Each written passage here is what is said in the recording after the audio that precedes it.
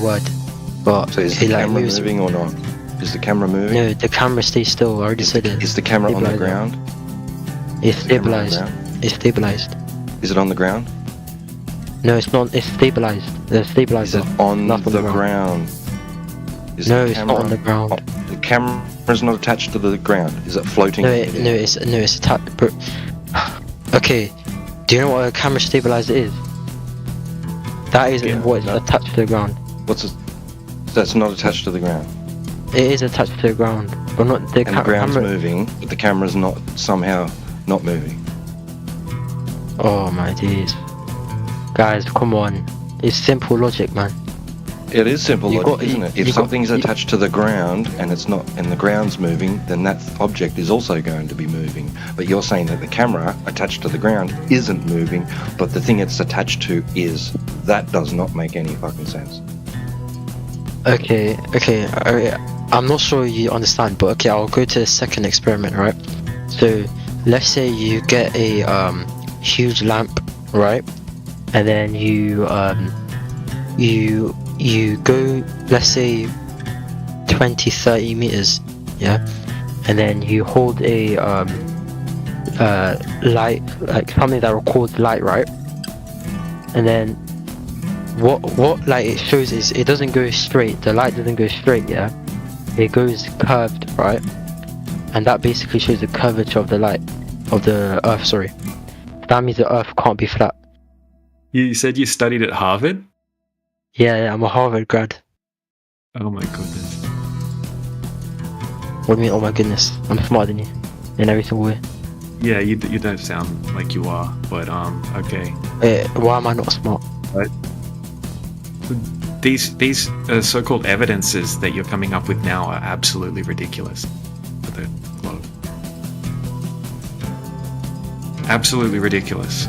Okay, but have you researched it? Yeah, I've been looking into this topic for 8 years. And I know more than you in 2 weeks. That is crazy, man. No, you That is don't crazy. know anything. Okay, so let's start at the basics, right? So you think you know that the Earth's a globe, right? Have you ever seen Yes, the curvature? 100%. Yeah, I've actually been to the NASA space station, mate, and I've seen it with my own eyes. Now your true colors are coming out. You just Okay, why do you think I'm lying? Why do you think I'm lying? Why can't it be true? No, just tell me.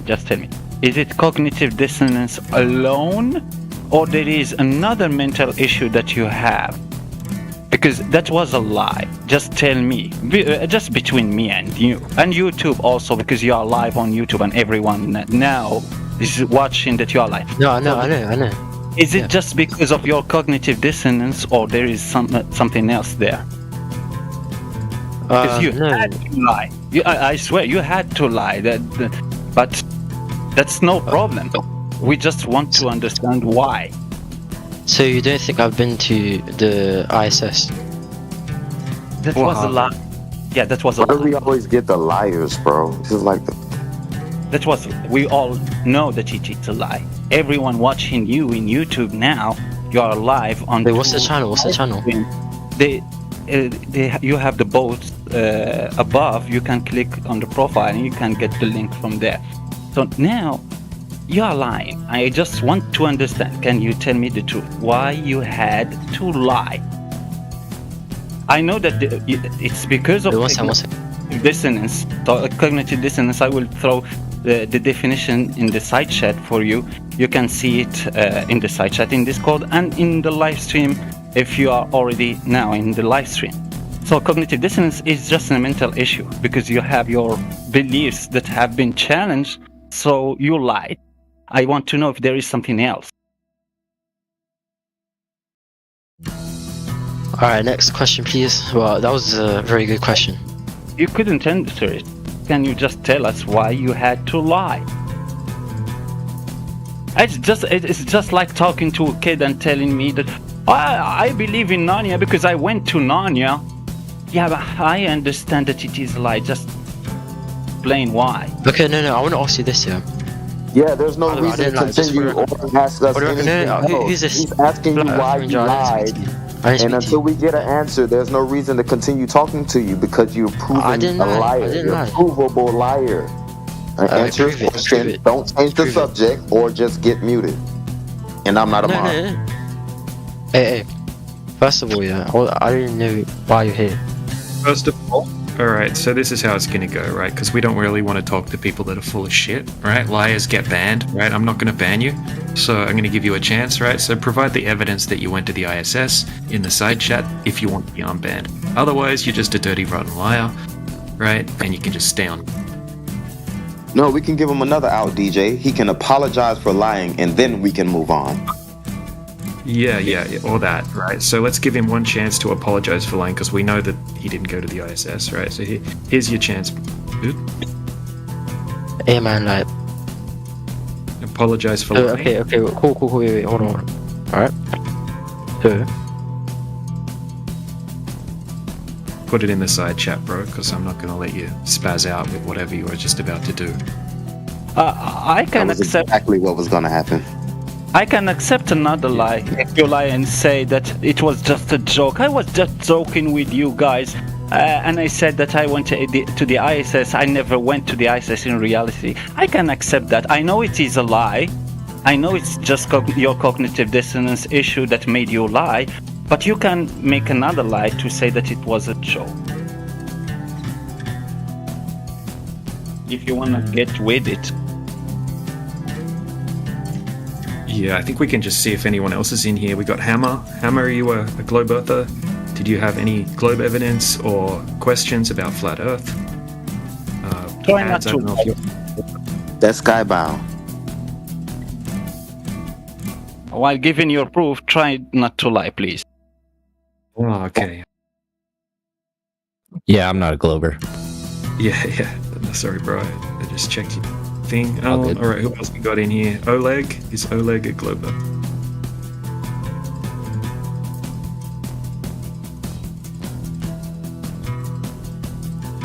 Pads, you're not a globe earther, bro. Bro, I'm hanging on by a thread. Don't take it away from me, bro. How are you this evening, DJ? You good? Good, thank you, bro. Yep. Nice. So what is it that's still got you hanging on by a thread? Oh, bro, I've just signed in. Give me 2 minutes. Give me 2. Let me get a brew down me, bro.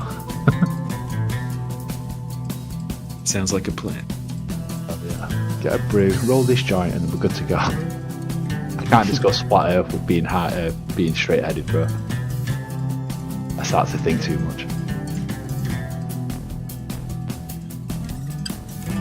Yeah, people thinking wouldn't be a bad thing, would it? In Manchester it is, bro. How are you anyway, Ban? You good? Yeah, all good, mate. Just sort of pop in and see what's going on. What's happening down under today, boys? Out and out? Not a lot. Or round over instead of down under. I'll say flat over, I guess. The pond.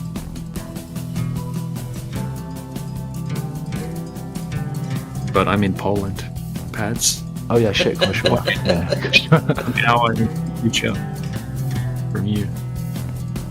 I like how you're getting closer and closer to the UK. We will accept you if you come here, bro. You don't have to pretend to be European for a little bit. And, you know, just come straight here, bro. We'll take you. Hell no, bro. I'll go back to Australia for Literally. I'm making this brew anyway.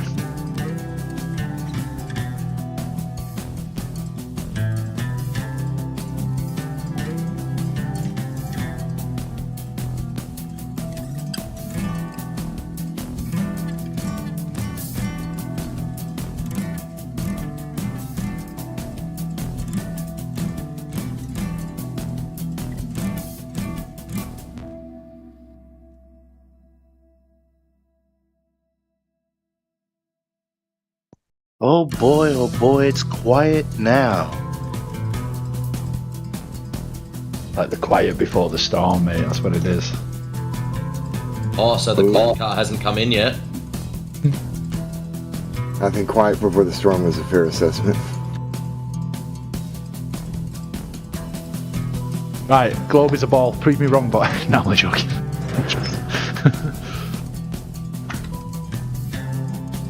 But no, DJ, I am really stuck on space, bro. Container Why? and space upwards. I've really got. Space. Yeah, I've really got. The into area defined between Oh, sorry. length, breadth, and depth. I just don't know how you're just still stuck on space, man. That's. Just the observable stuff. Like, I really. I get Hold on the a second. observable. What stuff, do but- you observe with space? You look balls up, you in the see lights sky. in the sky. Yeah, lights in the sky, stars, or what appear to be stars. It's because you were told a story about them. You walk outside, you see stars, therefore affirms the story you were told. Now verify it. Validate any of those stories. Pretty much. No, I mean that's pretty much it, bro. That's pretty much it. Yeah, we all see the same thing though. Like that's the thing, right? But what resemblance does Earth have to anything that you see in the sky? Oh no, none. Like I say, I'm pretty on board with Earth being non-demonstratable or non-observable as curved or whatever the phrase is. Again, I'm still learning the lingo. But yeah, there's definitely no curvature. Definitely, like, at this stage, that is pretty much a given, right?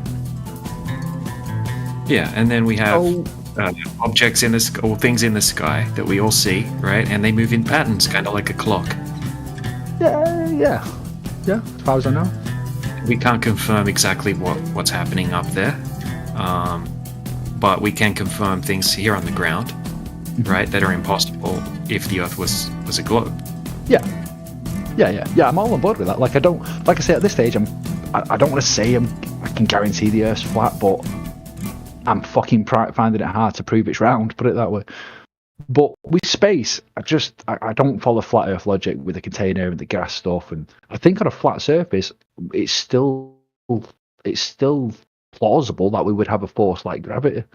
I don't see why I have to subscribe to every flat Earth notion for it to No, all it's not flat or globe. You're going to need a container for your gas pressure. Yeah, 100%. Right, so gas particles move at random in all directions, right? They don't have a downward bias. Like, they don't have a directional bias, right? So if a gas particle's shooting up, like up on an angle, right, it doesn't take a parabolic arc and then eventually come back down to Earth, right? Because if it did, all of the gas would eventually just be on the ground, right? There wouldn't be any gas up in the air because gravity would be strongest, right, at ground level. Right, that's why gravity's the strongest according to you guys, right? So gas particles, right? It's in the very definition. They move at random in all directions, right? But between collisions, right? When they bounce off each other, they bounce off the walls of their container, right? And gas particles move in straight lines. Mm-hmm. Yeah, no, I get all of it. I've heard all the gravity holding the atmosphere here, right? So gravity acting as the container would mean that gravity is pulling the gas particles down to the Earth and stopping them fill the available space, which is the space vacuum. But that's not how gas particles operate, right? They move in all directions, right? They're not being pulled back down to the Earth. So I'm still trying to get my head around it, bro. How much gravity actually affects it. Where does like density come into it? You know, the air being thinner, like the higher you go, with that sort of shit. In terms of like, yeah, okay. So nearly all of the gases, right, like 99% or more of the gas that makes up the air, like the different gases that make up the air, right, they're produced at ground level, like in the ocean by plankton, and that sort of thing.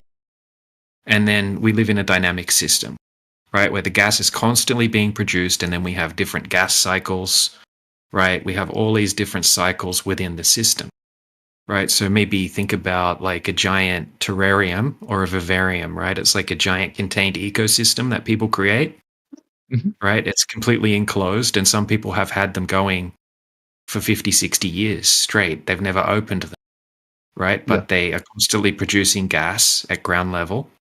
Right, and right? Even though the gas is constantly being produced, the pressure stays stable, and there's cycles within the ecosystem, so the gases keep getting used and recycled, Yeah, and renourished, different whatever. processes Yeah. taking place, right? So you can't create one of those ecosystems inside a vacuum. That would be ridiculous. As soon as you punch a hole, like just say you had one of those terrariums inside a giant vacuum chamber, right? As soon as you poke a hole in that terrarium container, everything's going to die within, instantly. The high pressure inside the container is going to fill the available space, being the vacuum, right? And then everything's going to die. No, The water's going to boil instantly, right? Everything's just going to be dead in there, like pretty much straight away, right? So that's the same thing that they claim. We're like an ecosystem inside a giant vacuum chamber, which is more powerful than any vacuum chamber we can create here on Earth, right? 10 to the negative 17 torr space vacuum. That's what all of deep space is claimed to be. We're just this tiny little minute section inside that vacuum chamber, a little ball with gas on the outside with no physical container surrounding it. That's what the globe claims, right? So think about the example that I just gave you, right? And that's where I come undone. That's I'm struggling. I really am struggling on what I'm sure you've heard me mention it, bro, of what we consider a container. We don't know that. Yeah. Okay, so we don't know exactly what the container is. It could be something beyond what we can comprehend, right? But what we can validate is what all of the gas laws say, right? What natural laws dictate must happen, and what we can reproduce in a lab in controlled conditions where we're, replicating this type of thing, right? So what we can validate is that in every single smaller scale demonstration, gas pressure requires a container, right? If you have gas pressure next to a vacuum, right? Obviously, it requires a container. Definitely, I agree. Earth or local or global or miniaturized, whatever. We definitely need a container, 100%, undeniable. Yeah, so it's gravity what constitutes as its container. That I don't think it has to be like a wall. What the globe claims is gravity is the container, but we just went over that gas particles. I'm still getting my head around it, bro. It's not that I ignored you. It's just that I need time to get my head around it, bro. It definitely takes a long time to get your head around it all, and just take your time, right? It's the one bit I'm stuck on, bro. It's the one bit I'm stuck on because if I can get my head around the container's made of. I want to know what the container's made of. Kind of. I want to know its relationship to. Can I offer you some good advice? The lineup for that one is about 20 miles long. Okay.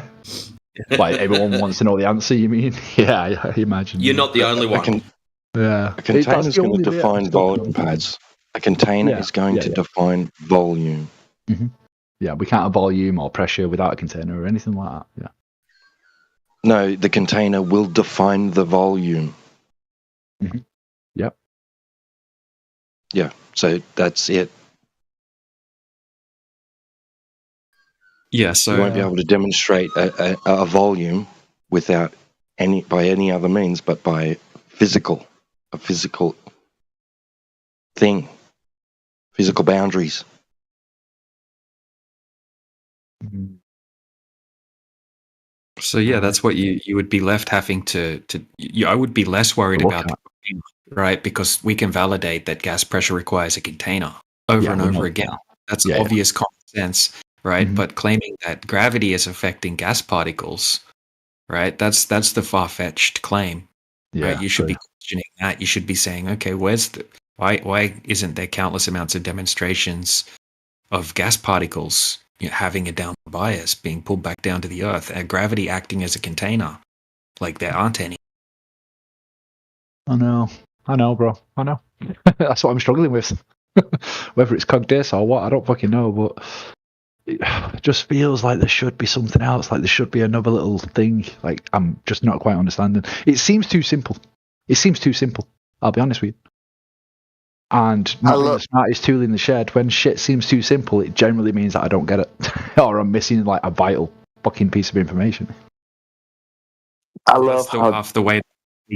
Hey Go DJ, ahead. I hate to interrupt, but I love that's how that was the conversation right before he got here about how people feel like they need a replacement, and I forgot who said what, but it was very insightful. It should be said now.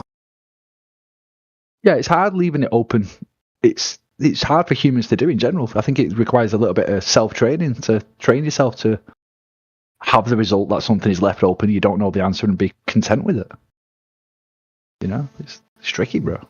They trick people with these giant formulas and equations, right? No, obviously, yeah. That people can't comprehend, and these giant numbers that people can't comprehend. Yeah, keep it, bro. That's what I've put it down to. Yeah, they want to overcomplicate it, right? So most people just, they're like, they don't even want to look into it. They just assume that some really smart people in white lab coats have it all figured out, right? Right.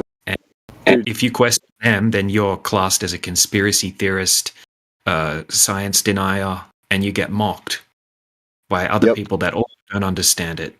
Yeah, you get ostracized from the fucking...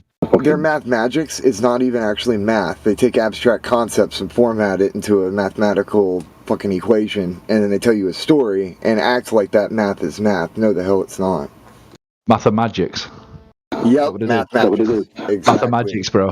I just coined the term. Let's go. I like it. Who said that? Pads. Pads, math. I like that. Yeah, we've been calling them mathematics for a while, but yep. Oh, really? Oh, bastard. Bastard. Yeah, man. That's exactly what they do. But hey, you knew exactly what I was talking about, though. You caught on. Yeah.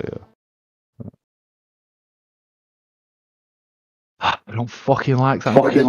Flat Earth. General relativity, for example. Einstein did not perform any form of scientific experiment at any point in his life. Yeah, correct. Do you have just some fun?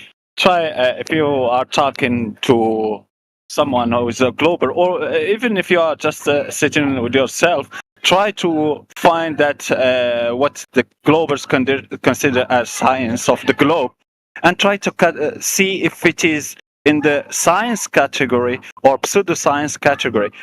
It's all 99% are just pseudoscience category. The rest, which is real science, we all flat earthers are using it, and we agree with it. No flat earther is disagreeing with things that are valid using science. Pseudoscience, like it relies on something else that's not even proven, or what? Or in what essence? It's pseudoscience is literally false knowledge. That it's the production of misinformation. Yeah, but do they get like lost along the way? Because they do something which seems scientific, but then end on something that isn't, and they seem to get like lost along the way, rather than it all being confirmation. It seems to be legit, you know. It's confirmation bias. There's the ideomotor effect. People lie to themselves, so they're going to end up kind of seeking information that confirms what they're already comfortable with. Yeah, true. So when you show them something, you're like, hey, Santa Claus isn't real. And reindeer can't fly. No, I believe in Santa. You're dumb. Fly Earth. Yeah, no, you're right. That's just what it is, man. Not myself, bro. Yeah, you're spot on. Yeah, fuck. So the science in general, it's when you are talking about a scientific topic, about a phenomena happening, and you're trying to identify the cause of that effect that's happening, and you are not following scientific method, and you are throwing some bunch of speculations or assumptions that you never validated in reality using the entire steps of the scientific method. That's pseudoscience. Like gravity, it's not science. It's pseudoscience. Einsteinian, Newtonian one is only pseudoscience. They have never been validated in reality. They don't follow the scientific method. So every claim that you can make and you consider science, but it doesn't follow the scientific method, that's what pseudoscience. Yeah. I'm just, whilst you were just saying that, I just had Googled this Einstein thing and stuff just to get a bit more of a thing. Yeah, and yeah, everyone's just saying theoretical and philosophical. Yeah. Oh shit! Okay. You try and find. Sorry, Pat. No, it's okay. I think I'm bleeding through someone's headset and it keeps throwing me off. I've got a really good mic and I have a speaker that I've got everything kind of. So when somebody's talking and then I unmute, it feeds back through. It's my fault. I'm sorry. I hate my voice, bro. I need to get a headset. That's all. Yeah, I did not. It's something I never would have Googled. You know, I've literally just Googled, did Einstein follow the scientific method? That is something, without speaking to you guys, I never would have fucking Googled. Obviously, I would have just assumed that he did. I mean, the name Einstein. Like, oh, please. Can somebody. Hey. Oh, what a dickhead. Yeah. But yeah, I'm that's sitting my here scrolling through the list trying to find the ass. But alright. Anyway, back to what we were saying. Use of thought experiments, emphasis on the intuition and imagination, focus on theoretical principles, not a scientific realist. Wow. Yeah. He didn't like actual real science. He preferred to have thought experiments and sit on his ass and just imagine shit. I have to fucking check this out. Well, Einstein believed Hey, now Newton, he kind of did the F around find out method. He played with stuff. He stuck a little needle implement into his eye and crap. He drank mercury and thought he could poop gold. He tried to F around and find out, so that's closer to science than what Einstein did. So he believed Little bit closer. science gave us a window on nature itself, even if in principle there was no one uniquely correct story at any level. Yeah, so he just believed that theoretical could guide us in the right direction, essentially, by the looks of it. Yeah. Everything's relative, man. It's just a matter of perspective, dude. What if you were like a beam of light, man? What would it look like then? Einstein was a hippie. That's all I got to say. Einstein was a hippie.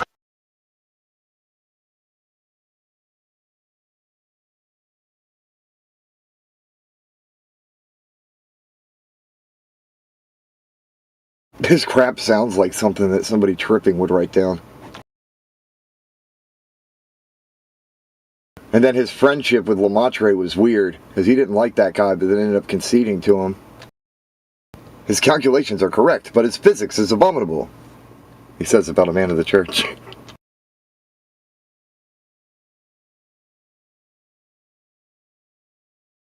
Oh yeah, I got fucking waylaid reading this paper on theoretical holism, the nature and role of nature in science. Interesting. Einstein gets a lot weirder when he combines Lemaitre's crap with his stuff. Like, he just becomes weirder after that point in time.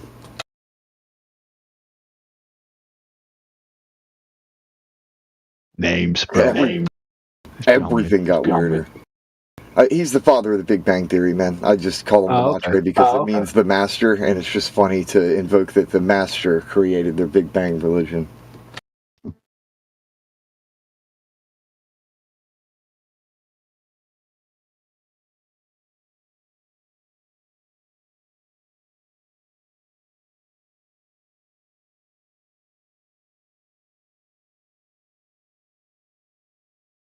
It is what it is. Yeah, you see, this is what I've been saying, right? Yeah, look, fuck it, I'll just stream it real quick.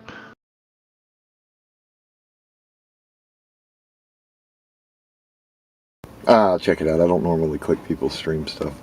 Oh, okay, fair play. It's just on the Einstein thing that you mentioned, that's all, bro.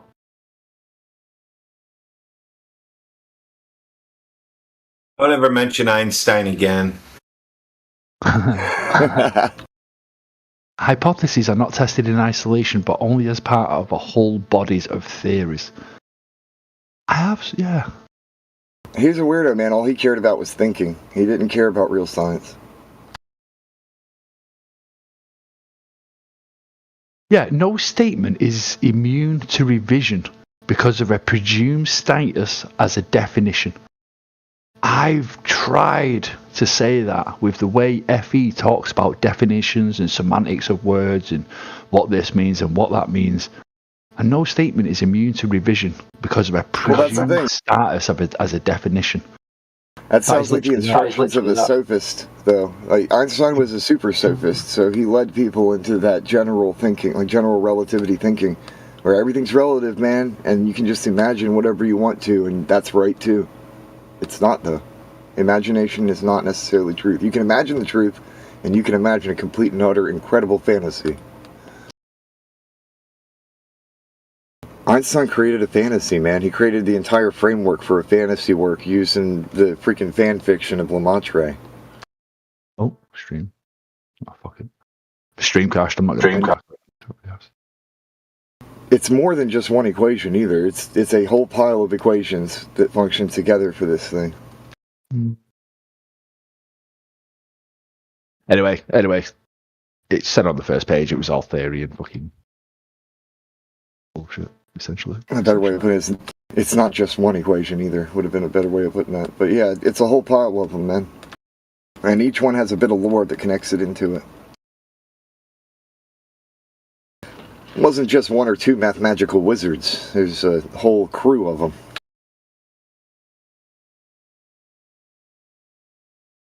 That junk goes all the way back to the cult of Pythagoras. Now there's a name of Dino. Einstein was a Freemason anyway. That's why he had all his help. Yep. Say again, sorry, what was that? That he was a Freemason anyway. Einstein, Freemason. He had all the help in the world. Make up any kind of story and publish it. I met a bunch of Freemasons the other day, funnily enough. He was towing the party line, so he could do no wrong. Did they take you shopping? Or mow your lawn? They did that. Oh. What do you No, in the UK, there's a Freemasons, what do they call them, lobby? Or whatever the fuck Are they you call it, guys every trying- 4 miles. Lodge. Think of that, what lodge, that's the one. Yeah, think of that what you will. Sounds a bit bullshitty to me, but... Are you guys trying to say that Newton falling on his head when he was trying to get an apple out of the tree wasn't the most technological, anyway, scientific? It says it right there. Theoretical physicist, so... It wasn't the most philosophical, physical, technological attribute to the world ever, like somebody falling on their head named Newton out of the apple tree. Yeah, Newton did the imagination land bullshit that Einstein did too. He just did it a little bit different because when he wrote about gravity, he basically distanced himself an arm's length away from his imagination station bullshit talking about it. He didn't want nothing to do with it either. He thought it was insane. What, gravity? Yeah, you should read what Newton had to say about his own speculation on gravity. He said basically that anybody who believes this would have to be a madman. Well, he would have to believe that outer space isn't a vacuum. Any particle of matter in the universe attracts any other with a force varying directly. As a product of the masses. Dude, made up story. You keep reading made up stories, you're going to be stuck like this. I gotta read them to understand them, bro. Can't skip them. No, I don't need to read stories about unicorns to understand them. Alright. Just different approaches, bro. Don't worry about it.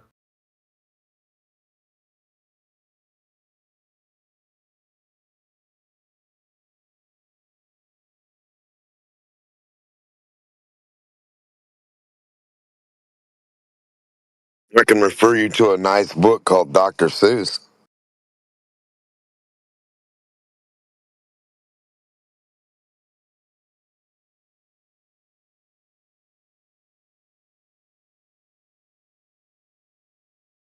There's Isaac Newton put forward the law in 1687. Holy shit.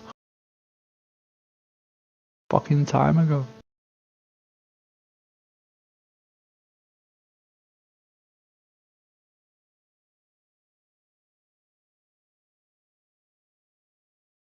He was a bit of a savant. Yeah.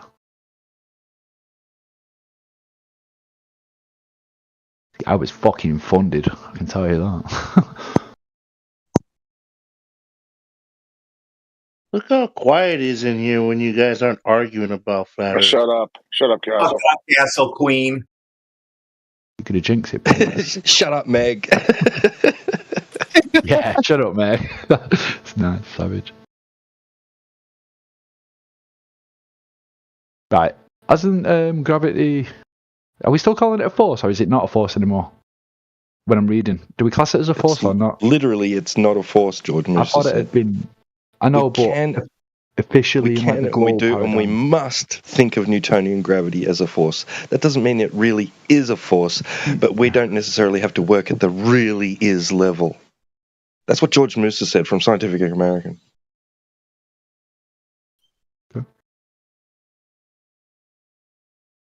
Craig, or how you fucking say his name, from FTFE, Fight the Flat Earth YouTube channel, got half an hour to interview George Musa from Scientific American. I don't know how much he paid the guy, but it was with the intention of disproving flat earthers, right, about gravity. And George Musa shut him the fuck up, forced him to have to come up with a whole new fucking alternative so-called hypothesis about gravity. So gravity isn't a force, but it causes a force, Craig says now, even though that's going to fly in the face of everything George Musa said to him. Can you spell his surname, George? What? Musa? George Musa. M-O-O-S-A? M-U-S-S-E-R. All right, okay. Yeah.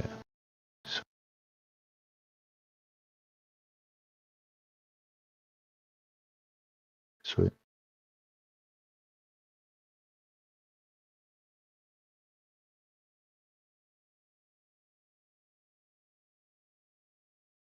Think about his words, what he said. We can, we do, and we must think about Newtonian gravity as a force. That doesn't mean it really is a force, but we're not working at the really is level. Mm-hmm. Think about what he said. Yeah, what does he actually mean by it? Is it one of those things where it's like, look, we understand 99% of it, but not 100 of it, so therefore we can't ever be truly operating on that level? But for all intents and purposes, we consider it a force. I mean, is that what he's telling saying? you? He's working in imagination land.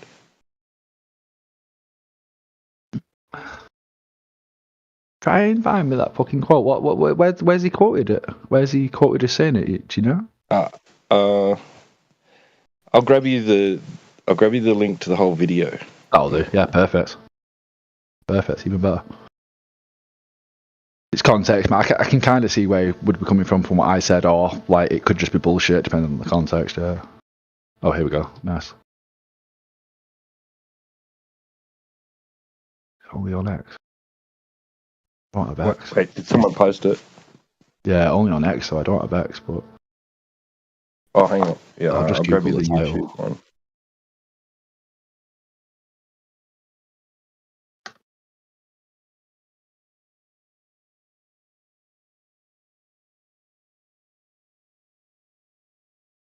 Unraveling the mysteries of the universe for an hour.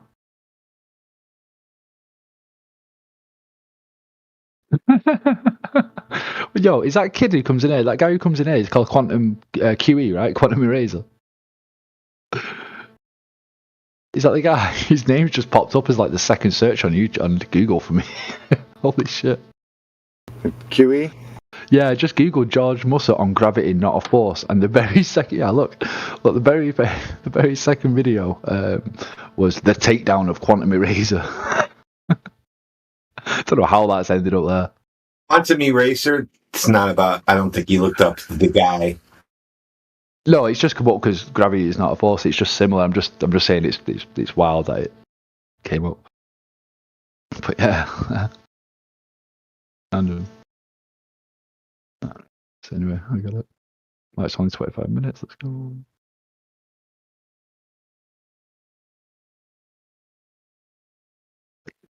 Fucking hell, I can't stand this guy already, bro.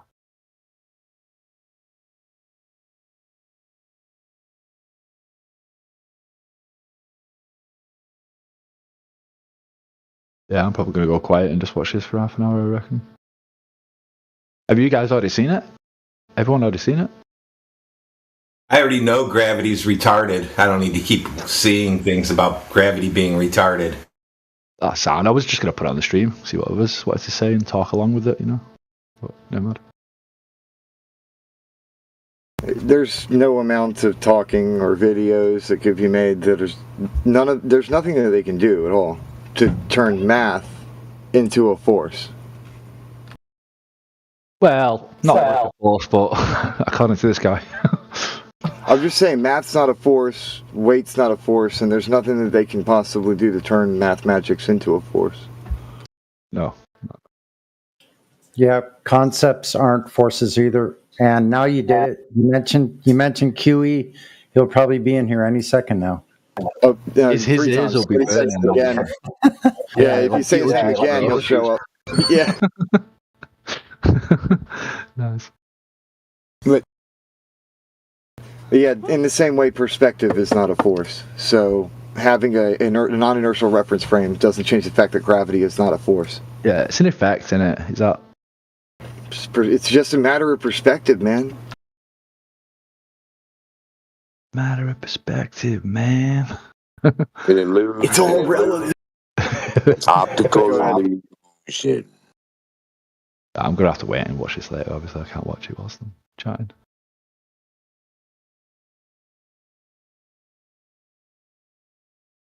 But yeah, anyway, DJ, is he still there? Oh no, he's fucked off. Never mind. If you wanted to use the force for gravity, or think about it as a force, what would be the number that you would put behind the force so you could quantify the force?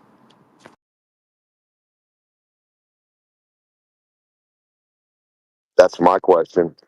What's the quantifiable number of nothing? Yeah, forces don't exist either. Forces are also concepts.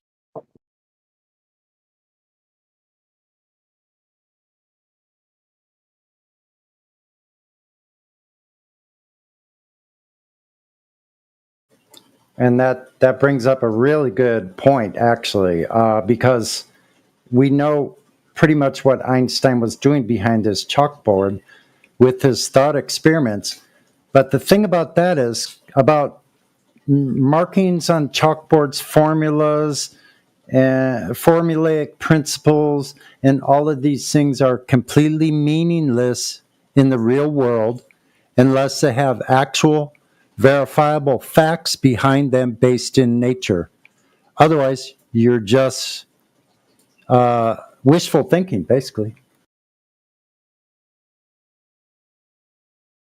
And on the verifiable fact shit, because again, coming back to what I said I was struggling with earlier, space. Is it just that like we've got no verifiable measurements, and like when we talk about celestial navigation and stuff, is that not us verifying space existence? Oh well, no, like what we think in space. We have no issue with upper space at all. It's the story, the fairy tale narrative associated with outer space. Like they give you 9 pixels of some blurry weird shit and then show you a high resolution cartoon they made when they imagined what that is.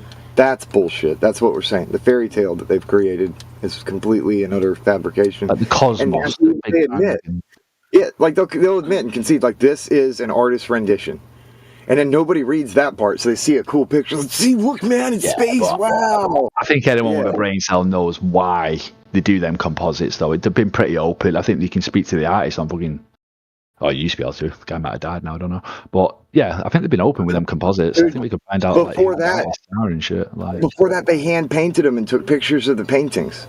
Yeah, all that shit's excusable, bro. What's the problem with black and white space? Or anything. Our TVs were black and white first, and the cameras were black and white. A way to portray what we thought at the time, you know. It could have been malicious, but a lot of it is probably just artist interpretation. Rob Simmons explained it, man. It's Earth as he imagines it to be, and for the same reason all the other artists playing with it, it's just Earth as they imagine it to be, and in the same way it's kind of photoshopped because it has to be. Can I ask a question? Yeah, that's what I'm saying. That's why I don't really see any of all that shit as a negative. I just see it as limiting technology, really. It's just is what it is, isn't it? How do they know? It makes shit look pretty as well. Like for a while. How do they know about the stars? How do they know about them when they saw them in black and white first? But before they saw them in black and white, they saw them in colors or twinkles or I don't think whatever. I don't. UFOs. I hope not Right, well, many hold on, Glovers listen, are walking though. around Hold saying, on. "Look, I have a picture of the fucking Earth." Slow down. We're not talking about pictures. Most Hold on. people know those are all fucking. No, I'm talking about dudes that were walking around like Galileo, and the dudes walking around in robes just looking up. Shit, I can make an Earth on fucking Blender, bro. That looks pretty So goddamn real once I've done the texturing and the lighting. So from them naming everything when they just looked up and already named it and knew what it was with their Galilean telescope. Okay, stop for a second. Okay, Pads and Demok. One of you two has the other one turned down, or one of you two is being a complete arrogant pig. If you don't fucking stop it, I'm muting the pair of yous. Who is it? Sorry. So please Oh, fix Demo. your Oh problem. shit, I've got him muted. Sorry. He's got me muted, man. There we go. I found out Oh, my which bad. one. Yeah, my bad. Yeah. I wasn't being Problem solved. I was wondering. Thank you. I was too, but I was trying to be gracious and think maybe it was latency, but whatever. I thought he was just ignoring the piss out of me. I had you on mute. I don't know why. I do apologize, bro. All right, well, please don't do that again. You turn him down low if you want to, but making sure you can hear if he like his booming voice in the background when he drops the bass. You hear a little something so that you know. How long was it going on for? You guys are way too fucking courteous, bro. No, it was just me because everybody else was probably like waiting to tell you to shut the fuck up. But sorry, I was trying to be gracious. Anyway, Demark, you were saying something. Yeah, back in the day when they were walking around in sandals and whatever, they already knew what they were and named them and all this other stuff. And then they named them before that, and then they named them after that. And then they got a camera that was black and white. So then what did they compare with the black and white first video, the black and white, to the stuff they thought it was in color when they could only view whatever in black and white? And then they get color. So what's changed from being able to see it with your eyeballs to the television of black and white to color TV right now, from what they say the twinkly lights are and how they supposedly just always knew? I just find it weird that they didn't learn anything new. Like we say, it's just artists' interpretation. A lot of it's just for the, like you say, the commercial side of it, the TV side of it, or the newspaper side of it. Yeah, it's pretty acceptable behaviour though. I'm as a society to just imagine this is how it looks. If we can't capture it, this is fucking. I think he's trying to point out how did they know the colors that they're now painting, and they knew everything already without the color. Oh, they got them all correct. You mean? Yeah, shit. Galileo got all the colors right. How to do it? Oh, fuck knows. They're probably still just blagging it now, though, aren't they? If that's the case. I don't know. You get to the bottom of it, you can report back. The first proof to back Galileo Sounds up like was all black. those guys were just made up. But that's what I mean. If Galileo made them up, and the current people they're were all just going along. made up. He was made up too. Interesting, but yeah, that's a good point though, Demark. Yeah, how did they know before they knew? Yeah, it's the same thing with Eratosthenes. If you look at who wrote about Eratosthenes, it was some other guy who wrote up against him. Then you look up that other guy, and nobody knows when he was born, when he died, or whatever. Correct. I always ask the grave sites of the people. I'd like to know where they were buried, who their mom and dad was, what their family, even Einstein. What was his mom and dad like? Give me the obituary. Why, do we not know? Do we not have history? What about Newton? What about Newton's mom? No history. What, an Einstein? Like his parents? No, Newton. What about Newton? Oh, fuck knows. I don't know. Same question. Do we not have this history and shit? Just who cares about Einstein? Really, who cares about Einstein? Any of those guys? No, everything nobody. You read, they say it's just made up shit, and then you guys take it's made up shit into see it's real. But when I was younger, I always wondered, when you guys ask, is there proof of that person? I always ask where the damn gravesite with their body is and the DNA and all that. Like forensics. And if there ain't one, then I'm not too worried about those people, especially if I can't talk to them. Einstein walked around with his tongue hanging out of his mouth. There's pictures of it. Yo, man. You don't believe in blouses? Blouses are real. And women's shoes. Yeah, those are real too. Yeah, savages. Paz, did you know that? Yo, say that again, bro. Did you know that Einstein has a patent?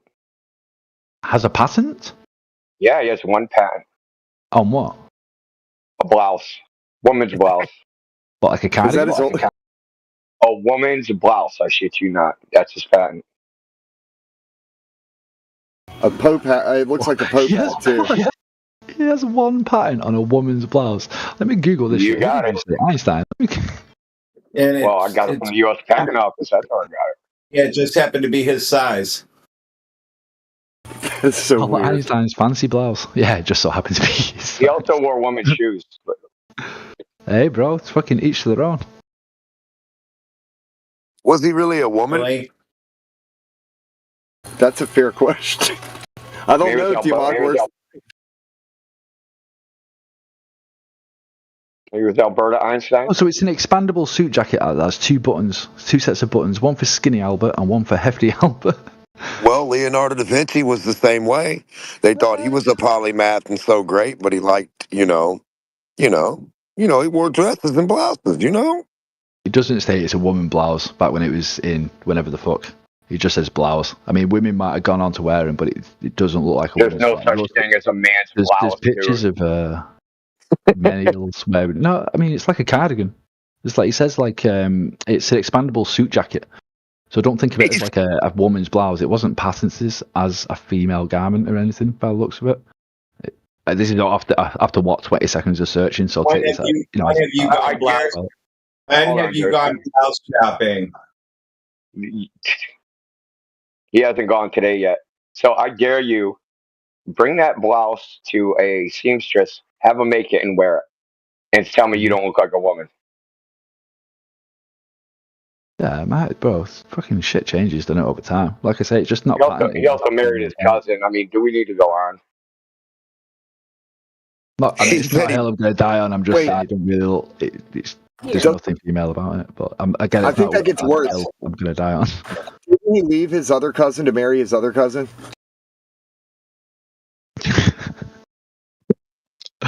That sounds like some old school shit. His son used to disparage him, so he had his son locked up in a mental institution. That was amusing hearing Pad's casual defense of Einstein with his blouse thing. What if his son called him out on his 20-second search, bro, so don't take my word for it, you know what Well, I mean, does it shock you? Castle King was defending Nazis and Satanists. Yeah. What if his son went against him? Think about this, you guys. What if his son? But listen, what if his son knew the bullshit Einstein was in on and was like, "No, my dad's a big weirdo. Don't listen to him." And he's like, "He's nuts. Have him." No, I made a blouse. Oh, kind of like one of the Kennedy women. Yes.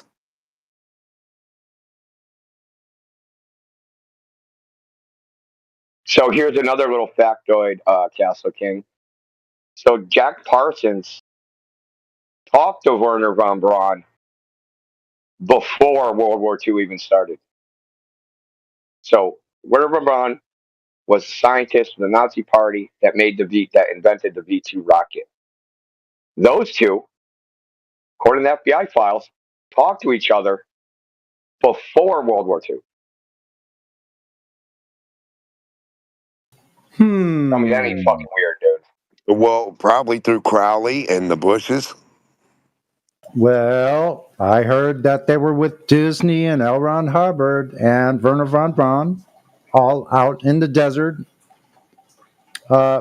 screwing L. Ron Hubbard's wife like sex magic.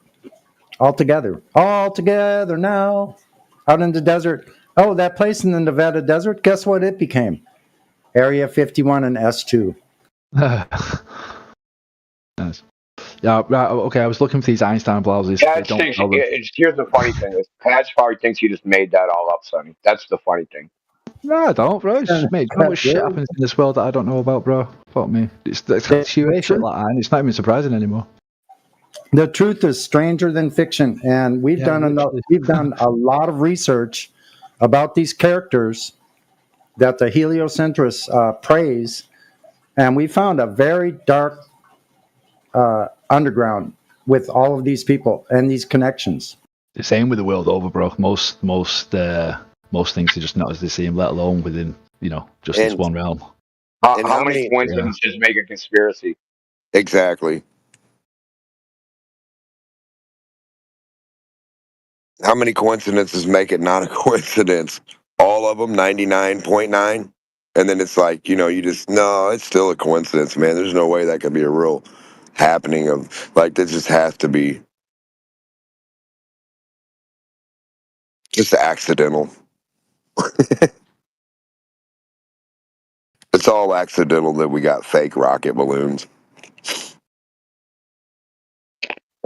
And So, Pads, you guys are talking about pseudoscience. The actual, from the guy that invented the word, the definition is claims or theories which cannot be falsified by experiment. That is technically what pseudoscience is. Oh, okay, fair play. And that false. So if you have a claim or a theory, right, and like, well, hold on. If you have a claim or a theory, and no matter what experiment you can do, can't prove it wrong. Doesn't mean you actually have to be able to do it, right? Even a hypothetical experiment, right? So say you don't have the technical ability to do it or something, but at least in your mind you can. Huh? Is that not what the black swan is? The ability to prove something wrong, like the opposite to what you're trying to prove. I thought that's what. Yes. I was, Yes. Yeah. Well, you have to be able to prove it wrong. You have to be able to prove it wrong, hypothetically. Otherwise, all the experiments will prove it right. Yeah. Right? Any experiment can be interpreted as proving it right. Yeah. No. 100%, bro. It's the same shit we use in political philosophy, essentially, bro. It's the same techniques, just different. So things like gravity holds the atmosphere to the Earth. That can't be falsified by an experiment. So claims like evolution, that can't be falsified by an experiment. Mm-hmm. Evolution definitely cannot be falsified by an experiment. I've asked hundreds of people. Yeah, so I want to make sure that evolution is a scientific theory. What experiment could I do that would prove it wrong? And nobody can even say what experiment that could even possibly be. Right? So Because with evolution, you could say just wait longer. Right? You can always say wait. You didn't wait long enough. Whatever experiment you did, you just got to wait another billion years. Yeah. And then it'll happen. So in other words, you can't so in other words, you can't have a null hypothesis, right? You can't form a null hypothesis. Yes, exactly.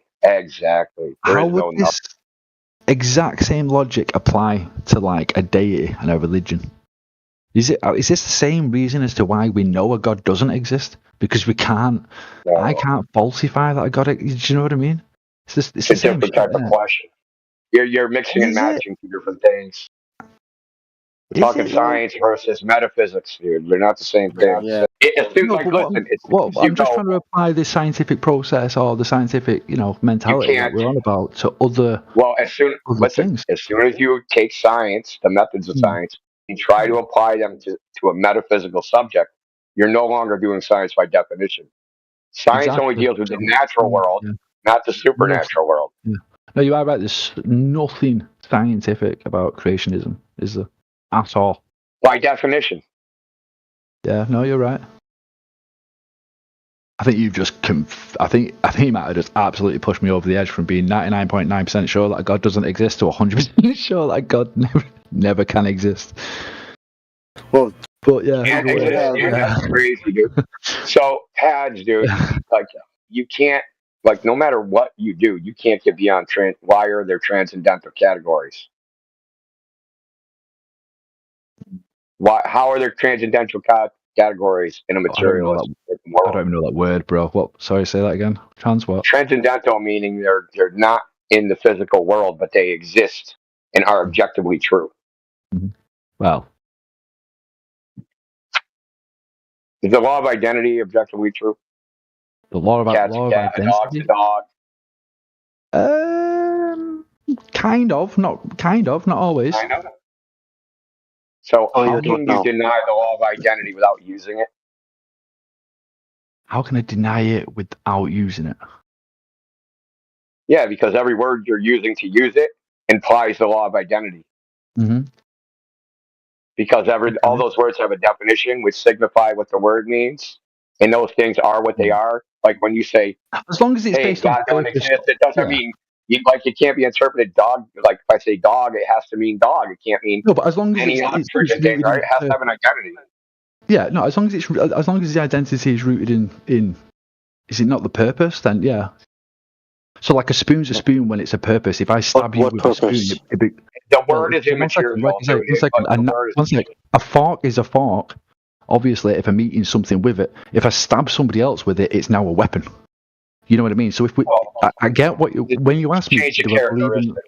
Well, that's why I'm asking. I'm trying to clarify. When you ask me if I believed in the law of identity, I struggled because I know the purpose drives the identity of something, and the purpose can change. Okay. So I was a little If you bit. use the fork as a weapon, did it stop being a fork? A fork. I heard, hey, a fart is a fart until you stab somebody. Then it No, becomes it's still a weapon. no. You are right. One sec, Radwan. No, I think you are right. It still remains its original identity, right? Okay. Okay. Now, Right. No, yeah, you're where right. does It that come remains a from? fork. Where is that in nature? Yeah, no, I see what Where you're is saying. this thing, right? So I'll give you a good example. Is truth, does that exist in nature? Yes, categorically yes. Okay. Where? Can we do a scientific experiment to quantify it? Can we put it in a Probably jar? not. No, probably not. Does No. it reside The in the moment brain we somewhere? view anything, it Can changes its we, behavior. yeah, can we, is it some chemical process in the brain? We can look. Oh, here's the truth chemicals. Nope, nothing Okay, like then that. where does it exist? It's just something we have to take for granted, bro. Like I don't think we can Take prove. for granted. Can we? Yeah. Well, if truth exists and it only resides in a mind, that means a mind had to create truth too. Nah, I don't think it resides. I think the truth resides outside of the mind. The mind would So be material the thing that processes complicates the created truth. mind. Well, Say the again? only other thing that can be true is material processes created truth. Well, that's individual truth, yeah. But the truth, the cosmos, galactic, whatever truth is universal. Yeah, that is can't be challenged. Yeah, that continues no matter what I believe. What? Yeah, did nature? Was that created by nature? Did the Big Bang create truth? Don't know. It's irrelevant. No, it is relevant because either you have a naturalistic, materialistic cause, or you have a sentient cause. A what cause? Sentient cause. Yeah, non-sentient cause of truth, or a sentient cause of truth. Since truth can only be realized by sentient beings and not non-sentient beings, a sentient being had to create it. But truth doesn't have to be realized, bro. Truth is just what's like. It doesn't have to be realized by anybody. Truth is just essentially you could just say what has occurred. Essentially. Yeah. What evaluated the proposition for truth, though? Doesn't matter. Yeah. Yes, it does. It's consciousness. No, it's not. Consciousness can only be observed by living beings. Before consciousness. Well, I'm not a creationist. Some guys in here may not believe in it, but obviously I still believe in the Big Bang at this stage. And I would say the truth existed far before consciousness. I don't see what consciousness has to do with. I find it a little weird. Listen, I know you're like soul boy, right? But I just explained it to you. We have transcendental categories which exist. It can only exist if there is a mind. Okay. Sorry, Indio, you broke up. What did you say, bro? I'm a what? Soul boy. I don't know what the fuck that is. Globa? No, slow boy. Oh, slow boy. You're a slow boy. Yeah. So it's hard for some atheists to understand this concept of transcendental categories, right? Even though they use them every day, they acknowledge they exist, but they don't know. But as soon as you say, hey, they don't exist in nature, so they have to be created by a mind, that's when you turn slow. Okay? Because you don't want a mind, you don't want a sentient being to be the causal mechanism for those things. They can't reside. So say there's no it's not that I don't want it, bro. It's just that I don't think it's the case. If it might be quite welcoming to have that be the case. In what form did truth exist? Okay, it's called the necessary condition, dude. If this exists, It's necessary for a mind to have created it.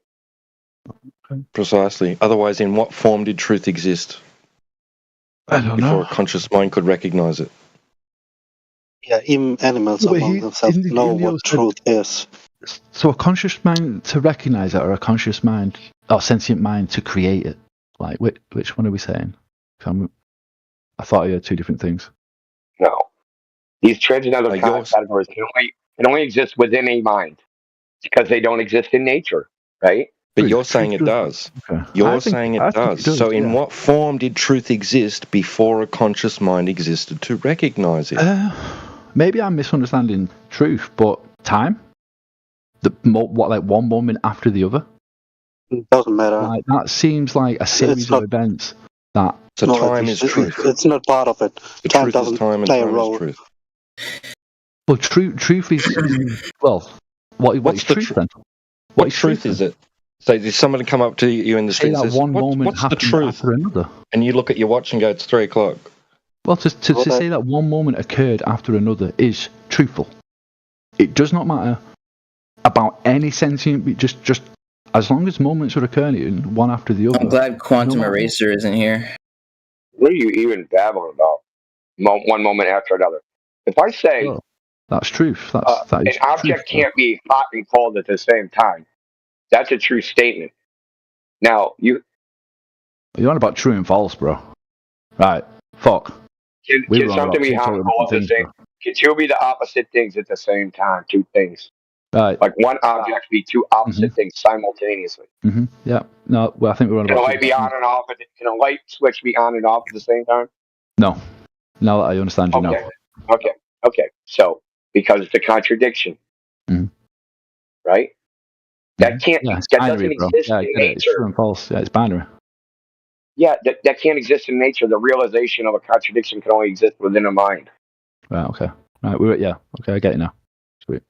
No worries. Okay, this is what we mean by truth, right? The law of identity, the law of excluded method. Simple laws of logic, right? That they exist, okay? It's necessary that a mind had to exist because nature itself could not have created them. Unless you think, listen, you have to go this route, okay? Where you have a huge problem. And this is going to probably blow your mind. So it blew my mind when I first thought of it. Now, let's say the universe it's not sentient. It's just random material processes, matter and energy. And a Big Bang happens. And time goes by. And chemicals, their reactions make solar systems, and then the Earth, and then there's some black ooze, and then like life forms in the freaking mud puddle. And then eventually that becomes a sentient human being that thinks about the universe. Yeah, that's now where the I'm at, universe. bro. That means that the universe just created something to apprehend its own existence. Mm-hmm. Okay, yeah, I think we've had this. So that means the universe it created something that recognized itself. That means the universe thinks about itself. Yeah, no, I think we've had this conversation before. Definitely, yeah. We can't have something that creates itself and then looks back upon itself. Yeah. I remember. I thought we disagreed last time. I can't remember quite exactly why we disagreed. What's to disagree about? I can't quite remember. Do you think man is just material processes? No, I think we've been through this entire thing in the end, and I think I ended up agreeing with you that in order to have something look back upon itself must be something, and I think we agreed that something, sentient or not, can be like. The universe is sentient. We're part of the universe. The universe is sentient. Yeah, I'm trying to remember what we came at. We didn't quite go with sentient. Okay, I want you to recognize what I just said. If we are part of the material processes of the universe, that means the material is sentient. Mm-hmm. Yeah, no, yeah. Or at least some part of it, right? But all of it. What? Material is sentient? What are you talking about? So check this out. So this sentient universe, you reject a sentient creator, but you've just admitted that the universe is sentient, and that's what created you. In this argument, I ended up agreeing with you that on your train of thought, but I don't. Well, is there a sentient creator or not? Was there a sentient creator or not? The Earth is a globe.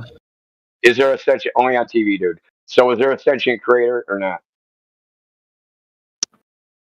following from what you've said, if everything you've said there plans out, then yes. But again, I'm still got hiccups along the way. Like I say, I think you ended up agreeing with your overall logic, if that's true. But again, I've still not took it on as a worldview, as a plain view. You know, whatever. Well, then explain to us what are your hiccups. Well, no, let's move on to the dude. I don't want to keep going down this. You can say one thing we've had about this it, and then we're going to move on to conversation. Earth is a globe guy. Sound. Unless he bounced. Did he bounce? Yeah, he was a flyby. Probably not worth it. Like Worth a your drive-by time, shooting Joe, on their to be fair, bro. Probably not worth. Who's eating Cheetos in their mic? No, the globe guy. Oh. Sneaky fucker. Yo, I'm not eating. I'm eating pizza. And the crust is. It's hard. I need your help. Oh, right? your mom. I'm a your Glober, mom eating Twonga, pizza right? rolls. Oh, Are you actual? cool. No, you actual pizza. An actual pizza. Chaos, one at a time, please. I was just going to ask for his help. Twonga, are you an actual globalist, or are you just here to troll? Because I'm a glober, and He's I a get troll. I'm not a troll. globe. Right, okay. Well, no, I am a globalist and a glober, both. Yes. Are you clued up with actual science, though, or are you just like here? Am I what with science? That Are you clued up says with it, science? Pads? That says enough. Am I what? Yeah, never mind. I gave it. Are you clued up with science? Clued up? I've never heard that it put like that. Yeah, I am clued up. All right, sweet. Help me out. Why is it a ball, bro? Because it's large. What? Fuck's sake. Exactly, Pads. See what you've got here. Fuck's sake, bro. Do you know how much fucking trust I have? Dude. Oh, shit. He's done, dude. Yeah, I see what you're saying, bro. Okay, so The thing I is, kind of. Twonger, hold on a second. Yo, that I had just me want to know, rolling. Twonger is actually not trolling. He's just that dumb. Actually had me rolling over here. Because it's large. I know, That's but very- I do actually need people to come around here that are globers and help me out a little bit sometimes. Like, you know what I mean? That They is can very try and explain profound. what I'm getting at. So I genuinely did want him to be fucking on the ball. Pads, Fuck. if you hang around long enough, mate, you'll notice it's just sophistry and photos from space. Yeah. That's all it comes down to. Clinging to fucking straws, lad. Yeah.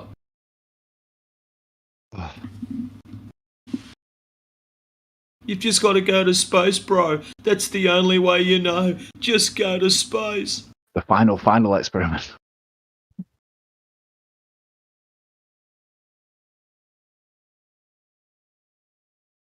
Feel like the more and more the year passes, the less hope there is for humanity.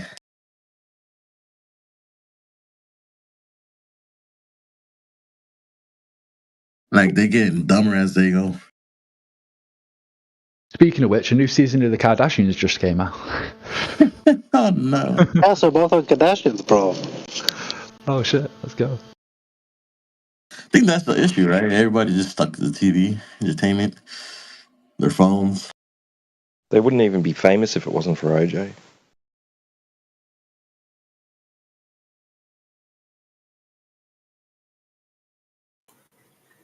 Oh, they are famous because they apparently have a curse upon them, and they don't even know how to lift the curse. No, I mean for us it's easy to lift the curse, but they don't know.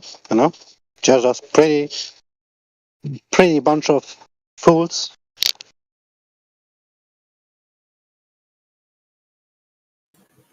I almost heard it all, I think. So why is the Earth a globe? A glober asks a glober, and the other glober says, because it's so big. Because it's large. That's like saying, like, Yeah, I shouldn't say cats, that. like cats are cats because of locomotives. Yep. Because it's a Wednesday, bro. Yeah, exactly.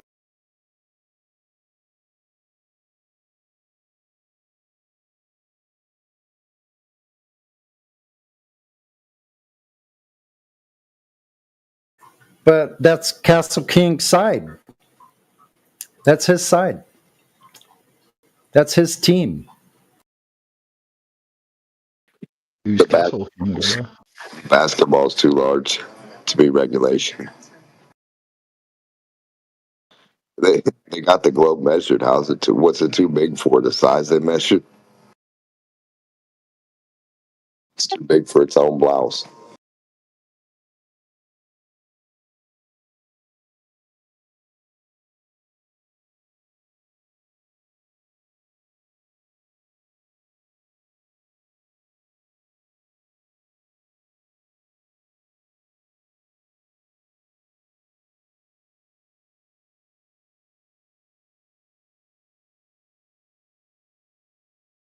Will they be able to feel the curvature like if I drive through Europe or something, like over long distances? This is just a slight little brag that I'm doing a Euro trip, but what would you do if you were traveling? Like, is there anything you can actually fucking do whilst traveling long distance to test like curvature yourself, or I'll be going to the ocean a lot. How do you account for it? Take your camera How with would you. I do that though? Like,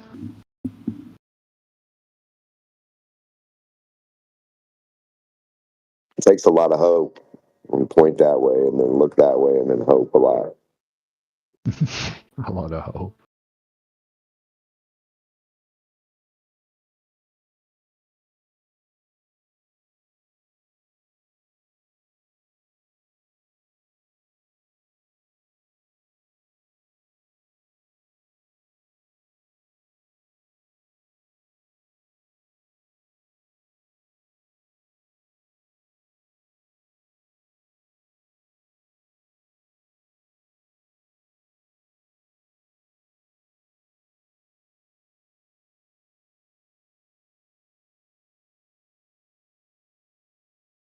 You should have a Where's Waldo game. You get like plumb bobs, and everybody's looking for the off plumb, like the fifth one in a row, not the first one from the mountains, but like the fifth one in a row that goes that way for the next one. As soon as you show 5 of them, get the plumb. Wait, is he going really quiet for anyone else, or is that just me? Yeah, you cutting out, D-Mop. Yeah. I have to repeat that. And, Yeah, and there it's should be Where's a Wally, where. not Where's Waldo, bro. Yeah, there should be a Where's Baldo prize for the curve with the plumb bob, and then you offer the kids and the grown and anybody money who can have like 3 to 5 plumb bobs lined up that go that way and not go down vertical.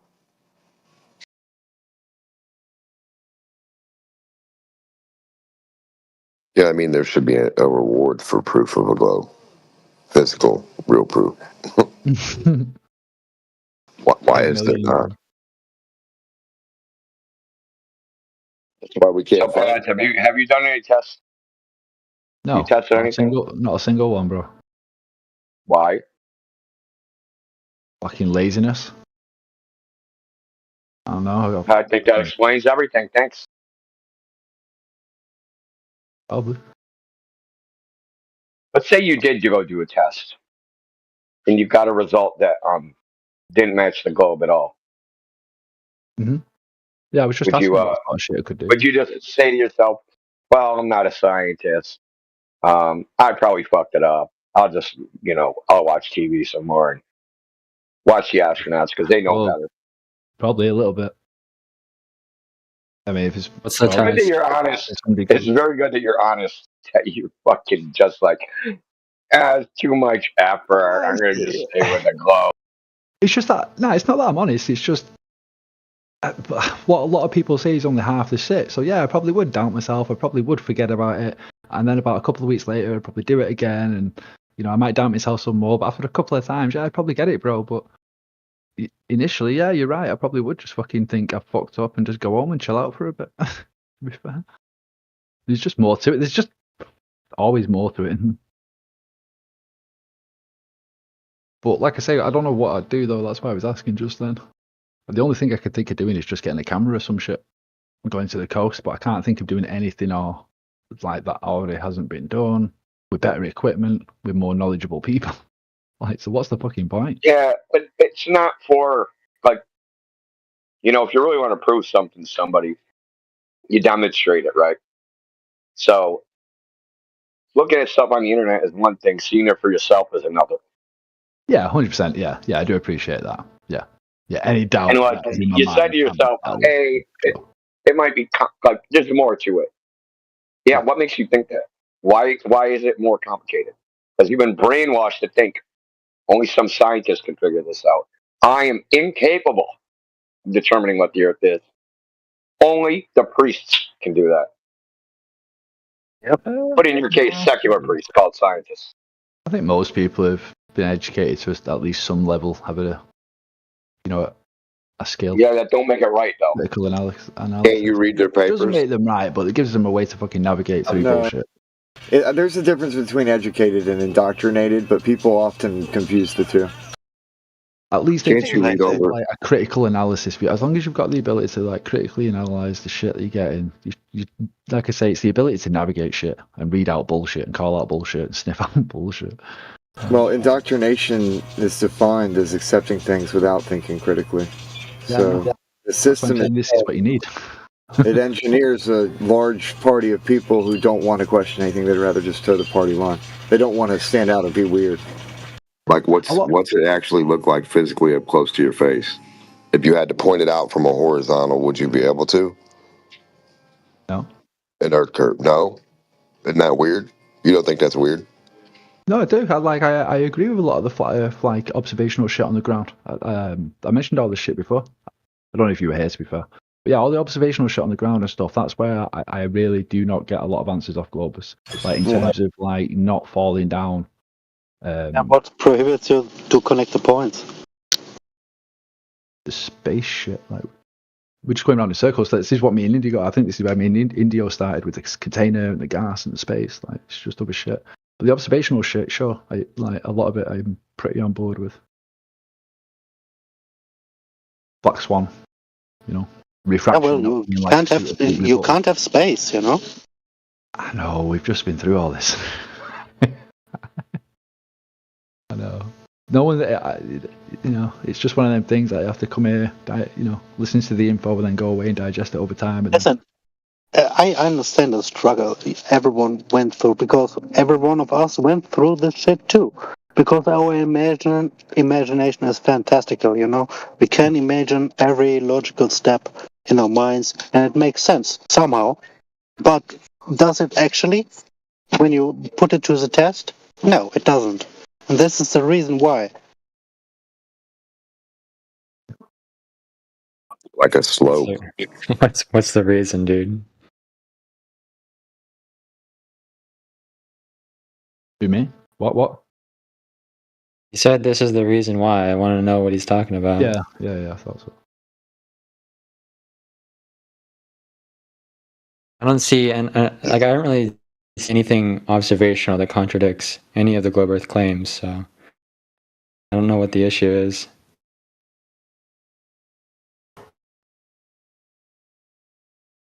At what altitude is curvature visible? Like actual, hey, that is clearly part of a circle. At what altitude would one expect to see curvature? Blatantly, not just so you can barely see it.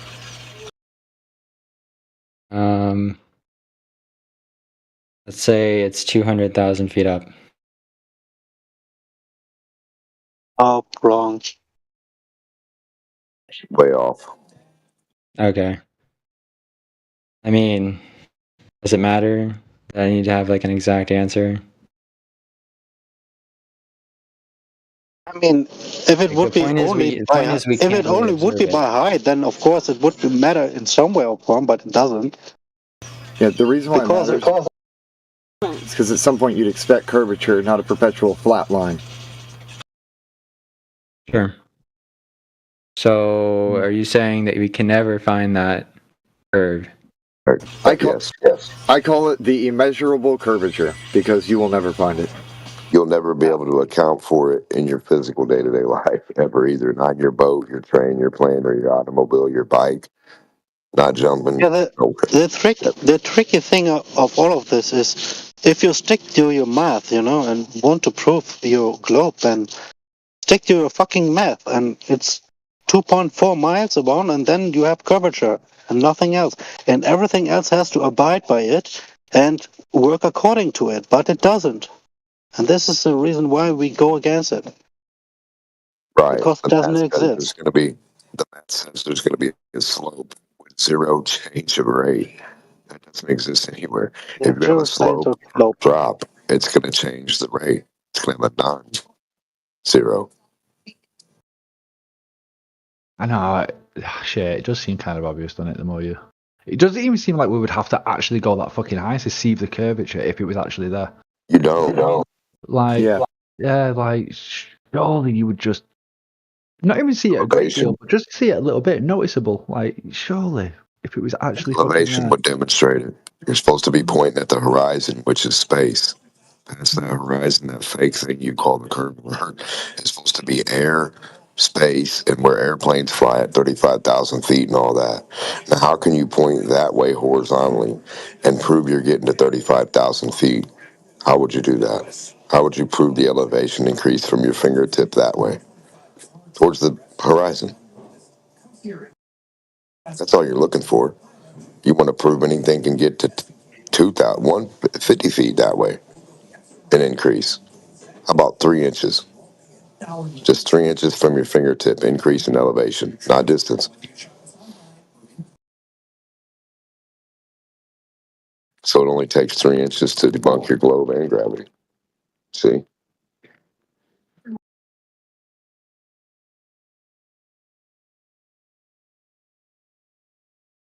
Oh shit, I've joined a fucking activity game. How do I leave that?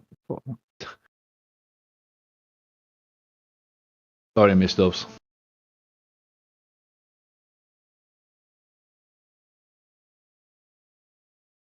You still here, Carter? Yeah. What I mean, what he said, bro. I mean, I don't really understand a lot of the shit they just said, to be honest. I don't think it's relevant. I mean, they haven't pointed out anything specific. They've basically said, okay, like we can't. There's no consistent way to see the curvature, I guess. yeah. To draw it I out. started a few weeks ago, though, bro. Like, it is kind of basic, isn't it? Start with the basics.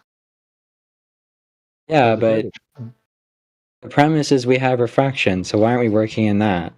Why aren't we trying to find a counterexample in the globe Earth paradigm that we can falsify the claim? To do it, the like refraction. Measures flat. Hold on, dude. Hold on. What do you mean we have refraction? What does that mean? If we're going to find like a contradiction, why don't you presuppose refraction and try and find a contradiction? Do that. You're trying to assume, okay, we agree that it's geometric, and you're trying to say where's the curvature? That's silly. No globe earther thinks you can see it geometrically. Why would I presuppose an optical illusion? Because you're trying to find a counterexample. If I'm going to say that refraction exists, you're not using it for the stars. This paradigm, in this paradigm, there's curvature. How are you ever supposed to disprove that? Okay, dude. Okay. Why? Can't. Yeah, refraction exists. So what? How is it applicable in this instance? If my claim is refraction exists and curvature exists, you need to find a counterexample refraction exists. Appeases to both of those. You just avoided everything I just said. Refraction exists, yes. How does it exist in this case? What do you mean? All our observations are consistent with the claim of so refraction. we can make a lens, right? And we know refraction exists in that case. How does it exist in this case? Yeah, that's what I thought. What case? Yeah, exactly. There is no case. I want to engage with what I'm saying. You guys can never actually substantiate or justify why you would even use it. You just say it exists. Yeah, it exists. Why does it exist in this case? Because you can't realistically measure it.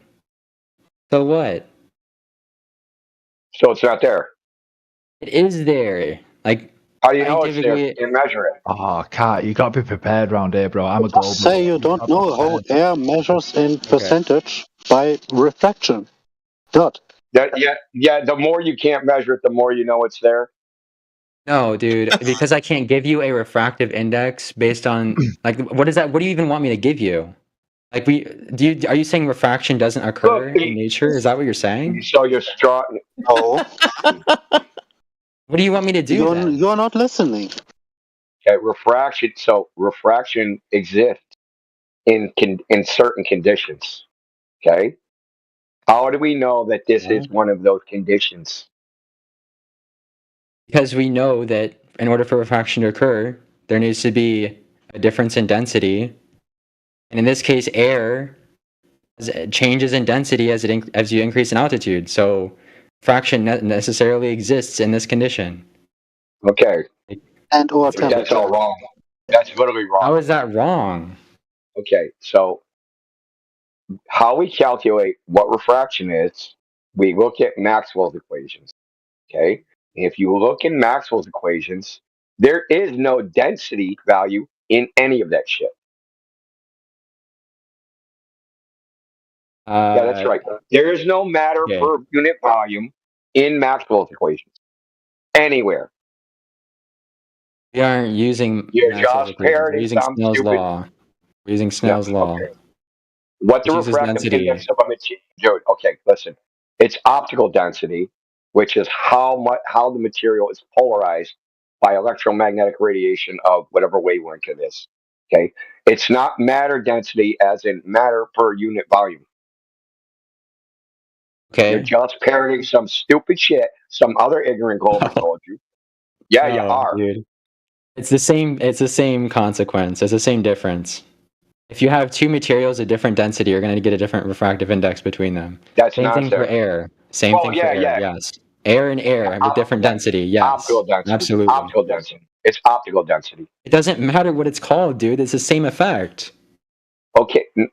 No, it's not the same effect. Some things, when they have more so-called matter per unit volume, their refractive index goes the other direction.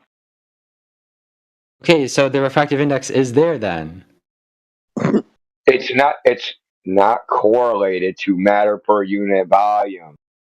Okay, it's correlated to your temperature. Temperature. Yeah, that's right. Temperature.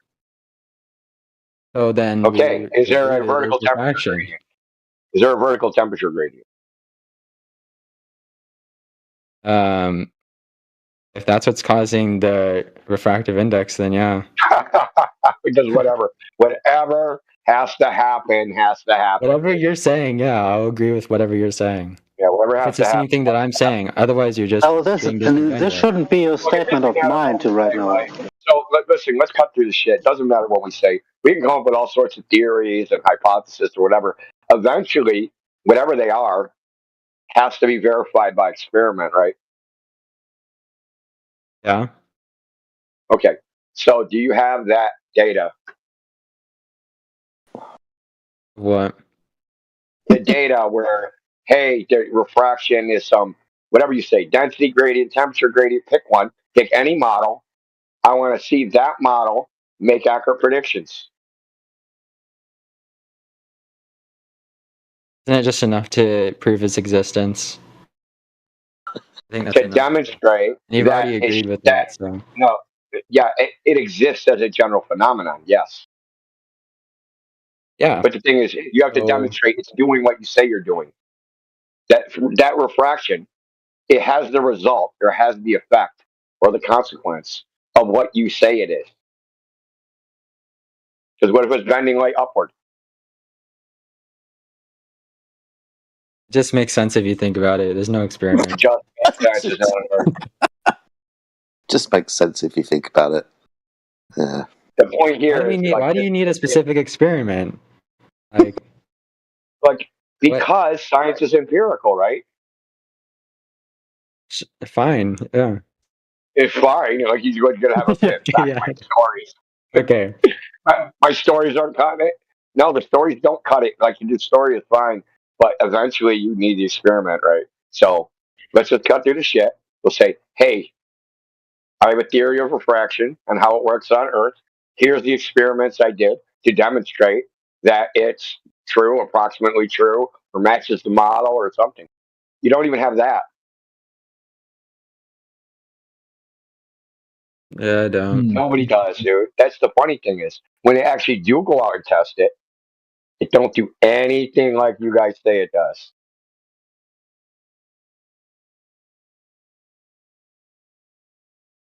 This is why when you people come in and just say, well, you have to account for refraction. You guys can't even say how to account for refraction.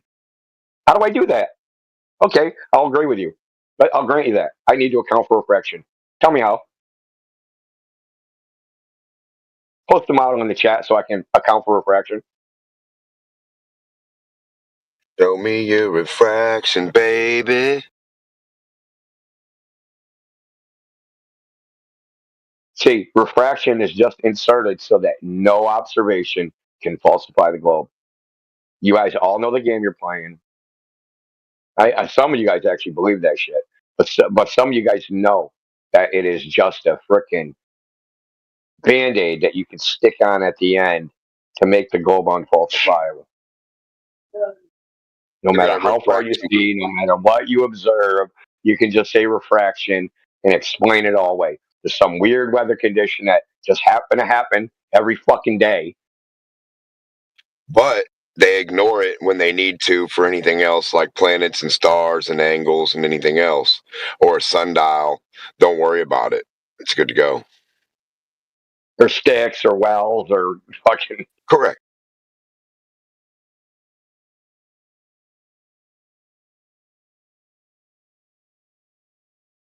Well, the angle to the sun wasn't the light being refracted, Billy Bob Thornton? That dude's still here. Nah, he ran away. Fuck. My question's wrong.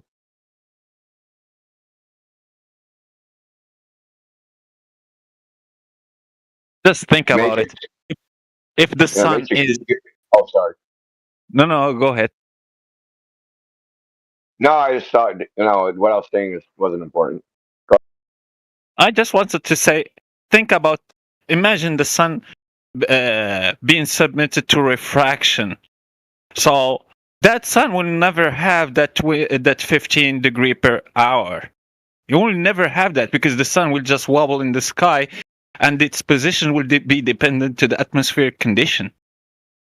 Expect you will have it 15 degree per hour? Never.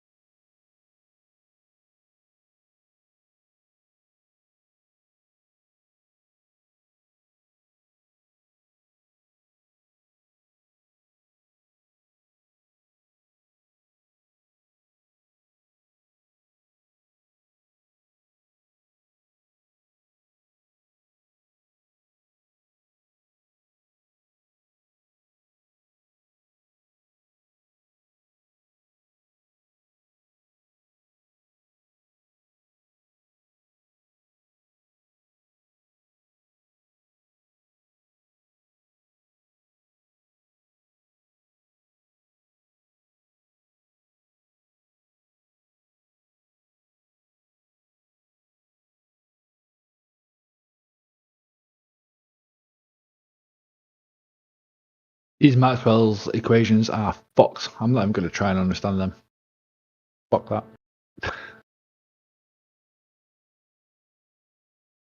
More power to you, Indio. Someone's got to do it. What equations? These fucking Maxwell equations, Helmholtz equations, Einkornel approximation, Fermat's principle. Yeah, you don't need to know all that. You don't need to know all that. You just don't. You don't need to know all that. Okay. So all you have to do is, if you type in Google, think about what you have to type. Look at it like wave propagation, refractive index, gradient. You can just look up the speed of light. Speed of light. Yeah, speed of light, Maxwell's equations. If you type that in, right? So the refractive index of material is the speed of light in that material. So it's calculated the same. It's the same calculation. The refractive index is basically like vacuum is 1, right? So if you have nothing, whatever the speed of light is in vacuum, and the refractive index of material is Vacuum is the index. So whatever it is relative to vacuum is what the value is. You understand? Okay. Yeah. So if the No, I do refractive understand. I was index just is reading here as 120, well. It says this variation is what causes the light rays to bend according to Snell's law as well, which is derived from Maxwell's equations. yes, okay, that's fine. But the refractive index of material, if you if you look at the equations, right? So if you have a material and you put it in an electric field, the molecules or atoms will polarize, meaning some of the electric shit will be on top, some will be on bottom. Cool. Okay. Then you have the converse too with a magnetic field. Take material and you apply it to a magnetic field, it'll get magnetized. Right? So these have values. So whatever those values are, you take the electric permittivity, that's the electric field, how it polarizes an electric field. The magnetic permeability, that's how much magnetic saturation it has, how much the material can be magnetized, right? Because when you have electromagnetic radiation going through a material, what's it doing, right? So it's supposed to be an electric and magnetic field oscillating, right? So the material, as it's going through, it's oscillating the molecules. But when it oscillates the molecule, they also let out an electromagnetic wave. So you have a combined wave, and that combined wave slows down the fucking wavefront. So anyway, that's like the long story short. Of Maxwell's. To calculate it is Yeah. you're really calculating how much that material can be electrified and magnetized. And that will determine what the refractive index of that material is. So when you have two different refractive indexes, right, material with one and another material next to it with another, when light transitions, it deflects in a direction. Yeah. Okay. It's pretty simple. Yeah. To me. Yeah. No, it's fair, mate. It's not that tricky once you actually look at it. To be fair. Yeah, you just got to think of it. You got a little oscillating I don't wave, need to man. know It's the making all the equations. atoms and molecules jiggle. And that jiggling creates its own wave. But that how much it jiggles depends on the structure of the material. Because some material, right, doesn't have as many electrons, or the electrons are in lower orbitals or whatever. So they don't all jiggle the same way. So some materials resist the jiggle, some materials amplify the jiggle. Yep.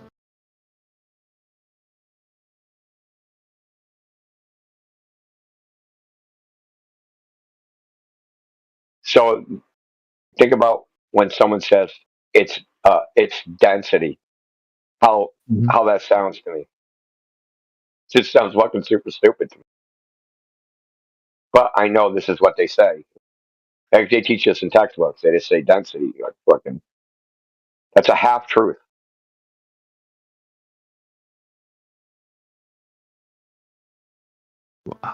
It's a half truth. Yeah, it correlates with density to a degree, but the temperature is way higher of a correlation, like 4,000 times the correlation that density does. In some materials, you can lower their density, and the freaking refractive index goes in opposite direction. So, in some will like you lower it and it'll go down, and then when you lower it more, it goes back up. So it isn't straightforward because this is the intermolecular dynamics, right? I mean, I'll take your word for it. I don't know. I don't know, but I'll take your word for it.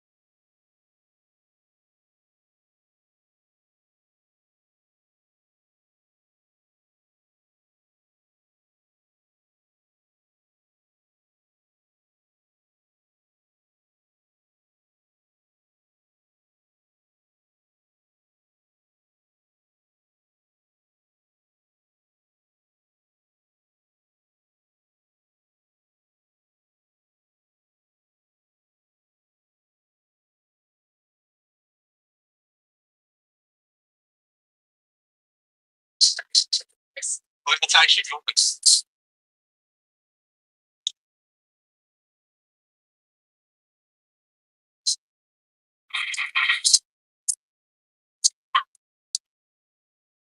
What's up, CB?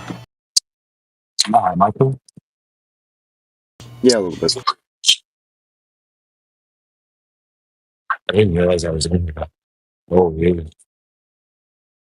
My headphones have this weird feature. If I like take them out of my ears, it'll. But Do flat Earth brains require a container? I mean,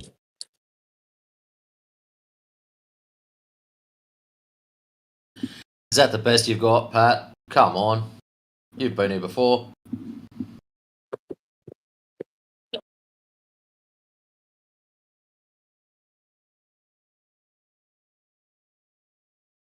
And he ran away. You coward.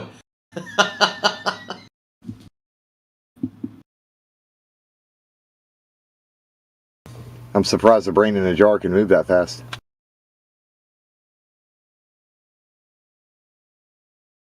I think he realized he messed up. That it was not funny and stupid at the same. Yeah.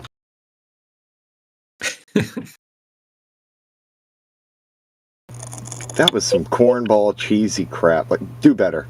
Do better. I'm disappointed in you. it's funny. I was going to say Brandon in a jar thing too.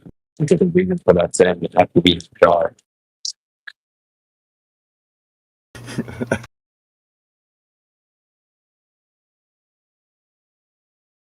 Took a fish out of water.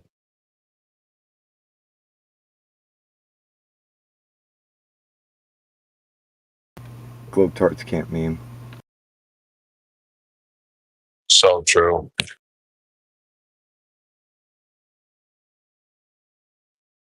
That was a meme, but it's like the stereotype is true.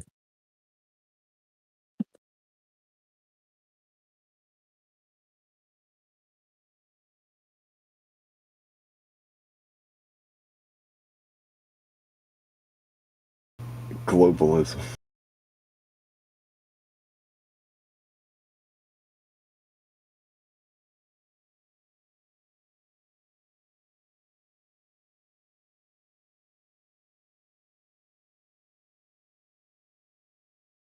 So I'm downloading a bunch of old videos on refraction and diffraction and optics and other crap, and I'm just gonna re-upload them onto my channel.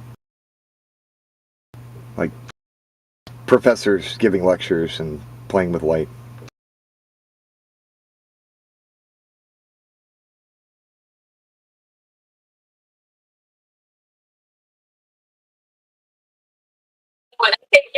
You got the good work shoulder.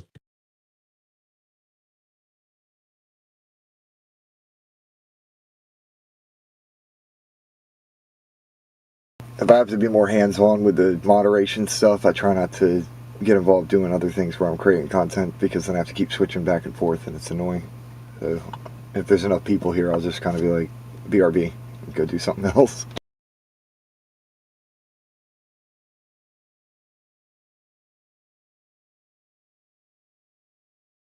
Shout out to you for keeping this place alive, my friend. More people need to create more content.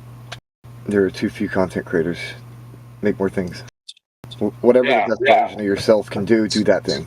Be the best version of yourself you can be. You're true. You're true. Yeah, like one of my favorite artists. I'm just saying, just get out and create. I agree with that. Yep. And don't expect to be a noob at something and then suddenly create something that's absolutely perfect. There's a learning curve. You have to get good at what you do. Master your trade. To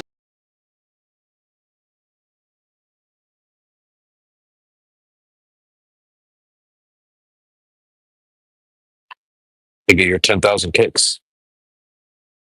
Yeah.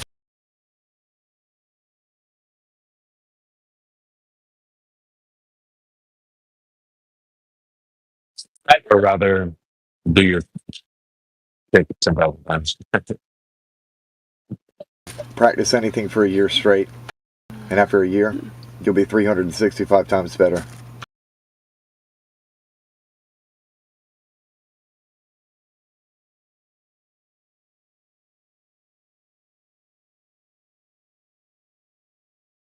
Well, if you practice 365 times anyway. Ah, I get what you're saying now.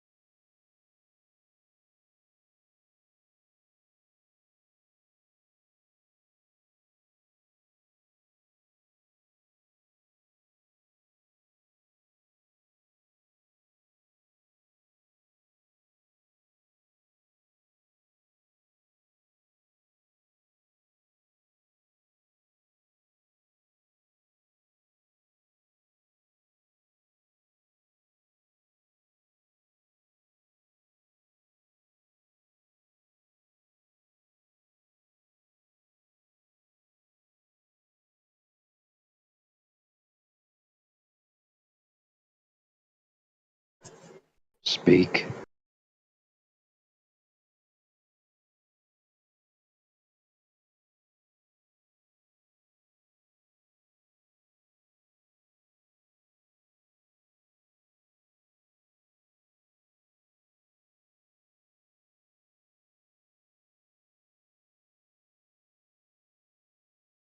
Hello. Yo.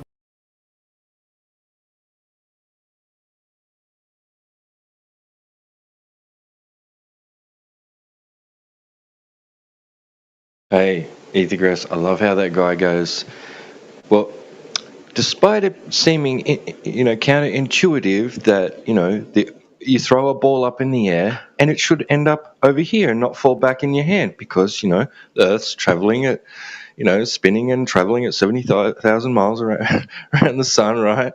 And then he goes, but that's not always the case, is it? Like, so we can demonstrate it. And he has that fucking little car with the little thing on the top and he puts the ball in and then he sends it non-accelerating along the track. Sneaky, snivel, fucking weasel bastards, man.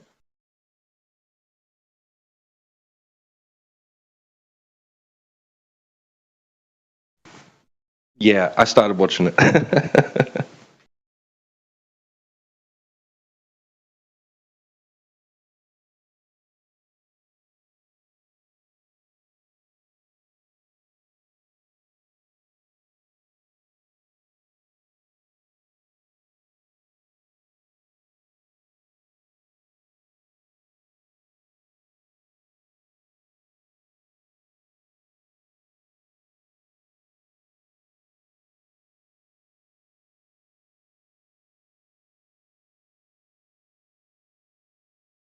And how fast was it going? It was like I don't know how fast it was. It was like 2 meters. No, not even that. It was like, I don't know, 10 centimeters a second or something.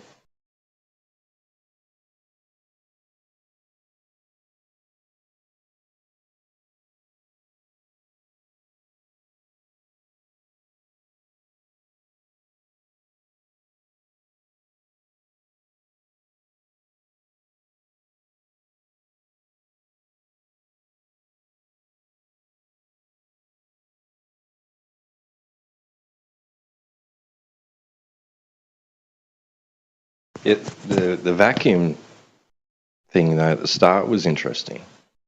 I was like, oh, yeah, what is in the top of the mercury tube?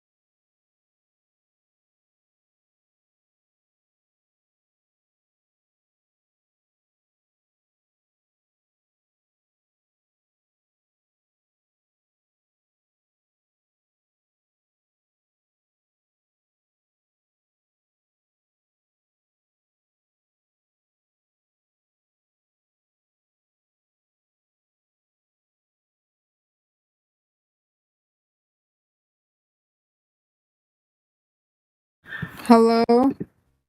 Good morning, flat earthers.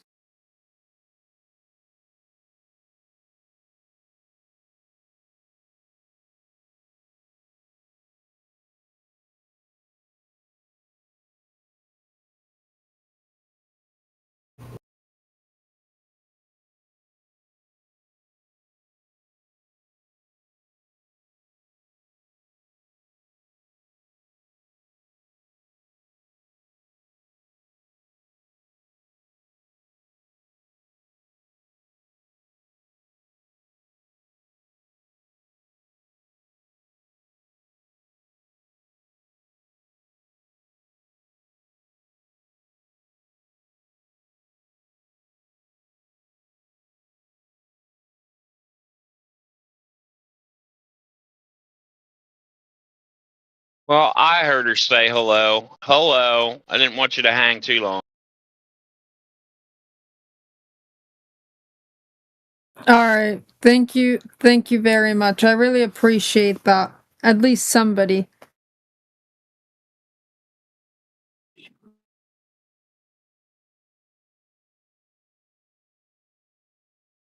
Gotta be cordial, at least a little, right?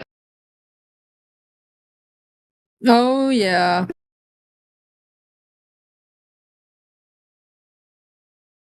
So, convince me the earth is round.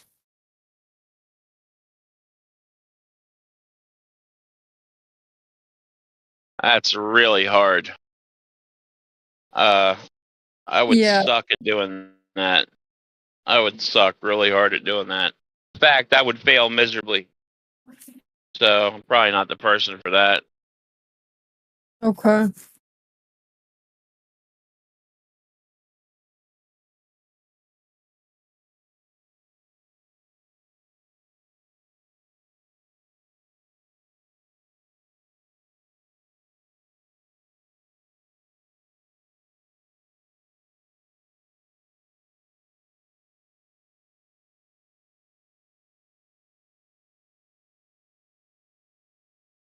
Are you a flathead and you want to be convinced that it's a ball?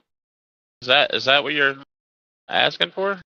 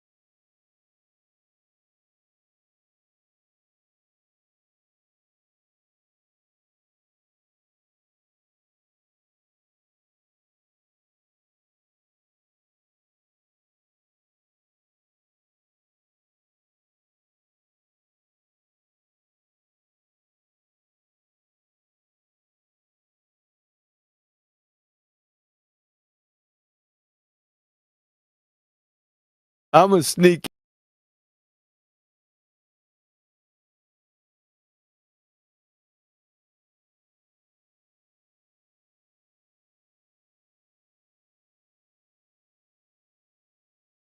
bastard. If I'm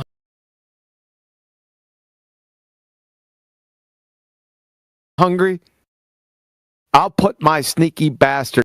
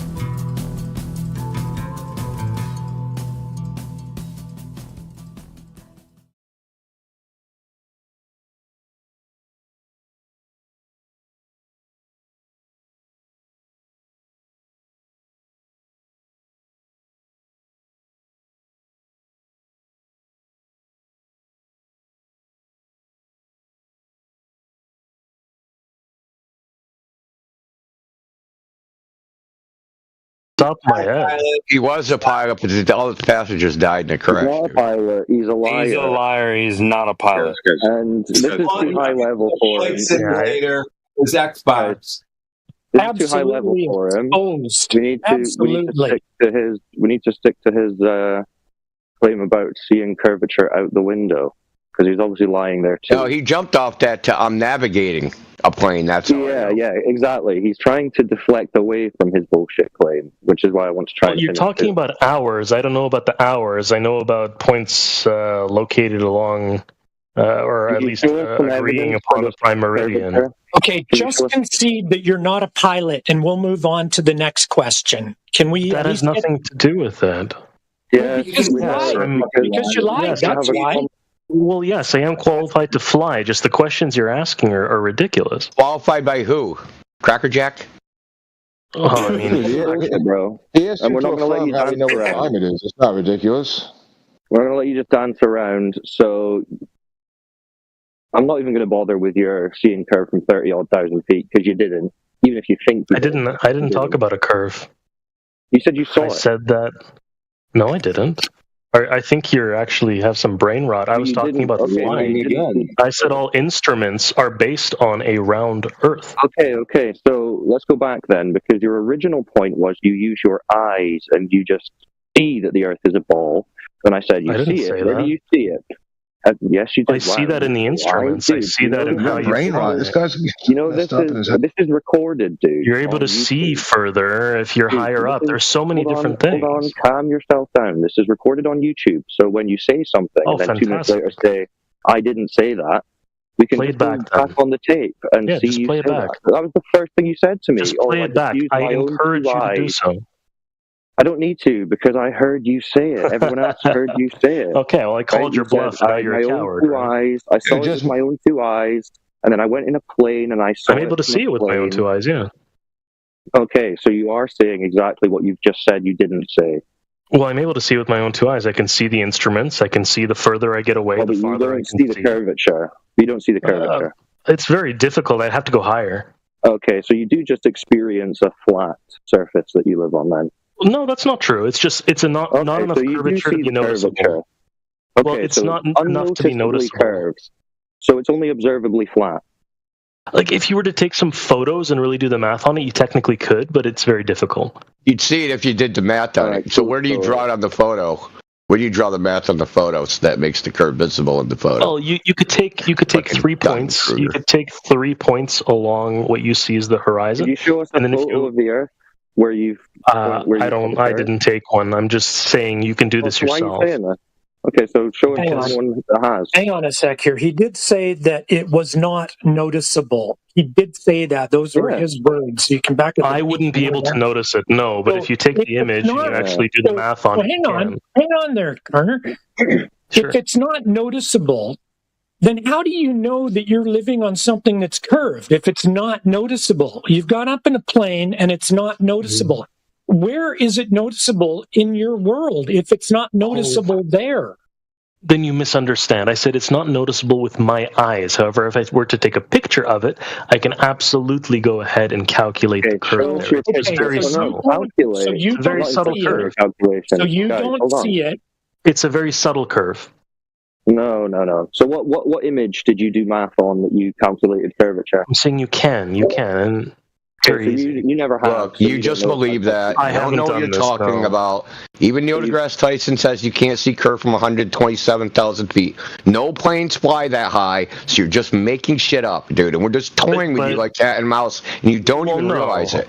Even the International that's Space fine. Station You could do it wouldn't see yourself. curve because it only sees 3% of the Earth. You're just talking out your ass, dude. Indio, this guy is a liar.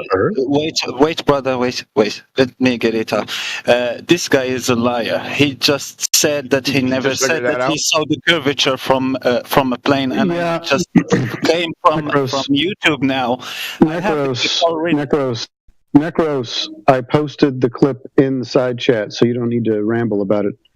He did say he observes curvature from 35,000 feet, so there it is. There's your lie. Okay, he's so a liar. Let me make sure he's seeing that. So Kerner or whatever superior intelligence guy, you see that in the chat, the clip. Sure, I'll watch it. So yeah, that's yourself saying what you just said you didn't say. Oh, you don't remember what you said? Let's watch it. What the heck? You said that you saw the curvature from the plane. What time is best for this? What time should I watch this at? It's a clip, dude. It's a already 15 second. Yeah, it's done for you, dude. Now he don't know how YouTube works. Fucking crazy. Well, that's not what it looks like on my end. All new to this. Looks can be deceiving. He can fly planes for a living, but he doesn't. Dude, he's the perfect Glober, dude. Because right now there's people listening on YouTube and they're like, "Fuck, I don't want to be on that side." I don't want to. Why did you just happen to lie? So, Carnamir, why did you lie and say you didn't? I didn't lie. Well, you just said right there's that you could see the curve from the plane. Well, I mean, technically you can, absolutely, but it's very So subtle. now you are saying the thing that you just said again that you didn't say. Carnamir, can you ever be honest in your life? Is that something? Well, you technically can. That's my point. So It's you're a just very lying technical and point. contradicting yourself. Okay, so Well, no, you're just too small-minded to understand. Repeatedly contradict and embarrass yourself. So this You're just very small-minded. That's all. This curvature that you're imagining. Let's say we've got a lake that's 10 miles long. Is that curved? Is it curved? Yes. Yeah. Okay. How much curvature is there over that 10-mile lake? I don't know. Okay, so how do you know it's curved? Because I've seen experiments showing otherwise. I've actually been to that lake You've once. seen experiments showing otherwise. That the lake is not flat as it's observed. Just said he's been to a lake where it curves down. No, I've been to the one. I've been to the one in Alberta, the one that was specifically shown in a lot of these experiments. I've been to that one. Did it look curved? Well, Cyclone, do you want me to play back this guy lying? I just went to the spot where he said he could see the curve from a plane, and I've got it ready. Yeah, we are. Sure. Let's hear. This guy's got a goldfish memory. He forgets what he says right after he says it. I can play it live. Let's do it. Yeah, let's do it live. Let's see if we can hear himself talk. Do it live. All right, here we go.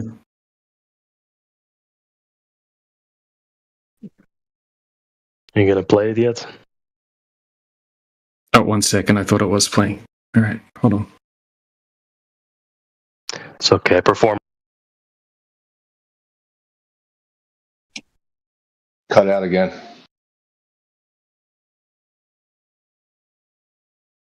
So you think when you go outside you observe a curved surface that's in motion? Oh, absolutely. Yeah, when I'm flying, absolutely. Oh, really? How high do you fly? Absolutely, you observe the curve. But then you don't observe the curve. It's too difficult, and you just have to take a picture and then do math. And he included it's unnoticeable. Oh, well, absolutely. No, if you are flying, you are seeing a curved surface in motion. That is still correct. No, you said it was unnoticeable, remember? It is unnoticeably curved, but it is curved.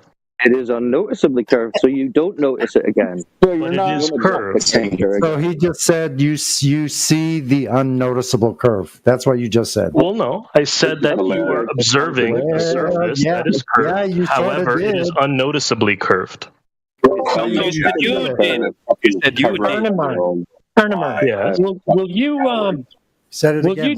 Will you just say it? Will you just come out and say that you believe in something that you cannot validate? You just believe that it's curved. You want it to be curved under your feet because you want it to be a globe. That's what you want. Why would I want that? It's irrelevant to me. You tell me why you want it. It's irrelevant to me. You experience it as flat. That's all that you do. If it was flat, I'd be happy too. I don't care if it's globe or flat. I'd be happy with the flat one Is the too. runway moving when you land? Is what? You better care. Is the runway spinning beneath you as you land? Yes. Oh my God, dude, you've lost the plot. How do you account for that? How do you account for the runways? You don't have to. It's you're usually moving with the air, and you don't have to adjust for any Coriolis force or anything like that. Right. Could So be you don't flying observe. sideways. You don't You could be flying sideways, or you could be flying backwards. Is that what you're going to complain? Well, if the Earth was spinning fast enough, yes. Is you flying? So the plane could be flying backwards, or it could be flying west or east, even though it's going north or south. Is that possible? Not under regular conditions. Okay, so let me take it back.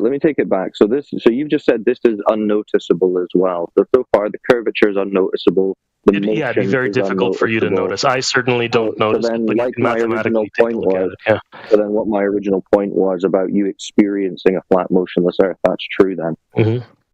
Would that be a motionless Earth? I wouldn't say a flat motionless. No. So no, that is the case. You just agreed to it before you then caught yourself. And that just addresses your very first point you made when I asked you what your best globe evidence was. And you said, well, you just use your eyes and you just observe it. It's a ball. And now you finally conceded, no, you don't notice any ball with your eyes. You only notice a flat, motionless Earth. So well, no, I said the only thing that you need is your eyes. You can use a myriad of different methods. One of them, absolutely, is going up on a flight. Another one is one level of abstraction. You just said you didn't notice it going up in a flight. So no, that's not. Go in a plane. Why are you interrupting? You can't see it from a plane. What are you talking about, dude? But you can. You're just going to contradict yourself. Absolutely. No, you're just going to contradict yourself again and again. It's tiresome. Let's go back to the 10-mile lake. So how much curvature, well, you said you don't know, but you're going to need to know because this is what you're arguing for, apparently. If you say, I don't know, then we'll just dismiss your claim of curvature because you've got nothing to even argue for. So how much curvature, according to your claim, your belief, exists over 10 miles, point A to point B? What's that curvature drop? No, I don't know. I don't know what it is. Okay, so they say it's around 66 feet. Who says that? The globe. Do you talk to the Earth? Sometimes is the Earth talking right now? No, it's your 3959 radius ball religion. So you can go onto Google and type in curvature calculator. Mm-hmm. Click on one of the calculators, put in your distance, and it will work out the curvature drop over this 3959 mile radius ball. Well, it depends what latitude you're at, though, right? Because it's not an exact ball; it's a spherical elongoid or something along those lines. Okay, well, whatever your religion proclaims today, that's your belief. Oh, I wish I believed in a god; it'd be so much easier. So, are you saying you don't agree that there's 60+ foot of vertical drop over? It sounds about right. Yeah, sure. Let's go with that. Okay, so who in all human history has ever measured this drop? On the lake? Yeah. There was one guy that was taking pictures and seeing, depending how far or how high you look over the lake, the further you can see. Okay, who's this guy? Who's measured the Earth? It's a pretty prominent YouTuber from what I saw. It's a very, very popular video. We probably know I don't who recall. I don't recall his name. I could probably find it for you though, if you like.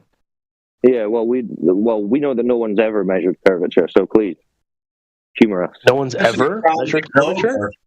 Correct. Because there is no curvature that's to not measure. true. Wait, hold on. But the Greeks were able to do it. I mean, what do you mean nobody's ever done it? They didn't measure any curvature. They measured 60. They measured 60 foot of drop over a 10-mile stretch. Well, no. They had one person in Athens, one person in Alexandria. They No, he assumed the curvature. What do you mean? This is fairly well known. Yeah. This is like ancient. This is like 2,000, 3,000 years. Bro, it's very old. Bro, we're asking for a measurement, not an assumption. Well, I mean, we're all basing things off assumptions. If you want to go to epistemology, we're going to have a very long discussion. So the whole globe is just based off assumptions? Everything's based off of assumptions, absolutely. So the globe is just an assumption? Well, no, our specific measurements are an assumption. Yeah. Right. So everything's based off of assumptions. Who measured curvature? That's what we're asking. So directly measuring curvature? Yeah, that drop, that 66 feet that you agreed to, remember? Sure. So what level of evidence? That's fine. What level of evidence would be sufficient for you? What have you measured? Okay, well, the measurement's been done. I told you the Greeks did it a long time ago. No, that was That's not enough for you. They didn't measure curvature. What are you talking about? What did they measure specifically? They measured specifically the arc. Hold on, buddy. They measured the circumference. Listen, buddy, as the story goes, Eratosthenes had a religious belief beforehand that the Earth was a sphere. He was just messing around with some stuff and doing calculations to calculate the size of the sphere. But before he did all this, it was a totally made-up religion that only existed. He already believed that the Earth was a sphere before he did all this. So he wasn't actually proving the Earth to be a sphere. Do you understand the difference? Like, they don't actually claim he was actually proving the Earth to be a sphere. You realize that, right? That's what I'm trying to explain. Yeah. It's just a data point which goes ahead and suggests that the Earth is a sphere. Yeah, you need more data. Don't you understand what I just said? Did you hear what I just said? He had a religious belief before all of this that the Earth was a sphere to begin with. Yeah, that's. Did you hear that? Do you understand that? Do you comprehend those English words? It doesn't matter if he had a religious belief or any other belief. The fact is he did science and he got some data. No, he didn't do science and he didn't measure a curve. Don't distract yourself. You said someone's measured the curvature. I thought he did. 66 feet a drop. No, I'm looking for that 66 feet a drop. Did he measure 66 feet a drop? Over 10 miles? Not in that. I don't think the Greeks were in Alberta. He didn't. Did he measure the surface from point to point? No, he didn't. Right, so he's not doing what we're talking about then. Who did? Okay, so that's why I'm asking you. What do you need? What do you need for it to be satisfying for you? Measurement of that drop. Measurements of the Earth. From point to point. Okay. What have you got? You got laser tests? You got observations? What have you got? I'd have to double check, but no, you don't have anything. It's possible to lay some kind of over 10 kilometers. You'd lose any kind of accuracy. I was thinking potentially laying a rope or something along, or like some carbon nanotube or something. Why is this just 10 kilometers long? Why are you trying to figure this out? Because people much smarter than us have figured this out. People that smarter than us have done the calculation. That's what I'm telling you. Okay, so because I'm showing you what they found.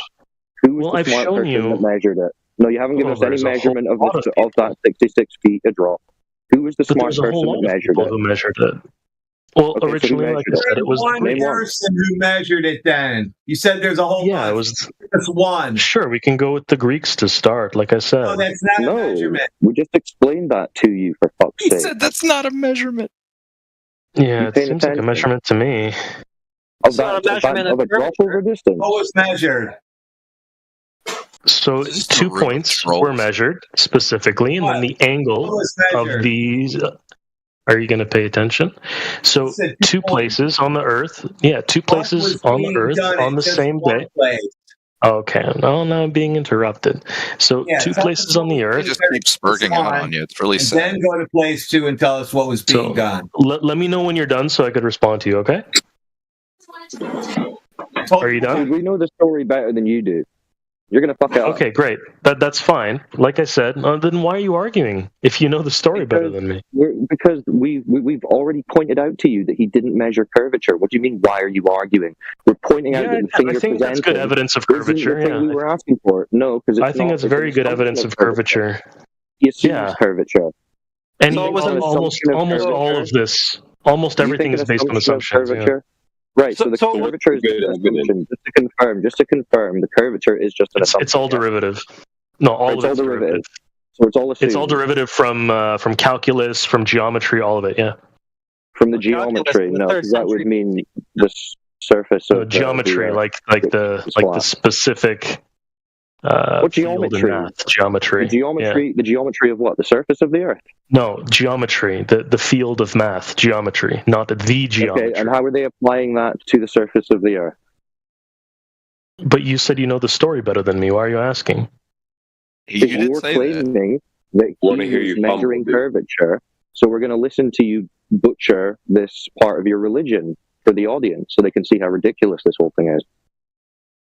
Okay, well, you know it better than me, so I'm not going to belabor myself. Belabor myself. So yeah, we know. The point is that they had 2 points. They had 2 points. They measured the shadow angle, and they went ahead and got a pretty good estimate of what. Okay. Damn.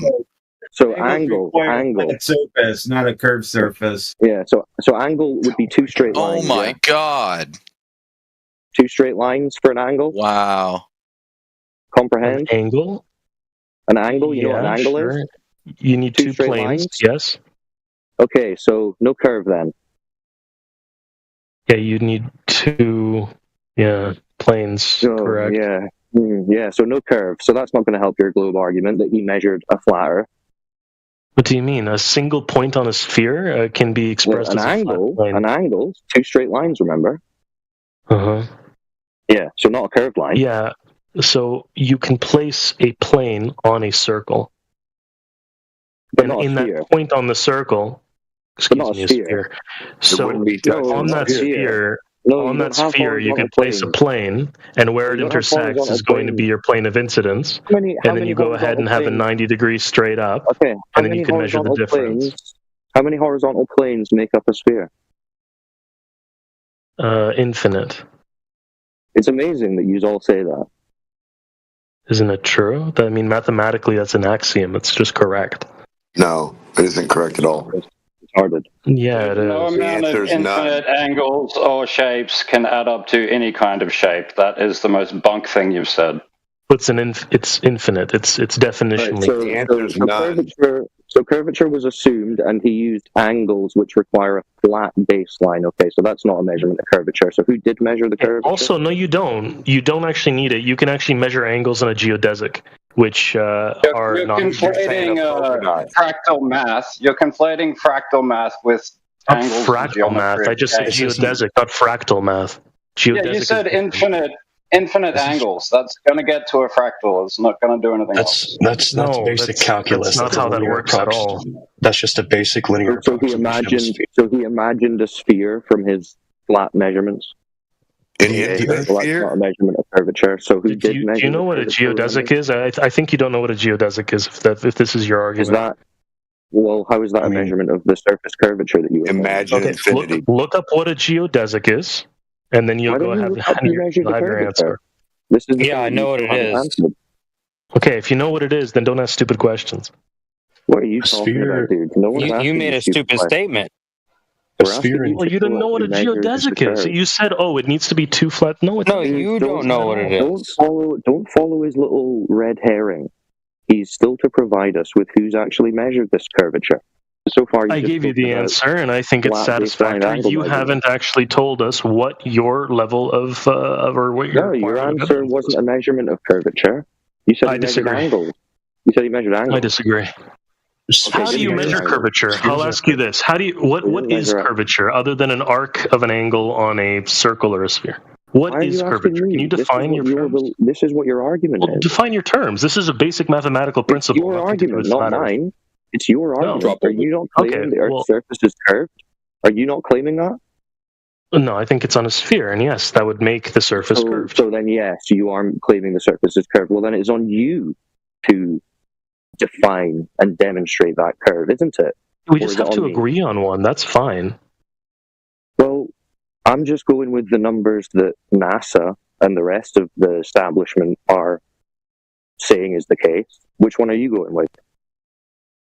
I'm going with the most popular one in mathematics and science. I think we're going in the same one.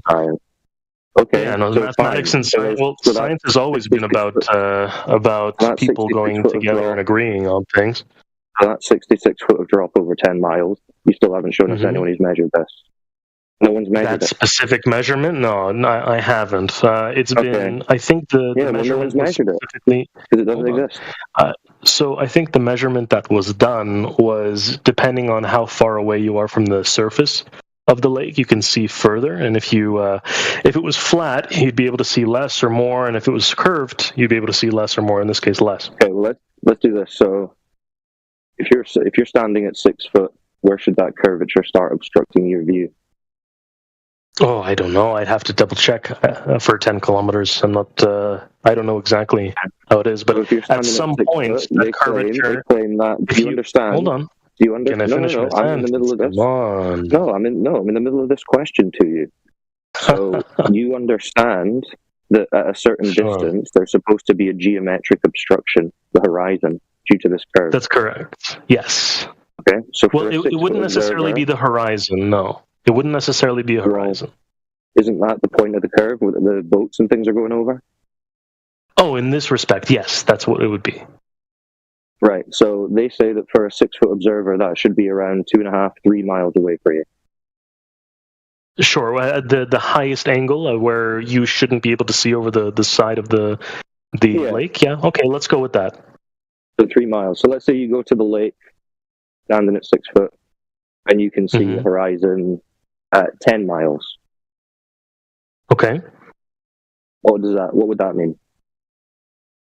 If you saw the horizon at 10 miles, well, you wouldn't. So I don't know what that means.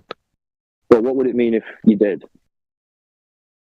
If you saw the horizon at 10 miles, it'd mean that your calculations are wrong, or perhaps the air was refracting what you can see. There's lots of. I mean, you might have got hit in the head with a rock. It might have had different things. Could it mean that the horizon isn't the geometric curve of a ball of a 39-59 mile radius? Well, no. Optics is a completely different field, and what you see versus what you measure are going to be two different things. In this case, if you see something, the air itself and the light getting to your eye from the incident is. Why are you doing all this? Different. Why are you doing all this? Because it's more complicated than what you're saying. That's why. Well, you just agreed that it should be at 3 miles. If all conditions are perfect and there's no refraction and there's no haze, there's refraction, the way light moves through a medium. Okay, but that would be in relation to the horizon, not of the horizon itself. Well, it depends. The perception of the horizon can be different than the actual position of the horizon based on how the light. The horizon that we see isn't a geometric curve of a ball, then.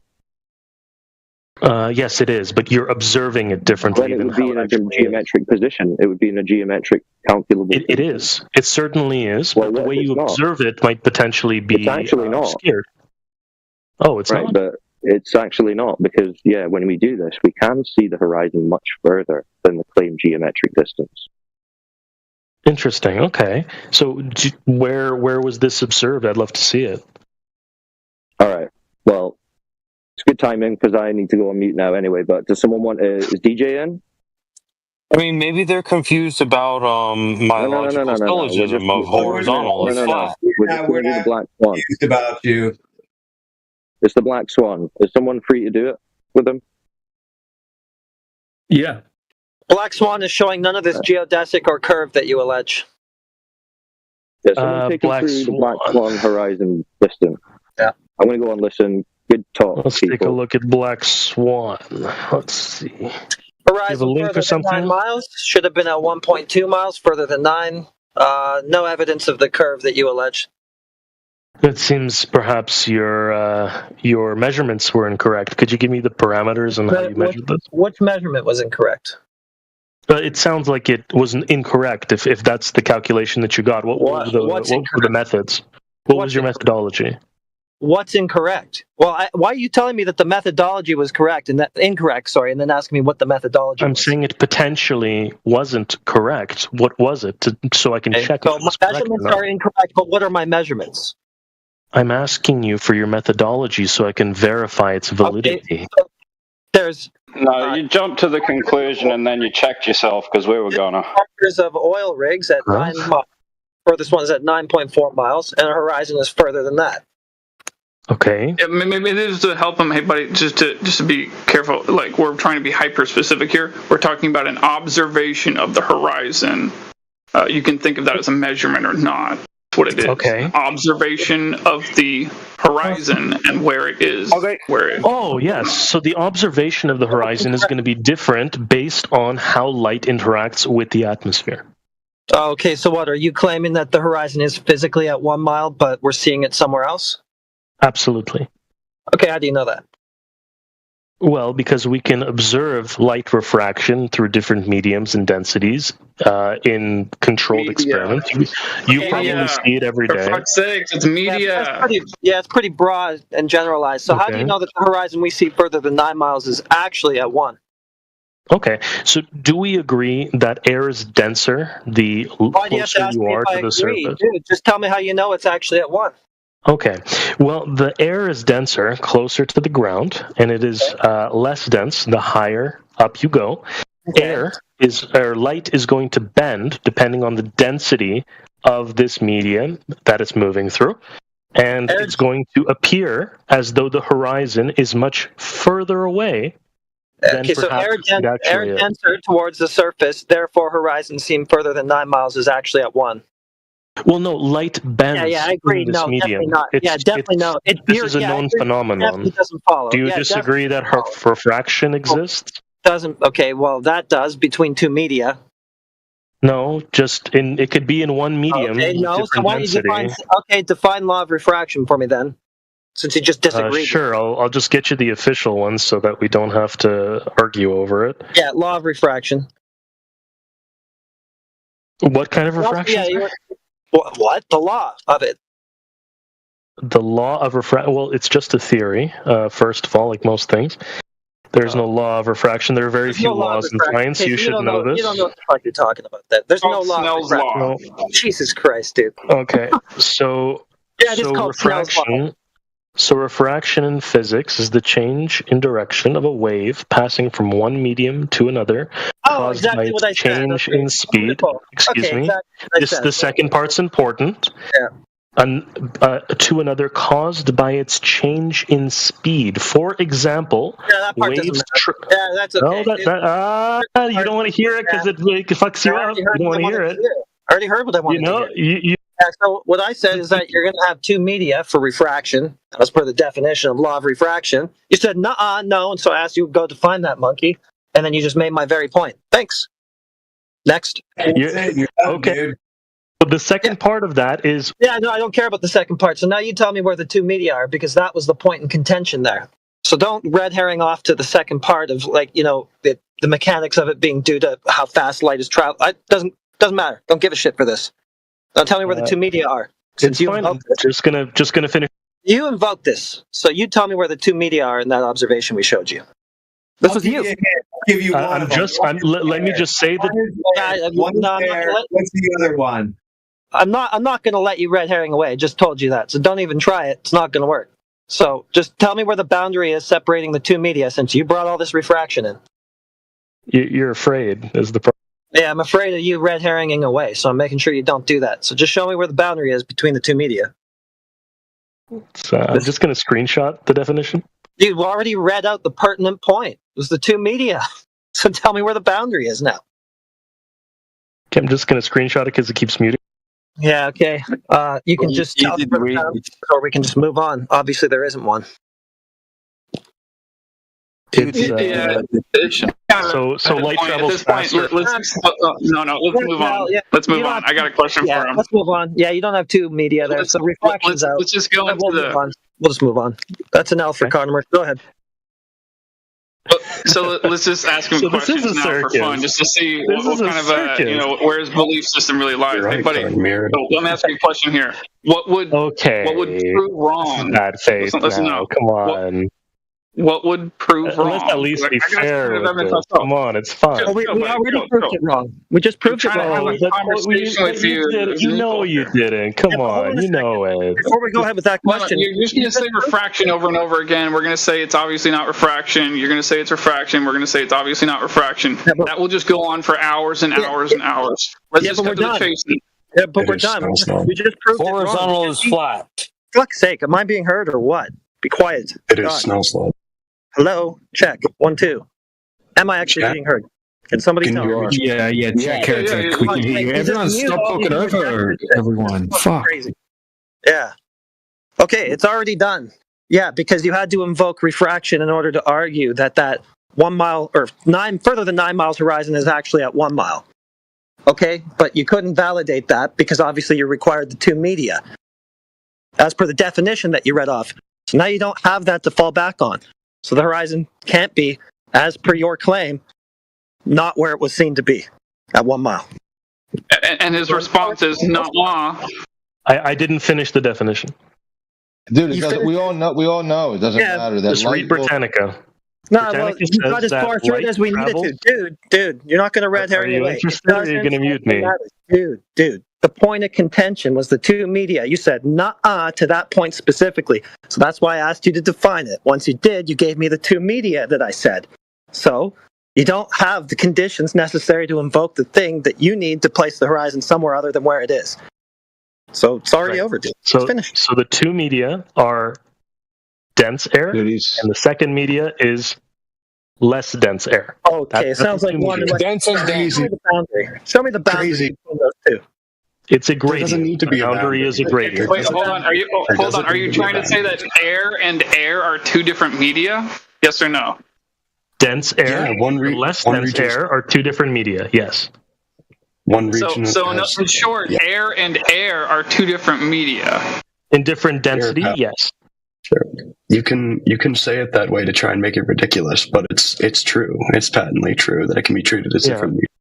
Yeah, waves travel faster in deep water than in shallow water. Light travels faster through. I'm going to shut you off because you're still sidestepping the point. In the definition that you read, you said you were going to post it. I'm just going to go straight to that because you invoked a boundary there.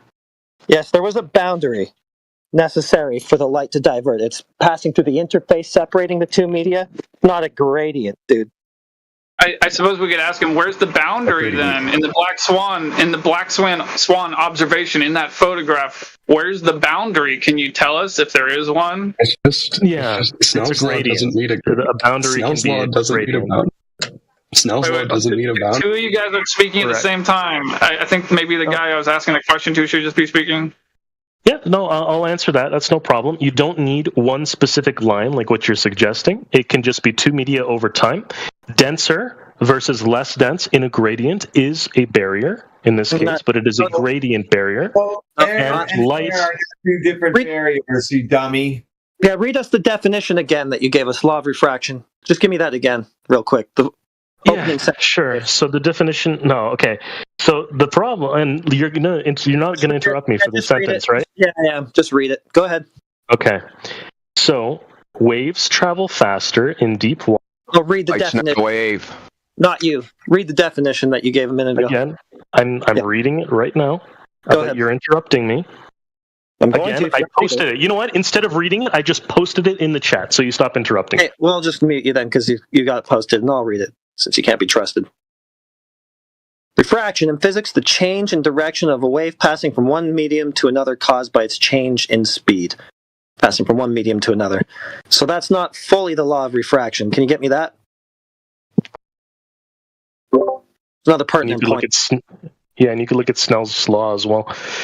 It was just Snell's law. That's what I'm trying to get you to do. Give me that. Just posted for you. Yeah, no, I already described it to you. No, Snell's law is the reference. I also copied and pasted it. So we got physics classroom. Can we use that citation from DJ right there? You good with that? That's Snell's law. Let me take a look. What did DJ post? We've also got Snell's law from Wikipedia. Okay, yeah. I mean, these are. You wouldn't take Wikipedia though. You take Why would you take Wikipedia? You'd take a specific citation from Wikipedia, right? Wikipedia says that air is not Wikipedia in this instance is probably going to be. Okay, so you said okay to that top one. Refraction is the bending of the path of light of a light wave as it passes from one material to another. The refraction occurs at the boundary. The thing you said you didn't need that. Yeah, okay, no, I don't agree with physicsclassroom.com. I agree with Britannica. Okay, well, you get us your citation for Snell's law that shows I did. No, I gave you so the you've got, citation for refraction. So when you're getting your angles, refraction. you're getting your refracted and incident angles, you've got a normal line. What is it normal to? Ask that one more time. You got a normal line for acquiring your incident and refracted angles. Okay. That's Snell's law. What is it normal to? Well, it depends what you're measuring. Okay.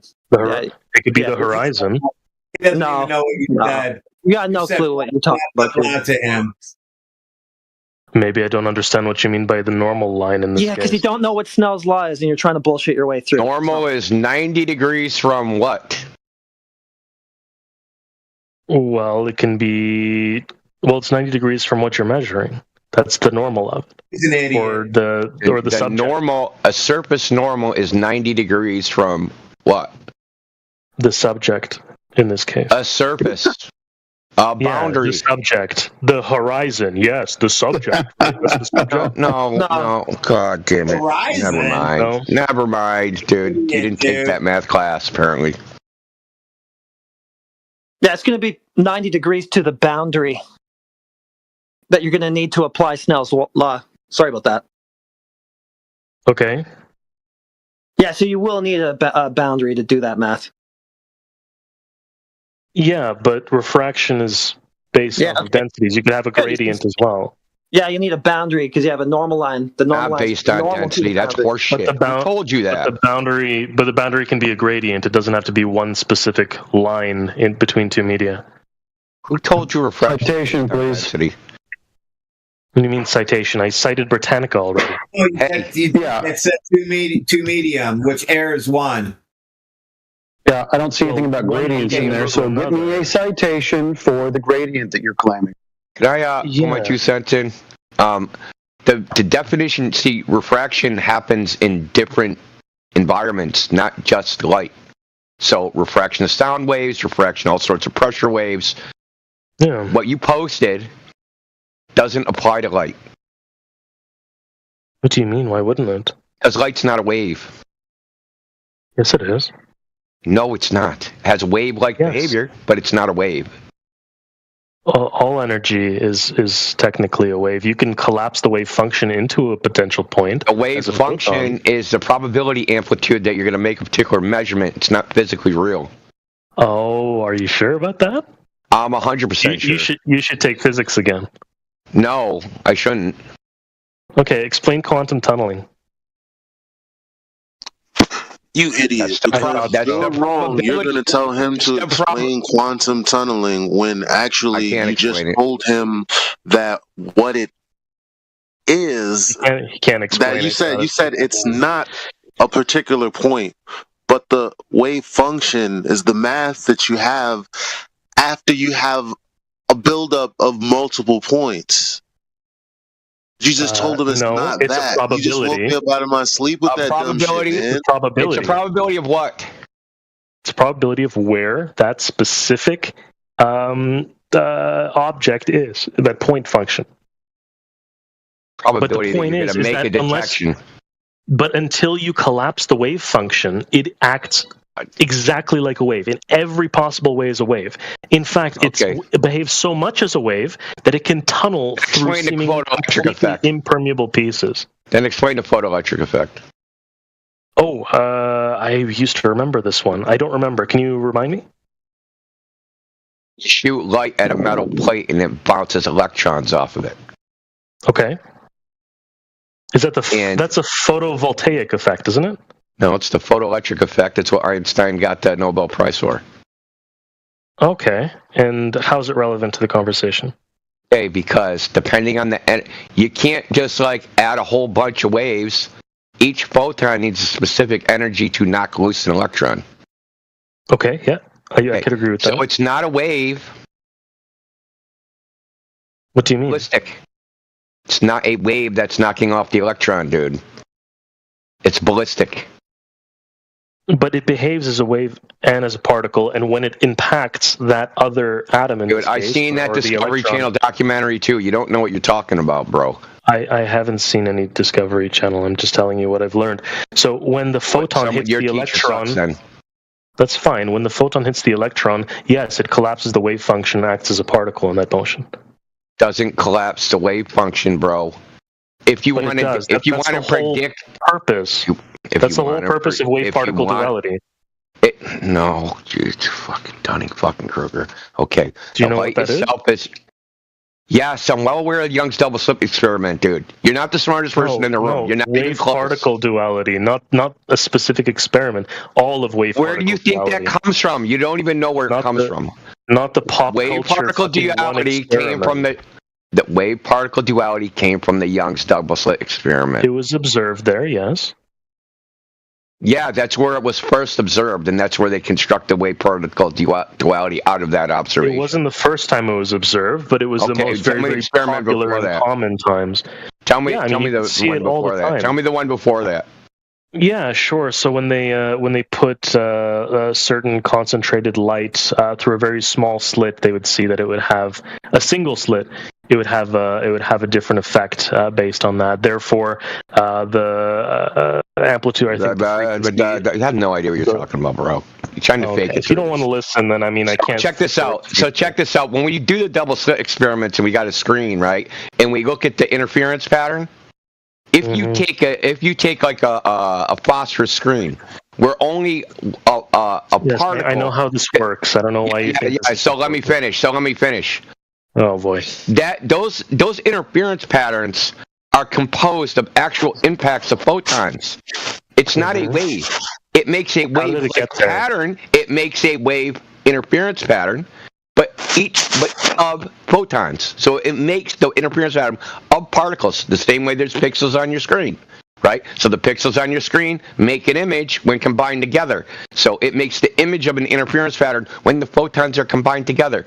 Because we've tested this, they take a phosphorus screen to see, hey, is it smeared across photon? Is it smeared across pixels? There is no smearing. There's individual detections. In the sum of the individual detections make an interference pattern. Light's not a wave, okay? It has wave-like properties, namely the probability amplitude of making a detection. But it's not a wave. Okay. Yeah, I don't think you understand how any of that works. Yeah, that's not an argument, dude. The entire point of the interference pattern is because it's like ripples of a wave on the way that it gets there. That's the whole point. No, you can't have individual particles act how come like the that. actual It's a detection wave. at the screen is individual particles? Because when it actually makes contact with that, it collapses the wave function.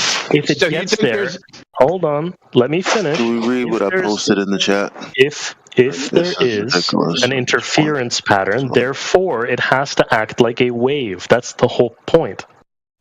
So in the listen, Elijah. Probability amplitude, the wave function itself doesn't directly represent a physical wave or a particle, but rather it's square.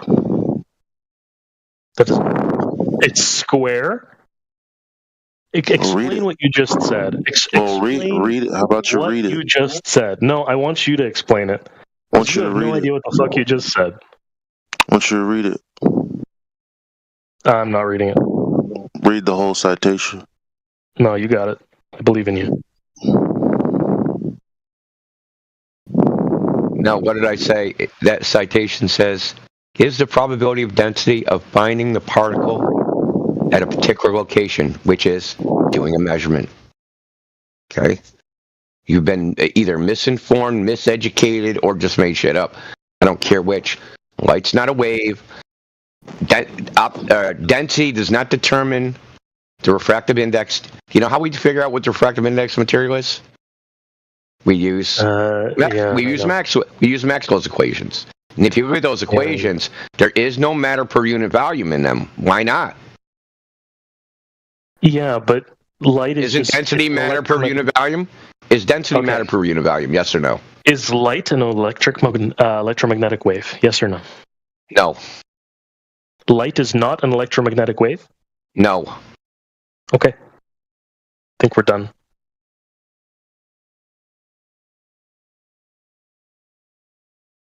Anyway, so if it is, give a citation for it is being electromagnetic.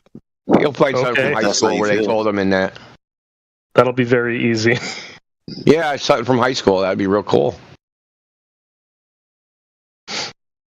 We know what they say in high school, but it's wrong, dude. Oh, okay. So you're just gonna say all of academia is wrong? No, high school's wrong. Upper level graduate courses are right. Okay. They don't teach the same thing. Okay, so I'm going to go to science.nasa.gov, anatomy of an electromagnetic wave. Here you are. I'll read it for you. The important piece. Do you have higher education? Or are you just coming here from base level graduate of high school? Oh, if I was, then you should be embarrassed because I'm schooling you. No, you're not. That's why you seem to not even understand foundational physics. Well, this guy doesn't even know that light is an electromagnetic wave, so I don't really know where to start. Yeah, I'm questioning you. Okay, so you know what an electromagnetic wave is. It means that it's made up of oscillating electromagnetic fields that travel through progress your space. education. Your education is past that of high school, right? Yes, it is. These fields, they vibrate in a wave-like pattern, and they can interact with matter, in this case electrons, for example, and they could go ahead and impact or change that matter. But it is still an electromagnetic That's fantastic. wave. That's Maxwell's wave theory of light, which is wrong. Okay, you're going to tell me Maxwell It was is incorrect. superseded. It was superseded by quantum mechanics, and I told you why. Okay, explain it to me. I don't think you explained it why. The Young's double slit, the fucking photoelectric effect, Compton scattering. Like, do you want me to go on and on and on? But that proves that it's an electromagnetic wave and has wave-like proves it's properties. not. That proves it demonstrates. It proves that. it's both. Physically, That's the it's whole ballistic. point. It behaves both ways. That's the entire point. No, it has a wave-like behavior. That's what I said in the beginning. But it's not. You said it's composed of a wave. ballistic. No, it's not. That's not how it works. It's not That's composed not how any of it of a works. wave. It's not composed of a wave. Until you measure it, yes. Tell me, yes, it is. No, That's the beautiful it's not. part. That's the scary part. That's not scary. It's some bullshit you have to tell yourself to make it all mysterious. Scary. Okay, so you're actually you don't know this. That's hilarious. You can try and posture all you want, dude. You can try and posture all you want. You have a remedial understanding of the subject. Light's not a wave. Probability amplitude of making the detection is not a wave. Okay, these are not physical waves. It's a mathematical construct. Okay, so why does light have a frequency of a wavelength? Just like he told you. So why does light have a frequency of and a wavelength? Why? If it's not a wave. That's Maxwell's theory, but that gets reduced down to a photon. So it has an energy. Yes, once you collapse the wave And a function. But frequency. until then, it is very much a wave. It's not a wave. What's waving? Okay. Well, dude, you can Google this. Go in ChatGPT. Wave function, and here I'm reading. A wave function isn't made of a particle. Fair enough. Rather, it's a mathematical description. Yeah. Can you look in the chat? So the first quotation is from Richard Feynman, who got a Nobel Prize in Physics for quantum electrodynamics. So all these physicists agree with me. You won't find one physicist that says light is a wave. You'll find remedial bullshit for ninth graders that say they shit. Okay, so I asked you just one more time. So electromagnetic radiation, a wave. You're telling me that Maxwell's light theory. Okay, so you don't think that's shown to be wrong. current? You don't think that's current theory? Is that correct? No, listen. No, what do you mean current theory? No, quantum mechanics is the current theory. Okay, so you don't think that electromagnetic radiation, also referred to, light, is an electromagnetic wave? You don't think that's the case? That model is wrong. It was proven wrong by experiment. I don't know how many times I got to tell you. Okay, it hasn't, and that's just it's what you believe. Yeah, Young's double slit. You should read more. Yeah, I have read more. I've read way more than you. The double slit experiment proved that it has particle and wave-like properties. Yes. No, it is a That's particle. Why when you first particles mentioned hit the screen. That's why when you first mentioned it, yes, and of course, particles bounce off and get absorbed by our retina to give us a color, for example, right? I get that. No, I understand that. The reason why I asked and they cause the screen to fluoresce. The reason why I asked you that originally is how does quantum tunneling work? Is because the probability amplitude overlaps the barrier, right? So you have a barrier which the particle so or is whatever. Is it a real particle or not? So is it a real particle or not? There is no local theory of quantum mechanics that works. It's a non-local theory. Yes, that's the whole point. It's a wave. It's a probability function. It's a probability of where you're going to make a detection.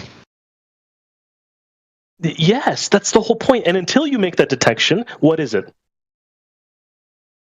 Nobody knows. It doesn't exist. Okay. No one knows what happens. It doesn't exist. It doesn't exist, everybody. You heard it here first. Tell me what exists. What is it to be? It's a wave. It's a probability function with a frequency. And an wave amplitude. of what? A wave of probability? Electromagnetic radiation. No, it's not. Yes. Then why can't we detect it? Article, why can't we measure the electromagnetic article on it? Listen, why can't we? Oh, wait, didn't you just say not to use Wikipedia and use the citations in Wikipedia? Well, yeah, read the citations. I don't say read the page. At least get the citations off of it. Yeah, they're pretty good citations all over. When we try to detect the wave after the slit, what happens? Well, it depends if you actually measure it or not before. Is it measurable? Yes, that would mean you measured it. No, then it would quote-unquote collapse the wave function, and then you get two frickin' slits. You get two lines. Yeah, so it is measurable. You don't know what you're talking about, bro. You just don't know what you're talking about. If you do measure it, it behaves one way. If you don't, it behaves another way. Dude, there's no measurable wave, dude. A probability amplitude is not physically real. It's a mathematical artifact. Okay, so you know how the measurement works, right? You're bombarding it with radiation to go ahead and find out when something bounces off. That's the measurement. That's how they measure it. Yeah, I know what a measurement is. Actually, so any interaction between quantum particles is technically a measurement. Yeah, okay, that's the only thing you said that's true today. Fantastic. So yes, when you have those two interact, you suddenly collapse the wave function, and now how does it behave? It doesn't behave like a wave anymore, right? Look, you're giving me the Copenhagen interpretation as if it's holy writ. Okay, is the Copenhagen interpretation it's fairly well studied, yes. So what? You're just giving me the interpretation, right? Of just all of quantum physics, that's a pretty common one. Well, there's many bodies, there's pilot waves, so there's a bunch of interpretations of what's happening. Yes, but none of this have to do with electromagnetic radiation and it being a wave or not. All of them agree on Copenhagen interpretation isn't real waves, dude. It isn't electromagnetic radiation. Yes, but they still express themselves the same way. Okay, whether or not it's a field or not, or a string. Intro to quantum mechanics textbook, right? And go find light is a wave in there. Yeah, you can find that in any textbook. Yes. Not in any quantum mechanics textbook. Yes, you can. This is getting tiresome. I don't know how many citations we have to post up, dude, because we're posting people one. that are experts. Just post the Wikipedia article. Why, when we can go by people that have Nobel Prizes in quantum physics, why would we do that? Yeah, and they all agree with me. No, So you're misunderstanding their findings. The first thing Newton believed light was crepuscular. It turned out that was very strange properties. To the point of view, it was then explained that many of these strange properties was because, in fact, it was a wave, which was wrong. You don't have to read at me. Which was wrong? What's ambiguous about which was wrong? Because it's both. So which was wrong means it was both. Him assuming it was only a wave is incorrect. Turned out that light was a particle. That's the next sentence. Depends if you measure it or not. It has both properties. That's how EMR works. Everything is really particles. All things, electrons, photons, protons, neutrons, they're all particles. There ought to be no doubt about that. This is written in the 1920s, right? And we've done a little bit of experiments since then, right? No, that's Ramamurti Shankar, Chair, Professor of Physics, Yale, Quantum Mechanics. Which year? What does that matter? Because things have been quantum mechanics has been unchanged since Planck, dude. Are you retarded? Okay, I can't have this conversation with you. If that's, I think we're good, man. I appreciate it. I appreciate your time. I appreciate your time. So we have to play this game. It is particles. I appreciate your time. If that's its future is determined by a wave, but the wave is purely mathematical.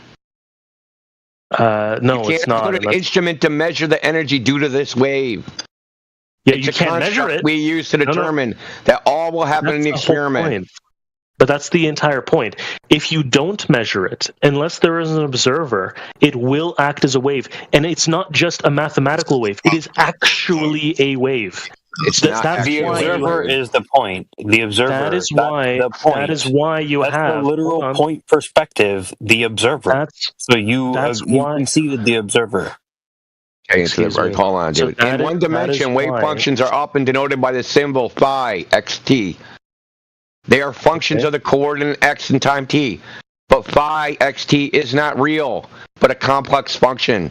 The Schrödinger equation does not have real but complex solutions. The wave function of a particle at a particular time contains all the information that anybody at that time can have about the particle, but the wave function itself has no physical interpretation. Okay, so how does quantum tunneling work? How many ways do you need to be proven wrong, dude? Just once. Just tell me how quantum tunneling works. I already told you. Okay. So the probability that makes the detection crosses the barrier. It overlaps the length of the barrier.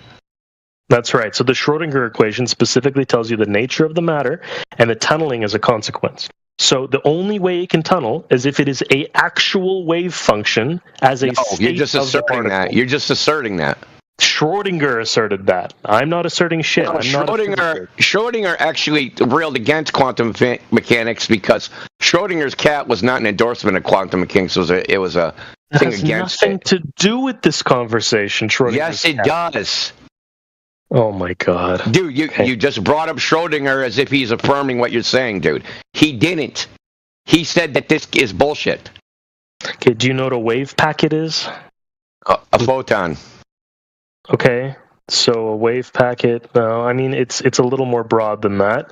A photon is a potential wave packet, but the entire point of that is that in a wave, tunneling is a consequence of that. The fact that it is actually physically a wave. This wave packet has a probability of that if measured. The same wrong thing all you want, dude. Okay, all right. Well, I guess agree to disagree. Hopefully you read a book one day. I have. I read all the shit I just cited. Read a better book. Yeah, read Wikipedia some more. Yeah, I will read the citations off of it. You haven't. Yeah, tell me one citation that supports what you said in Wikipedia. I'll post one right now for you. No, the citation of what you said. Yeah, I'll post one right now for you. Okay. And if you look at the chat, how do you explain more slips causing interference? Okay, patterns? But if you look at the actual screen, it's a fucking particle on the screen, dumb fuck. I hear.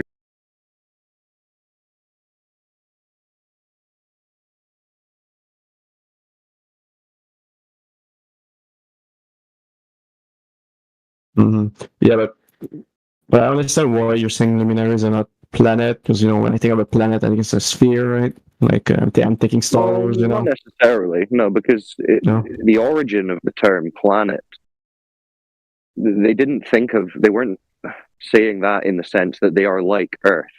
They were saying it in the sense that they're basically stars that move out with the constellations, right? The constellations are constant.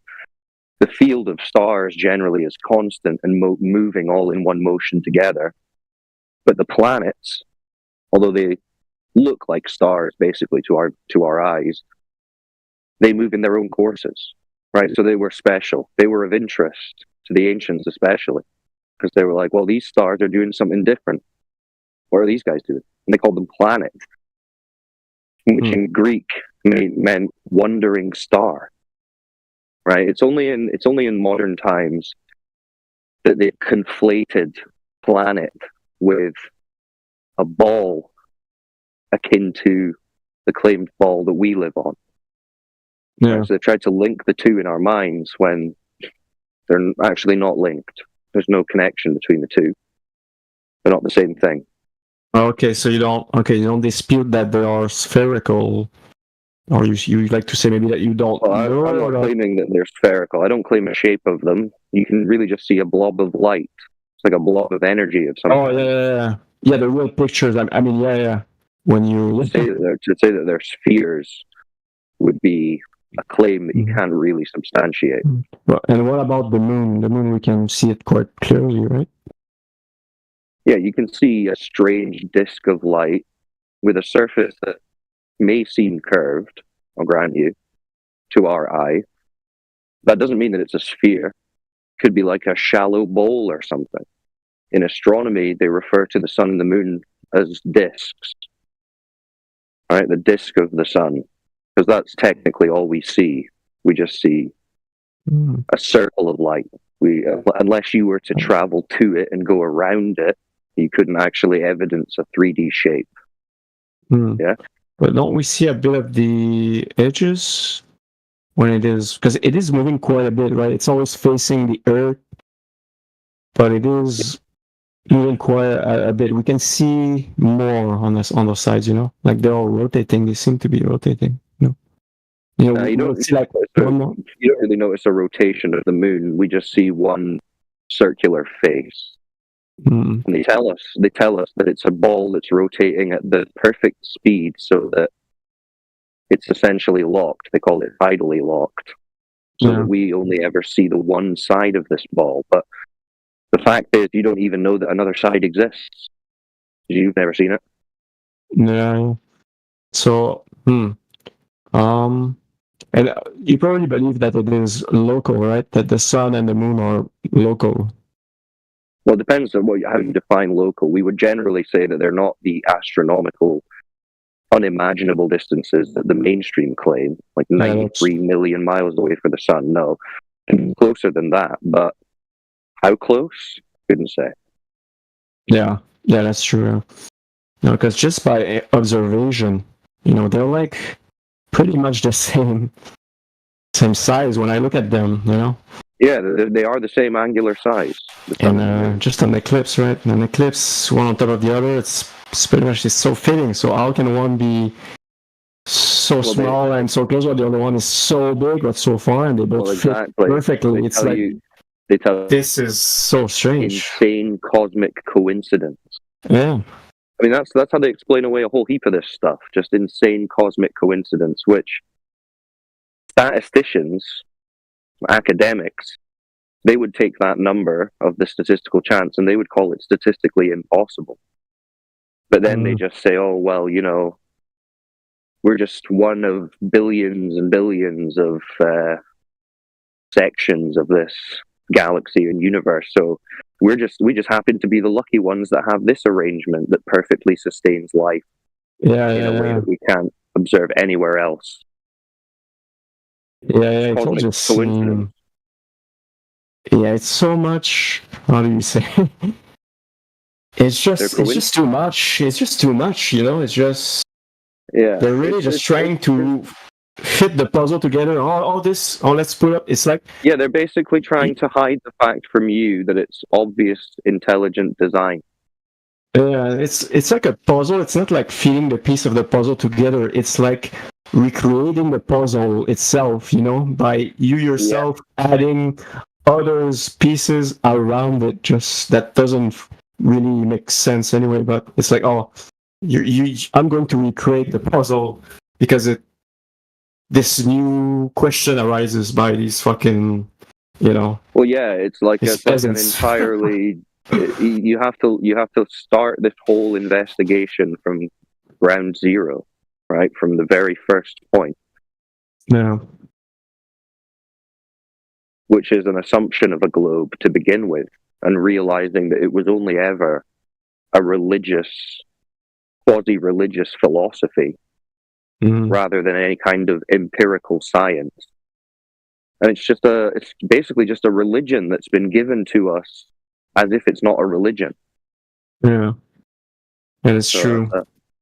I know science, well, not the original science, but today's science, I think it's corrupted. It's the new, it replaced God. It's the new God. Well, we're big fans of science here, and we like to defend actual science, but for the globe is like scientism.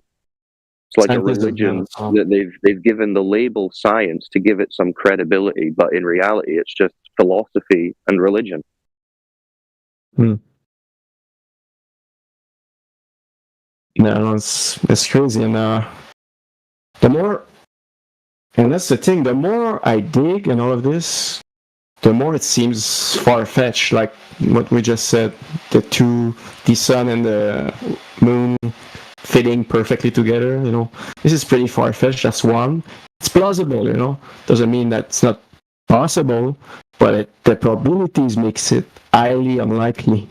And then when I ask other questions, it's just it goes always in a territory of, oh, you will never understand. You're not an expert, and you don't have all these sophisticated tools that we have today that are so cool and so expensive and so revolutionary. Yeah, and so behind closed doors, right? They're basically telling us that behind these government hangar doors, there's access to sci-fi technology and futuristic wonders that would essentially be like miracles.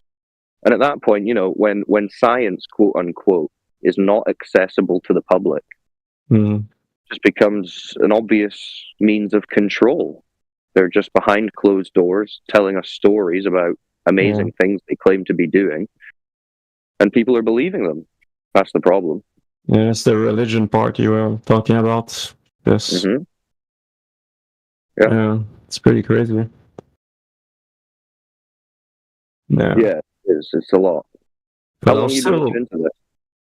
Into this? Well, I haven't been looking, you know, I've been, the first time I discovered it, I think it was in 2014, first time. And it really blew my mind, and I asked everywhere on all of this, and I wasn't satisfied by most of the stuff I was seeing, so I had to look more and more. But then I did a big... Yeah. No, I know. I come here and I'm like a newbie. You probably, maybe it started after me or something. But it's just because I got disinterested in it. You know, to me, I kind of knew enough and I had other interests in mind. But I always come back to the subject regardless. You know, here and there, I'm like, oh, I never thought about this. What about this? And then I ask questions to, you know, to you guys or other people. It's the ultimate brainworm, because once you start to get a hold of this and start to work it out in your head, you can't unsee it. You can't escape it. You can't unsee it, exactly. And there's so many reminders in your daily life. You're going to see media articles and NASA claims, and every time you see them from then on, you're just going to be like, that sounds like bullshit. Yeah, that's cognitive dissonance. I cannot see this as genuine anymore. It's like, oh, what the fuck? I'm so ostracized. I'm so alone now. Well, not to mention, I mean, the fact that when you start to actually think about observable reality again, you go outside, you go to the beach, you can observe. Like, you can just start doing observations, see how far you can see, and you just see way further than the globe claims you should be able to see. Yeah, and it makes the world far more interesting, because then you wonder, like, why don't I explore this world, you know? Well, why not? Yeah, why not explore Antarctica or some shit? Yeah, it's amazing, like, the kind of world of exploration that you come into when you start to look into this, because you realize, shit, I've got to kind of start from scratch on what I think about nature, my environment, like the Earth as a whole, the Earth as a system. Like, it really does open up your mind to, like, how little we actually know and how much there is still to figure out and explore. And yeah, the whole thing about being ostracized, yeah, you've got to be careful about where you're talking about this with, because it's still quite controversial, but that's changing. Like, even just in the last few years, it's way more mainstream than it was. Like, in a few years' time, it's going to be pretty common that people are talking about this. Oh, you think so? I don't know. Yeah, I feel like people never wake up. I just feel like they always stay asleep. It's like, you know. Yeah. I'm not saying that they're necessarily going to start waking up en masse, but it's already changed in the sense that now it's becoming something that everyone's talking about when it comes to. I mean, if you go on Facebook or social media or something, and you see a NASA article that's been posted or a claim saying, "Oh, NASA's done this. Here's some images that they've sent." Go into the comments section, and it's just hundreds of comments debating flat Earth. Like, they're not even talking about what NASA's claiming anymore. It's just straight to the Earth isn't flat. The Earth can't be flat. Take that, flat earthers. Like, it's on the mind. Yeah. It's on the mind of the people. So it's only going in one direction. You can't put Pandora back in the box. Yeah, it's stuck in the personal unconscious of the people. Yeah. Yeah. Can't close Pandora's box. That should have been. But same thing. Can't put the genie back in the bottle. I think it's always going to be. I think it's just I have this feeling that they won't ever. Those that haven't awakened up or haven't been curious enough to look deep into it, they'll never wake up, like, ever. To me, this is a feeling. It's just that they'll just defend it more and more and more. That's going to be the case. But I mean, the beautiful thing about this is that doesn't matter at all, because at the end of the day, this is your personal understanding of reality and where you are and what your situation is. Yeah, there's going to be a load of people who don't get it and who don't want to get it, and they want to believe in the globe. That's fine. But I mean, they don't have reality on their side. They don't have observation, measurement, or practical usage of the Earth as a globe, because that's all flat. They can only trust the government, and how's that going for people? I don't see government approval ratings increasing. They only seem to be tanking. So that last thread that those globers are hanging on to is getting pretty thin. Yeah, it's just, I feel like, people, if they still have peanut butter in their fridge, they'll never wake up. As long as they have that, they're fine. That's all right. That's I mean, I don't care anymore. And this is about any topics, really. It's not just about this. I feel like this one is a big one to swallow for them, for sure. Yeah, but at the end of the day, but they don't even wake up. You acquiring knowledge is for your own gain. If you're trying to acquire knowledge and truth, I don't care about them. I don't care anymore about them. Wake up the rest of the world. Yeah, you just got to accept that that's not necessarily going to be the case. Yeah, you can. I mean, that doesn't mean you shouldn't talk about it. You shouldn't think about it. You shouldn't find out as much truth as you can. But at the end of the day, this is essentially a single-player game, right? So, yeah, you do it for you. You do it for your family. Yeah, that's super interesting. Yeah. So, what other questions you got? Other questions about the flare? Let me think. Well, what's the best arguments you've heard? Have you seen the Black Swan? Have you heard about gas pressure? Gas pressure, yeah, the pressure tank, yeah. You're talking about the atmosphere. Gas pressure requires a container. Yeah, and it's supposed to be even, right? I think.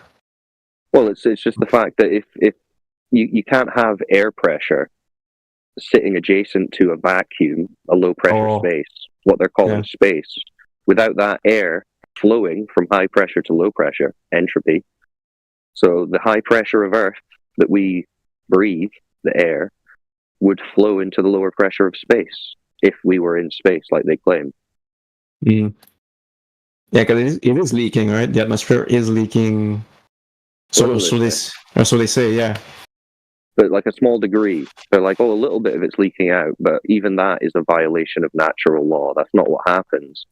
If you have like a container of air, and then you've got a vacuum next to it with a little connector between them, and you open that valve, the air is just going to immediately, almost instantaneously equalize and flow into that other available space. The vacuum doesn't drip. It rushes. So we can't be a ball of water and gas pressure sitting in a vacuum, uncontained. Just wouldn't work. It's like if I ask you to fill up the tires of your bike with air, and then I say, now I want you to keep that air pressure, but remove the rubber tires. What would happen? Then air will go up. I mean, it's the first thing it will do. Equalize. Yeah, it will just spread out. It will just equalize with the. Well, it depends if you have trips in your wheels, but. I know what you mean. So. Pop a balloon. You pop a balloon. The air isn't going to stay in that little contained balloon shape. It's just going to spread out. Yeah.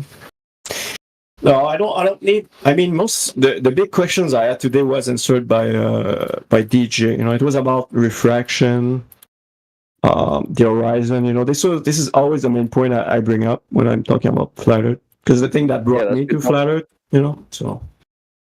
Yeah, DJ's your man for refraction. Yeah, it was great. Shout out to DJ. When I came over, there was only like 3 people. We were like 4 total, and he was amongst them, and so that was perfect, you know. Yeah, you're lucky to get a one-on-one convo with DJ. Yeah, for the big ads, you know. On this channel. Are you on the 24/7 Discord? Somebody gave me, I forgot who it was. Was it DJ? Yeah, I'm sure he probably did send you the link. Yeah, 24/7. Yeah, I'm on it now. Right, so if you scroll down about 3/4 of the way down the server page, I mean, there's loads of channels, loads of stuff, but specifically there's an additional information section. Yep.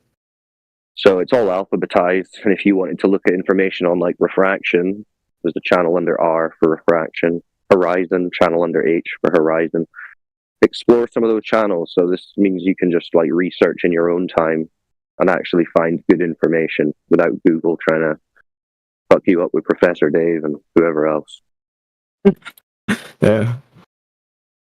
No, it's good. I forgot about this. I was like, I didn't think of this channel today. I was asking ChatGPT, you know, based on logic. I know he's not 100% perfect, but anyway, I don't want to go back in this topic. I've emptied my bag today. You know, my questions were answered, so I'm fine for today. But I'll definitely come back later if I have more. Yeah, good stuff, man. Well, enjoy Flat Earth. Come back anytime. Perfect. Also, we're on the politics server as well quite a lot. So if you're looking for FE discussion, check out the politics server 24/7 Flat Earth channel. And we're on YouTube as well. This is live on YouTube. So if you type in 24/7 Flat Earth Discord on YouTube, you'll find the live stream. So you can listen into conversations as well if you want. 24/7 Flat Earth Discord. stream, right? Discord. Okay. And you should find Helioskeptics channel and what's Chris's channel called again? Let's forget the name of it. We've got 2 streams. Subscribe and like both of them. Good man. Do you have Eric Dubé? Is Eric Dubé ever gonna join or? No, Eric Dubé doesn't really play well with other flat earthers. I bet he lurks. I bet he's got an account because he definitely uses a bunch of our arguments. But no, he's not been about. But there's been a bunch of them that have, like Dave Weiss and Mark Sargent and stuff. They've all come on. I heard that Eric Dubé doesn't like to debate, but maybe that's just like these genuine Globers trying to like tarnish his image or something. Yeah, I mean, the kind of people who would try and debate Eric Dubé, if I was Eric Dubé, I wouldn't debate them either because they're not going to be there in good faith. They're just going to be there to bullshit. That's true, yeah. I saw the debates, it really turned me off. No. Yeah. But good debates, I never saw any good debates. Yeah. There's so many people here. You and me were the only one talking. Everyone's listening. Yeah, feel free to chime in. Any new people or any flat earthers who want to add something, feel free.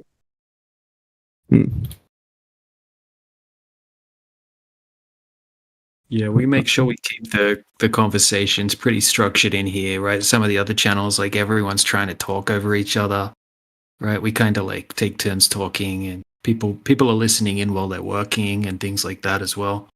Yeah, it's very respectful here. Yeah. Yeah, if you show respect here, you get respect. It's pretty fair like that. I mean, the only time you don't is if you come in with an attitude, which a lot of people do. But yeah, if you're chill, we're chill. So it should be. So this is it live now or it is? It's live now. It's live 24/7. Nice. Not just a gimmick. thousands of hours of globe debunking. Glorious.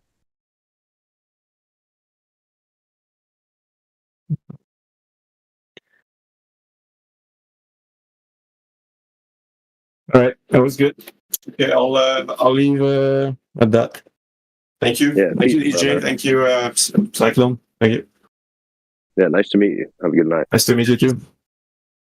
Yeah, you're in my DMs now anyway. So if you want any information, You sit in my DMs. yeah, bro, just ask and I'll send you links and stuff like. Cheers. Perfect. All right. Have a good night. See you. See you, man. Cheers. Later, bro.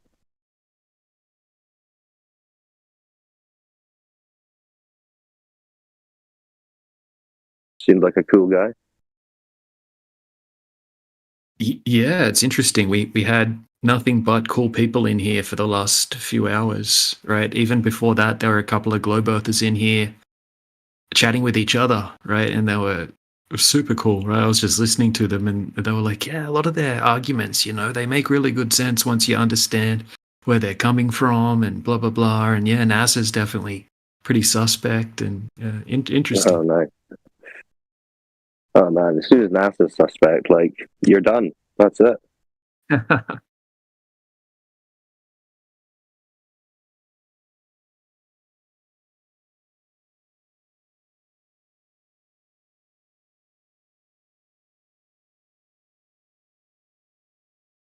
Yeah, it's definitely not like it was a few years ago.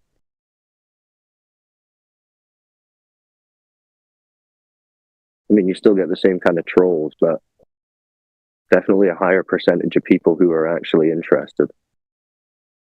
Yo, did you guys just wake up that last guy alive? Not really. He sounded like he was already there, to be honest. Oh, He just hasn't really looked into it much. Damn, I was about to say, good job, guys. Good. Oh, look out. Now we've got Rob Noxious in the house. Oh, no. Jinxed yourselves. Oh, shit. Matrix. Oh, shit. Wait, is that Robert? Utah? That Rob? No. There's another. No one cared who I was until I put the mask on. This is Robert Noxious. Oh, I don't think I ever talked to him. All right, well. Yeah. In a while. You haven't haven't spoken seen you guys in here in a while.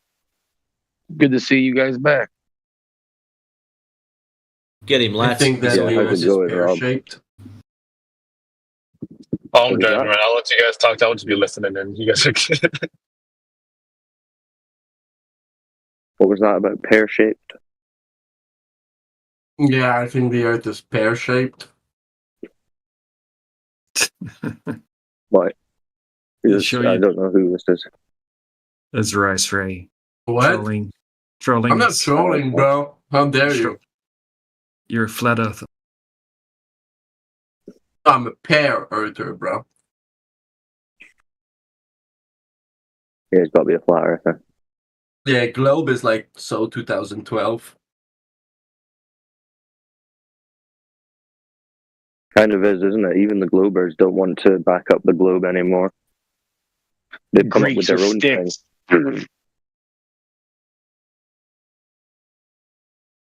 Now we have one the time I took Discord my globe. stick and then I did some shadows observation with my stick and shit, and it's a pear. Yeah, now they've come up with the Discord globe, where the boats aren't actually going over a curve. Well, they are, but not at any kind of geometric position, just wherever the hell it wants to. That's the new globe. Meet the new Well, yeah, because it globe. depends on the pear.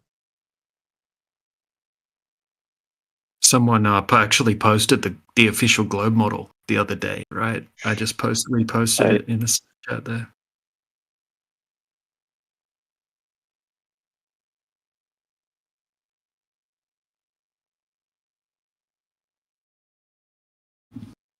So that's the official one? That's what they said, man. That's good. That's right from NASA. NASA released that. I seen that shit too. Awesome. They do. I'm just gonna save Plum that. Bob. Put in my globe I time am the folder. Optimus Prime.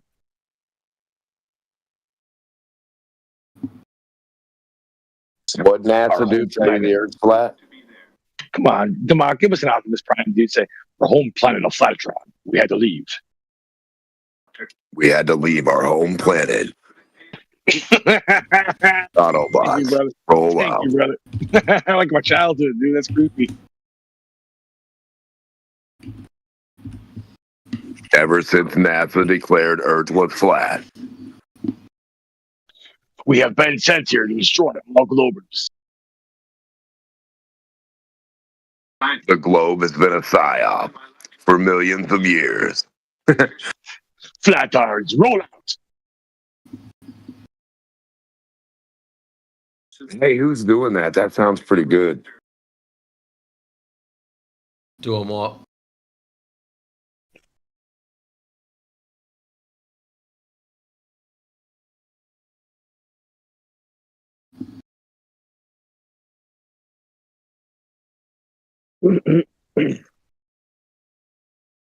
Adjusting for Earth curve.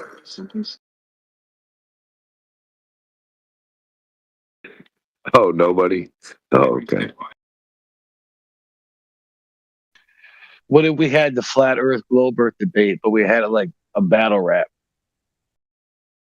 Hasn't that already been done? I don't know. Has it?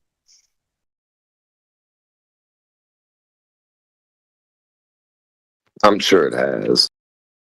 I'm sure people like McToon and FTFE got their little weird globe raps, so I'm sure it kind of has, in a way. No, I'm talking like people who can like actually spit bars and shit, not like some gay ass white dudes. Did you get that for what I just posted in the chat?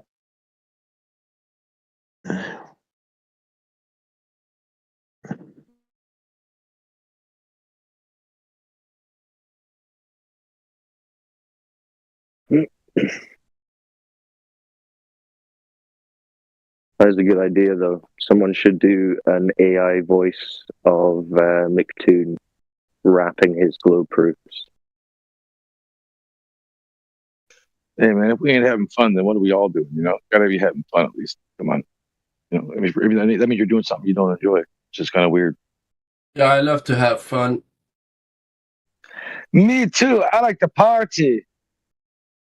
That's right. I'm a party animal. I love drugs and shit.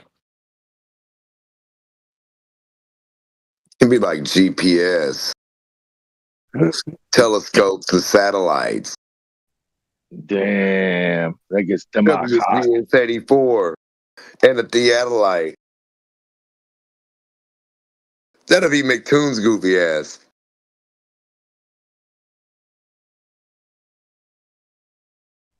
He's got the "Where Are the Guns," dude. That's a jam, bro. Yeah, "Where Are the Guns" could be the chorus. But in between, he should be like rapping about pendulums and swinging balls in sheds and, you know, just the other ludicrous shit the Globies say. Yeah, we got great ideas, guys. We got some ideas, man. We're just too stoned and lazy to do anything with them. Yeah, I love ideas. My bears, I like them too. Even bad ideas? That's the only kind I have. Yeah, bad ideas are good too sometimes. What about the globe idea? I couldn't touch it right here. You couldn't touch it right there. The globe curve, it's everywhere. Was the globe a good idea? Holy. The globe was a magnificent idea. That's right. It would be a schizophrenic rap, wouldn't it, Rob? You know what I mean? At least you agree. At least you agree it's just an idea. Yeah. We know everything, but we just can't prove it. We're sitting fucking still, but we tell you you're moving. Oh shit! Like, imagine you have slaves, but you don't want them to know they're a slave. So then you tell them a completely different like lie and reality and shit, right? So that they don't know they're slaves. That's a good idea, bro. Yeah, you'd be a smart slave owner to employ tactics like that. Yeah, that's right. That's right. You know, you just because like if they know they were slaves and shit, then they might like not want to be slaves. So if they don't know they are, then that's good. Without a container, they can't quantify the mass of everything you wave your hand in called gas. Yeah. Boy. Water doesn't stick to a ball no time fast. But like, come up if on you this have the Discord, the idea, Mac will be kicking your ass. like Always if you strutting, think it does, like if you always think it strutting, but does, they it nothing. does. Straight up kicking their ass. Yeah, no, it'd be way better than that. I'd actually write something down. It'd be way better. Yeah, Just but it would gotta have to be believe, like bro. corny as well for it to be McToon. It needs to be a corny rap, you know. Oh my God, it would be squared. Well, every rap sounds a little corny until you put a beat behind it. He's It really would, like your more. it would be you guys- 9.8 MC squared. You guys really do speak about him like he's like your arch enemy and shit. It's hilarious. Coming to the debate, but they're ill prepared. Rap is black music.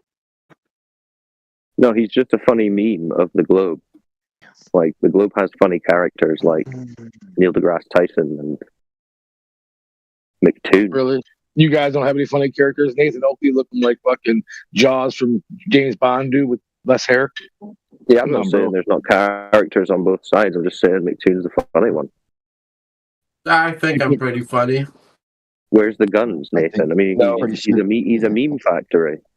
I don't know if it's Yeah, we got the Mog over here, you know what I mean? It's a funny guy. Nathan uses his name. What the fuck is MC Tune? You ain't got no tunes. Well, he's got 100 and something thousand subscribers. They say he's doing pretty good. The only proof for a globe is his hands or butt. A bunch of Oakley's got 20. Oakley's got 24,000. Listen. There's no proof for a globe, but it's hands or butts. A bunch of. Go ahead. Have you never seen the pictures, The bro? trees got caught in his throat. For the censorship. No, I said it, but you guys already talked. Flat Earth channels used to get stacks of subscribers, millions of views, right? Because they're getting recommended, right? If YouTube's not recommending your videos, right, they're not gonna get seen by masses of people, right? Whereas anti-Flat Earthers videos are getting pushed by the algorithm, right? They're showing up in people's suggested videos and things like that, right? So that's what's going on there. Not that. No, if anything, you can. If anything, 100,000 when you're being pushed by the mainstream is actually an indictment of how bad he is. But the proof for the globes, ifs, ands, or buts, a bunch of cartoon nuts, and some video cuts. Ask them a question, they're always screaming out, what? That's right. I tell him stop getting up on your live stream, selling yourself like a slut. Well, everything you this is a say, family man, show. You know, it just sucks. Yeah, so like the king of the gods, right? He invented the globe. Yeah, so that we wouldn't know about the truth. Yeah, that's right. Why does gravity rhyme with depravity? Because you're gay. Don't talk in the mirror like that. You should never speak in the mirror like that, dude. Oh, that was a question. Because you're gay? If gravity's holding me down, then why am I getting so high? Why am I so fucking I get it, fly? brother. I get it. I got you. Yeah. Gravity's not holding you down. All right, let's get back on to it. Do we have any new people who want to ask questions? If not, Rob, you're going to have to present an attempt at a globe proof, I'm afraid. Oh, you guys want to fight? Well, we're going to have to get it back on topic, and if you're the only globe here, man, you're going to have to do something. Yeah, I mean, listen, man. On the mic. Hold on, I'll bring something up. Hold on, I'll bring something up. You guys want to talk about the gods?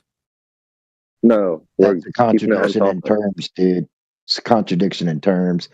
God, yeah, no, we're not talking religion. We're not talking religion. We're talking the earth. Yeah, Yeah, they want to talk flat Earth. So here's about flat Earth. So here's what I can say about flat Earth. Oh, I can't post anything. I can't post pictures. Yeah. Someone give me the Physical attributes, Rob. Post a picture. Can I post a picture, please?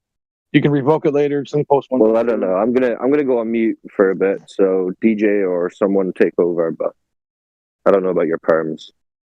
Just use your words, Rob.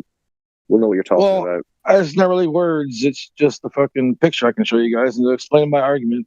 Because the argument on the table now lately is that the Earth is measured, and it's just not true. Let's see the picture. There you go. All right, keep this on the rail, boys. Yeah, So do we this have is the all- measurements? And how many measurements do we have and what increment along the way from point A to B? Go ahead, Rob. So that's my reply when people say, is the Earth flat? Measured flat. It's not. It says the proof that the Earth isn't measured flat, you can focus on a few key points that you are simply yet convincing. Photos from space, airplane flights, horizon, time zones. And there's another picture too that I have with the rest of the questions. Sorry. That's funny, man. Yeah, My the chat is- Horizon is a really good one. Yeah, the Horizon got me right there. And then you have the time zones and Earth shadows during the lunar eclipse. So these 5 points you can really key in on these points and figure out really simply the shape You know of the what Earth. my chat I'm sorry that the Earth is not measured. Have you heard of the EDL, International Dateline? Yeah, the time zones have been changed multiple times, so that's irrelevant. Yeah, but the reason we have time zones, it doesn't matter if they're changing or not. The reason we have them is because the Earth. It don't matter if they change if it's due to the shape of the Earth. Well, no, they're actually they're political lines that countries have agreed to use upon to make a rational system of time. EDL, dude, International Dateline, dude. Look it up. Yeah, I know it is. Yeah, I know it is. Dude. It's been changed. I think 13 times. What does E stand for? Sorry, IDL, International Dateline. Dateline NBC? Yeah, it separates Tomorrow Island from yesterday. So out of all this, to prove the Earth isn't measured flat, one would measure curvature. I don't see any measurements there, Rob. Well, my whole again, these are just simple convincing arguments. So I would ask you this: I would just say, if I took you up high enough, you as your own person, and you were able So to you're look at some kind of appeal to future fallacy. If well, have you done this? I'm asking you. I'm just posing a question. Have you done this? Well, I'm posing a question to you. So no, I haven't done it. I'm posing a question. Right. So it's just some appeal but I to want to future. get your Awesome. opinion. Well, listen, it can be whatever you want. This is not a bit, Rob. You should let Rob, someone get it out. Rob, You should let what was someone the get it out question before you put forward to ChatGPT? Yeah, this is not how you have a conversation. I mean, if you want to argue, Rob, you're trying to non sequitur red herring. You're all over the place again, Rob. Rob, you're trying to prove measurements. Rob, listen. You're going all over the place again, mate. You're trying to prove measurements. Your claimant is it is not measured flat, so therefore, if it's not measured flat, it must be measured something else. What measurements have you got? Yeah, so like I was trying to point out to you, if you were to go high enough where you could look down and see the object you were living on to be a spherical object, the measurements would be irrelevant because you're looking down at a sphere. Excellent. So again, have you done this? No, you haven't. Yes, so your comment again is irrelevant. Actually, you can do it right now. Dude, you don't have to yell. We're not getting excited. We're just being normal people. And you can. In fact, the bottom line is. So your claims are irrelevant. You said you haven't done it, yet you're directing me to do so. Man. I'm not going to do this with this guy. I'm trying to be cool today. This guy want to be cool. So your claims you've put up there: number one, photos from space, fail. Number two, airplane flight paths. What the fuck have flight paths got to do with anything? The horizon. You can't have a horizon on a ball tard. Time zones are political. What else have we got? And the Earth's shadow during a lunar eclipse. None of which are measurements, Rob. Oh my God. Have you guys ever heard of Prometheus? All right, come on, man. Yeah, this is like stupid. I mean, this isn't even fun. Let's have some fun, man. You're the idiot that brought it up. Just yelling at me, just to yell at me is really just kind of like, isn't it like 5 years ago shit, man? Then Rob, people won't yell at you if you shut up and listen. You're supposed to be proving you're the one that's interrupting not flat me. measurements. You so listen, let's go back to the initial statement. To prove that the Earth isn't measured flat, you can focus on key points. Well, to prove it's not measured flat, you would measure it something else. Measure it as a cube. Measure it as a fucking rect. No one cares. But if you're proving not flat, you have to prove something. You've proven nothing. Yeah, Where's your measurements? I have. If I was to second reply, okay, there you go. I'm gonna reply. Can you stop talking for a second, bro? You got it out, dude. You done? Let's go by one. Let's go all 5 of them. The first one, we have pictures from outer space, from NASA. We have a ISS orbiting the Earth right now, live stream camera. So therefore, I have evidence. You have none. So where do you want to go? You want to go to the next one? Or you want to, let's stop. Hold on. Stop. Yep. Right. There's your first one. How do you verify they are true and correct? How do you verify they're not? Don't reverse it. Answer the question. That's the answer to my question. How do you know they're not? Take it by faith, man. Yep. So I've just got to be a believer. So, okay, point 1 is null and void. You've just nullified your first point by reversing it and having a fucking negative answer. That's your opinion. But Rob, that's not opinion, that's fact. That's what you just did. Hey, Rob, what about the one I just posted? What's going on there? How come it looks flat there? Yeah, it doesn't look flat. Zoom out. Zoom out. Let's bring up the ISS. Let's watch the live stream in here. You can do it. There you go. You've got a photo of the ISS over but you guys won't do that. And the horizon is flat. You can share your screen and watch it in here. Let's watch it together. Let's watch. I don't need to. I woke up to that as my screen. Apparently we do. Because I'm a Glober and you're a flat earther. No, look. They sent me it. They sent me that. One of us is wrong. One of us is wrong. My phone company gave that to me this morning when I woke up. That was on my phone. That's nice. Okay, cool, man. I mean, what do you want to say? That's all I need. Or if that turned up. A screensaver proves everything. And actually, that's curved, dude. You can see if you know what you're looking at. You can it's not. Hold a straight edge on it. It's not. It's not curved. Okay. Well, if that's the model, if that's the model you want to say isn't curved, you want to go up. Then let's start taking measurements to Polaris from that fucking picture. Let's start figuring out where South America is. Now you want to measure stuff. No, it's always been about measurements. You guys are the one. Those are measurements. So why are you talking about fucking ISS? Going to space because Matrix told you because going to space requires measurement. No, Rob. You said it's irrelevant. If you've got the imagery, it's irrelevant. The measurement's irrelevant. You don't know what you're talking about. There's your imagery. Yeah. There's all kinds of imagery. That's the whole thing. We have pictures of our globe. We have no pictures of flat Earth. Show me a picture of flat Earth. Show me a picture of flat Earth. You can't do it. I did just there. There is. No, okay. No, you're It's not a picture of flat Earth. Let me respond to Rob for a second. You guys just want to looking for someone to scold you. It's okay. I don't mind playing that role, but it's just like this is getting sickening, dude. Your arguments are like ridiculous. Yeah, Rob. So your argument's ridiculous, right? You've even got Matthew Learns who comes in here, right? He's a university math professor, right? He's a globe earther, hardcore globe earther. He makes videos on his YouTube channel against flat Earth, right? He said, right? He's done the math, and he said you wouldn't be able to see the curvature of the Earth from the height of the ISS, right? Mm-hmm. Then in the side chat just here, we've got images from the alleged Chinese space station that show a completely flat horizon from all angles of the frame, right? And if you do the math yourself, right, you'll be able to tell that you could only see 3% of the surface of the Earth from the height of the ISS, right? So even the planetarium director. I know. I understand what you're saying, but you're not understanding the perspective.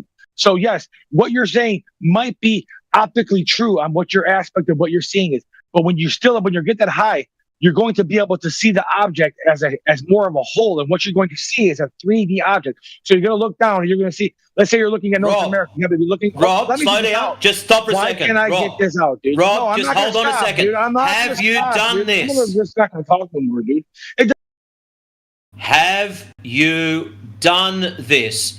All you're doing is appealing to something that someone else allegedly may have not done. If you have not done this, it's just a dream. It's just a fantasy.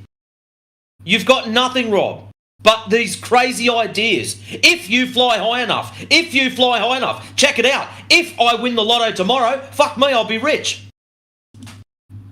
Man, it's just so bad. You're the worst. You got to chill out, man. This is just annoying. You're the one that's got to chill out. You're coming forward with all these crazy ideas of shit that you haven't done. Okay. You haven't done it, Rob. Cool. You haven't done shit either. You haven't done shit either. Have you? I haven't done shit either. Yeah, exactly. You haven't done shit. You so hold on, Robert. Hold on. You've made a claim. What haven't I done, Rob? Anything to do with going with the fucking shape of the planet is. How about that? You fucking idiots. Yeah. Are you sure? Yeah, 100% positive. You're a fucking You've goofball. got no fucking idea. Oh, you never seen, you never been there. You can't say. Listen, it's a real fucking. You're making claims that you can't validate. I didn't make a claim. I was fucking giving an example, dude. Would you just shut up?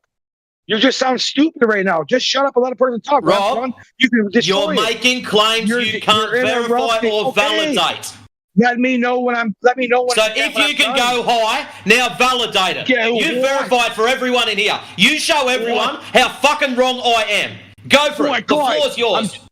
It's impossible to talk with you talking because you're just gonna talk over people. That's okay though. I'm the king of that. I'll just get muted. Less matter. Keep fucking telling everyone how wrong I am. Yeah. Show me how you verified this. Exactly. So when you rate it, so when you go up in the sky, you're gonna look down. You'll see the continent of North America, Mexico, South America, and you'll see that they're not laying upon a flat surface. They're going to appear curved in your vision. That's because the Earth is a globe, and you can see this on the ISS right now if you go look at the live stream. So there's number one. What was number two? Oh, plane flight, I think. Hey, Rob, I posted at 6 minutes after the hour screen cap of the ISS live stream if you want to go watch that. No, better still. Check this shit out. Sometimes I watch it and masturbate, honestly. It's just so great to me.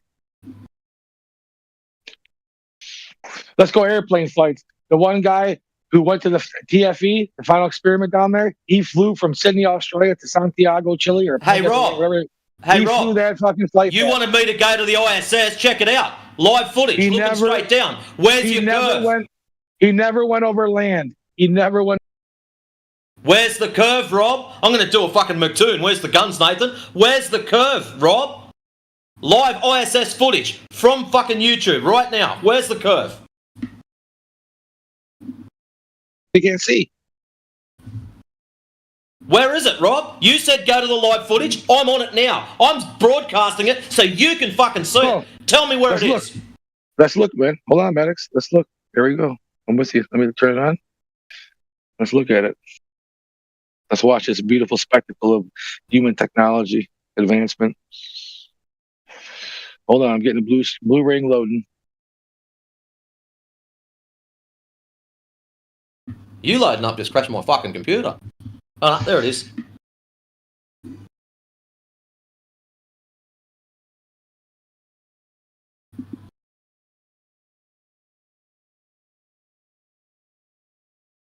I can't see it, brother.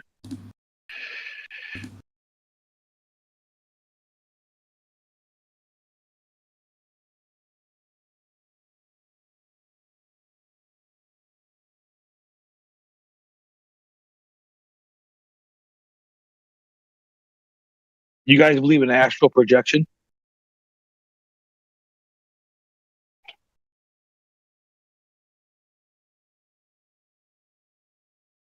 Irrelevant. Well, just elevator talk. Wait, there we go. There we go. Yeah, I've got my res up too high.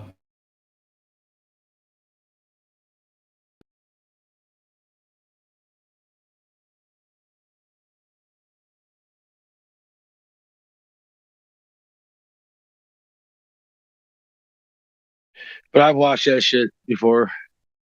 And I've seen it move around the camera and shit. And you can see it's obviously a giant. The fact that Antarctica exists proves it's a fucking globe. There's the north and the south. If the sunlight's 24 hours at one side and 24 hours darkest on the other, there's only one way to explain that. You're begging the question. Begging the question. It's not begging the question. One side or the other. It's called stating the obvious, dude. But that begging the question shit is like YouTube talk. You assume the very thing.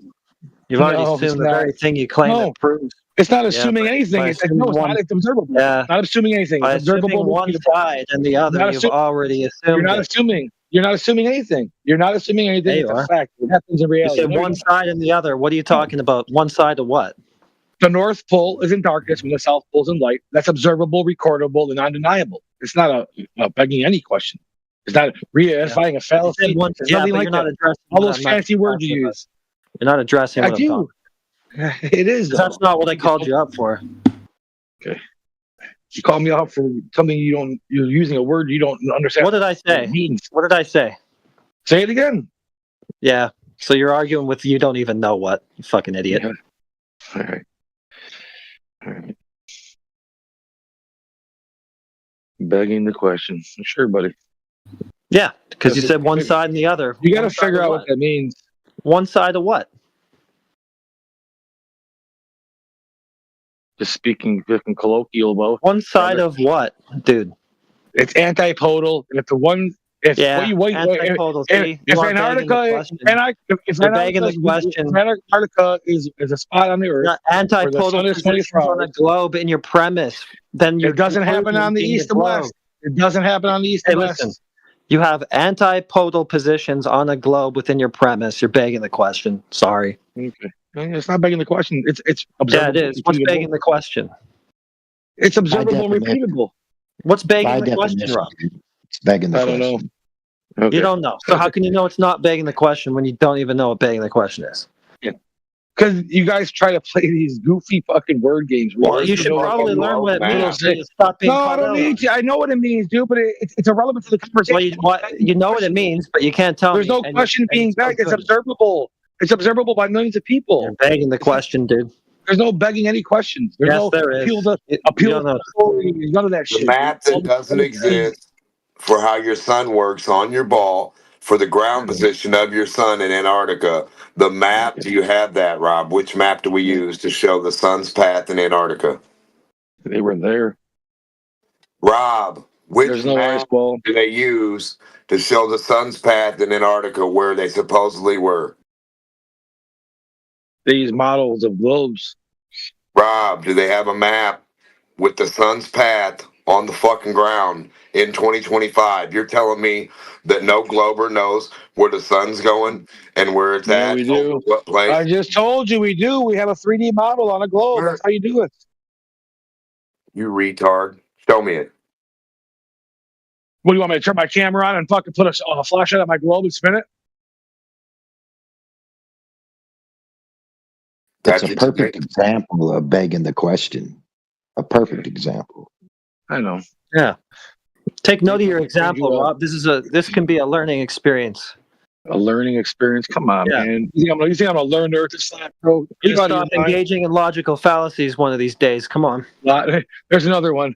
There's a witch in Oakley. You guys are witch in Oakley, guys. I can hear. Come on. Yeah, I know. You're a buzzword guy. You don't know what any of it onions means. No, I'm not like anybody else. I'm not like any other Globers. No. Yeah, there's a reason why you keep getting told this stuff. It's because it's what you're doing. You're engaging in logical fallacies. No, every time I hit a nerve, you guys try to understand. No, you're not hitting a nerve, dude. You're just being logical. I appeal to rationale. I don't really have to appeal to numbers. No, you don't. That's the whole point. No, you don't. I do. Dude.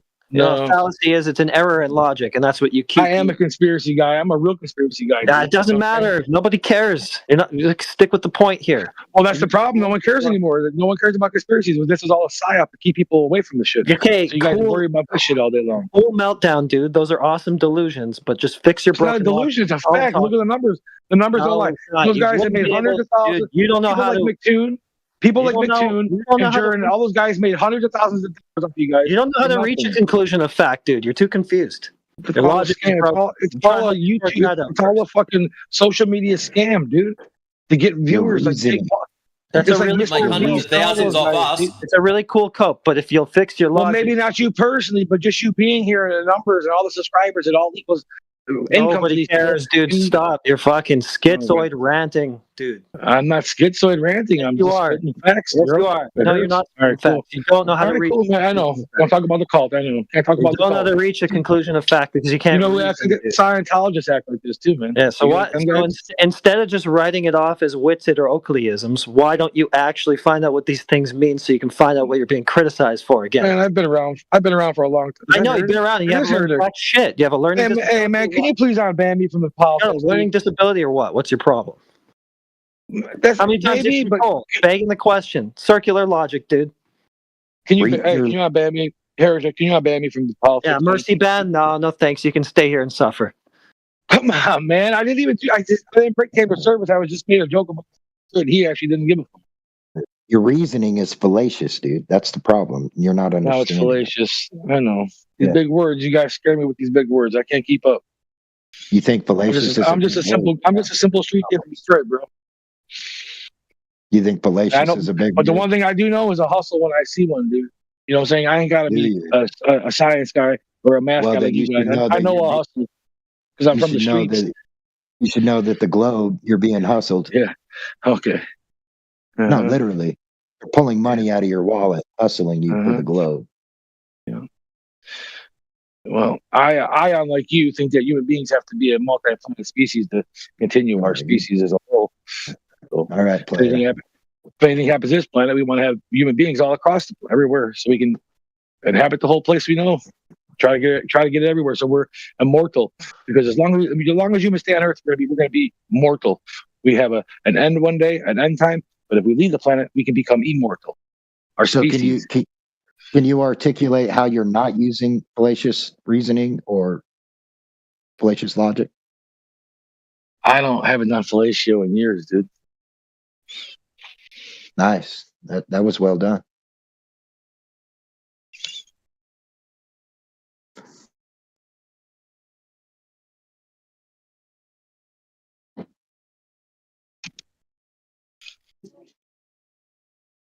I just came in the game too late.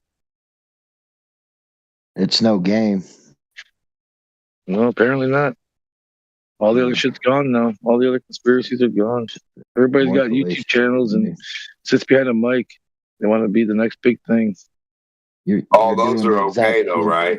So just to say any No, I don't even watch those guys really. To be honest with you, I don't watch really any of these. You watch Only people I follow are flat earthers. I follow the flat earthers and see what you guys say.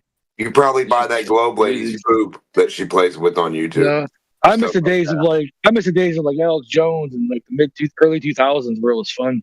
Like conspiracy theories were fun, you know. But there's shit to worry about. NWO, the Mero, remember the FEMA camps and shit like that, you know. But all that's gone now because people are worried about this stuff. The shape of the planet. Would you say that you're a fan of flat earthers or you are not a fan of flat earthers? Oh man, I don't know. I'm not a fan of flat earthers. You know, if there's more important stuff to talk about, you could just leave this chat and go talk about that stuff instead. Well, no, because I still think like you guys are conspiracy guys. I'm hurt. You know what I'm saying? I think that's where this all stems from. So you guys are I'm still with the conspiracy. I don't give a shit about politics, dude. I don't pay any attention to it. All right, well, you're in a circle called politics. Can I just make sure that you know what a conspiracy is? Do you know what that is? Yeah. I know it's a little off topic, but I just want to see if you know what a conspiracy is. Yeah. Do you know what it is? Yeah. What is it? It's a conspiracy. Conspiracy. No. Well, it's a crime. Well, it can be. It can be a crime. It is a crime. No, a conspiracy is a crime. The theory is the evidence that's gathered to prove the crime. Of course. Do you know that? All right. Like I definitely don't believe. I definitely don't believe Lee Harvey Oswald entity, but you know what I'm saying? I don't believe that shit. I believe it, and I believe that the fucking New World Order is a threat. Yeah, but wouldn't you say you have evidence for that belief or whatever? Like, well, I have what I would consider evidence. Well, yeah, that's what I'm getting at, dude. Yeah. Like a conspiracy is a crime of two or more people conspiring to commit a crime. Yeah, I The understand. theory is the evidence. The theory is the evidence gathered to, like a prosecutor, to prove the Well, crime. no, a conspiracy theory is just a label to to what do you call it? It's two or more people. Derogatory terms. It's two or more people conspiring to No, break it's like a the law, to slang. commit a crime. It's more of a slang. It's like a conspiracy No, theory. it's Like they're conspiring. there's a conspiracy theory that like I said, like aliens and everything. premeditated. Yeah, it's premeditated because they're conspiring. Yeah, but even like that, there was one time where people, like, I'm sure I'm not calling anybody out here because I really don't know. I'm sure at one time you guys knew people who were into UFOs and were for sure that these things are happening. But now that you believe in flat Earth, you can't believe in UFOs. You know what I'm saying? No, we don't, it doesn't we don't fit. believe it's flat. We know it is. Well, I won't speak for other people. I'll just say me. Well, yeah, as I say, I personally I don't just believe in UFOs. I'm like, in my own mind, I'm convinced they do exist and they've always existed. Really? Absolutely. And your evidence would be the human race. The human race is how UFOs exist. Yeah, in my opinion, yeah. I can explain that. Like I said, I'm a seeder guy, so I believe in the seeding theory. Well, I could somewhat agree. And I do the water hole theory. Like, if you look at a water hole, you go to Africa, you go to a watering hole. All the animals, even though they hate each other, they kill each other, they'll all go to the same watering hole and drink. But if a human being walks up, hold on, but this is the best part of the story. If a human being walks up, all those animals will run away. Why? Because we are the ones that don't belong here. No, because we're not part of it. We don't belong here. We're not from here. What are you talking about? That's not our home. I would admit that, but that's outside. We didn't come from the primordial pool of. You're scattering like water bugs right now, man. Hippos. Well, no, I'm trying to say. Elephants don't. I'm just saying. Oh, I'm sorry. That goes getting Water buffalo don't run away, dude. Hippos don't run away. Elephants don't run away from the waterhole, dude. What are you talking about? And you can also identify them all, so they're not unidentifiable. You're missing the point that humans will scare the rest of the animals away, but all the animals will usually, to a certain extent, go there and live amongst each other right? at the time that they're eating. But the human being, because we're just not an animal. We're not an animal. We're not from chimpanzees. We didn't come from primordial. I would agree. Rob, that's outside the point, dude. You want to know something weird? with the ape. The only evidence for a quote UFO type ship like a flying saucer that I could find are all human made. Every one of them. It goes back to like Nazis making flying saucer bullshit. So the only evidence I can find of UFOs or anything weird like that is literally just humans. No. Well, it's just unidentifiable. It's just unidentifiable. You're looking at something in the sky, and by looking at it, you can't identify what it is, right? And you're trying to compare that to animals in which you can identify. It's ridiculous. Well, you know what I would say? I'd say that you can go back and look in history books and see that even cavemen drew spaceships in the sky, what we would call saucers in the sky, and all of them looking up at it. Yeah. So maybe you know that island? How do you know they didn't put them up there? There's an island where some people are. They don't speak any language nobody can speak, and they kill anyone who goes there. But if you were to fly a drone over there, you reckon somebody would draw a picture of that drone into the sand and make a word to describe what the hell that thing is? No, but they would draw something in the sky to represent something flying. So you're saying those cavemen seen something flying in the sky? What's flying? No, what's I mean flying on the ground. Never mind. Dude, many people draw things that they've never seen. So that's irrelevant. Yeah, cavemen. Yeah, that too. All through history, the Bible. There's a UFO in the Bible. There's a UFO in one of the Bible illustrations. You admit that Bigfoot's been drawn, right? Have you ever seen Bigfoot, or do you believe Bigfoot exists? These aren't drawn, dude. These are like what about what about a one-eyed purple people eater? Like, people draw things. I know, man. Hey, listen, man. I know. Unicorns. Yeah. Laugh it up, dude. Whatever. There's a whole entire civilization off the shores of all. Once again, you're just using No, there's like 400. If you go 400 meters deep, I mean, there's like lost cities like all along the shelf. The ocean used to be a lot shallower. There's whole fucking civilizations like fucking buildings. How do you know that?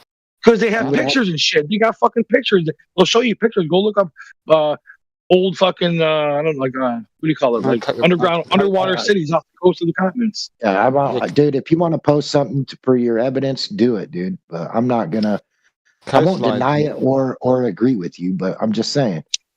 Quit using fallacious reasoning.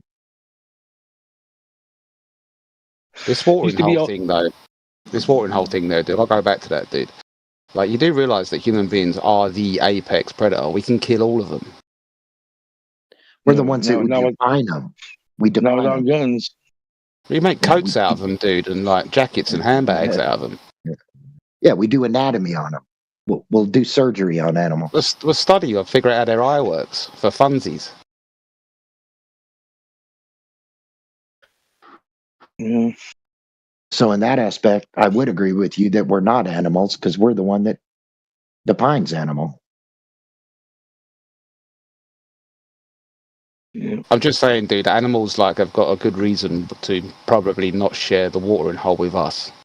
You know, and their ancestors. Yeah, I think it was more of it's just a point, though. It's like if you try to dig too deep into your mission, the point is even if you put us all up in a criminal lineup, dude. You have a whole bunch of different animals. They all look like animals, but we'll just be the human, and we don't even look right in the lineup. We just don't belong here. All we've done is spread and destroy everything, and like pretty much a cancer. So in this observation, you're observing animals. So tell me, where do you observe the Earth as a sphere? From space. But we also can dig a watering hole for the animals. Did you go to space? When did you go to space? Every day. Oh, you go there every... See, here you are lying again, dude. No, YouTube. You got technology. We can go to space every day. Oh, really? So yeah, Superman you can pull up all kinds of fucking space pictures and live streams and shit. Don't you think it's kind of odd that they only exist where Superman does? No. Superman's not real, right? Well, you see him the same place you see the spherical Earth, right? That's the only place. Yeah, those are movies. Don't you think that's ironic? The movies don't look like real life. I've never seen a movie that looked like real life. You can still tell they're movies. But you've seen the sphere Earth on the television flat screen, and it looks like the real world. Wait, I thought this was a joke. You guys really do debate flat Earth in here? We got a little. We're not joking. And can you drop your camera for us, mate? There's it's not like there's actual globe evidence or proof or anything, so there's not much of a debate. I thought Flat Earth was dead, though. I thought Flat Earth was dead, though, wasn't it? What, outside is dead? The world that you reside upon is dead? First I heard of it. I thought it died, like, because of the It never died, dude. It only died down, and it comes in spurts all throughout history. Yeah, that takes some like belief. That does right there, some like holy belief there after the Antarctic thing. You know, some faith. Why? What does that prove? The 24-hour sun. That's what it proves. Question again. Well, 24-hour sun, is that all it proves? Just that there's a sun for 24 hours you can see? The position of the sun and the position of the rotation of Earth, it proves a lot, dude. What do you mean position of rotation? How did you prove that? All I see is the sun going around. Why'd you make the leap to the ground turning around? It's a conclusion to an experiment, dude. That's what they called it. What's the experiment? All right, what are the dependent and independent variables of this experiment? The rotation and position of the sun. Okay, so position of the sun is a dependent variable, and rotation of the Earth, that's the independent? Yeah, to achieve a 24-hour sun, yeah. So how do you manipulate the rotation of the Earth? Manipulate? Yeah, an experiment. It's supposed to actually manipulate the independent variable. No, you manipulate your position on the variable to include it. Position is the variable. All right, back to the drawing board. Making the question once again. Position is always the variable. What the fuck are you on about? Well, you just told me that the variable was rotation, but you didn't manipulate that. You manipulated position. So position causes apparent sun and sky. Okay, where's the globe in this? Oh, Jesus, it's your faith speaking. No, it's me asking questions. We could, here, let's dumb it down a little bit. Why don't you use the scientific method and articulate a hypothesis for us of how you utilize that to determine the shape of a bowling ball?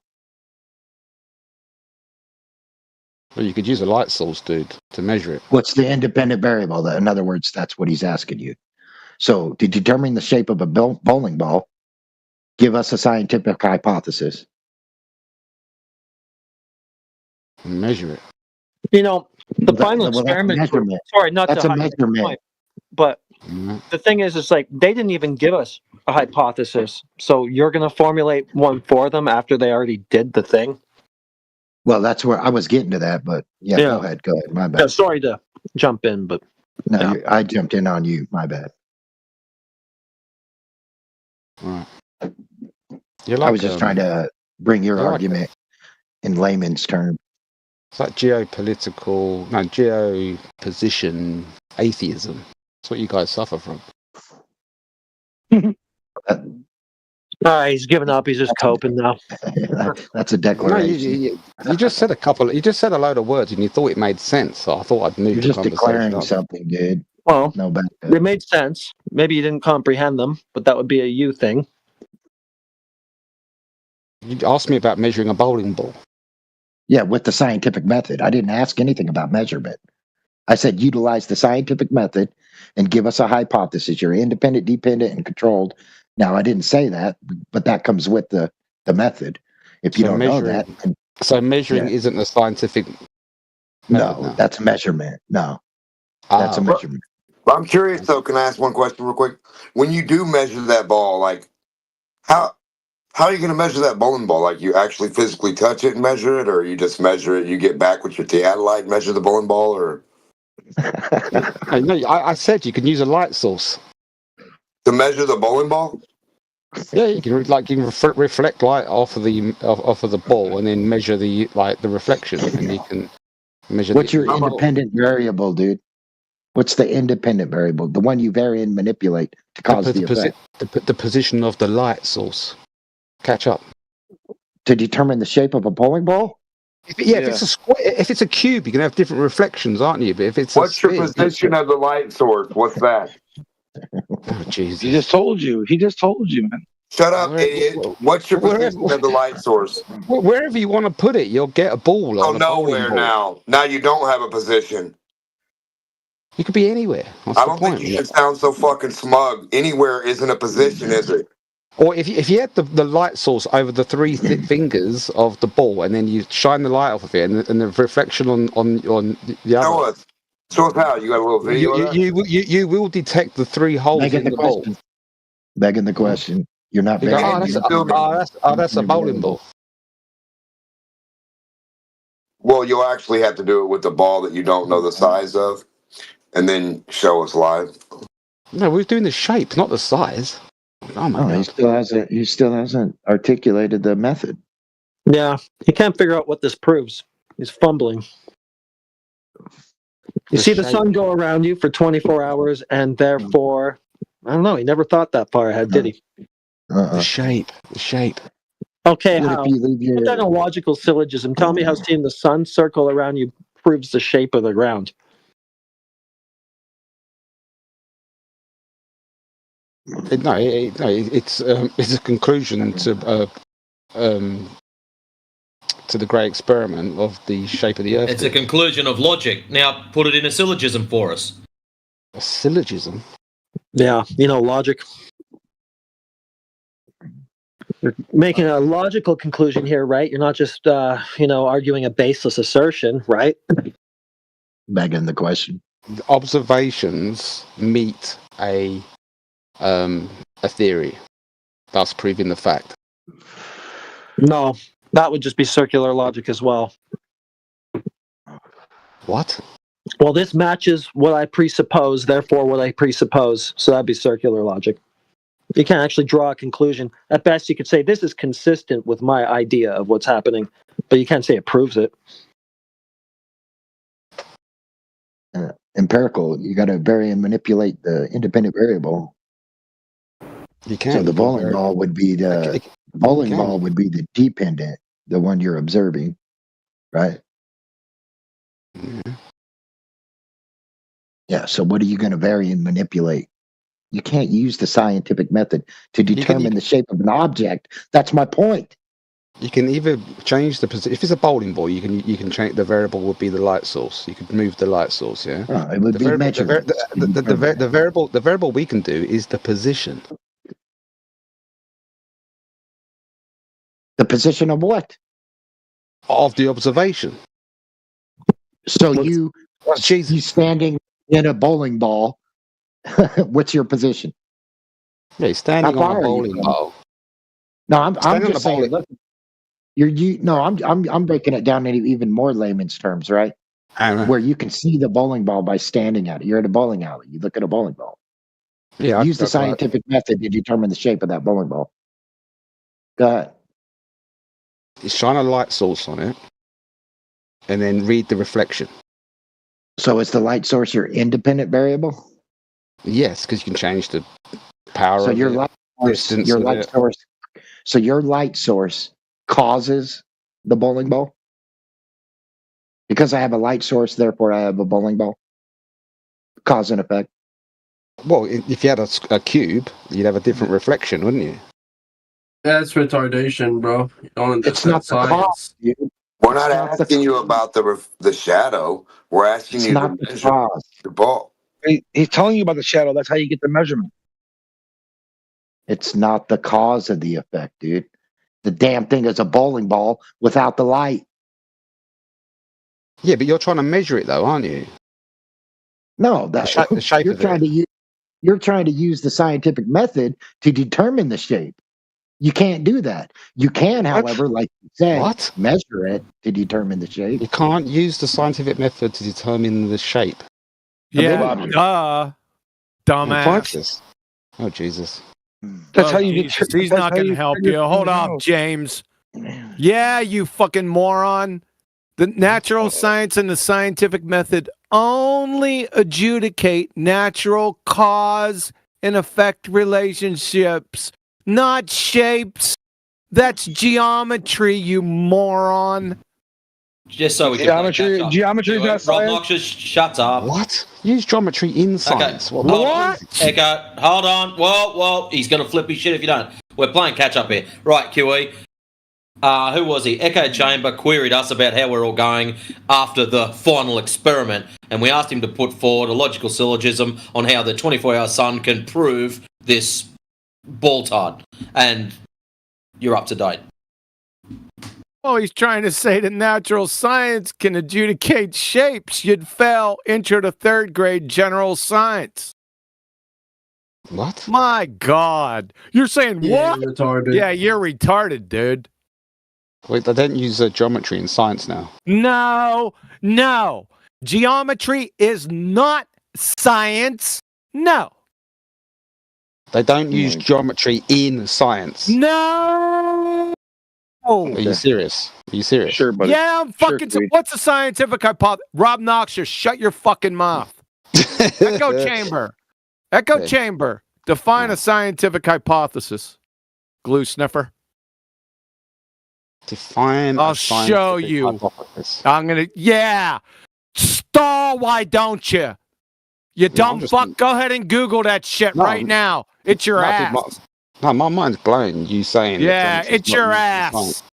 You glue sniffer. You need to debate somebody. What's a scientific hypothesis? Shut the other people up. What's this? What's a scientific hypothesis, glue sniffer? Glue sniffer. That's what you are. You don't know what one is. You're Stalin, aren't you?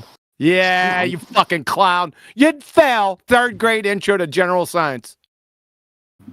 Right. Okay. Yeah, not okay. Goodbye, dumb fuck. Go back to your cake decorating forums. Fucking clown. But they don't use geometry in science? Huh? Yeah, they don't use a salt shaker in science? Huh? Shut the fuck up. I apologize. I wasn't worried about a syllogism. I was worried about cause and effect. No, we need the hypothesis. But he doesn't know what one is, obviously. He gave us position. Yeah, position of observer on Earth for independent variable. Yeah, he's a dumb fucking Phil. Intro to third grade general science, like I said. Right. Yeah, you would. Okay, so how has any science happened in your opinion? Any science? You don't know what natural science is, dumb fuck. I hadn't finished, dude. Like, shut the fuck up! You're the dumbest person in here. You don't know what a hypothesis is, and you expect us to listen to your opinion on what science is? Get the fuck out of here, fucking imbecile! Why'd you keep saying hypothesis? You're an imbecile. Hypothesis. Retard. It's a fucking queen of the scientific method, you dumbass. Can you have natural science without hypotheses? Maybe I don't know what natural science is, dude. Go on, explain it to me. I know you don't. Yeah. So, can you have natural science without hypotheses? Simple question. I'd say no. Yeah, you're just guessing, right? Yeah, I don't know. I don't know what you mean by natural science. You don't know shit. We all know that now. Holy fucking shit. Yeah, okay. You think all science is natural. Geometry is natural science, right? I don't know what you mean by natural science, dude. Maybe if you explain it, then maybe I'm not going to fucking explain it to you. Go back to third grade. Pay attention this time. Yeah, right. Fuck. I don't know what natural science is. Yeah, thanks a lot. You just snatched your own wig off. I don't know what you're third grade too stupid to realize it. I don't know what third grade means either, dude. I don't know if that's... Yeah, I know. You didn't fucking pass it because your parents bribed the fucking elementary school teachers. No, we don't call them grades over here, dude. Oh, so primary school. All Same right. fucking thing. Okay. You'd fail primary school. You can't actually fail primary school, but... Oh, you would. Yeah, right. I did fail it. We don't have in response to your echo chamber. In response to your concerns of the final experiment, as you've probably already put together, it's not a fucking experiment.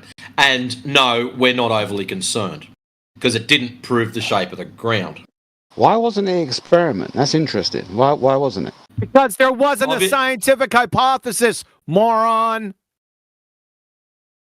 No, I thought the whole point of the hypothesis is you change your independent variable, which is your position on the plane. That's not... No. What's the dependent variable first? Oh, why are we playing this word? Like, are we playing like... Because that's what a hypothesis is! You glue sniffer! That's why I asked you to define it! You fuckwit! Scrabble. My God! Holy fucking shit! Glue sniffer. Holy fucking shit, dude! Playing Scrabble, dude. How dare you use the scientific method? What the hell is wrong with you, Huey? This fucking guy. He says independent variable. He doesn't know what that is. He doesn't know the difference between an independent variable and a chartreuse windsock. And then I ask him, what's the dependent variable? He goes, what's up with all these word games? I don't know what you mean by dependent variable. Shut the fuck up. No kidding. That's why I asked you, dude. I don't know why you're a dumb fuck. No, there's like a language barrier. Dumb fuck, man. You're more exposed than Mae West. Mr. Magoo is doubled over in the corner, belly laughing. Okay. Did you just say? Don't you speak English? Well, I'll give you a hint. A hypothesis details the experiment in the three constituent parts. No, don't do it, James. Yeah, don't give them hints. That's what it is. No. I don't know what you mean by that. I'll be honest. I don't know. So you don't know what the scientific method is. Yep. Just say it. It's okay. There's no shame. Most people don't. No, I know what the scientific method is, dude. No, you don't. And why are you only using? Why are you? Then how come you don't? Hold on. Yeah, hold on, James. So how come you don't know what the what a dependent scientific variable? hypothesis is? Well, yeah, that. I was trying to walk back to that. He doesn't even know the parts of the hypothesis. I already How can he said know the hypothesis? Right. I already said I thought the hypothesis of the final experiment was to change the independent variable, which is the change of the position You on the have plane to determine its shape. You have to have a dependent variable first. Which is your position. The dependent variable is your position. You need to be institutionalized. Explain You're a what you fucking mean moron. Fuck off. Explain what you mean by Fuck off. variable. All right. Okay. Fuck off. The observed phenomenon, dude. Yeah, you're saying that that's position. Where somebody is, that's the natural observed phenomenon? The natural observed phenomena. See, again, I don't know what you mean by that. Jesus Christ. Just use English, dude. It's much easier. It's American. Yeah. Okay. So natural science, the first step is to observe a natural phenomenon. It's raining, right? 24-hour sun. Natural phenomenon. Exactly. And you change that, take another measurement, which will either prove or disprove the hypothesis. You're a fucking moron. You don't know what one is. Oh, Jesus. Okay. Okay. So let's say 24-hour sun. There's your observed natural phenomenon. Now, what's the independent variable? You change your position and whether you have a 24-hour sun or not. So your position change is the cause of the sun's movement? From the observation, yeah.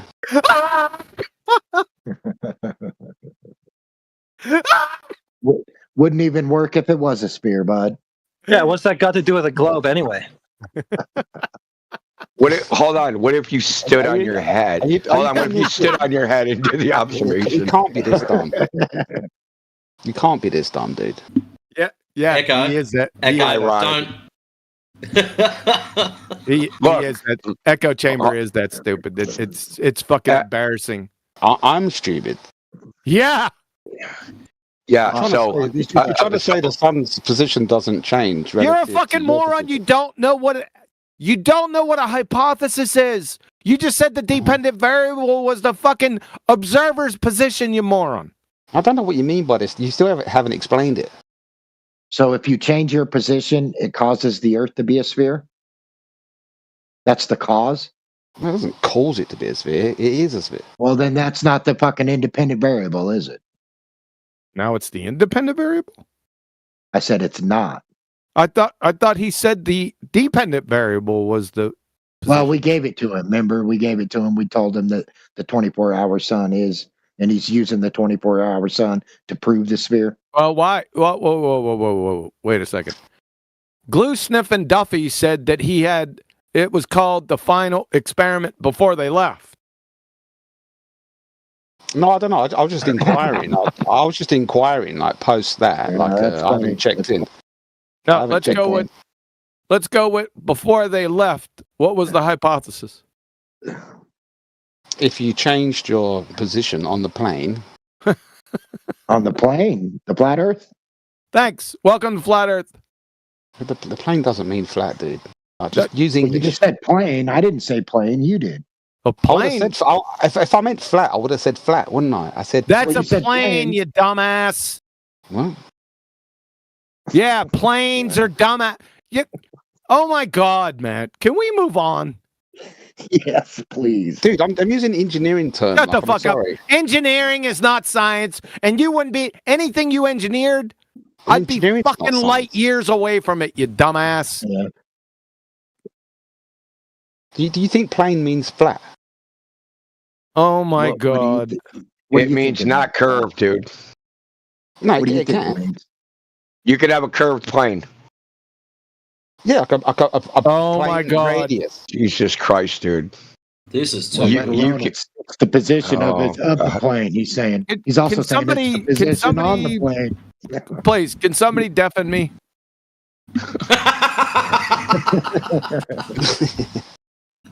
You're not using it. If I did get your attention in the side chat, yes, plane means flat. It always has. Yeah. Really? I'm wondering why this guy's trying to write a hypothesis for them after they already did the thing, though. Why didn't they have their own hypothesis for their experiment? Right. Is that American? I feel like I'm wrong on hypothesis now. They were told that it wasn't an experiment many times. Many. They were told 30 seconds. They were told 30 seconds after it, after he proposed it, that there was two affirming the consequent formological fallacies wrapped inside a false dichotomy of a non-experiment. That's what it is. What's the false dichotomy? They were told right. It was 30 seconds after he announced the horse shit. We had a show and fucking explained it to him. So what's the First of all, you got two affirming the consequent formological fallacies by each side. By the Globe-Tard, I'm going to give it to you. By the Globe-Tard side, if the Earth is a globe, P, then we will observe a 24-hour sun in Antarctica, Q.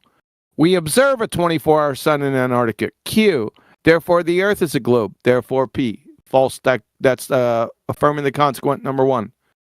From the true Earth side, if the Earth is a true Earth, P, then we will observe twilight in Antarctica, Q.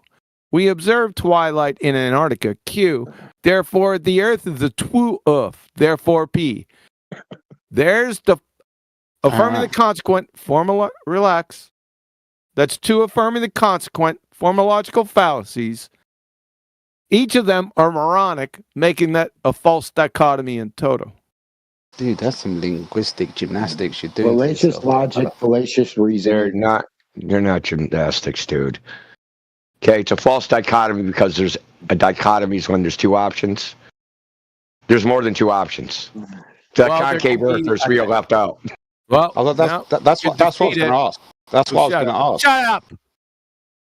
So, false dichotomy can be debunked or shown as a false dichotomy in two ways. Well, maybe in three ways. Number one, you could show a third, fourth, fifth, sixth choice, or one or both are moronic. One or both of the dichotomies. In this case, both are fallacious. What is a dichotomy, though? Two choices. That's what I'm trying to ask you. Like the two choices: is it a sphere or is it flat? It's two choices and only two choices, dude. Oh my goodness, dude.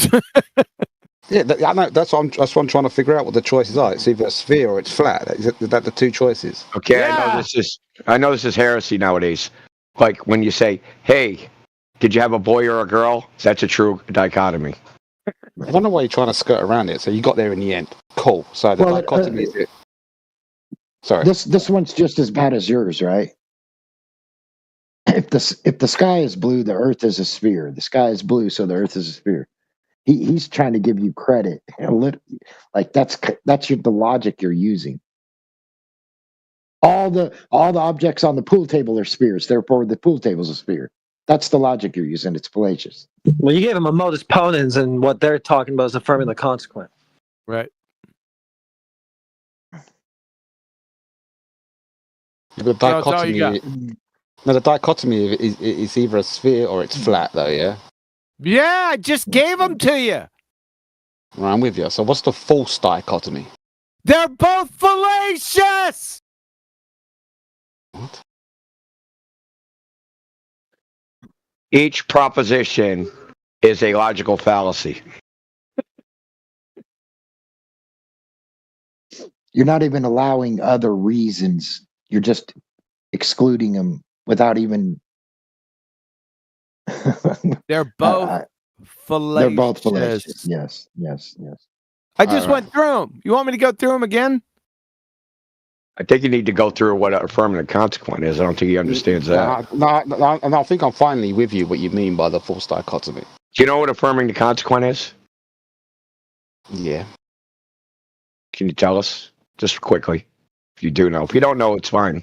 He just went through it like P. No, I think in a sense QE. No, he went through an example, but we'll give you a better example. So, no. You don't want a better example? No, I said no. Go on. When I eat pizza, I feel full. I feel full. Therefore, I ate pizza. But obviously, you could have ate chicken or hamburgers or something else, right? Yeah, exactly. Right? Okay. So these are both affirming the consequent. Both propositions. And it's easy to show, right? So if I go, hey, if they didn't observe a 24-hour sun, would that have falsified the globe? And of course, you'll say no. Because it can't. Can't prove a globe with the sun, dude. Sorry. It's not possible. Now, hang on a minute. Look, you can't prove the thing. It's really simple. No, you can't. You can't. It's not logically possible. Okay? So you can't prove the thing by looking at something that is not the thing. Like, listen, hold on a second. Now, say you don't know what your house looks like, and you start going through your city, and you look at all the other houses in the city, and they're all brick. Does that prove your house is brick?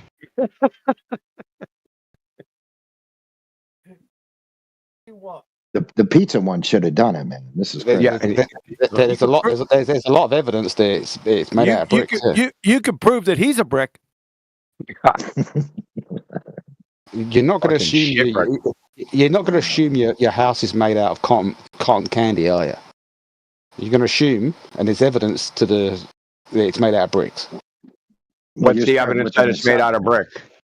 You look in everybody else's house? What does everybody else's house tell you about your house? Nothing. All the other houses are made out of bricks. So what? And mine didn't fall down in the wind. So what? You're making my fucking brain hurt.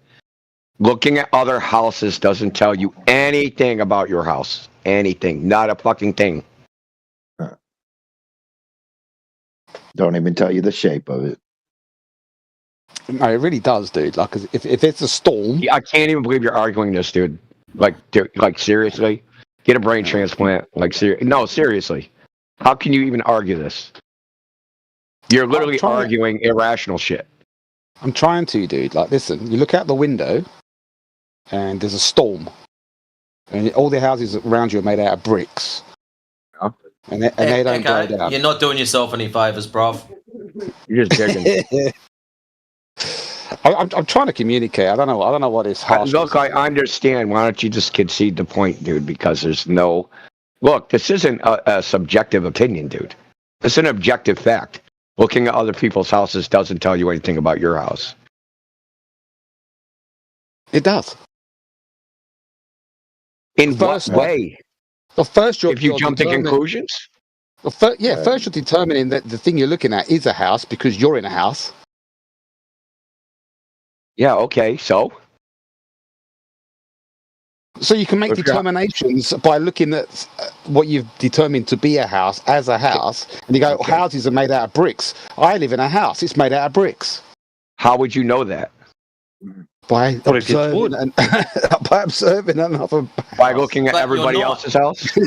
What if yours is made out of wood? We're specifically saying you're not observing your house. You're observing every other house. We're specifically saying that. Your house was made to disappear by David Copperfield.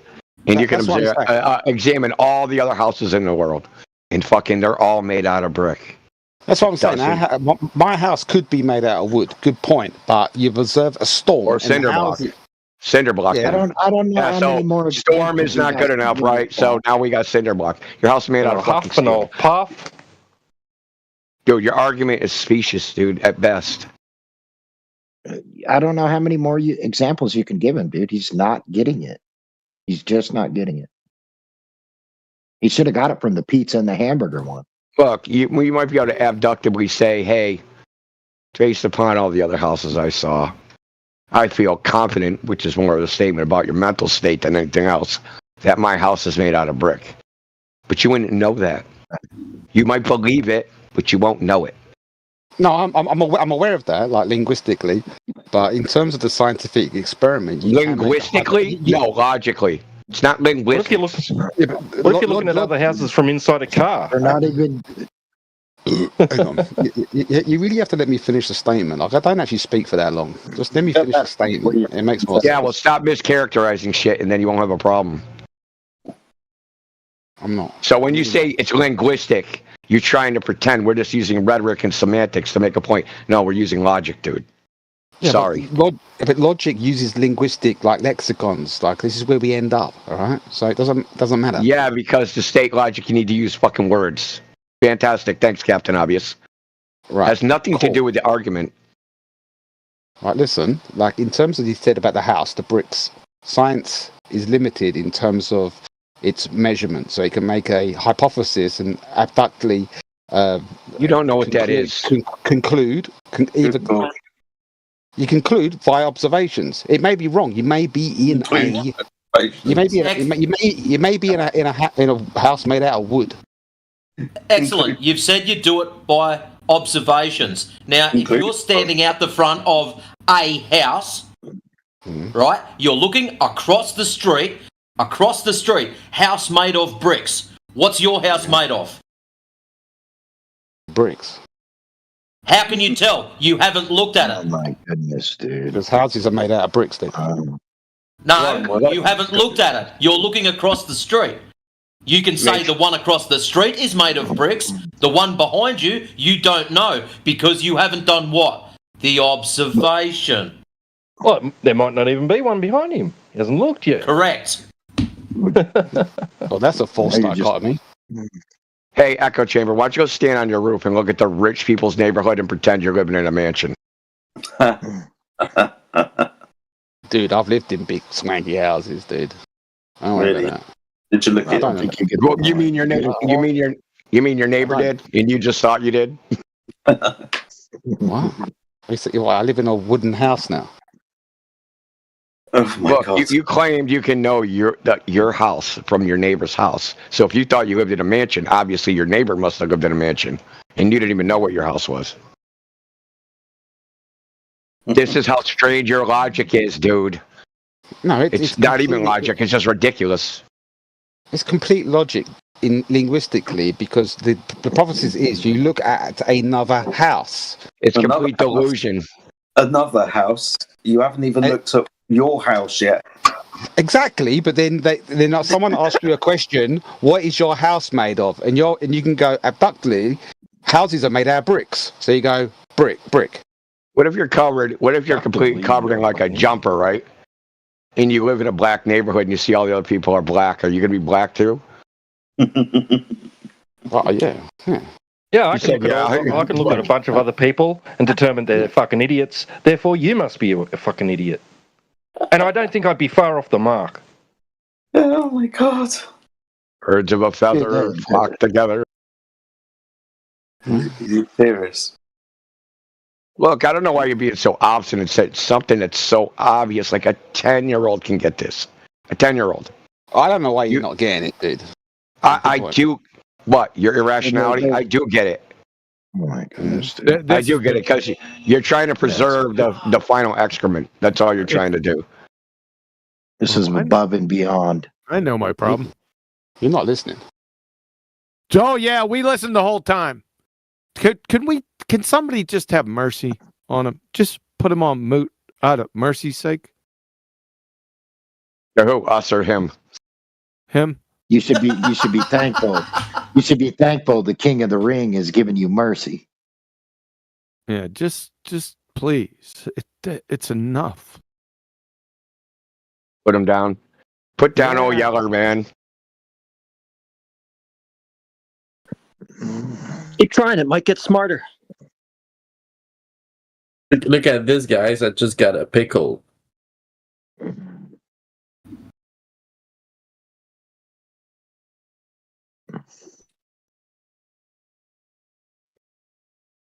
There's so many things that they just taught you that has nothing to do with science, dude.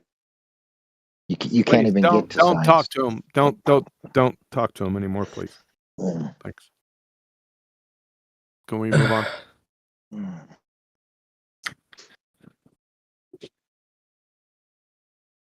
Moving on up. We got Ray Rice down here. He's got his camera on for some reason. Hey, can you see my pickle, guys? I'm not looking. Oh. Rice, Rice, man, when you coming back into the league? What? Turn the camera off. Aren't you an American football player? Right. Yes, of course, yes. Didn't you play for the Baltimore Ravens? Yeah, that's right.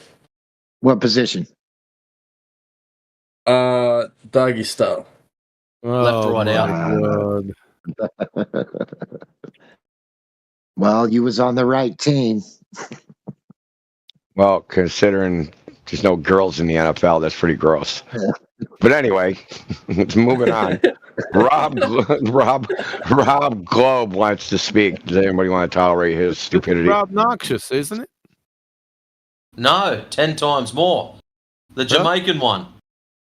Oh, fuck. The Bumba Clap. Big Knight looks like a frog. Oh, you mean Robert? Yeah, Robert Utah. Yeah. Oh, Jesus fucking Christ, dude. My God. All right, we'll let him off just to have a listen. He might say something funny, and we can all just bust out laughing and then forget he's even here. All right, here we go.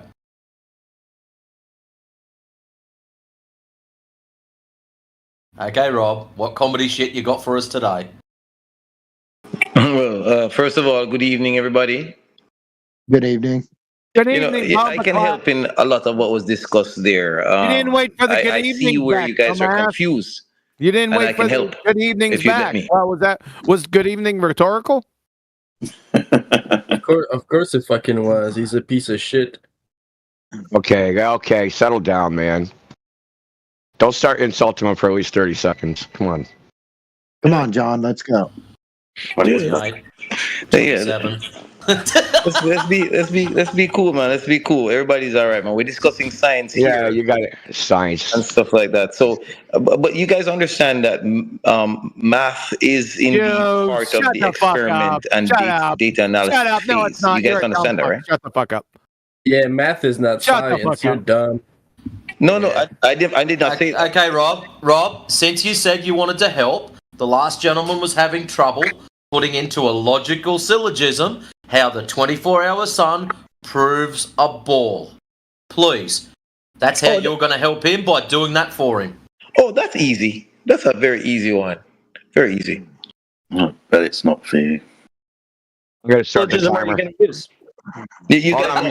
Let me start the timer. You said it's easy. Let's see how long this takes. It's very easy. I mean, all planets with a 24-hour sun at their poles is a globe. The planet Earth has a 24-hour sun. Therefore, the Earth is a globe. No, that's easy. Come on now. That's easy. Come on now. You're a fucking retard. Yeah. Hey, question for I told you guys it was a piece of shit. He's trying to go through the same thing we just went through. Okay, you guys could do it. You got planet Earth in your premise, and that's the very thing in question. Uh-oh. You have Socrates. You have all men. All man. You have all man is a premise. Man. Are we talking about women? Are we talking about man? Are we talking? I don't know. You're off the deep end. I don't know what you're talking about. That's a words, dude. Talking about trans woman, and I never met a globetrotter who could do science. Well, I answered the question very easily. Let me repeat it again. All planets with Stop, a 24 Rob. Your answer was fallacious. No, it was good. Perfect. It was false logic. Fallacious. Incorrect. Please try again. Okay, really. Tell me where was incorrect. Go. All planets. Right away, well, you begged the question of all planets. Yeah, right there, the first statement, you fucking glue sniffer. Yeah. Earth is a planet. Earth, you said all planets. Earth is a planet. Mercury is a planet. No, you said all planets. Neptune is a planet. Hey, idiot. You said all planets. Prove they're all planets, right? Right? Please, brother. All planets with a 24-hour sun at their poles is a globe. Earth is a planet. Earth has a 24-hour sun. Therefore, Earth is a globe. Rob, that's easy. Shut the fuck up. Rob, so now that you've made claims like Earth is a planet, affirming the consequent, you're affirming something before you've proven it. He gave it in This the is form what's of a in modus contention. ponens, Rob. Question. Oh, sorry, heretic. That's all right. It's not really affirming the consequent. He gave it in the form of a modus ponens, but he's still begging the question. No, we're making the question that all men are mortals. We're making conclusions in your premise, dude. We're making that question, right? Listen. So we're making the question all that all planets, dumb fuck. Don't talk through me, you abject retard. The first statement out of your mouth, all planets. No, you have to prove that all of them are planets first. A good place to start would be to define a planet. What's a planet? Glue sniffer. Is it a wandering star? What is it? Look, man, you can't put the conclusion in the premise. Why even have a premise if that's what you're going to do? Why not just chant your conclusion over and over again? You're trying to prove the Earth is a planet. It should be your conclusion of your two premises, which just sound logically true. Yeah, you want to try again? Let's try this again.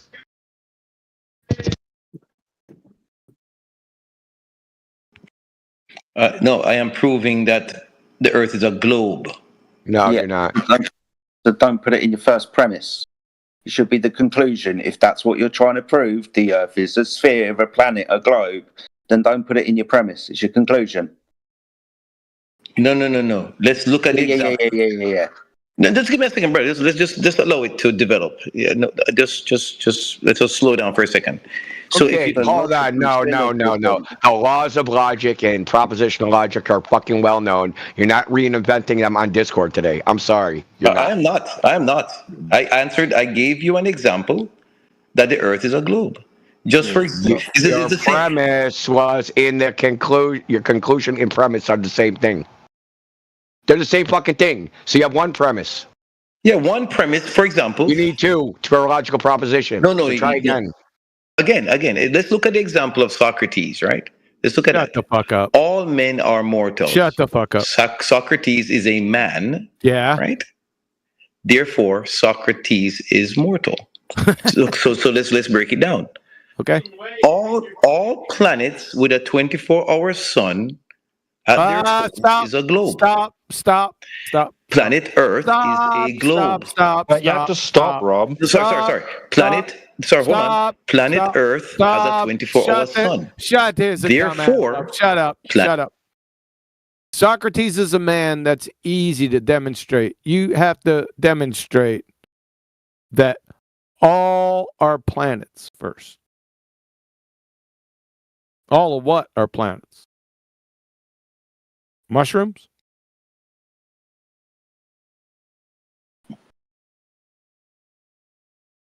That's where you went wrong. As soon as you opened up your intellect.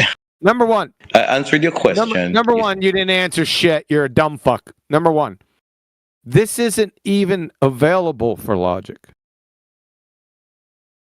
Whether the Earth is a sphere, dodecahedron, a hayfork, is outside the remit of logic. This has nothing to do with logic.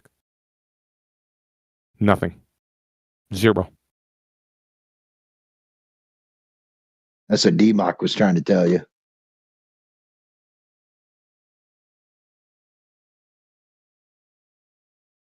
Simple. I'm the dumbest flat earther there is. I just want you to tell me what a planet is. I think we're just gonna leave him on mute. Yeah.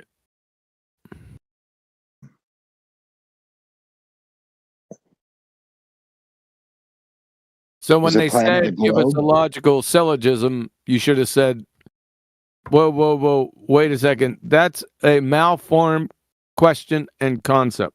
This has nothing to do whatsoever with logic.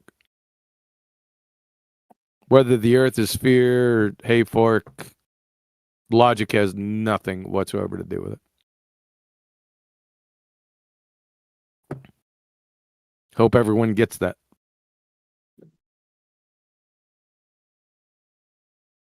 I kind of don't. Because I would use logic and I would observe the Earth and I'd be like, hey, it's flat. That's not logic. Yeah, it's not logic.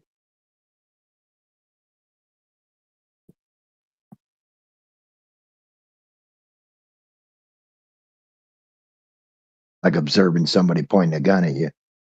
That's not logic.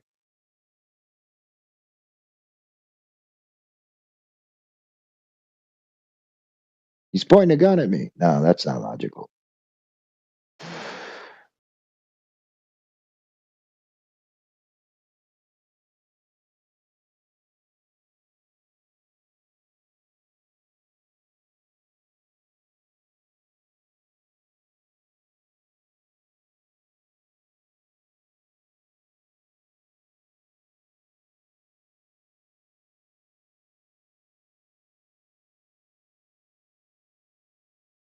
All planets. What's a planet, man?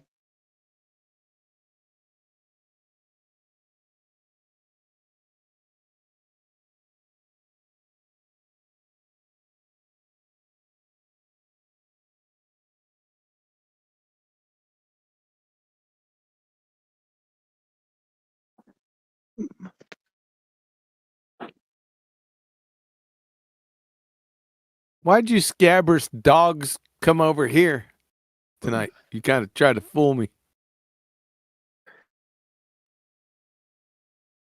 What's up? I don't know who started it or why, but I followed. I see them here and I go.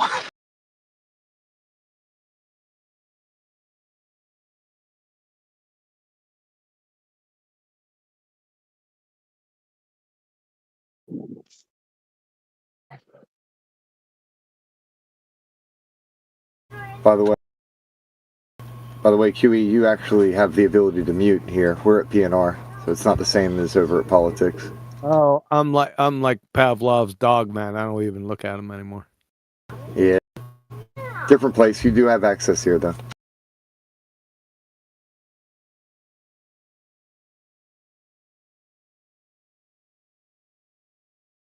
I would just ask for a warning. Like, shut up, James, or you're muted.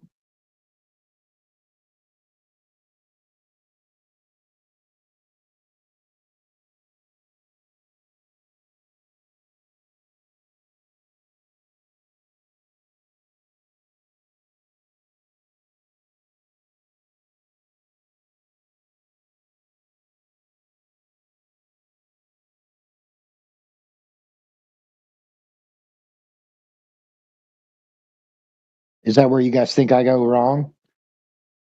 When I ask him what a planet is? It's kind of off base, isn't it? What the hell's a planet?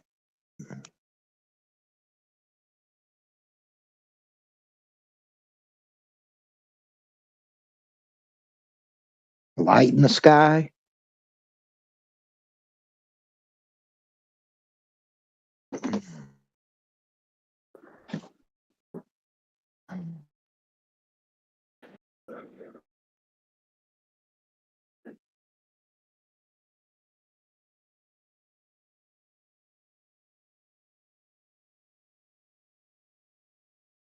Okay.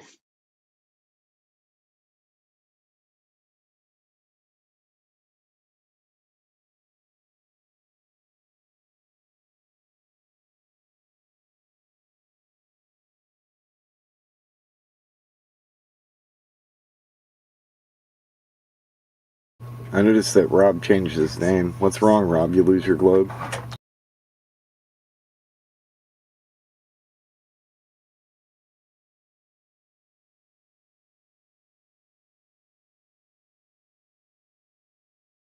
Somebody put in the side chat, when I ask what a planet is, they say you're standing on one.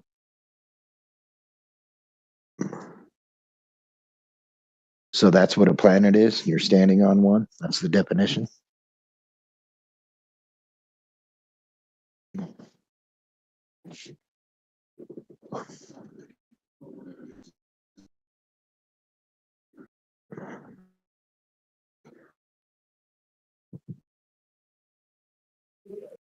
We said yes, so there you have it.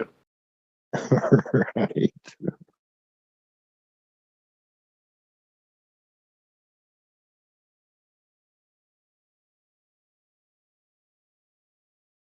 I always thought they were just lights in the sky that doesn't conform to the rest of them. They're kind of wandering on their own.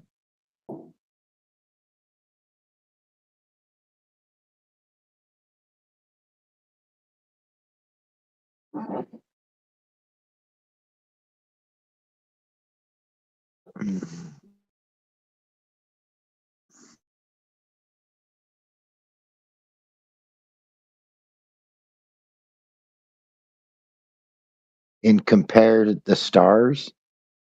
What? So a star is a planet? Yeah, yeah. Well, obviously, remember what he was doing, right? About the houses. Well, there's more there's more stars than planets, so we must be on a star, right? Right, because that's what we see, right? We look around and we see mostly stars, so we must be on a star. Yeah, right. Total illogical. Stupid. That's why I like to use the pool table.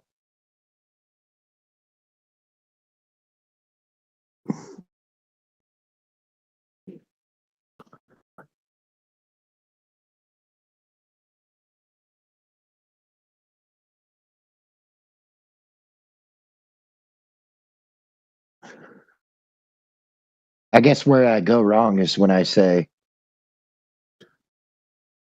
all the balls on the pool table are spherical. Therefore, the spherical is, or the table is spherical. That's your logic. That's where I go wrong, is when I say that's your logic, because that's not logical at all. It defies logic.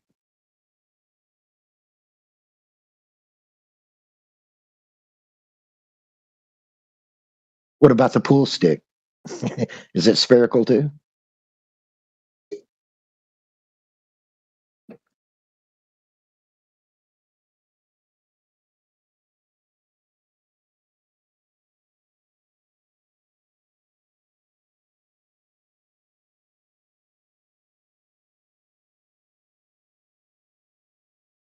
I'm not going to look at what my feet are standing on. I'm going to look at what's above me. And whatever's above me, that's what I'm standing on.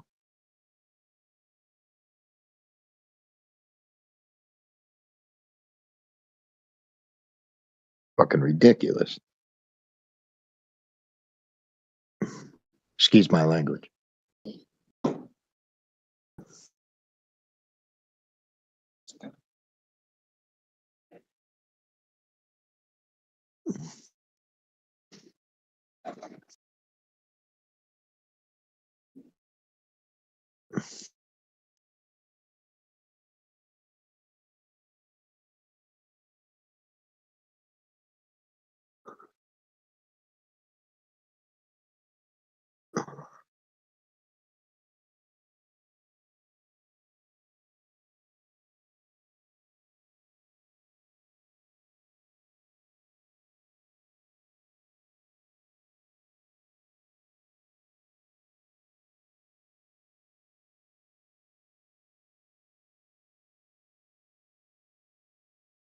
How do you make sure that the concrete you're pouring is level?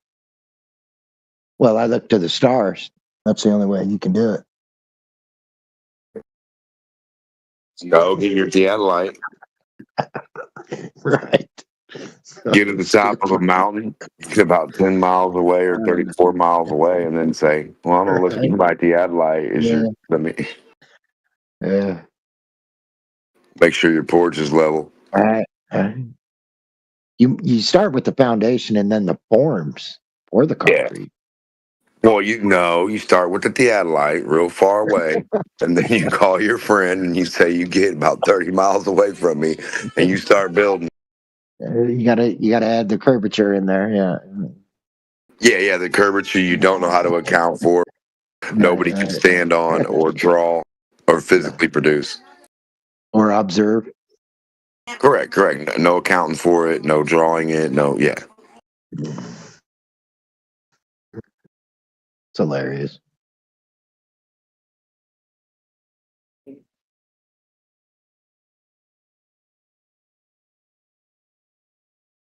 That's not an easy job. That's one that I've done. Laying concrete, pouring concrete, man, that shit is hard work.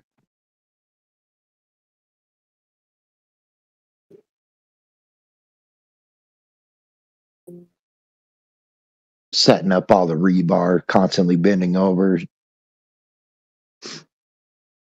splicing them together, keeping them fucking 3 inches off the ground. Yeah, it's hard work. Then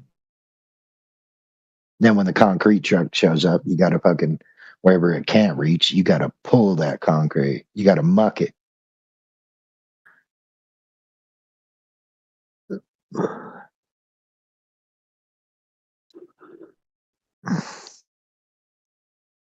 To get it to set just right, you got to vibrate it too.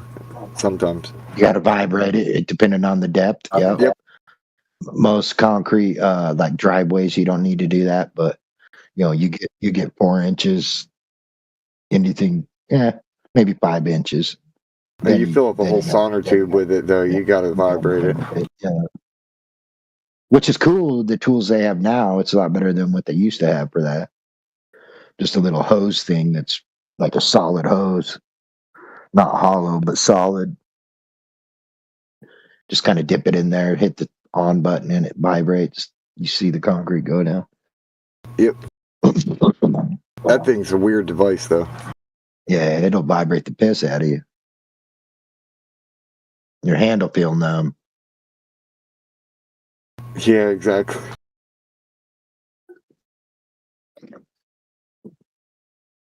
Yeah, but mucking that concrete or wheelbarrowing it, because the dump truck can't get to the back of the house, so you got a wheelbarrow. Pour it in a fucking wheelbarrow, wheel it over there, set up a ramp, all that shit, dude. That's some back-breaking stuff. Right. And if you're trying to get in certain areas too, like go across, you have to do some acrobatics, kind of get it across the blank from A to B. Right. Yeah, it's a good thing I had the stars. Wouldn't have been able to do it without the stars. I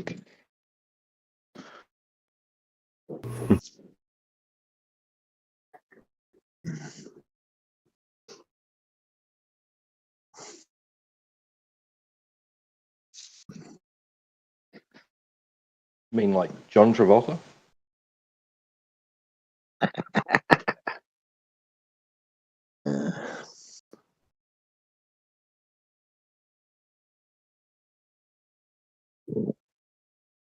Good pun. Good pun.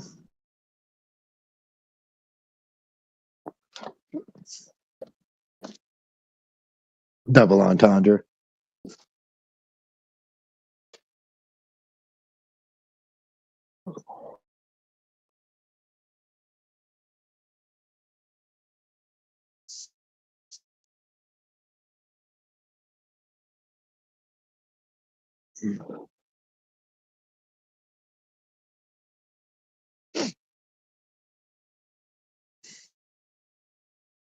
But the hardest job I ever had was stocking sheetrock.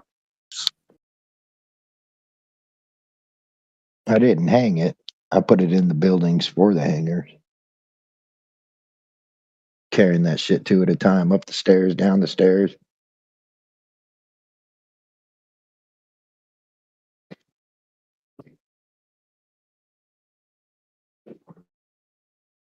That sounds tedious. Yeah, that shit's heavy, dude. 5/8, 4 foot, 12 foot, 4 foot by 12 foot. 220 pounds a sheet. You got to carry 2 at a time with another dude.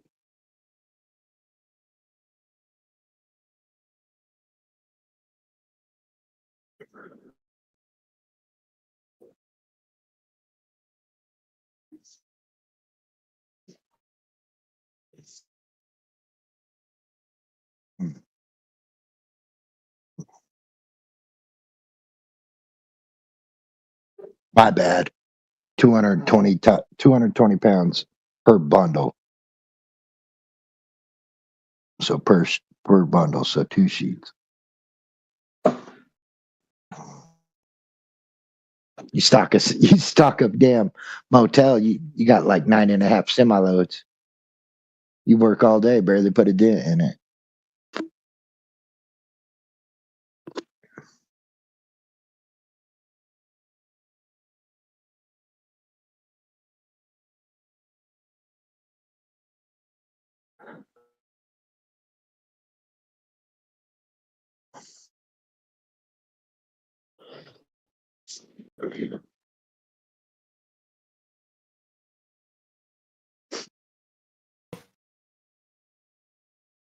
So let me get this straight. You've just hammered the boys for saying their videos and stuff are all CGI, and now you're going to offer them a picture. Explain it. Hey, Linda, don't interrupt the man while he's talking, for fuck's sake. Yeah, idiot. Yeah, that's you I'm talking to. Shut up, idiot. Here's a picture. Here's a picture. You're an idiot. I took that. What fucking picture are you talking about? I don't know. The one inside chat. Oh yeah, that's just fucking beautiful, mate. You're a genius. Thank you. Finally, somebody who understands that gravity is fake and like satellites are balloons. Finally, somebody who agrees with me. Thank you, Flatman.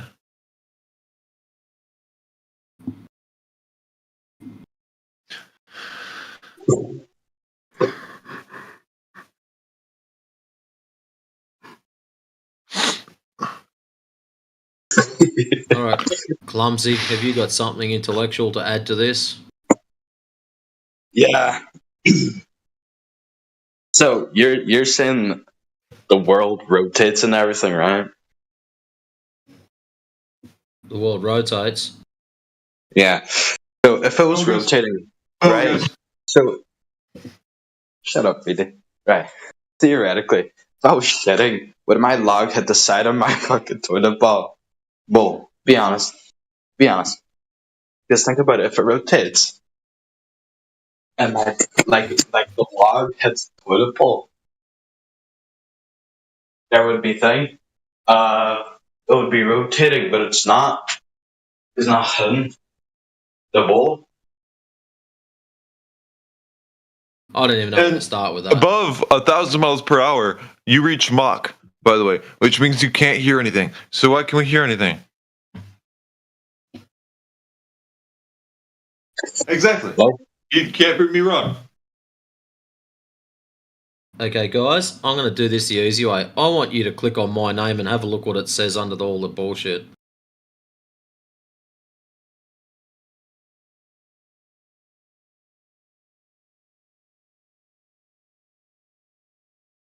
Seems like you don't know how to actually defend your argument. That's what I think. It seems like you can't read. You must be dosing now, right?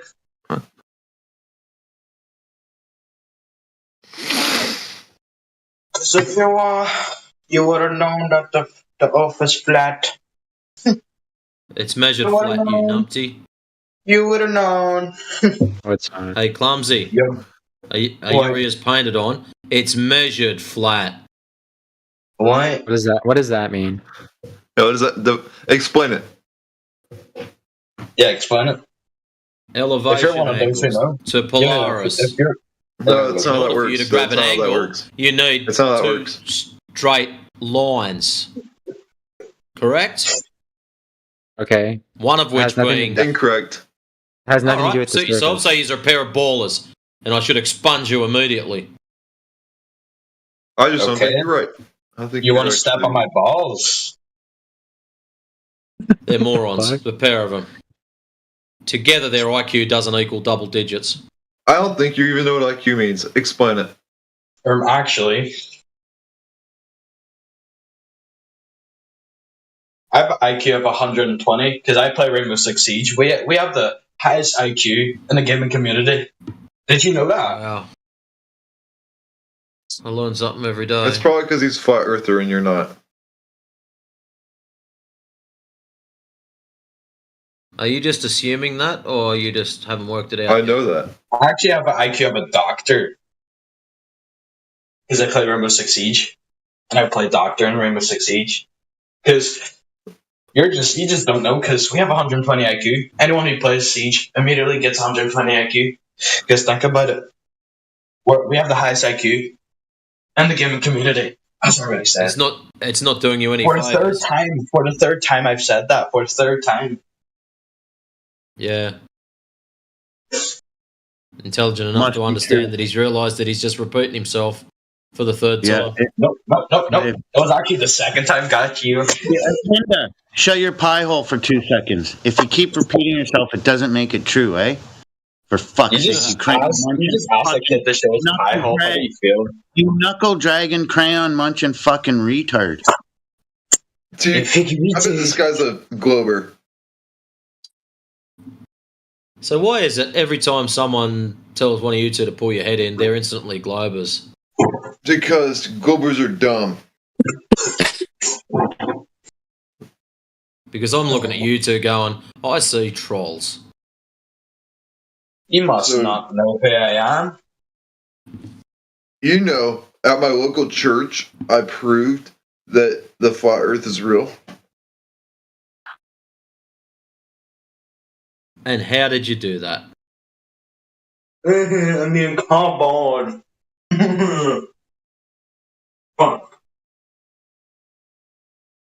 Because NASA has never given a straight answer.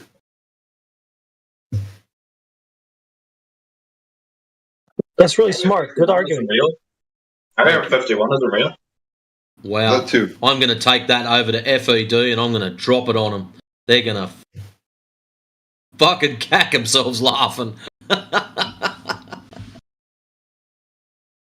Do you not believe me?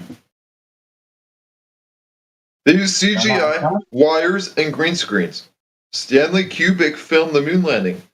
And the Earth isn't even in the background. That's sussy. Kubrick?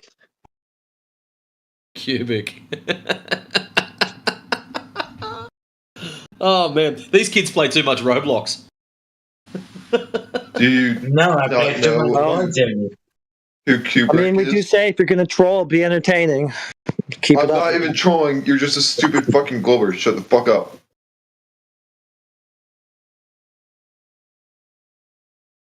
Yeah, I'd be careful telling that one to shut the fuck up there, lads. Yeah, you fick him. That's okay. I think it's funny still, for now at least. You know what? Hold on. I'll fucking prove it. Fucking idiots.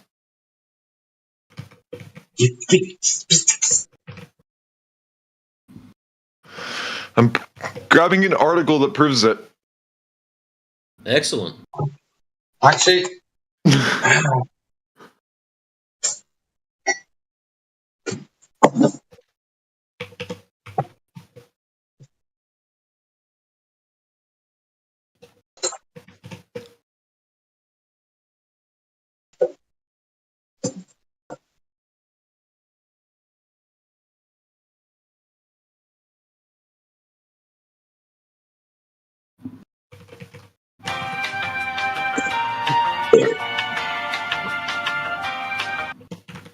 There. Don't sending in such chat. Like again. Read that. What's Read up, that. y'all? AG in the building. There.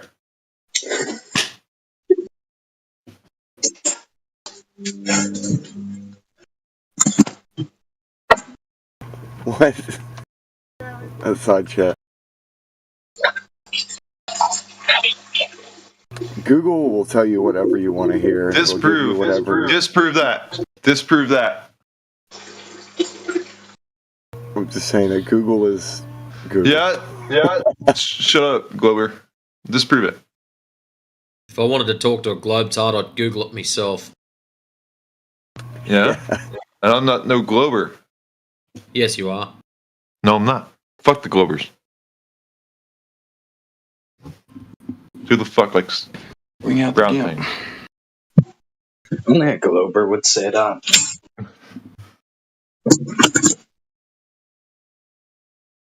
Bringing out the GIMP, I heard that.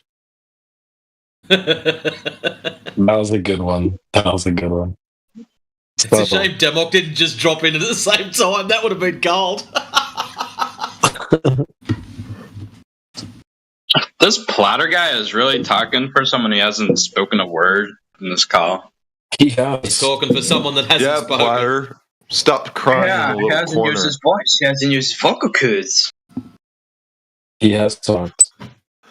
Prove it. Explain it. We're live on YouTube. Books, you can't. Don't even have a clip. Fucking loser. You can rewind the tape, bro. Fix your mic, then talk to Daddy.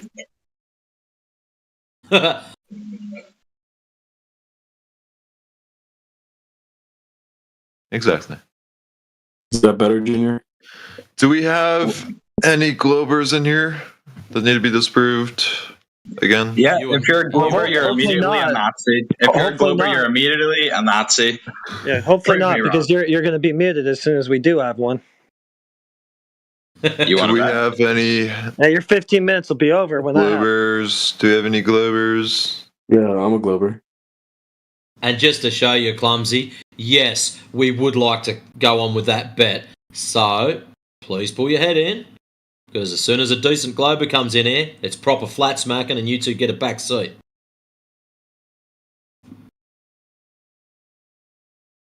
Pep on your lips. What? So. Sorry, what'd you say? I was lost. We guessed that. Don't stress. Hey?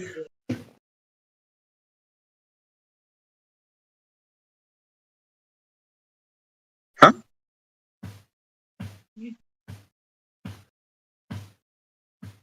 So how long have you two been flat earthers for? I've been a flat earther for exactly 10 minutes. No. Shut up. More. It was actually like 12. Nah, I'm joking. Hold on, I'm watching YouTube. I've been a Glober for about a month. That's how I found out about all the proof I have. About like half a year.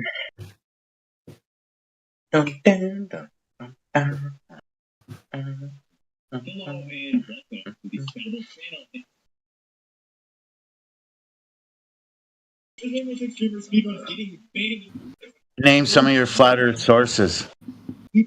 Huh? Alright, I got it. Skylar Truth Seeker. Level 7 flat earther. Level 7 flat earther. So he doesn't even rank on our boards. Yeah, because your board is not existent. You're a Glober. Any Globers in here need to be disproved? I kind of find it funny for all the people who are talking in chat, trying to make fun of us whenever we're clearly right, but they don't use their mics. What booties? What booties?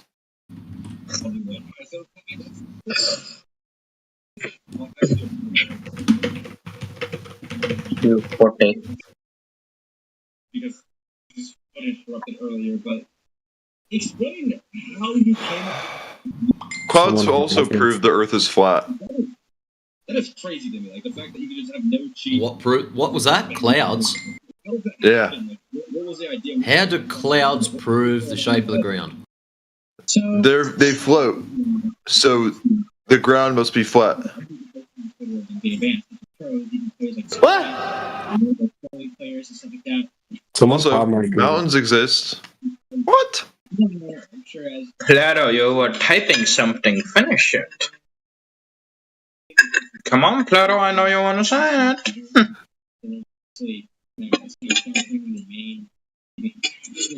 And also, I've never seen Australia. It's probably not real. You've never seen Australia, so it's probably not real. Yeah. Wow. You've just upset a lot of people. Yo, Plato, you literally haven't talked at all. I haven't heard your voice once. My knowledge. Not a single time. high 80, high headshot, and all that good stuff. And Rain falls straight down. If the Earth was spinning, it would fall sideways. Yeah, Plato. Yo, Plato, type. Good boy. I don't know.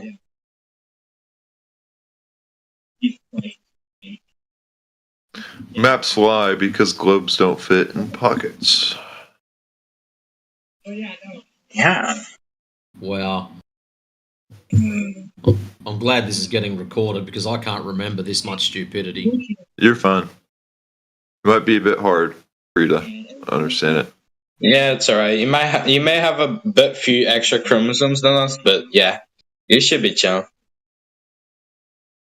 Also, if the Earth is spinning, helicopters could just hover and wait for their destination to come with them.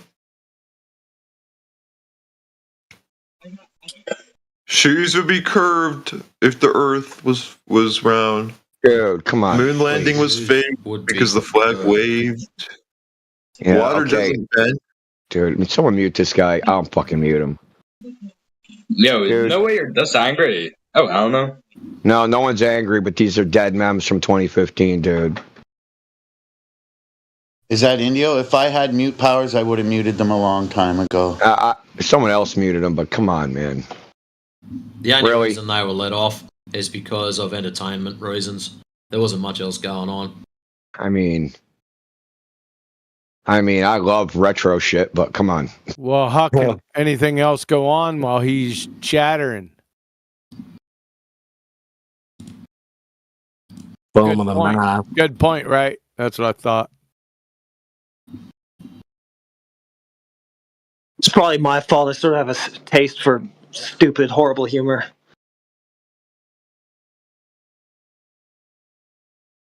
Dude, it's not even their humor. Yeah, he was kind of reaching the bottom of the barrel there at the end. Some of the stuff he said earlier was mildly entertaining.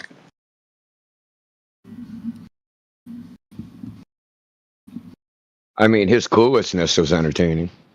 Yeah. We're like scraping the bottom of the barrel tonight, man. Exactly. How'd you go over the other side with Echo Chamber? Did it sink in yet, or just never going to? Yeah, we're on a star because if we look in the sky, we see mostly stars, so we must be on a star. So that's where you've got to from the TFE. Awesome. Did you guys hear the latest from the space agencies? They're claiming that they've spotted a planet with city lights on it. So they're not just claiming that the planet is lit up, they actually know what the lights are and that they are actually cities. That's just fucking retarded. Wow. Did they spot any 304s on the corner? This is, dude, they'll say anything. That's freaking crazy. That doesn't bother me that they'll say anything. What bothers me is they'll say anything and people will accept anything. Yeah. I mean, you've heard me ask them, like, where's your limit? Like, what could they say where you'd be like, hold on, that's, like, I don't know about that. And there's almost no limit to what, like, NASA could say. Yeah. Exactly. And now that they've made this bold claim, and there's gullible idiots out there that are going to eat it up like ice cream, now they can show images above cities and claim it's on a planet somewhere else. And people will be like, oh, yeah, that's 100 million miles away right there.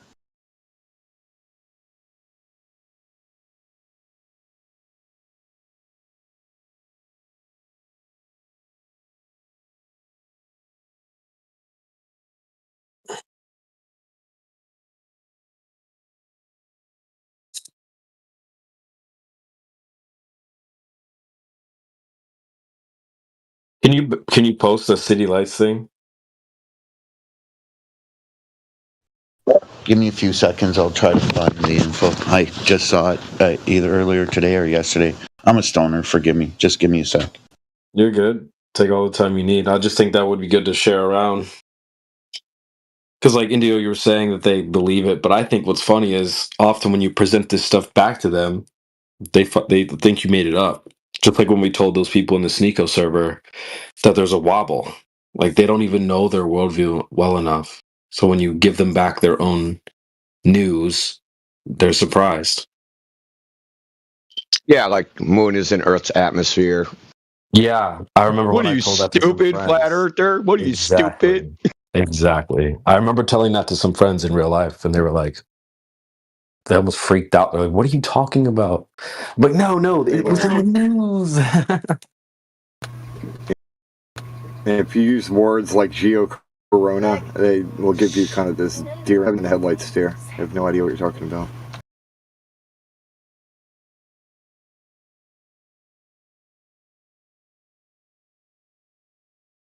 I think that's why Crit's space news thing is so effective. They have like a reaction to it.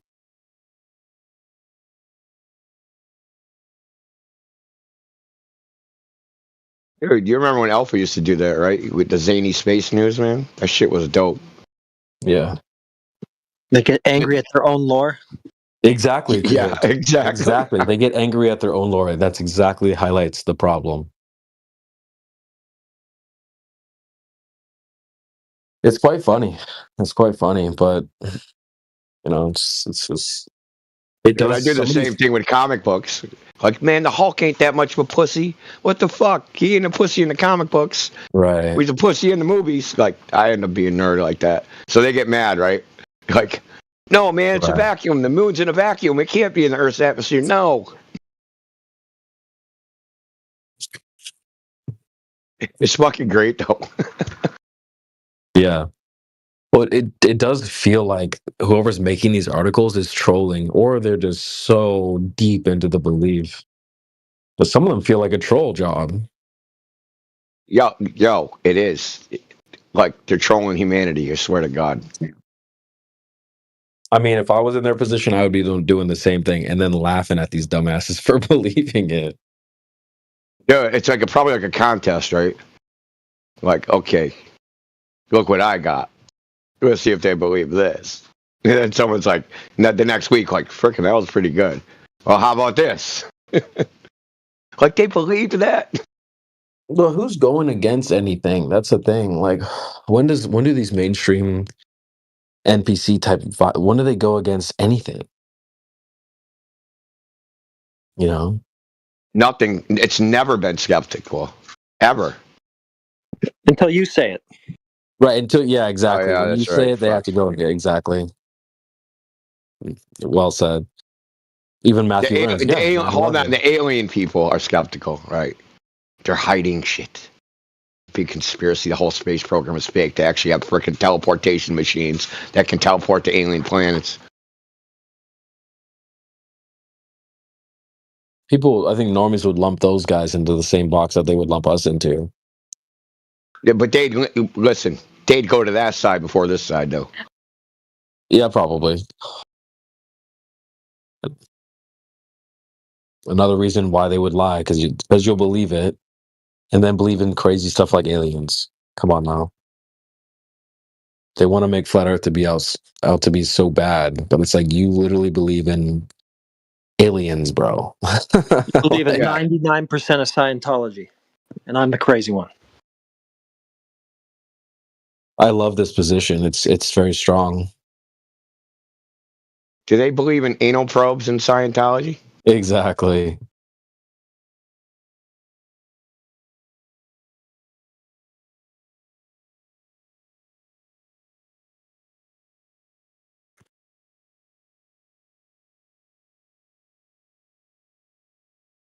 Oh man, and look in the chat. Another lore update, man. A lore update. Just dropped, man. Migo with the sauce. Everest isn't the tallest mountain anymore. What the heck? A lore update for sure. If I've ever seen one.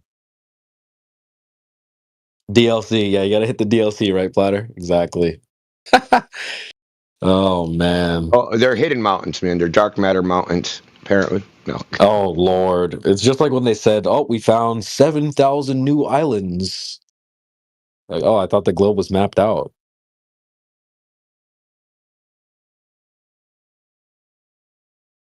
Guess not.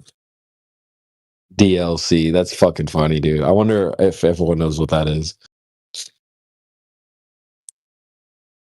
But like when I used to play like Call of Duty back in the day, you'd buy the game, it'd have a certain set of maps, like 10 maps or something. And then it'd be like 3 months later they drop, we got new maps, buy this shit. And you'd pay like $10 and get 4 new maps. That explains everything though, because sometimes they have free DLCs, right? Yeah, free. So that's why the Glovers buy it, right? They're like, well, it's a free DLC, I might as well take it. Exactly. It's just DLC. Downloadable content. You read the numbers on this shit, India? No. What in the Mount Everest? I'll read it. First thing. Scientists have identified 2 enormous mountains hidden deep beneath the Earth's surface, each standing an extraordinary 620 miles, 1,000 kilometres tall, more than 100 times taller than Mount Everest. These massive formations, found at a depth of 1,200 miles beneath the Earth's surface, challenge our understanding of the planet's geological processes. Isn't there supposed to be like a liquid bit in the middle, and now these mountains protrude from that or into that? Is this supposed to be where it is? Is it supposed to be under Australia? Oh, fuck. Is that where it is? I didn't get that far. I was just reading the numbers, having a laugh. No, there's a picture, right? Here we go. Located beneath Africa and the Pacific Ocean. There we go. Okay. The LLSVPs dwarf Mount Everest. These peak rises 5 miles sea level. Oh, what a crock of shit. Anyways.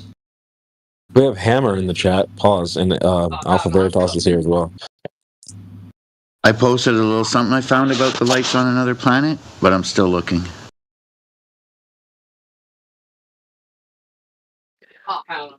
The shocking thing about the Alpha Zany Space News, this is the shocking thing, not the shit they said, but how easy it was to find ridiculous stuff. It didn't even take effort. And like every day, you could find new stuff. Like it was like a non-stop. There was no bottom to it. There's no end. You figured like after doing it every episode for like, a few weeks, like when you go to search, it would be difficult. No, easy.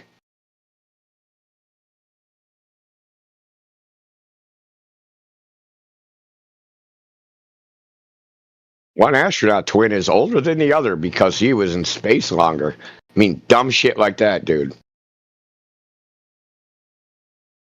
Yeah, someone posted the lady that was stuck in space, how she aged apparently. Like, come on, dude. Oh, then when she landed on Earth, she had a tan, bro. She had a tan? Yo, man, she had a tan. I'll post the image, man. And her hair dyed from grey to black. As if people haven't been doing old people suits, makeup, costumes for forever now on mainstream platforms. Like that's basic stuff now. People doing old suit type stuff. I don't know if that's what that is, but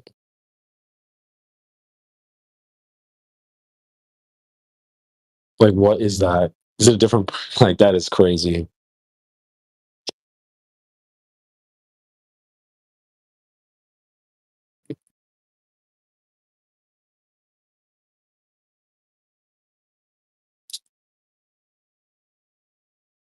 Like, bro. I'm gonna see if I can get this side by side. What's her name? Obviously, it's a refraction. Refraction did that, man. Oh, shit. I just find it interesting. They've got all these air systems and whatnot in this bullshit space crap, and they should all have their heads shaven. The whole lot of them. To minimise issues. But nah. If it was the other way, if she started off with dark hair and then had grey streaks because the dye had wore off, I'd go, yeah, that's more plausible than the shit that they've just fed us. Yo, I saw one. So I saw, photograph from ISS. They're like eating dinner or whatever.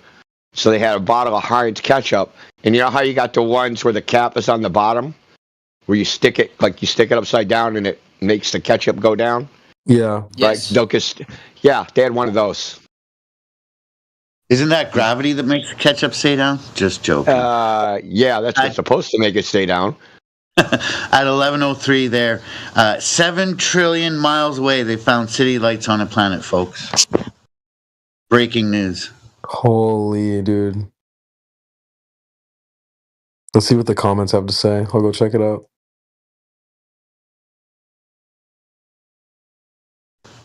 And I like getting those bottles like for mustard, ketchup, mayo, all of it.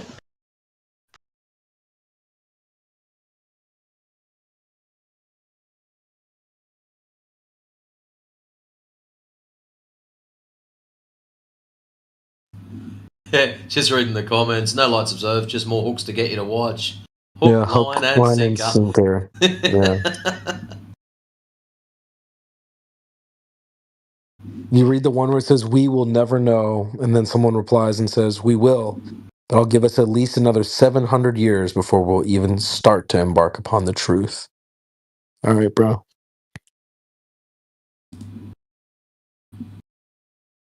We should drop some comments in there.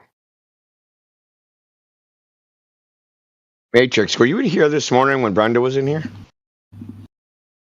What a shame I missed out. Sorry. So you know the eclipse from the moon thing, right?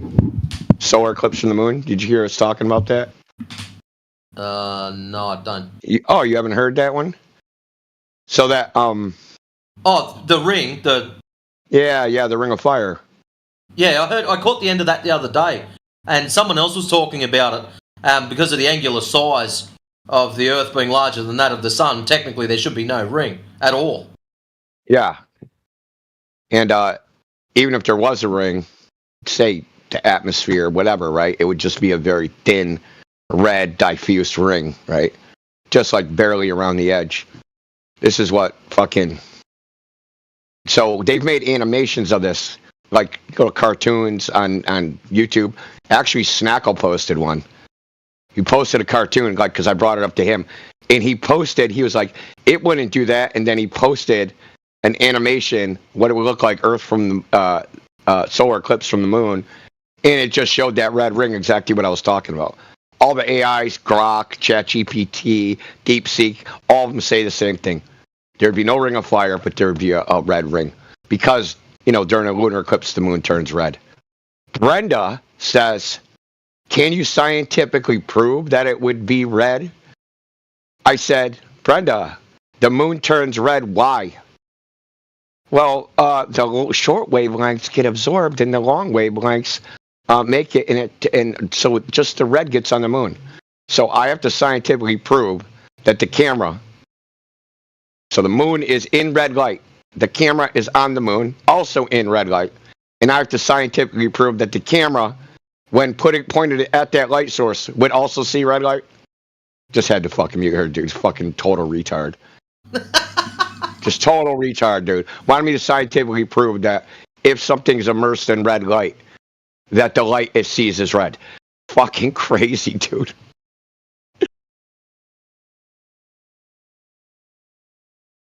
But the funny thing is, when it was first shown to her, she goes, I don't see the problem with this. Because, you know what? She thought it was a solar eclipse. From Earth solar eclipse. So she didn't see a problem. Then when she told it was from the moon, fucking went into fucking stuttering fucking idiocy, dude. Eventually said it was refraction. Then I was like, well, if it's refraction, then how come the fucking red isn't absorbed? Then she tried to dance around, change the subject, deflect, all the shit she does. And eventually just, as with Brenda, always resorts to some absurdity. Like, oh, I shined something with a red light. That light don't look red. Fuck, dude. She said it would be reddish. That's what fucking... So would the Ring of Fire be red? Well, she said, I don't know about red. It would be reddish. Wow. Yeah, so dude, this thing is such a fucking ball buster. It's going to be a ball buster.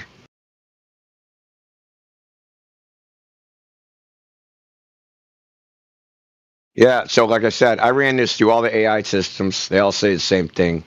I mean, it's just like you can just do the math. It's not even hard. You don't even have to do the math. You can just get an angular size calculator and just get to fish and fucking calculate out the numbers. The sun will be 1/4 of the size of the Earth. Right? Dead center. But the other problem is, and this is the major problem, is in the image it shows the little diamond sparkle thing. And they say that happens in a regular solar eclipse because some of the light is shining between craters and crevices on the moon's surface.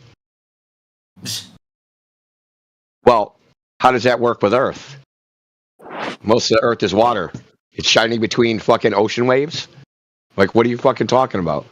Could it just have me shining over the Himalayas or something? Land. Yeah, it just happened to peak between two of our highest mountains. Yeah.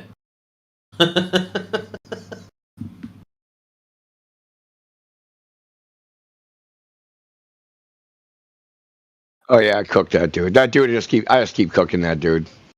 That dude, fucking CV, just posts straw man after straw. It's what he does all day, dude. All day. His account is just to post straw man arguments.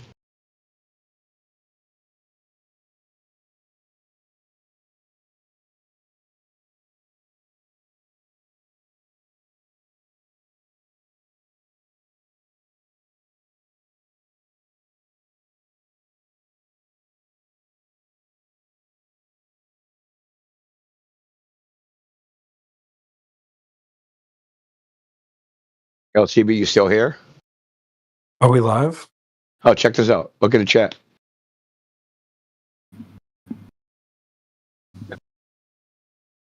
Anti-truth flat Earth zealots once like this photo of obvious Earth curvature. I drew on it. I drew on the fucking thing. Hill of water. The Globetard thinks this is a hill of water. Nice. Right? When they line this up, right, that's where the bottom would be, right? So that would be the frickin' shore way down there. And that would be the hill of water, man. That's blocking that building. Did he have a response? Let's take a look. No, someone else said, the water's getting in front of the view, but it's not a hill, some other clown said. What the heck, dude? It is water getting in front of the view, but it's not a hill, of course. They're afraid of their own worldview. Next, I'm going to calculate like how far down the shoreline should be dipped, right, from the horizon. You can calculate that angle. And it's going to be way less than this. It's going to be super way less than this.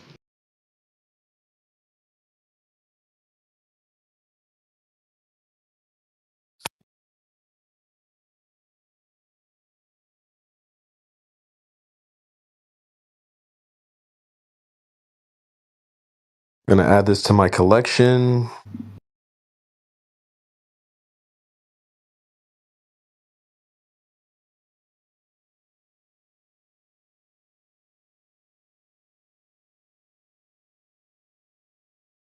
Yeah, I'm definitely, when I win the lotto and I've got more money than I know what to do with, I'm buying 2 P900s.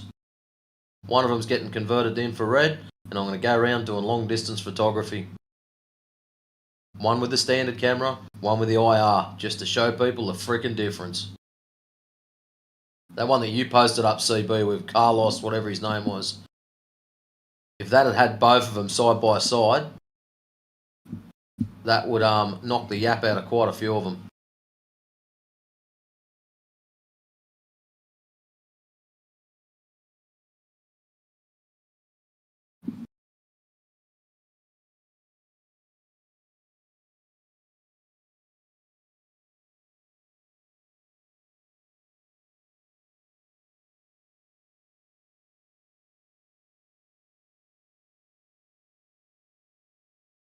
I got some stuff I'm going to respond to him with.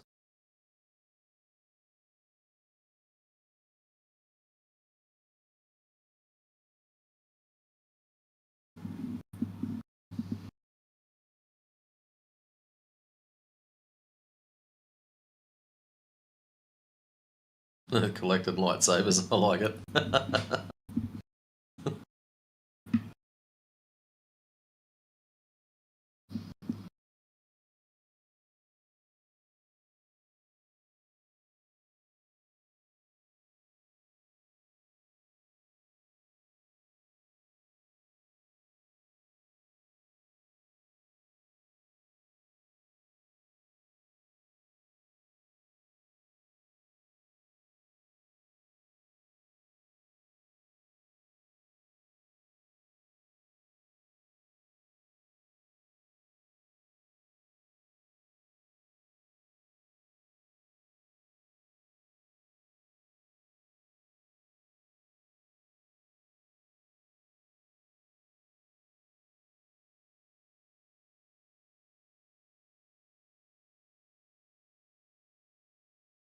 Hey, everybody, Grandpa Fiddlebones here. All right, guys, get your pitchforks out. We do not care. Light the torches.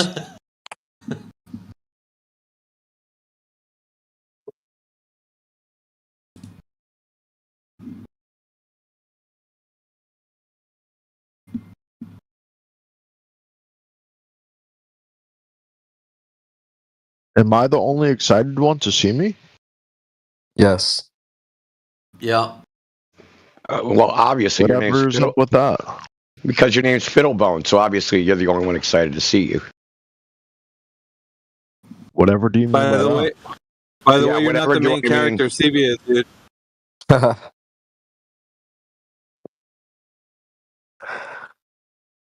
You know how far away he is from the main character? I'm up there, though. I'm an important side character. Dude, remember that scene in The You're Matrix? an NPC, bro. Yeah, Oh, you're one of I'm the an guys important walking side by. character. You're not the woman in the red dress, man. You're one of the NPCs walking by. On the opposite side of the street. You're the one picking up the trash, like on the streets, you know, with the little pointy stick. You're not sure if you could be a brain in a jar or not. And you're supervised, too. But science told me I can't be a brain in the jar, so checkmate, atheist.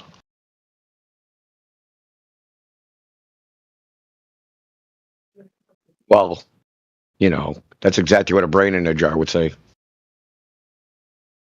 Yeah, but science already said I can't be that, so. But science is the brain in the jar. So when it told you it's a brain in the jar, it was just defending itself. Well, that's a different question. That one I don't know the answer of. You know what's irritating? The way people you just use the word science. It's just like a fucking magic word to you people. It literally has no meaning to you. What does science mean? And you're to you? talking to me or somebody else in here? I just want to make sure I'm staying on topic. Yeah, I'm talking to you. What does science mean to you? I'm not asking for the definition. What does it mean when someone says science does this or science does that? What do you think in your head? It's whatever the scientists say. So whatever scientists say is science. That's what I said. So when a scientist says you should vote for Donald Trump, that's science? Science in my world. It's science in your world. Makes sense to me. I don't see the contradiction. Can you explain it to me? Yeah, who to vote for is not a scientific topic, dude.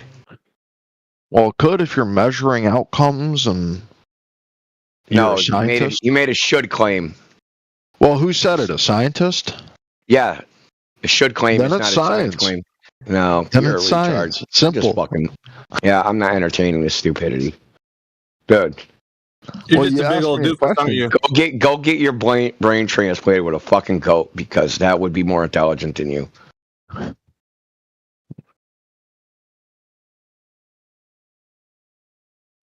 Dude, we're like at the bottom of the barrel. You hear that metal, Alpha? We're fucking scraping metal. Yep. This is fucking. You should have, dude. You should have heard over in the other server. We're over in politics and religion.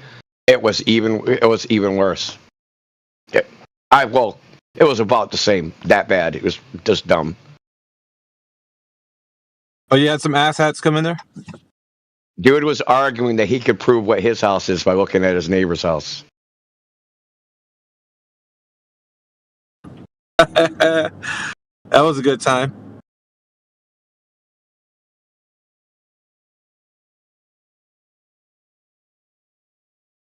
Dude, I want to clip that freaking Brenda shit this morning, but I know my mic was shitty, man. So fuck. That Brenda. Yeah, it man, was good. For the most part. We heard most of what you said, but the majority, like, you have to repeat what you said. But yeah, it came through. Yeah, it was outside and it was windy and shit. So the only reason why I fed that argument to Brenda is because I know that he wants to talk a bunch of shit. So I was like, okay, let's get a well-known sophist in here so that we can see how this argument works. You know, kind of like a test dummy. Oh yeah, and yeah. Sure enough, that's perfect, dude. It was a good idea.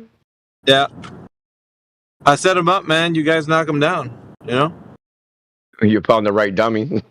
Yeah, yeah. A willing participant. Yeah. Yeah, like ultra stubborn. Everything a flat earther says is wrong. Is freaking lets the cat out of the bag where you know goddamn well she thought that was a regular solar eclipse, right? So, and it obviously just defending it because it said in the caption, this was taken from the moon to Earth. That's the only reason why she's defending it. Because a normal person, you say it was a scientist, right? What a scientist would go, that is curious. That kind of don't make sense. Now, either this image is fake, or this is some new phenomenon we didn't know about. Because you could always take that route. You could say, well, it's not fake. It's just some, like, maybe our hypothesis of what happens from Earth to the moon, maybe that shit's wrong. Right? You could say what the weird thing was Brenda was actually trying to argue for that point. During the time that you were, I don't know if you heard what he was saying, but he basically was saying that particular thing, that if that phenomena is occurring, it's probably something that they haven't figured out what it's called. That's what he was saying, bro. Like, it was kind of a sneaky little, it was a little weaselly out. I don't know if you caught that, but I heard that. I heard a bunch of I don't knows. I heard, you know. Well, it was a bunch of I don't knows, but then it was more of a something that's the community of scientists didn't figure out, and it's like, what the fuck? Like, it's just making it sound like you don't know what you're talking about. Then, if that's the case, but then you're here defending a point, because you know how that goes, right? Defending a point that you don't have any knowledge on. Well, they didn't figure out eclipses yet, then, right? Well, according to the way Brenda was putting it, was that the phenomena that's occurring from Blue Ghost to the Earth was something that couldn't be put down as something that's known. Well, see, so that's the funny thing. So that's the fucked up thing, is the lunar eclipse, the little diamond thing. So you saw, like, in the one from the moon, the Firefly, whatever, right? So you saw that had that little diamond thing. They say that they know why that happens in a regular solar eclipse, and they say it's like the light is going between the rough surface of the moon. But that wouldn't happen on Earth because the Earth is mostly water. That you would have had to have just got lucky that you're, like, next to the fucking Himalayas or something, right? That the light just happened to be, the sun is exiting, the Earth is exiting the eclipse at the freaking angle the Himalayas are at, right on the edge of the fucking globe. Like, dude, no. So most likely it's going to be water, and it wouldn't cause that little diamond thing. So here's the other possibility. Their reasoning for what causes the lunar eclipse is wrong. So when you take that reasoning and you go, hey, if this is true, then if I observe it from Earth, it should do this thing. Oh, I don't see that thing. So maybe the original hypothesis was incorrect on what I'm seeing. Yeah, the other difference is that there's no atmosphere on the moon and there is an atmosphere on Earth, so we might expect to see different things. Yeah, but that's why is the okay, Matt? We'll take you down this. Why is the moon red during the lunar eclipse? Because the sunsets and sunrises of Earth are what light it up. Yeah, but like, why is the moon red? So you see a lunar eclipse and then the moon turns red. Yeah, it's because the sun isn't shining on it. The sunsets are. You mean it's the light is scattered, right? The blue wavelengths don't make it through the atmosphere, and only the red does, right? I mean, that's a non-poetic way of saying it, but sure. Non-poetic? Right, I mean, sunsets are red because they're sunsets. You want to say sunsets are red because it scatters the blue light. Okay, take the joy out of my sunset. Go ahead. Sorry. Well, I mean, if you want, you already took the joy out of your sunset when you think that you're falling backwards and the sun's not setting. So you already did that to yourself. Fair point. Okay. So now we have the camera on the moon, and the moon is red. The moon's looking back at the source of light. Why isn't that red? Yeah, I don't know. I think it should be red, so I don't know. And ChatGPT thinks it's red. Grok thinks it should be red. DeepSeek thinks it should be red. All the shit on the internet says it should be red. There's an animation on freaking YouTube that Snackle posted to try and debunk it that also showed the ring should be red. So it should be red, but their image shows that it's white. And I ran it through like a histogram where it measures the red, green, blue channels and the lumen channel. And it has more blue, like all of them are peaked out, right? So red, green, blue are all maxed out. So you have all the colors maxed, which makes white light. But the highest lumen intensity is at the blue spectrum, when that should be the least. So that image either is not real, or as fucking Brenda was throwing a Hail Mary, some unusual phenomenon's happening. Well, and because also there can't be a ring of fire because the Earth's supposed to be 1.9 times the size of the sun, right? Or no, not 1.9. So the sun's supposed to be half a degree, and the Earth from the moon is supposed to be 0.9 degrees. So it's 4 times the size of the sun. Yeah. So part of it might just be the camera. Who knows what kind of camera they use and that type of stuff, because the camera wasn't designed to take a picture of the eclipse. They only added that. According to Daza, it was. Later. Oh, really? According to Daza, who says he knows the guy that fucking calculated the orbit for that, said they planned for the lunar eclipse and they planned to take that. I read something that said that they only planned for a lunar eclipse like a month or two before they left. When they realized, we're going to be landing there during the lunar day that an eclipse happens. That's fine, Matthew. But how do you know the camera wasn't equipped to actually view the lunar eclipse? Well, then why would you argue for a position that you wouldn't have that information? I didn't argue for it. I said perhaps the camera wasn't designed for that. Perhaps. So that's a suggestive. That's a suggestive term that's letting people to believe that there's a possibility that it's not designed for that thing. But that's the thing. How do you know that information? Here's why: because the evidence. You mean the camera in Narnia? No, the evidence is that they didn't. The camera in Narnia. No camera in Narnia. No, the camera. It has to be in Narnia. It's in the second law of thermodynamics violation. So they designed the camera before they knew they were going to be there. They designed the camera so it could overcome the second law of thermodynamics. You want to change the conversation completely to? Yeah, no, it's not a change in the conversation. Okay. Where was the photo taken from? The moon. The moon is in what? Outer space. 10 to the 12, negative 12 torr. How are you still breathing?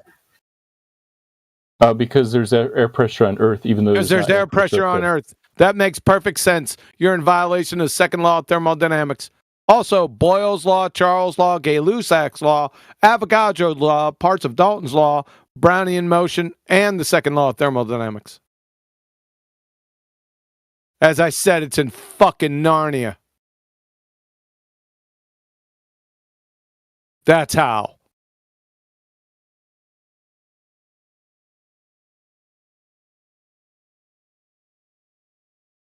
Whistling past the graveyard, retard of the ages.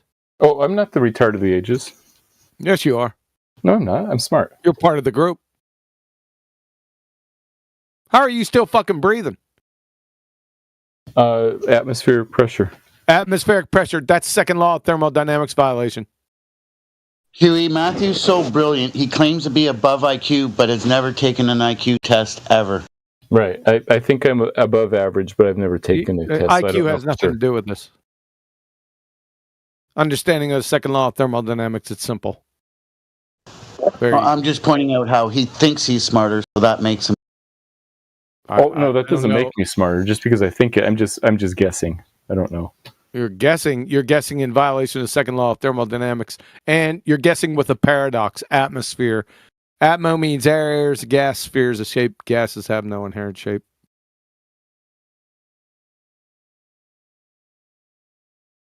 If you think they do, you literally fail first grade intro to gas behavior. Do I want to pull Christy Bodak out on your dumbass?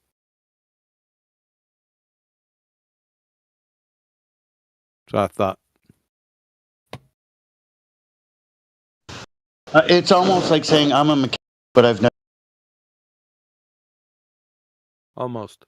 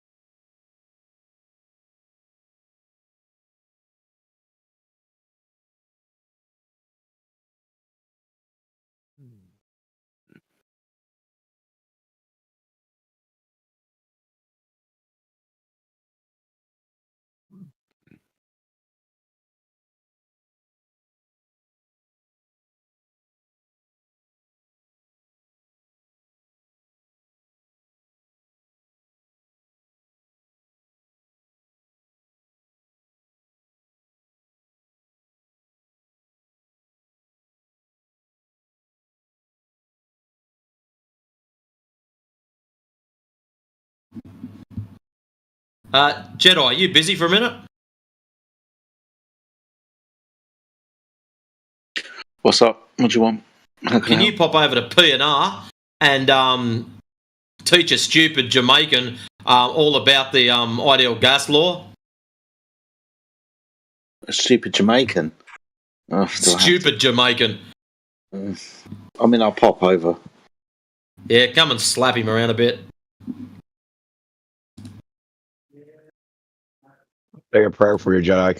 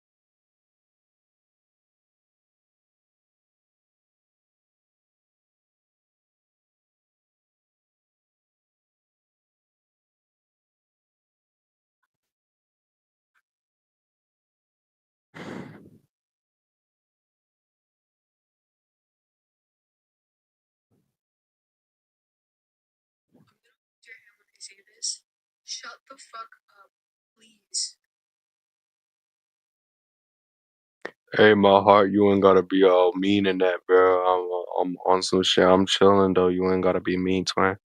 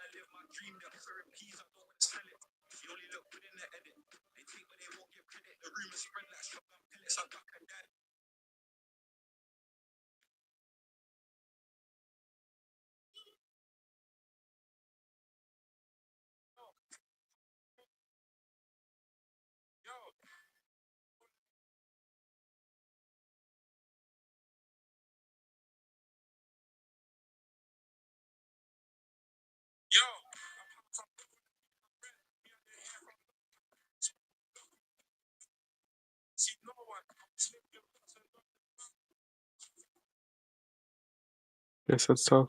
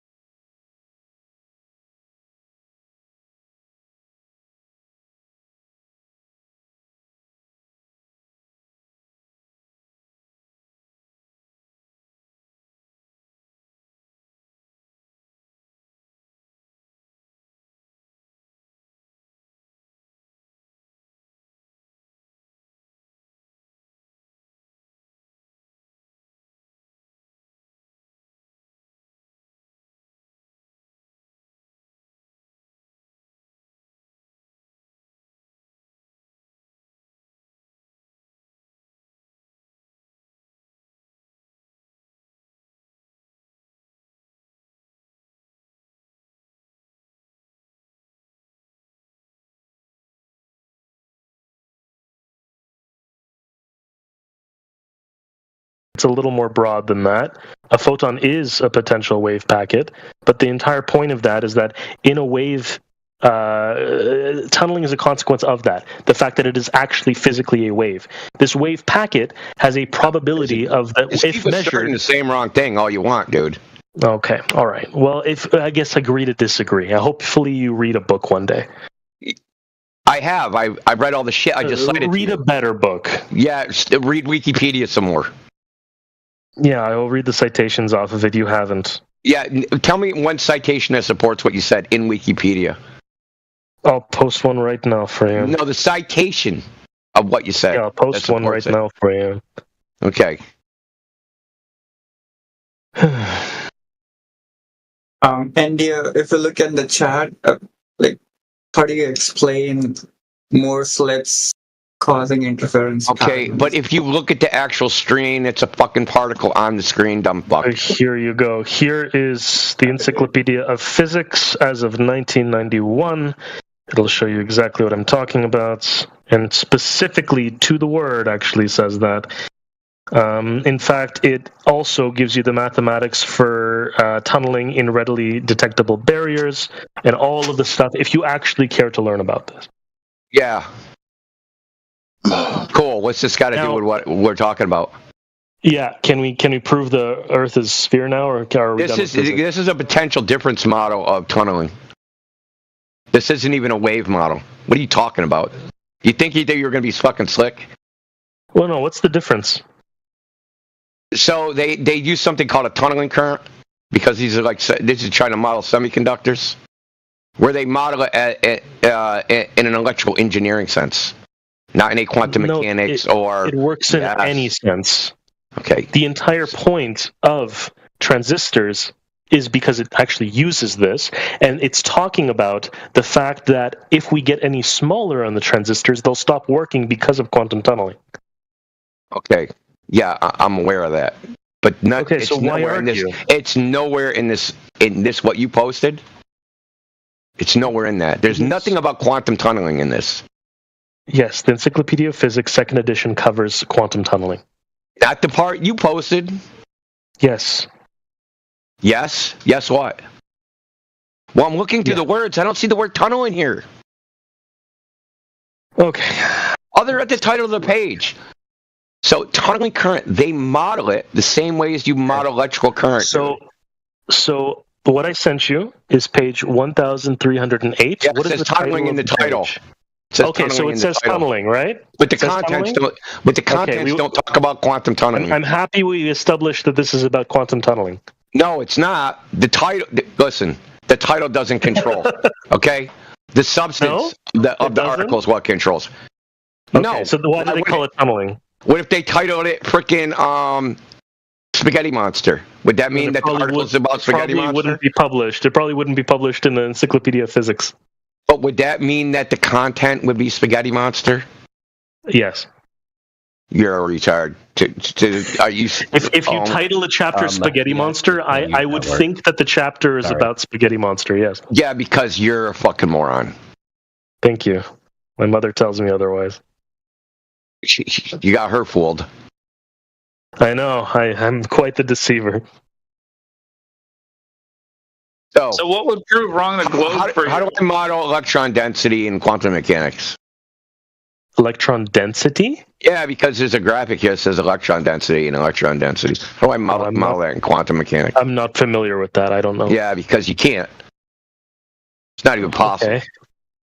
Okay, I don't know enough about that to educate you more on it. You don't know. You're not educating anybody. Well, I mean, you just learned that the title of a chapter should probably reflect its contents. Should, but it doesn't. Contents controls. Okay. This isn't quantum tunneling. Their model is an electrical circuit model. So we can model things a bunch of different ways, and it's a lot easier to model this with an electrical circuit model. Yeah, that's this is for semiconductors. Yeah, that's what a transistor is. It's a circuit. Yeah, fantastic. Who cares? Talking about quantum tunneling. The point is, The point is, nowhere in Maxwell's equations is density. I didn't say it was. I don't know where you got density from. Well, you said refraction is caused by density. It is. Calculate refraction using Maxwell's equation. It can be. So the speed of the light through the substance is going to dictate the refraction. What determines its speed? Substances, density, usually. Yep. And no, it's not density. Then where is density found in Maxwell's equation? Then where is density found in Maxwell's equations? I don't know if he spoke to that. I want to calculate the refractive index of the material. Is density a variable? No, it wouldn't be. Okay, then. What are the variables? The refractive index is just describing at what angle would 100%, no, not 100%, but what angle would be the, I don't know specifically. Okay, optics. so the refractive index, so vacuum is set to 1. Whatever ratio it is compared to that, that's what the refractive index of the material is. Okay, sure. I would agree with that. Okay, so to calculate that, you need to know the electric permittivity and the magnetic permeability of the material. That's what determines the refractive index of the material. Nowhere in there is density. No, refractive index is geometric. It's not a material science issue. It just gets worse. It is. Are you sure? Yeah, 100%. Okay, because you can scatter the light if that's what you're talking about, but the index, it should just be a geometric function. No, it's no. Okay, so light hits the material, causes the electrons to polarize, or the atoms in the material to polarize. But when they polarize, they also create their own electromagnetic field, right? Which changes how the light propagates, or electromagnetic radiation propagates to the material, right? Really simple. Yeah, sure. Yeah, so it's based upon the properties, the electronic properties of the material. Has nothing to do with the density. Well, one of the properties is density, yes. You could have more dense glass, more dense air. That's the whole point. That's why you have things like the Chernoff radiation, right? It's because the light is being slowed down because of the density of the water. Not the light, I should say, the radiation, ionizing radiation. Okay, it's when something's moving faster than a medium, than the speed of light in that medium. Yeah, I know what it is. Yeah, and density is kind of part of that, right? I've actually seen it. It's one of the pieces. That's very cool. I'm proud of you. Yeah. My brother worked at a nuclear. No, my brother worked at a nuclear reactor. Anyway. Oh shit. Well, to dismantle it. Anyway, cool. That's not the point. The point is that temperature is what causes refraction. A gradation in temperature. In fact, changes in temperature are 4,000 times have a 4,000 times greater effect on the refractive index of air than changes in pressure or density. Oh, so okay. Changes in temperature that matter. They have. And I'll give you a citation. It's called Understanding Astronomical Refraction by Andrew Thomas Young. You can go look in that. The temperature is directly related to the density. He didn't hear a word you said. No, I mean, the hotter something is, the less dense it is. I heard usually, unless you have it in a container. Listen, it's not contained in the volume, so there's the relationship between them all. Yeah, that's what I'm saying. Like I said, it's not in a container. Just to check real quick, you said temperature has a 4,000 times effect compared to other things. Yes, changes in temperature. It does. Yes, so I gave you the citation. Maybe in certain circumstances it does, but the other things also have an effect, right? Of course it does. And I literally gave you a citation. I know that. So hold on. But he's using a 4,000 times effect in a certain circumstance. So let's say I agree. There's no effect. Let's say I agree with you. Let's say I agree with you that temperature has a much larger effect than density. You have just agreed with me that density does in fact change the refractive index of light, right? You just agreed.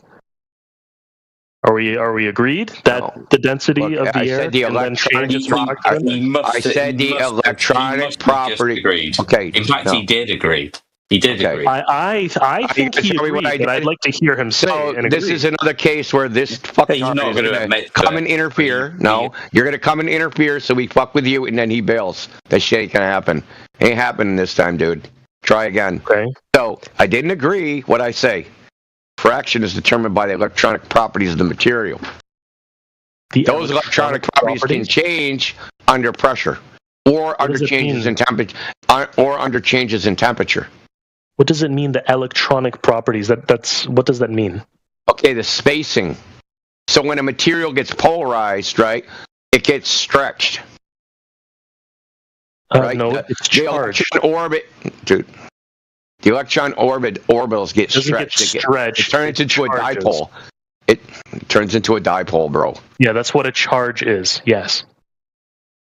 Yeah. So the electronic properties of the material change. Yes, yes, you can polarize the material. Another thing about refraction is that it depends on the wavelength. So yes, a polarized material can refract light differently. Yes, density, polarization, all of that matters. Yes. The light polarizes it, dude. Light can polarize it as it passes through and interacts. Yes. Can charge it. Yes. Cool. That's awesome. You asked me what caused it. It's not density. But hold on. Temperature does, but density doesn't? Temperature, it affects the motion, right?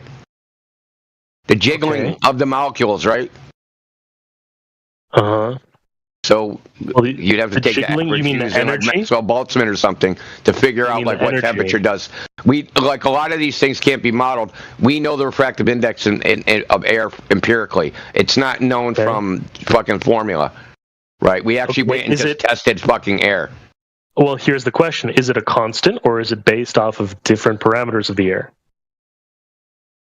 Based off of different parameters. It also depends on the wavelength. What are the parameters? Humidity, temperature, CO2 content,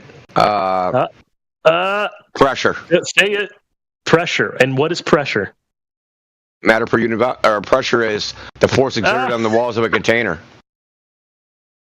Okay. All right. That's the kinetic energy. That's the kinetic energy of the molecules. No, that's the external force exerted by pressure. What is pressure? The kinetic energy exerted on the walls of a container. The force exerted on the walls of a container is the result of pressure. No. That is pressure. That's the definition of pressure. And pressure is based on what?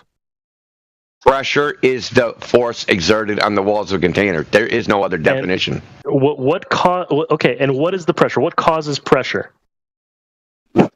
Temperature. The temperature. It can affect it. Yes, but the temperature causes pressure because temperature raises the kinetic energy of the material. Okay, but if you have a closed volume, what does temperature do? What is it? What do you mean? It increases the pressure, right? Yeah, that's right. Energy it increases the force of the wall on the walls of the container. Congratulations. Okay. And as the density increases or decreases in this case, you get what? So if I have a closed volume and I turn up the temperature, it becomes more dense inside. Okay, so when I open up, how'd that happen?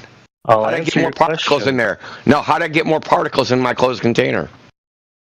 Well, quantum tunneling clearly, but what you can do is you can pull off matter per unit volume. Remember, matter per unit volume. Yes. I have a volume. There's some matter in there. What happens when you open it? Okay, try to talk over me because you cooked yourself.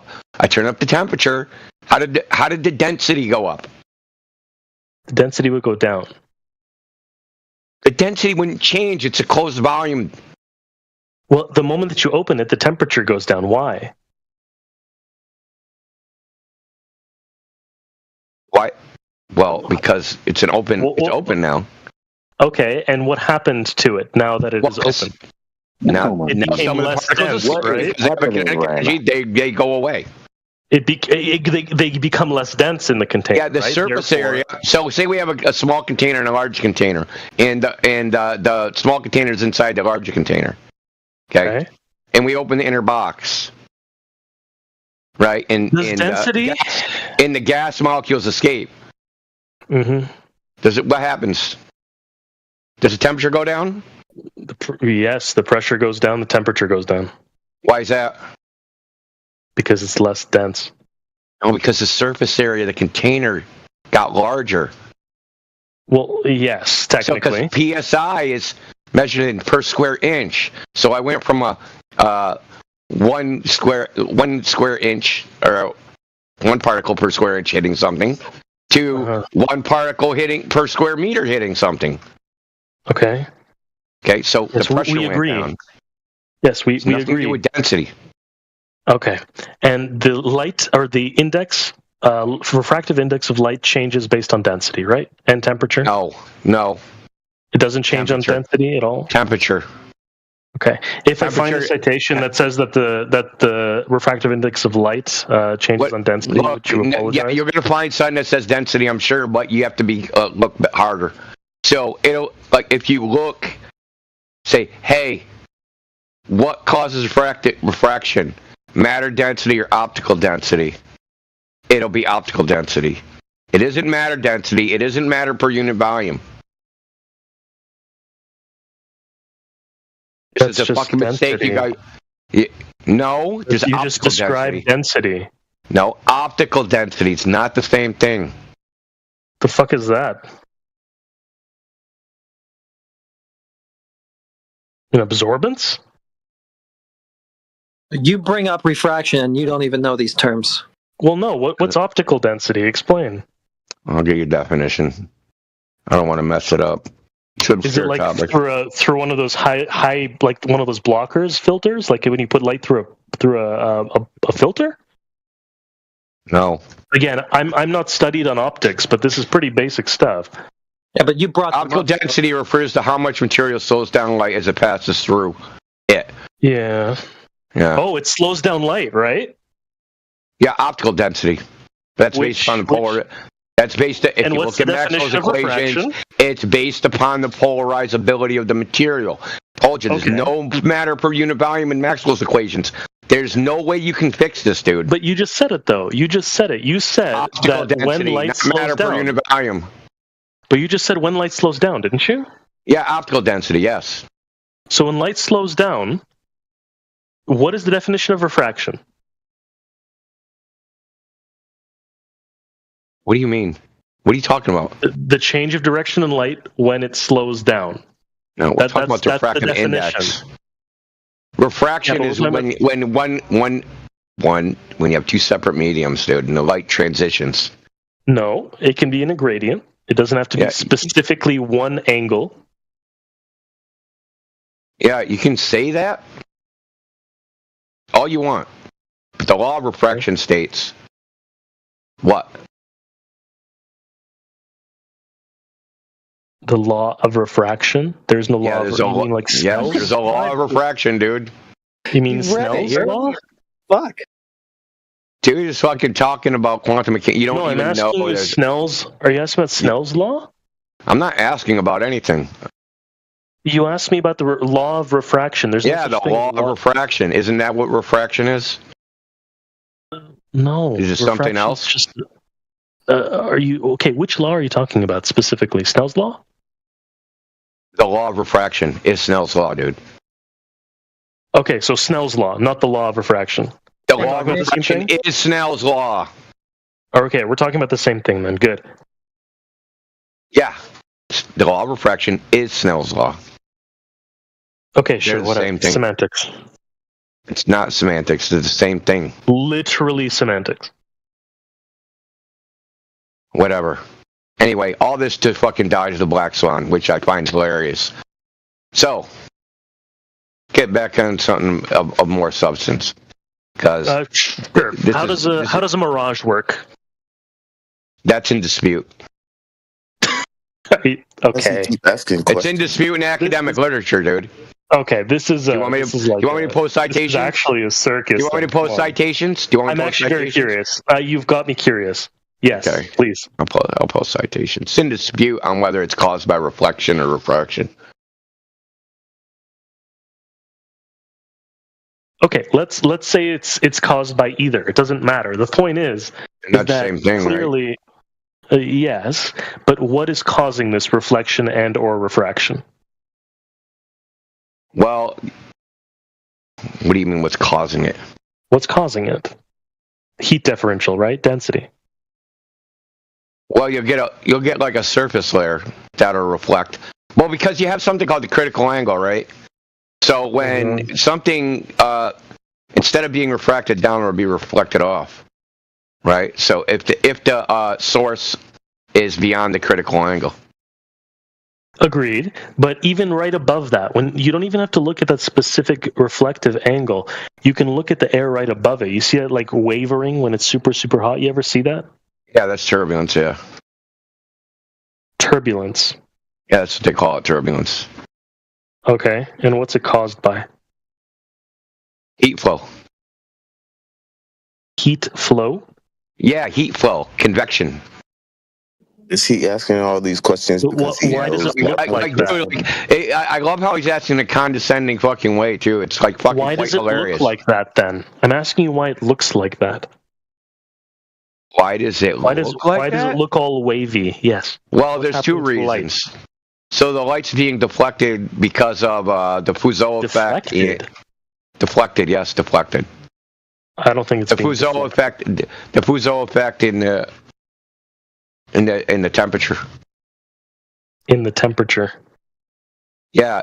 Why are you all questions, dude? I don't know what that means. So is light deflected in the direction of motion? Gravitational lensing? Like, what the fuck are you talking about? If you have a medium, if you have gravitational lensing, who the fuck said that? Oh, you said some weird. You just Googled what I said. You just Googled what I said. That's I've never heard it before, and Google hasn't either. Okay, so if light is passing through a medium, and that medium's in motion, it'll be deflected into the direction of the motion. In which situations? All of them. By how much? Well, it depends on the optical path. The path length. No, it depends on the energy. You say how much? Like, you want that at an angle in feet, inches? Like No, but by how much? Dependent on what? By the energy and the gravitational. The speed of the medium. The speed of the medium. The wavelength of light. Near relativistic. To the optical path. No, it doesn't have to be near. This experiment was discovered with flowing water. This experiment was this effect was discovered in the 1800s with flowing water. It doesn't need to go to the speed of light. It needs to be going relativistic speeds for it to have any kind of. No, you Googled the wrong thing, dude. You Googled the wrong thing, dude. You Googled the wrong thing, dude. For it to actually go ahead and affect it the way you're looking at it. You Googled the wrong thing, dude. I don't know how many times I want to tell you, dude. Mirages are not based on this phenomenon. You didn't ask me about mirages. You asked for shimmering road. You asked me about a shimmering road surface. That's part of it. Yeah, it's a mirage. No, it's not a mirage. You're watching what they call sensible heat flux. Sensible heat convection. Flux? Yes, it's dude. I'm sorry that you have a piss poor fucking education. The term is called fucking mirage, help you. But yes, it is convection. But it's mirage is a qualitative description. Okay. Hold on, dude. I'm just going to get you some experiments because you just want to jibber jabber about shit you don't know. I'm asking you a really basic question. You're telling me that the density of this medium is not changing the path of the light due to the speed of the light through the medium? It's the temperature. The temperature is affecting the density. If something's hotter, there's more energy, it's going to try to have, or at least have more energy be able to expand. That's the whole point. When things expand, they have a lower density. And into what? Light will flow through them differently. Yeah, we already covered that with the volume is increasing. Okay, so temperature and density in a non-closed volume are directly linked. You know this, right? In an open system? You ever heard of a triple point, for example, based on in an open system? When you said non-closed volume, do you mean an open system? Yeah, when it's not constrained. And there is no volume, dude. Yeah, the atmosphere. You're not too fucking bright, are you, dude? There's no volume in an open system. That's why it's open. It's ad hominem.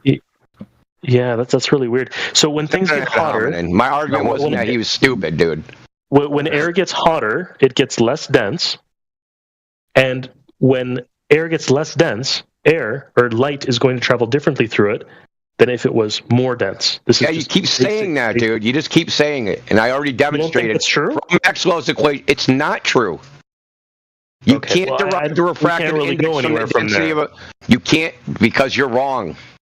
Okay, you've been wrong a lot of times, and you just say, I can't go anywhere from there. Yeah, because you're wrong. You have invincible ignorance. Says who? Well, no, you've conceded many things, so your arguments have always ended up in concession. Derive the refractive index of material. Derive it from temperature, from not temperature, from density. I wouldn't be able to do the math on that. Do you know how to do it? Nobody knows how to do it because it's not a fucking variable. So I'm reading right now, atmospheric refraction. The refraction is due to the velocity of light through the air decreasing. Yeah, you're learning about this right now, dude. Excuse me. I'm just reading it for you because you clearly don't trust me. And we just talk. Well, no, you don't trust me. I just tried to explain it to you. You said that I understand it. We're way beyond. Listen, dude. We're way beyond Googling shit. We're way beyond Googling shit. I tried to explain it to you. Then you said that what I said isn't true. You're not explaining anything. All you're doing is teleprompter reading fucking Google. Google's wrong. You asked for citations earlier. You don't care about citations anymore? Citation, a peer-reviewed citation, post in the chat. Okay, yeah, let's do it. With experiment. Sure. This may be the most bizarre thing I've done in a while. Yeah, sure. Will you be able to involve the entailment and the reference into the experiment? Or are you just gonna post a link and then do the citation? Just sort of, you make the argument. This is your argument now. Yeah, I did. You don't need some researcher anymore because you're interpreting the data. Understand. Yeah, well, no, I'm just reading what the researcher concluded. I'm not a scientist. I don't care about his conclusion. Don't care. Okay, so you don't only care about data. I only care about data, dude. I only care about data. How do you think you can get the data then? Other than measurements. If it's peer reviewed, that means he did some sort of experiment, right? Yeah. Yes. Yeah, so the data. But what about it? I'll interpret it. I want the data from your citation. You want the raw data so you can interpret it? Yes. Are you a scientist? Dude, I stutter. God damn it, dude. Are you serious? I'm asking you a serious question. Seriously? Yes, I am a scientist. Okay, I don't believe you, and I don't think I don't care. You don't have to believe it. Because that would be a genetic fallacy anyway. This is already going nowhere. It's been going nowhere for the last 45 minutes. I'm not sending you raw data from somebody's fucking experiment. Okay, so you asked so I said, what caused the mirage is in dispute. I just posted in the chat, dude. Yeah. 2 papers with experiments, so they do experiments to demonstrate this shit. Okay. Fantastic. I'm not going to read those because I don't own those books. Do you own these books? They're not books. They're in journals. These are books, yes? Yes, the library goes to, yes, I have part ownership to the public library. What books? These are journal articles. Okay, can you take a screenshot of them so I can read them? No. Okay, because you don't have them and you haven't read them. Yes, I have read them. You can go on Google Scholar and look these up and read them yourself. Okay, so link it to me. No. And this is just reversing the burden. Clearly, you can't prove it. I told you where to go and how to find it, right? You can't Take prove the first title, go to scholar.google.com, type it in, copy paste this in, and it'll bring it to the paper. Read the fucking paper. Okay, so you can't prove it. Yeah, I just did. What I proved is you're lazy, and you actually just trolling, and you don't even really care about this shit. If you say so. I could say the same about you. Yeah, I know you are, but one of mine, because I'm 10 years old, and all I got is know you. Yeah, I mean, that's the extent of you. It's just ad hom with you. Yeah, he just did it. He did it again. That's crazy, dude. Okay, here are all. Here we go. You're gonna do it again for the third time? You're gonna say no you for the third time? Please do. Oh no, I'm giving you all the citations you want. Yeah, Wikipedia is not a citation, dude. I'm not giving you a Wikipedia citation. You mean not again? Oh, sorry, the citations are way too long. I have to cut it down into multiple pieces. What the title? Perfect. Here are all the titles. You can read them. Enjoy. I'll wait. Okay, let's just take a random one. I've read the Andrew Thomas one. I've read the Fletcher one. I've read not the Shackleton one. Shackleton one has nothing to fucking do with any of that crap.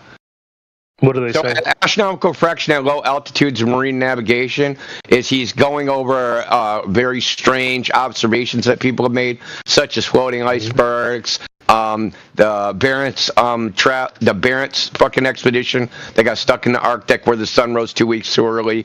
So that's one. Shackleton, I don't know what that has to do with the fucking price of tea in China. I think you just Googled any fucking thing. Astronomical algorithms. I think that's probably the refraction correction for astronomy. Mathematical astronomy. Do you know what it says in any of these? No idea. So, and I'll also tell you, these are astronomical refraction. Astronomical refraction is not terrestrial refraction.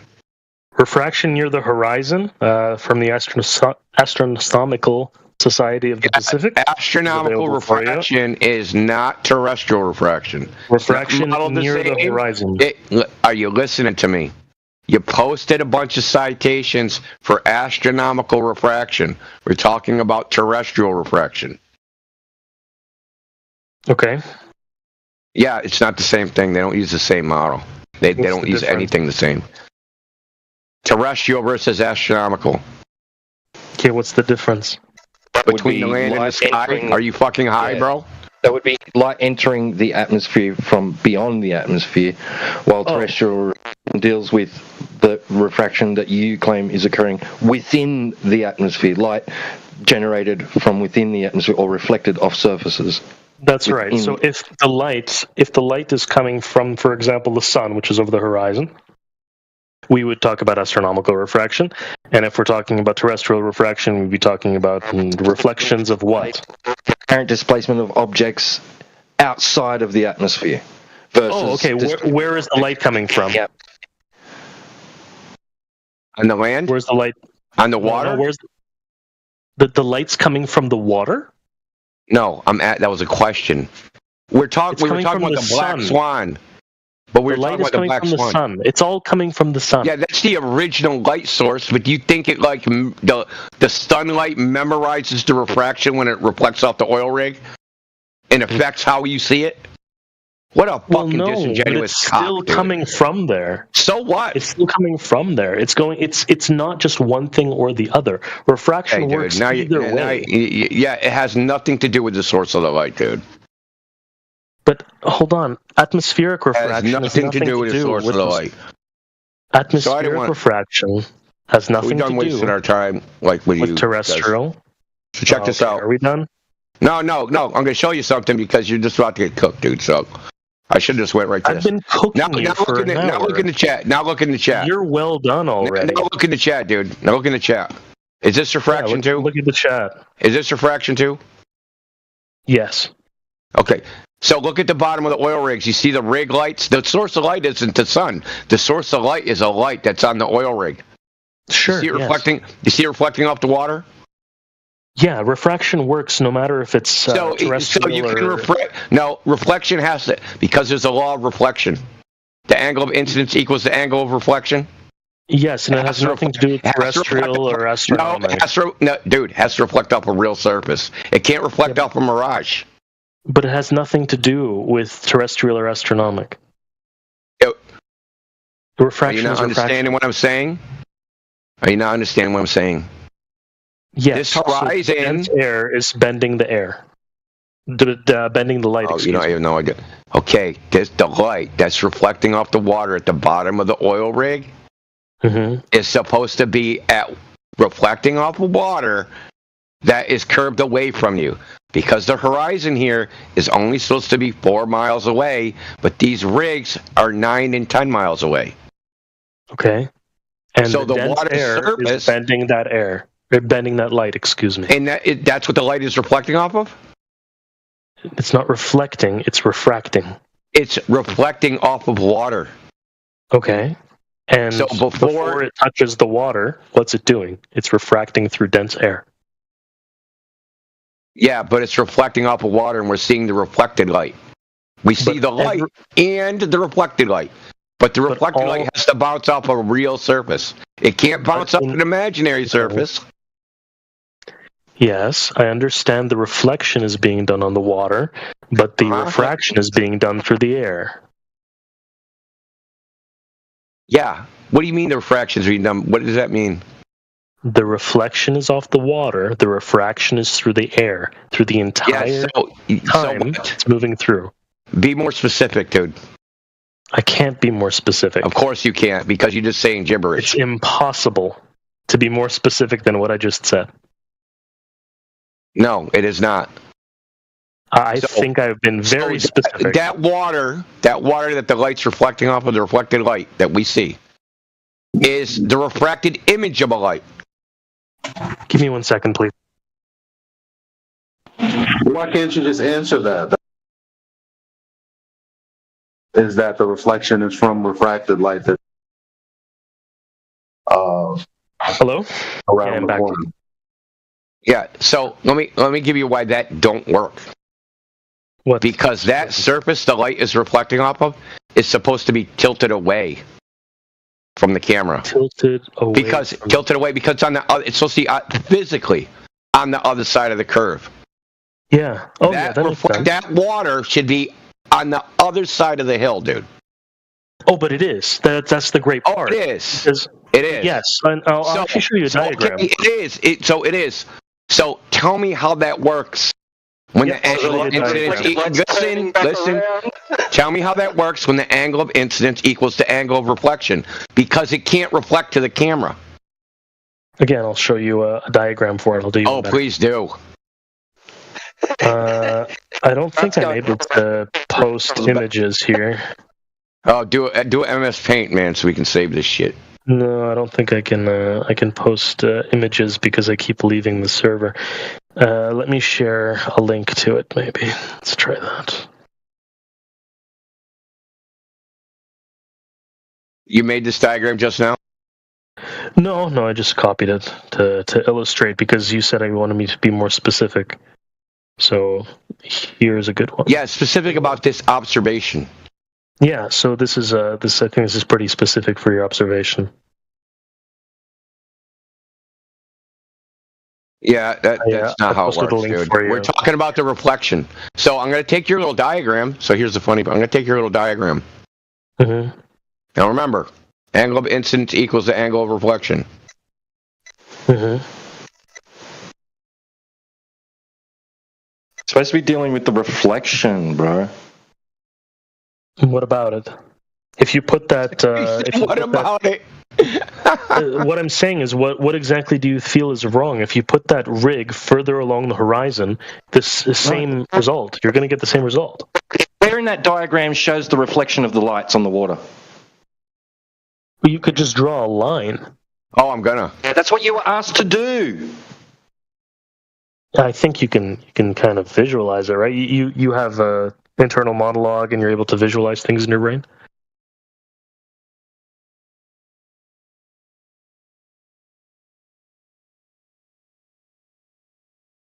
Are you MS painting it right now? Because that's hilarious. No, I'm just drawing on it. I'm drawing arrows to the reflection path. Perfect. I'm happy you do the work. Most people here are usually just the circus animals. They don't quite know how these things work. I think at least you put the effort in. I appreciate that. Circus animals. How ironic. So check this out. There's no possible reflection path, dude. Yeah, so there is. It's on the other side of the hump. Yeah, so just like the curved path of the light going from across the horizon, you would find a single angle from that point to your eye that does in fact complete the reflection path. So in this case, in your image, it would have to be much more shallow, the reflection path. One of the reflection paths is going to hit your eye. Yeah, but you see it in a location, right, away from the oil rig. Mm-hmm. So you know where it's bouncing off of. You know the angle. Yeah, absolutely, and it curves just like any other light. No, it can only reflect at the angle it strikes the water. We can figure out the angle it struck the water. How? Mm-hmm. How? By measuring the angle between us, the water, and the the light. So there's a light on the rig. There's a light. The reflection of the lights in the water. You can guesstimate the angle that it hit the water. That'd be very difficult because of refraction. No. Yes. No. Yes. No, it wouldn't, because then you'd just be seeing a virtual image of it, right? It would. It's not a virtual image. It's a refracted image of what you see. Yeah, a virtual image. It's not real, it's not right? A virtual image. Is it the actual object, dude? Is it the yes? It's the actual object. Just the light hitting your eye has been bent. Bent. If it's the actual object, then you should be able to shoot it. Well, I think that's a really maybe with a laser, yeah, but it's probably not going to be there if it's a laser. Actually, if it's a laser, it would get refracted too, depending on the strength of the laser. So yeah, actually, it would be fine. Would a bullet get refracted? We have to go this far. Well, bullets are ballistic. If there was no gravity, then you'd miss it too.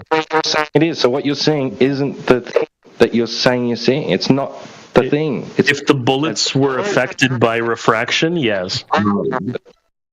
Bullets are not affected by refraction.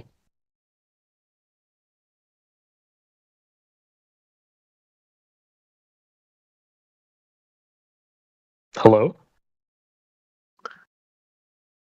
Yeah, hold on, dude. I got to make another MS Paint to fucking show you're a moron.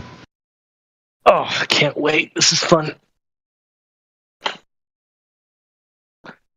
Are we still on YouTube, or is this more of a private conversation now? Yeah, it's still on YouTube, dude. Oh, fantastic! Hey, hopefully, we've educated some people. Hi, YouTube. So I can show you how real of a nigga I am. Oh man, I bet you're a big nigga. So you my nigga. Still, no path, dude. There's no path. It's not possible. Your problem is the straight lines. Your problem is the straight lines. No, the problem is you're behind the mirror, dude. Behind it. No, but if you were to you're behind the mirror. Okay. Behind the mirror. I'm challenge you. Here's the challenge. Take a mirror so that you're behind it. So the mirror is tilted and you're behind the surface of the mirror. Mm-hmm. You can create any refractive condition you want. Use CO2, use butane, use fucking water, use whatever. I want you to show us that you can see something reflected off the surface of that mirror. It's ridiculous, and you know it, dude. Something reflect. Yeah, I just look at the mirror. Everything's reflected off the mirror. Not if you're behind it. If I'm behind, like I'm underneath. Yeah, you're behind it. You're behind the mirror. You're on the other side of the curve, right? I understand what you're saying now. Okay, all right. So take that same diagram, but move. Yeah, okay. Deflect from the mirror experiment. Yeah, deflect from it, dude. No, you can't. Yeah, we're not doing thought experiment. I'm answering your question. No. I'm answering your question.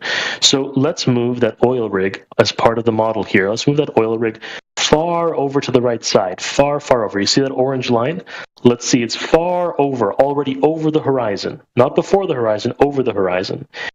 If you go to the refraction, the top one, imagine that, however, with a high refraction index, which is the bottom. So combine the ideas. You see the top one that says low refraction in the horizon? That's the model we're talking about, where the bottom part is obscured. We would have the light bounce before the horizon and then still hit your eye. However, if you have a high refraction with the bent lines that we're talking about at the bottom one, you can quickly see how those bent lines would still be able to hit your eye. Yeah, that's a cool story, but you can't demonstrate that in any experiment. Yeah, in the video you posted, it's actually a demonstration of exactly what I just described. No, it's not. Like I said, you've done the work for me already. If you took a mirror and you were behind the mirror surface, right? So at an angle, a negative angle, right? Parallel is 0. You're at a negative angle to the surface of the fucking mirror. You're claiming that refraction can let you see the surface of the mirror. Yes. And the light reflected off of. Yes, absolutely. That is how refraction works. And why do you think that? Because that is a demonstrably known and like this. How does light work? Demonstrate it. This is well known. Demonstrate it. Demonstrate it then. Sure. Let's do it. Silly dude. Okay, so you're not actually interested in the evidence. You're already... No, you don't have any evidence, dude. You have a bunch of ideas in your head. In fact, refraction can work so well that you could actually see the back of your head if you go around the world. Now you're just trolling, bro. Okay. Here. Does that make the globe unfalsifiable? Oh, if it was a religion, maybe, but I'm giving... No. That would mean that there's no observation we could do that couldn't be explained away by refraction, right? There's plenty. There's absolutely plenty. So, like what? Well, I mean... While you're talking, make sure you're still looking for that evidence, because I don't have goldfish memory, so I didn't forget. I can't do both, so you'll have to wait then. Okay. I'll be waiting until hell freezes over. You give me not enough credit. Yeah, you're Googling shit on the fly, dude. Well, we've debated Google before. Do you want me to just draw one up and do an experiment? Google's intelligence is not your intelligence. It's not Google's intelligence. I use Google to find other people's papers. I don't use Google. Yeah, the papers you didn't read. Well, no, I didn't read them all. No, you didn't read any of them. Yeah, you haven't. You didn't even post the right refraction. You posted astronomical refraction. In this case, any refraction is. No, it's different. Refraction. It's different. I posted atmospheric refraction. Different. How is it different than atmospheric astronomical refraction is not quote unquote atmospheric refraction. Called terrestrial refraction. It's different. What's the difference? No, atmospheric refraction and terrestrial refraction are 2 different things. The model used is the difference. What's the difference? I'm going to say it again for like the describe it, because I said it earlier too. The difference in the model. Because one uses variables such as pressure, temperature, relative humidity, CO2 content, where the other one just uses an air mass model. So what? It's still using refraction. It's still the same law. You're not using the law of refraction because you said Snell's law is not applicable. Are you getting... And you already admitted Snell's law is the law of refraction. Now you're fucking contradicting yourself again. Are you getting anxious that you're laughing anxious? No, dude. You're trying to posture now. It's fucking transparent. Oh, simple question. No, you're just trying to... It's just transparent. Now you're trying to turn me into the subject matter. Because you're the guy who said that light is not an electromagnetic wave. It's not. I mean, that was an interesting one. Yeah, it's not. Can you say it just one more time? I need that. Yeah, light is not an electromagnetic wave. The Maxwell model is wrong. That's the kind of person we're talking to, folks. Yeah, the idea that you're going to socially shame me, right? And be like, he don't believe that light's an electromagnetic wave. That's all we all learned in 6th grade. I don't give a fuck what you 6th graders think. But you already know that. I don't need to shame you. You've already shamed yourself. I can't shame you more than you could shame yourself. Yeah, okay, more posturing. It's true. Yeah, see, this is what you guys all do. We flat earthers become the topic when you get cooked on the actual topic. Well, I mean, it was all ad hom from you earlier. Did you find an experiment yet? It wasn't an ad hom. You can't take it yourself, can you? And you don't know what an ad hom is, obviously. People in the chat were making fun of you because you're using ad homs. Yeah, it's not an ad hom. I don't care what people in the chat think either. So. I know. Reality is whatever you believe. Right? Yeah, no, because these things have definitions. So ad hom is when you try to prove a proposition. Using them. That's the ad hom is when you try to prove ad hom is when you try to prove a proposition by attacking the other person's character, some personal flaw they have. I didn't try to prove a proposition that way. I actually proved the proposition. Yeah, you said because I'm uneducated. You for not knowing. It's an ad hom. No, an insult is different than an ad hom. It depends on the insult. I wasn't using your retardation as proof of a proposition. I was just highlighting your retardation as an insult. Well, as a disproving of my proposition. You don't know what an ad hom is. Oh, believe me, you did. I really didn't.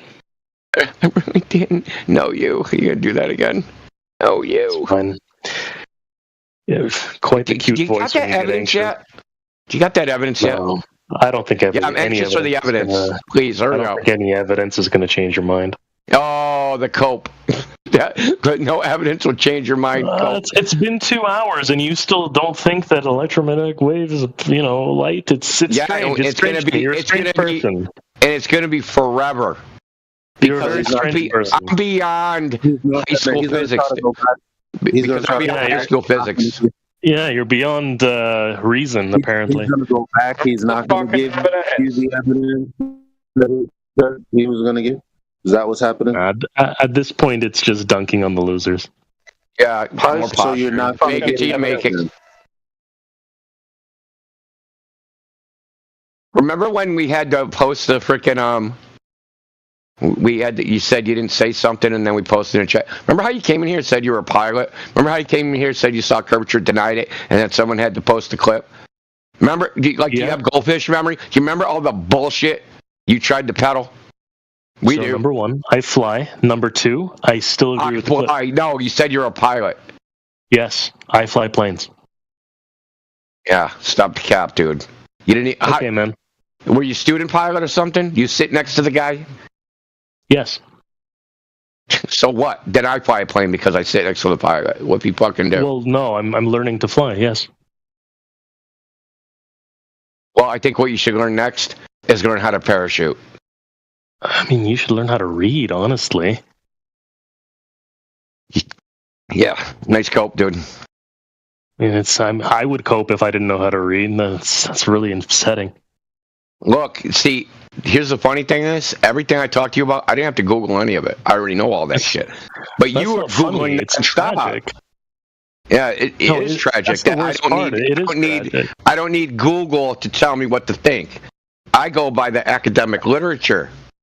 Yeah, I posted Britannica. I posted everything. And what did you Britannica, post? And you used the definition for actual physical waves. Yes, because that's light's physical waves now. Yes. It acts like a wave. Stupid, dude. It's not physical waves. I don't know how many glories you have to post telling you you're wrong. A 1 would be fine. Actually. I did. Richard Feynman. Richard Feynman agrees with me. And when I asked you when your white paper or whenever your article was you just said Richard Feynman agrees with you. I'm going to read it again. I said, what year was your journal posted? And you didn't want to answer it because it was in the 1800s. And I said, yes, we've had different experiments. What are you talking about? Then. Oh, you forgot already. Thankfully, it's on YouTube and we can clip it. Young's double slit? No. You mean Young's double slit? That. No, not the double slit experiment. That was done way later. It was done in the 1800s. Okay. Saying way later than the one that you were talking about. Which one? Be specific. I don't remember now. Einstein's? The photoelectric effect? That was later. The Compton effect? That was much later. You know that. The earliest one I talked about was Young's double slit. Okay, great. And what does that have to do with it? Does the physical world change with time? The way we understand it does, yeah. The way we understand it. What does that even fucking mean? That's what science... the way we understand it changes? You don't understand what that means? That's a statement about humanity. That's a statement about knowledge. No, it's a statement about what human beings think, dude. Yes, I agree. Understanding is what a human being does. The physical world don't change. Well, some of us more than others, especially in this conversation. Yeah, exactly. You know, the fake it till you make it shtick. Imagine that working It's never going to work, dude. None of y'all's gimmicks ever work in here. So maybe you should take it to one of your fucking atheist chats or whatever the other stupid chats. Atheist chat? Yeah, when you're fake it till you make it, when you get cooked and you just pretend you didn't get cooked, and then you pretend the other person got cooked, even though everybody heard you get fucking throttled. But you think electromagnetic radiation is not a No. The word's no. Thing to think. So and then when I show you refraction, I graduated 9th grade, dude. When I show you refraction, you say, "Oh, is atmospheric or terrestrial?" Like that even fucking matters. It's wrong. It's astronomical or terrestrial. Sure, whatever. It doesn't matter. Sure, whatever. Words don't mean things. Remember, you're cooking me. Just remember you're cooking me, dude. Just remember you're cooking me, dude. Just remember that. Yeah. Absolutely. But you can't even remember the conversation fucking 10 minutes ago. Except you're delicious, obviously, right? This delicious cope is what I have. This is going nowhere. Oh, absolutely. I mean, hopefully it's going to educating you about something that I don't think. More fake it till you make it boring. There it is. You got a new stack. Boring. Fake it till you make it. Got anything fun you came in. Remember, you came in and said you win right off the bat before you said anything. Yeah, I'm still winning. Yeah, and then you started lying, dude. Right? You said, and also you said you fly planes at 30,000 feet, right? Yeah, I've sat in the cockpit. Yeah, what kind of plane? What kind of plane? At 30,000 feet, what kind of plane were you in, right? Because in training... I was able to touch the controls. This was the 80s. Yeah, I bet you were touching the controls. I bet you were. Yeah, and he showed me how everything works. I bet. You in the Mile High Club now? I wish. That'd be interesting. I should probably ask my wife. Yeah, I bet. Does your neck still hurt? I mean... kind of weird gay joke. It says more about you. I'd like to quickly ask him a question that's related to the Earth. Hey, buddy, what would prove wrong the globe for you? What can you do, or what can you see that would disprove your belief in the globe? Like make you no longer believe in the globe? Oh, it'd be really easy. It'd be super easy, actually. I mean, if you saw all of these different experiments on curvature and everything like that, if you gave me equal evidence, not even better evidence, equal evidence to this stuff, I would probably start questioning my position, but I just don't see it. Like which one? That's vague, dude. I mean, I'd love to see some experiments from your Which one? Which one, dude? What's the best one? Any of them. So, okay, I'll just list a few. Sure, I'll list a few. So the first one I started with is the Greeks. You know that one, obviously. Like you said, you know this better than I do. Next one would probably be the further you are away from the Earth, you could do it geometrically. The further you are away, the more of you can see. You can also do things like look at the horizon and see how it refracts over the horizon, or at least find out if there is no refraction or less refraction. You can calculate it very well, like you said, over that Gray Swan piece. And another good one is looking at what the Earth potentially looks like as a obfuscation of lights on the moon, for example. What a bunch of fucking horseshit. This dude, you're shoveling. A bunch of horseshit. Just horseshit, dude. You're just shoveling horseshit. Oh, I went higher. Dude, so check this out. So how did toddlers, right, when you're a toddler and you can't walk yet, why? How come you learn how to walk? What motivates the toddler? Because you have a strong. Because you can't see as far. Because you can't see as far. No. See, some of us have a strong present father. You didn't, so you wouldn't know that. Yeah, you're the one who actually said my mom. Okay, so seriously, you Who literally said your mom. You Who said did. Your no, mom? You were talking about your own mom and how your own mom is proud of you. No fucking man that had a father would ever say that shit. Really? Your mother was never proud of you? You're raised by a single mother, bro. You gave it away. Well, the difference is that my father would never say that to me. My mother would because she's soft. My father was not. So now that you're done trying to change the subject, so why does a toddler learn how to stand up so he can see the rest of his toys? Lady boy. So he can see the rest of his toys, right? It doesn't mean his house is a globe, right? Doesn't mean his house is a globe, bro.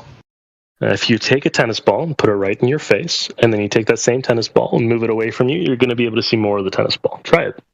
Yeah, cool. But if you stand up, you can see farther. That's why we climb a tree. We don't climb a tree because the Earth's a globe, bro. What do you mean? You can go ahead and you can stay on the ground and see how far you can see. Go to the 10th floor, see how far you can see. Go to the 100th floor and see how far you can see. Yeah, you can see farther. That's not a mystery, dude. It's the same everywhere. You could be on a pretzel, the back of a fucking dinosaur, on a fucking gigantic shark. It doesn't matter. The higher you go, the farther you'll see. It doesn't. Here's the beautiful part. You could go to the ocean at 1 foot.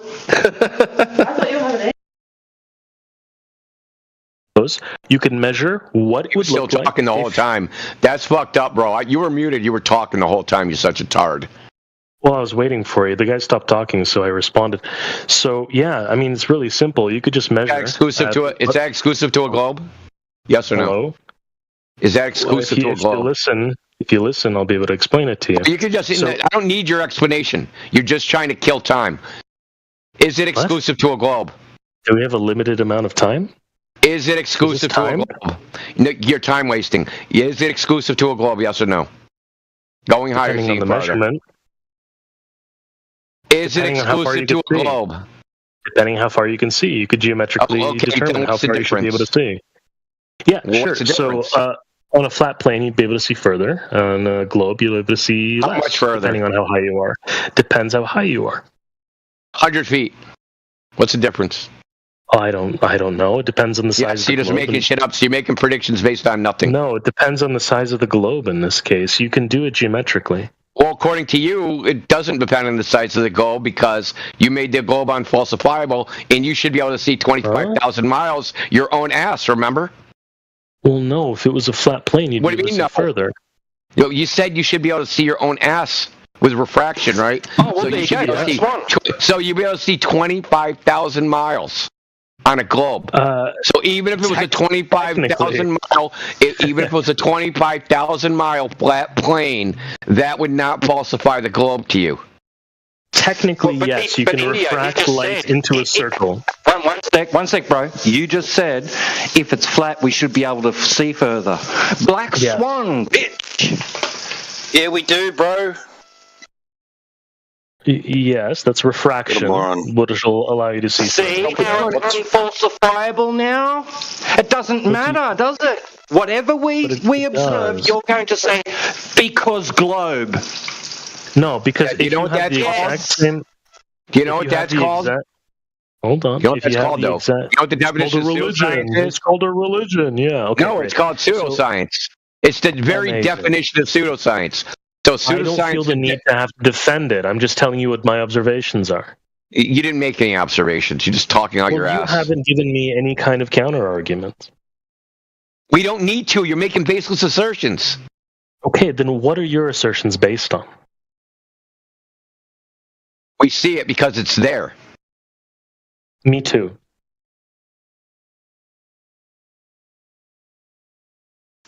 So it's very simple. Great argument. Great argument so far. Well done. Yeah.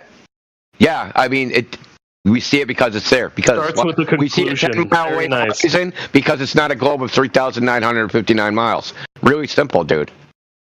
Yeah, and what I see, based on my observations, is a globe the way we understand it. The way science understands it, really. Where did you see that? With science understands it? Now you're from all the different things that I can see. Well, I mean, science is the practice, science is the method, yeah. No, science is Jesus Christ, this is clownery. Science is a method. Yeah, what is the scientific method? It's a method. Yeah, what is it? You just want me to recite it from the top of my head? No, I don't want you to I know you need more time to Google it, so I'll tell you. First step of the scientific method is observe a natural phenomenon. Why are you doing this? This is cringe. So what is a natural phenomenon that you're observing, dude? Doesn't have to be a natural phenomenon. Yes, it does. No, it doesn't. Could be a man-made one. So you'll know the cause and effect relationship? Yeah. Of a man-made thing? Yeah, we know what the cause is. You just need to observe something. So man is the study of nature. Man-made object is observing a man-made object is a study of nature. You said a natural phenomenon. Yeah, science is a study of the natural world and the things in it. Okay. Man-made is synthetic. Why would you science something that you know how it works to begin with? Sure. A man-made object is observing a man-made object is a study in nature. You said a natural phenomenon. Yeah, science is a study of the natural world and the things in it. Okay. Man-made is synthetic. Why would you science something that you know how it works to begin with? To make sure you still understand how it works? Or using that the whole point is the experiment part. Have you heard? Is that like how they did Apollo? We lost the technology. It's a painful process to build it back, so they had to study it again. Okay, so I want to know how Break Shoe works. Next year, is that going to be different? You can go ahead and study the stars and figure out that you are the center of everything. That's not man. You study them again, and because you realize that there's the retrograde, you go ahead and pick a different model, and you go ahead and go with a different one. So they studied the same thing, but they found a different conclusion because they have a better understanding. No. That's why you run experiments. They have better experiments. Wrong. It's philosophical, so it's a Copernican principle. They didn't observe that we weren't in the center. You can put the center of the coordinate system anywhere, and now they have something called the cosmological axis of evil. When they observe the so-called cosmic microwave background radiation, it looks like we're in the center. Evil! Did you say the axis of evil? Yeah, the cosmological axis of evil is what science calls it. I've never heard this before. What is this? You haven't heard a lot of shit before. We know. It's because the cosmic microwave background radiation makes it look like we're in the center of everything. From our perspective, I guess. You know how that works, right? Because light's moving away from us in all directions, so it seems like we're the center, but we're not. No, this isn't moving back and forth. This is a residual radiation. Yeah, but it's moving away from us. No, it's not. Yeah, so that radiation is from the beginning of the universe. Yeah. It's everywhere. And it's coming. It is the universe. From where? It's not. We're in it. It looks like it's coming from us. It's coming from us? Yes. No. Do you know what I find funny? You've never heard of it, and you're trying to argue it. You're a mental case. I understand cosmology. I've just never heard this axis. You don't understand shit. Paradigm. What is the CDM and Lambda CDM model stand for? You study cosmology. This is the easy one. This is a fucking softball. What? Just the model in general? Yeah. What is the CDM in the Lambda cosmology? Yeah. Do you need more time to Google it? What do you mean? It's what do you mean? I didn't Google it fast enough. Fuck, dude, it isn't coming literally just dark matter. It's the standard model. Yeah, that's what you just read, man. You're almost intelligent. Okay, ask me a question. Fake it till you make it. You're a clown, bro. India, this is the AI bot that you don't pay a subscription for. Oh shit. Okay, so are we proving a point here? I answered your question. Yeah, that you don't fucking know anything, and that we're just really debating fucking your ability to fucking Google shit.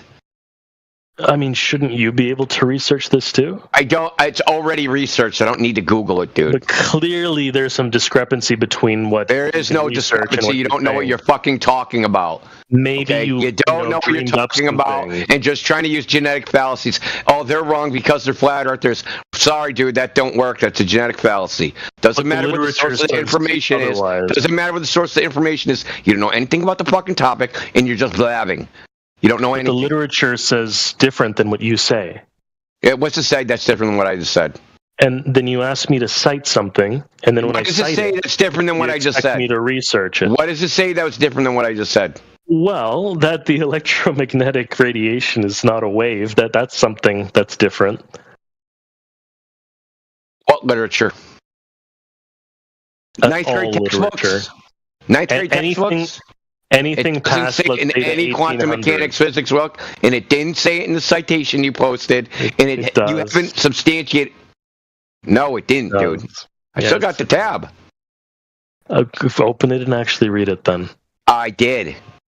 Okay, read any article, any Wikipedia article, anything that says. Wikipedia. You know what? You really? Maybe I'm wrong. Wikipedia is not my alma mater, bro. Maybe I'm wrong. Go ahead and give me a source. You are wrong. Go ahead. Sure, let's pretend I am. Give me a source that says the electromagnetic radiation is not. I already did. Just one. I already did. I gave you 4 sources. One. I gave you 4. I just need the one. What's your best? I gave you 4.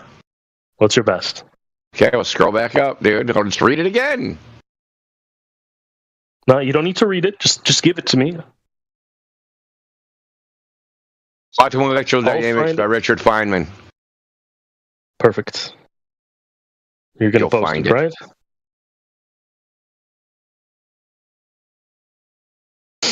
Quantum lecture on quantum electrodynamics. You don't have to read it. Just post it. Just post it. I don't believe it is. Right there. Here's another one. Somebody else. Just need the one.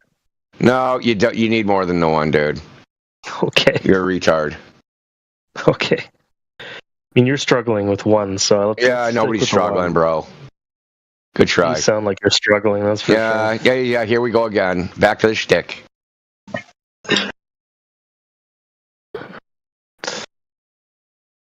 I wonder if these antics actually work on anybody. So, do you have the transcript for Richard Feynman's lecture on quantum electrodynamics? Well, I'll read it to you. No, just send me the transcript if you have it. Oh, hold on. It's probably available. Hold on. Well, what are you reading then? You posted Richard Feynman's lecture on quantum electrodynamics. So what are you reading from? No, hold on a second, dude. Hold on. Were you lying? No. Sounds like you're lying. Yeah, good try. Turn the topic into me again. You just tried 5 seconds ago. It didn't work then. It ain't gonna waiting. Work now. You're stalling. Holy shit, bro. You're pushing my fucking patience, mate. I don't care. There they are, you pretender clown, at 40 minutes after the hour. From Richard Feynman. The first thing Newton believed light was corpuscular turned out that it had very strange properties from that point of view, and it was then explained that many of these strange properties was because, in fact, it was a wave, which was wrong. Turned out he was right. It was a particle.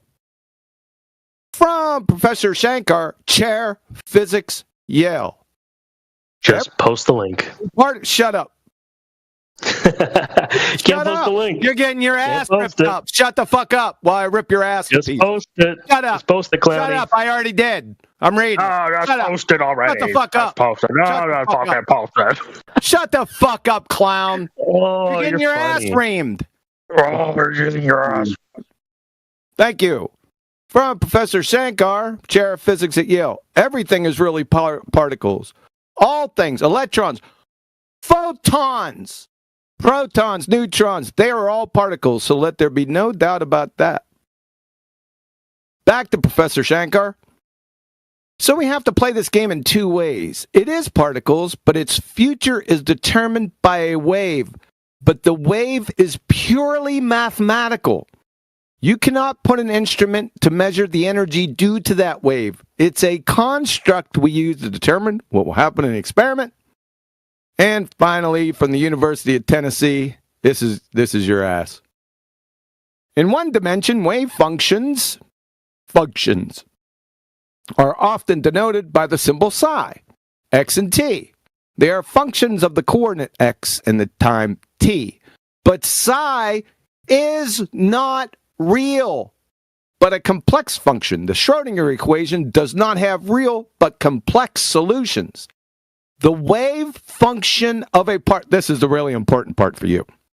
The wave function of a particle at a particular time contains all the information that anybody at that time can have about the particle, but the wave function itself has no physical interpretation. Who thinks photons are riding on physical waves like Kelly Slater at the Billabong Tahiti Pro? You're done. I already read all that to him, by the way. Well, he's done. You're cooked. Yeah, so you wanted a citation. Hold on. You wanted a citation. You can watch him say it. I posted the video of him saying it. You can watch him say it. You're done. Right. Are you going to continue to mute me the moment you get upset? You're done. No. Yeah, because you're a dumbass. You're still muting me the entire time. You're a dumbass. You've been exposed. Victim. He's a victim. Well, no. He's a victim. You would have said that the citations could be reiterated without interruption.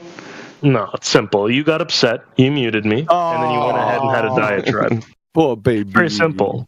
You got your ass Very rigged simple. hot. No, only cowards do that. You're a coward. Done. You're done. You're a coward. You're done, diarrhea of the mouth. You're finished. Go back to your cake decorating forms, clown. Gonna mute you ain't me fucking again. over-talking me. It ain't gonna Go fucking weave some happen. baskets. We're not listening to your dumbass clown. You're a dumbass clown. You're gonna Shut the fuck up. Shut him up. He's a fucking Weavers. You're a weaver. Moron. Dude, you think we don't know and everybody else knows? Started chanting. Your goal is to get muted. Think that electromagnetic transparent. Fucking light's not electromagnetic, you abject moron. Yeah, Photons I know. are I neither argued him. He said light's electromagnetic waves. We sat there and fucking argued, and he tried to. His incredulity was boundless. Yeah, fucking electron. They're not either electric nor magnetic, you abject idiot. And he was trying to convince me he had a higher education. Where?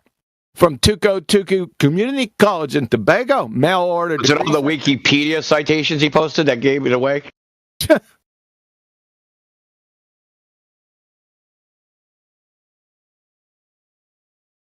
Yeah, that dude was a train wreck, bro. I don't know why I wasted my time. I'm glutton for fucking punishment.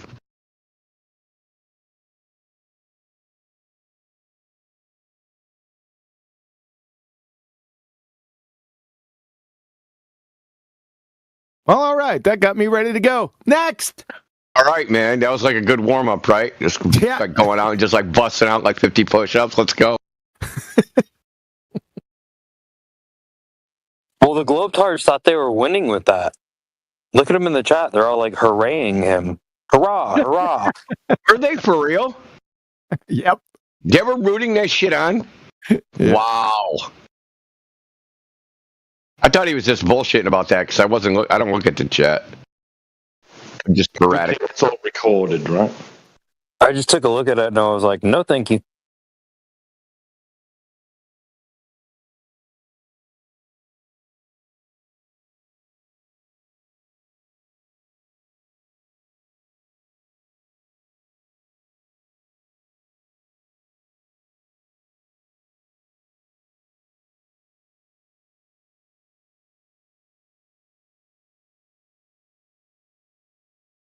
You know what he was? Want to know what he was? He's a dumbass. He's a dumbass slacker. Ooh. If it was only that simple. Somebody said, whoa. Is that a Langoliers reference? Cracker slacker. Hey. DOS. Be careful. You don't have to break DOS. You can just explain how they're unable to quantify language and a coherent lexicon. And that should say enough. And then the dumbass, when you bring up Black Swan, refraction, little does he know, poor dumb bastard, he just caved in his entire heliocentric ball-tard religion. Dude, that's my favorite. That's my favorite one. There is no white swan. That's why I like in the framework that you have no idea of the words that are coming out of my mouth. You're going to be crying about Black Swan. Well, I just love it because refraction on a globe allows you to see further. On a flat Earth, you'd be able to see further. What refraction? Fucking idiot. I know, but that's what he was saying. Like, it's just. What? Is that the apparition of the ghost ship that's floating above the? Who is that? You sound. My bad. Go on, sir. No, you sound like intensive care. I thought you were intensive care bear. Well, he is my brother from another mother. That's the importance of encouraging fathers to come back after they get the Newports. So, does anyone else hear that? Is that just me? Anyone else want to chime in on that? A little bit. Little bit, yeah. I have heard that before, and sometimes I thought he has sounded like Cyclone, which is weird too. Like I don't know. Well, it's actually the Hollywood accent. It's the Hollywood northern eastern accent. Yeah, but intensive care. Shut up. Intensive Care Bear he hadn't been in California for that long, right? Only a few months. Is that correct? Well, no one has. That's the comedy of a local Californian, is that nobody's from here. And you're a movie star. This is so cool.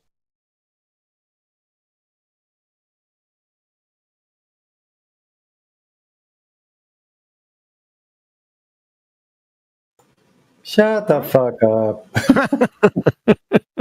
I was waiting for the Californians to call me out as the Eastern. I've been here a long fucking time and I don't sound like that. And I'm not a movie star.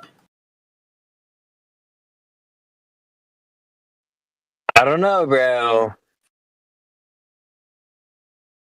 That rug really did tie the room together.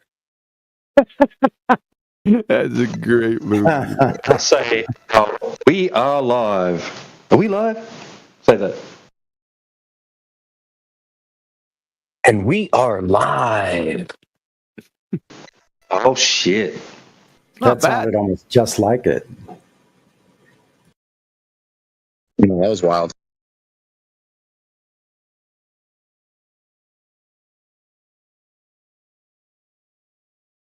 You mean coitus?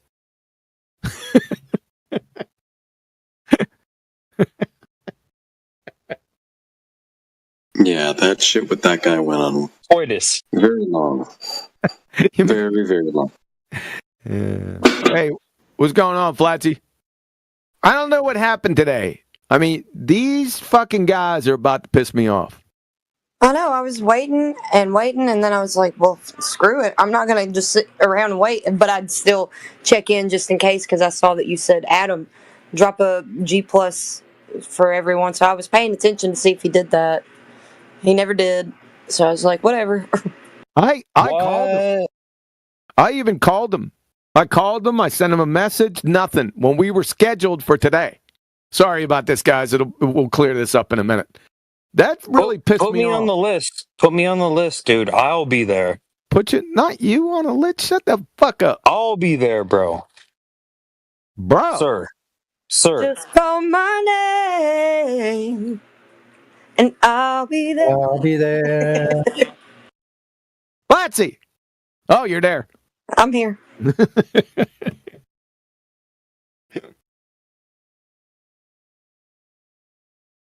Yeah, I had every intention of hanging out with you guys all day, pretty much. So watch the shit they're going to pull tomorrow.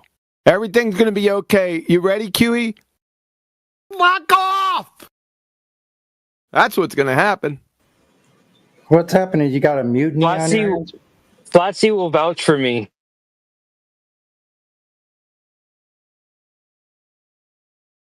Oh, boy. Oh, brother. End of the break. Take a fucking break, dude. Sonny, what'd you say? What's happened? You got a mutiny on your hands or something? No, we're scheduled. This was scheduled like last week. It's a really important day to get this book ship shape, right? Well, I guess I'm not going to have a show. I think I got the measles or something. Okay, no problem. We'll take over, as we've done from the beginning, and fucking Adam didn't show up. Wow. He's the court reporter. Who delinged me?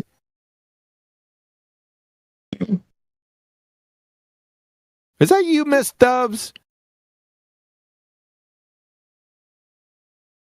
Sure is, QE. How are you? Scrumptious little morsel, you down there. What the hell are you doing? I just got back from work. I'm just decompressing.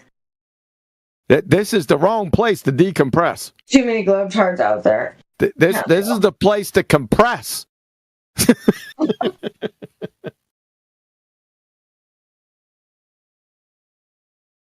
Oh, boy. So you think that Adam had an appointment with sexual deviancy. In the love wagon. Yeah, that was wow. That did put Adam in a whole new light for me. I was like, this dude can't lose. He's just a big pimpin' of UK. This guy into the break, he sounds like CB. Doesn't he sound like that's what I said to everyone. Exactly. I messaged CB the other day. I'm like, have you listened to this dude into the break talk? He sounds exactly like you. Yep. That's untrue. Show me proof of that DM. Lame. I bet two white people sounding the same, talking. Sorry, I bet CB was like, "That's Cap." No. He was actually open to it. He was like, "I'll pay attention next time."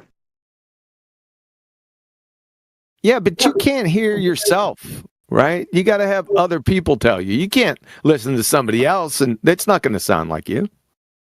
I mean, I think it just depends how, honest you can be with yourself. I think you could hear it if you have a good ear. No. No. Fine, Q, you're right again. Because you sound, if you listen to yourself, like not on tape, if you just listen to yourself talk, you'll never, ever hear anyone talk like that. It won't sound the same. Follow? Yeah, and you actually, and she sounds like CB. So maybe you're CB doing a female like impression. Or maybe you're a female doing a male impression to do CB. All I'm saying is I haven't seen CB and her in the same room, since they figured out this sort of schemata. Mm-hmm. Well, in any event, I'm obviously joking, no. But you don't seem to have you have a northeastern accent as well, like one of these made up Hollywood American accents that don't exist, and you're not quite a southerner, you're not quite a northerner, you're not What's their quite favorite a color? Easterner. Yeah. What's their favorite color? This is my Yelp review. Thank you. What's your favorite color? Who? Yours. I went into the break. He seems to know a lot about you. What's our favorite color? Oh. Red. Wrong. Really? Or is it going to be fuchsia or something close to red? Pink? No. Is it going to be a red? Is it going to be a red? Okay, what's your favorite color then? Well, you failed. I mean... Are you going to say blue out of spite? No. I mean... it's red. He's similar to CB. He kind of is... Yeah. His argumentative style. Yeah, CB would have guessed red too. I'm going to say your favorite color is purple. One of them. Yeah, red adjacent. Somewhere within the red spectrum. I like green and green, mostly green. It's the color of the chakra. Fuchsia. Okay, well then I am proven wrong. And I thank you for that. Yep. I think it would be funny to get a couple clips of Into the Break and CB in the chat or something and see if we can get... You never really know what scraping of the bottom of the barrel is until you actually get there, huh? Until you hear it. Until you actually scraping? Attention on deck. Holy smokes. Yeah. Well, we are live. And you were thinking maybe 6 feet isn't so far down. Nah. I think we're digging still. You know that 8 miles, the Kola super deep borehole? Yeah. I think we're piercing that. That's it. It's not 8 miles, dude. 7.6, man. Well, we're piercing that.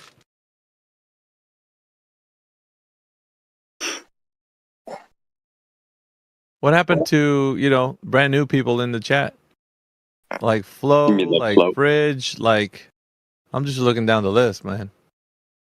Well, Rich Evans is supposed to be in text or in voice if he's in text, so you can ban him if he's text skanking. Rich Evans. And Flo, yeah, he made. And Flo just arrived. He gave his agreement, his word that he wouldn't sit there and text skank. Okay. Welcome. I just got in here. Yeah, welcome. Thank you. I've never been greeted like that. Well, this isn't just any of the other chats where everybody's bouncing off the walls, talking over each other. We try not to be. Let's put it that way. But no, you're not. That's why I joined this one. What brings you to this channel? I mean, obviously, there's a lot of people. She wanted to decompress. I'm trying to figure out how the Earth is flat. Oh, that's another one. Yeah, I was gonna say you got your wires crossed there. It's a different person. Yeah, I'm sorry. I'm sorry, Miggy. I stand corrected. I'm such a worm. Yeah, your boomer's showing. Put that away. Shut the hell up. I wasn't looking over here. All right. Okay, so go ahead. Sorry, folks, okay. Go ahead. Who? No, you. Go ahead. Now, I was just wondering, what brought you to this channel. I think I've seen your name here before. Have you listened into this chat before? Yeah, I come all the time. Right. What is your take on the topic? I don't really have one. That's why I joined. Hear you guys's. Well, our position is that we maintain that the Earth is flat and stationary. Now, we can affirm that, right, in many ways, but we can also disprove that the Earth is a spinning space ball. So that's also something to consider. So we have. Okay, is the Earth still a plane like it was last time? Yes. It's a topographical horizontal plane. Yes. Huh. Very interesting, but your observation. When is Elon Musk going to tell us this? Well, we don't need to wait for him. I mean, he's obviously just a money bag with eyeballs, right? So we don't need for him to tell us anything. We can see for ourselves. So, well, not necessarily see, but yeah, I mean, you. I get what you mean. You want some type of authoritative figure to come through and say, "Hey guys, by the way, the Earth is this," and you're like, "Well, now that mainstream media said it, I think I can see everybody, trusting that the Earth is flat." Our approach is very different, right? Not necessarily, but what do you think? Maybe most of the people in here, but not me. What would you think would need be the case for, like, flat Earth actually taking hold? Well, I bring up Elon Musk because he is sending up satellites all the time. Yeah. So if he told you it was flat, oh, I get it. But you believe already that it's flat, would you believe him just because but him being a money bag guy, would you believe him then? No. So he's a money bag with eyeballs. Do you think that he's pulling any levers and pushing any buttons over there, whatever company he's running? I mean, yeah. Really? What's the evidence of that? Well, I don't know what you mean. Okay, so have you seen him behind a control panel looking at computer screens, monitoring? Oh, no. Okay. So what do you think his capacity for what he does? But he has the people tell him. Sure. Okay. But is he himself in any part doing any of that? I mean, I don't know, but I don't think he is. Interesting. Okay. So what I'm establishing here is that what you hear from, news and such is that Elon Musk is doing this. Elon Musk is doing that.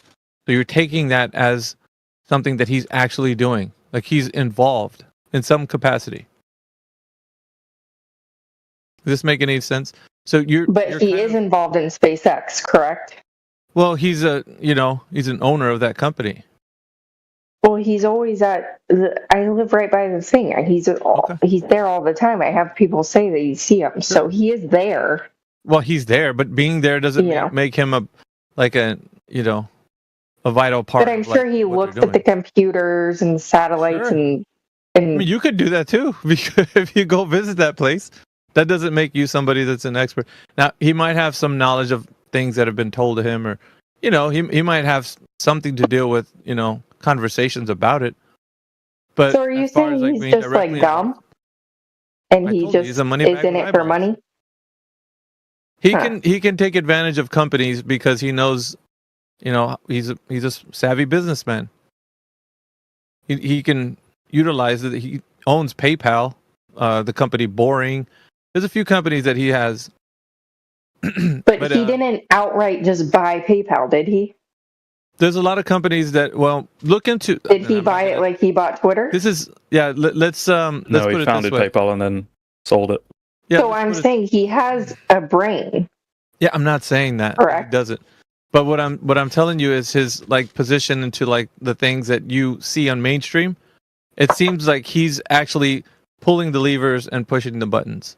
And you think that he's actually have some kind of real involvement in this. Whereas, imagine him being really involved in every company that he owns. Do you think that's possible? No. Logistically, that just couldn't be the case. So no, and I don't think that. He just owns it. So, okay. I get you think I'm trying to defend Elon, but I'm just saying, there are certain things, people discredit him in his intellect just because he's made a bunch of money and he's a billionaire and people, so that's why that, I'm not defending. I said he's a savvy businessman, so to some level, he does know what he's doing, right? But as far as involved with the understanding that the Earth is a spinning space ball in the vacuum of space, right? So if he really truly knows that, or if he just believes it like everybody else does, like you and the rest of the people that have been told this, right? Even some people that are in here right now. That's what I'm getting at. No, I get it. Well, I don't know anybody who thinks the Earth is flat. That's why I joined this. Well, I mean, it's everybody's real world perception. Or I keep joining it, I should say. Let's take a look at this. It's everybody's real world perception. We all notice this. But most people have been told that it's a globe, and they deny the fact that what they're perceiving is what it is. So, in other words, you know what the world is. Nobody has to tell you. It looks like a topographical horizontal plane. Now, somebody has to tell you that it's not that. Your senses are not reliable. And that as you get further up in altitude or elevation, you start noticing curvature. And, of course, when you get farther up to the point where you're really far away from the Earth, then it actually looks like a ball. But you can't see that from your vantage point, nor can you do that unless you take a, air quotes, rocket into space. So they're giving you this kind of fantastical idea, right, in order for you to visualize. Okay, so you're saying from space it looks like a sphere because that's what they're telling you, right? And they got, imagery, they got anything from videos to pictures and such. And all of this is kind of laying the foundation for your belief system. This making any kind of sense? Because it's really just... I mean, I just don't understand how a rocket, if the Earth is flat, why wouldn't a rocket not go straight up? Well, no, to leave, if it's a plane. Rockets, according to when they launch them into leave the Earth's atmosphere, right? According to this globe paradigm, they're taking parabolic curves to reach escape velocity at 25,000 miles per hour. So they have to orbit the Earth according to the globe paradigm at least 2 or 3 times before they reach that maximum velocity. So they're not going straight up. That's a false understanding. I think she's saying if the Earth is flat, why wouldn't they just go well, let's let her... She has her own mind. She can speak for herself. Okay, so does this mean that Mars and Venus and they're all flat too? No, this means that when you perceive whatever you see through your telescope, there's no more information that you can gather from looking at those things other than what you can see. That's not true. So when you... That's great. But it's her, not you, saying, so she can ask her questions, not you. All right. Okay. So when you look through your telescope, you're only noticing things that you could see and nothing more. There's no more information, right? However, they give you some type of idea to think about when you're looking at those things. Like, Jupiter. That's a lie. That's great. But a circle's a circle. Yeah, I know, but when you look at your telescope and you see Jupiter, they're giving you this kind of information to think about when you look at it. Like it's a gas. Who is giving you? Where do you... Okay, I'm not going to engage with that guy. Why are you storming? Just wait a minute. Just wait. Why are you a piece of shit? All right, relax, dude. What's the matter with you? All right, so Flo, do you understand what I mean? Like, so when you're looking through a telescope, you see things, and they're giving you information to think about. Nothing that you can detail to anybody else by looking through a telescope. Like, you can only see a light that looks like a circle. You know what I mean? Yeah, except how it turns, the way it catches the light from the sun. Dude, if you are a glober and believe that the Earth is a globe and you're a tryhard that has been doing this for a while in this chat, you're going to get swiftly muted if you interfere with me talking to Flo. Let's put it that way. I know who you are. So pipe up again, you'll just get muted. With your propaganda. Because you can't stand when somebody. Well, other people can chime in. It's fine. No, Flo, check this out. You know those guys that I don't need to be indoctrinated. No, this isn't that. If you feel like that's the case, these other guys that are interfering, they've been doing this for years. And they don't want to have a person who's new like you listen to me actually give another point of view that you've never heard. Well, it's more than that, right? Hold on. Let's break it down. It's about misinformation. I'll wait. One second. If you feel, Flo, that this is indoctrination, I will stop, because that's what I don't want you to feel like. If you feel like, I feel like other people should be able to chime in when you say something, so that they can also give theirs. Since apparently, not everybody knows the Earth is flat. There's some background that you don't know about this channel. Go ahead, Chris. The Flo, they want to shut this channel down, and they've tried for years to get us shut down. They make false reports. They come in here and they blurt TOS. They play royalty, copyrighted music. When none of that worked, they couldn't get the channel shut down. Now what they do is they join the channel, they squawk, they blurt, they do whatever they can to stop the conversation from going forward. And the reason why we keep them around... Who's they, though? Yeah, like Mez.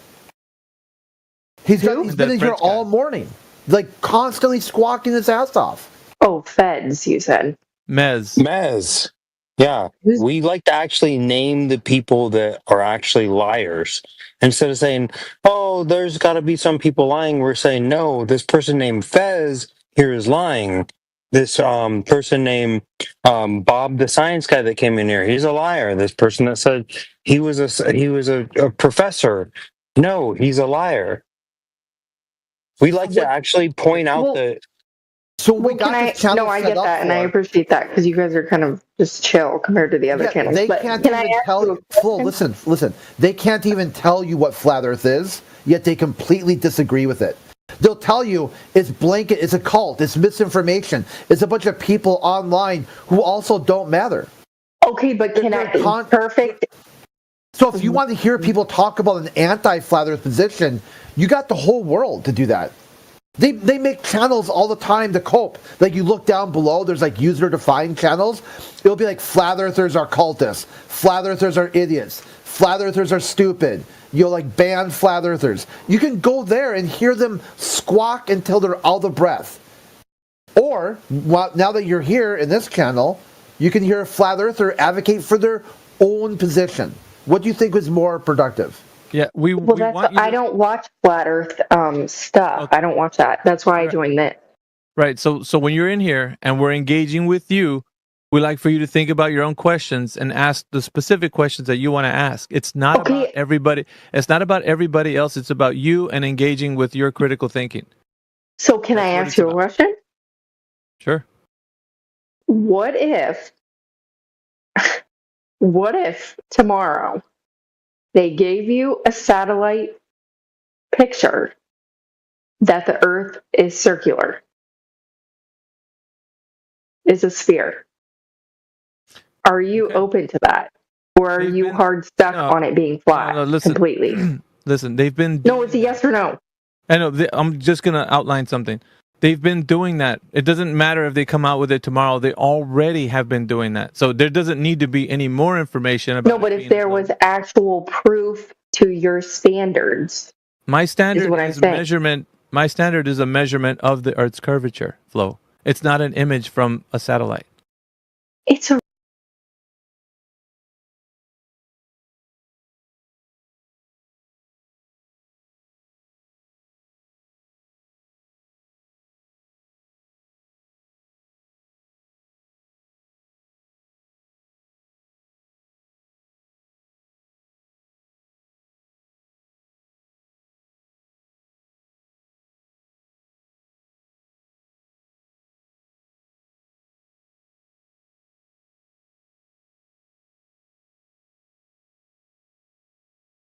this information to believe that that's what the case is.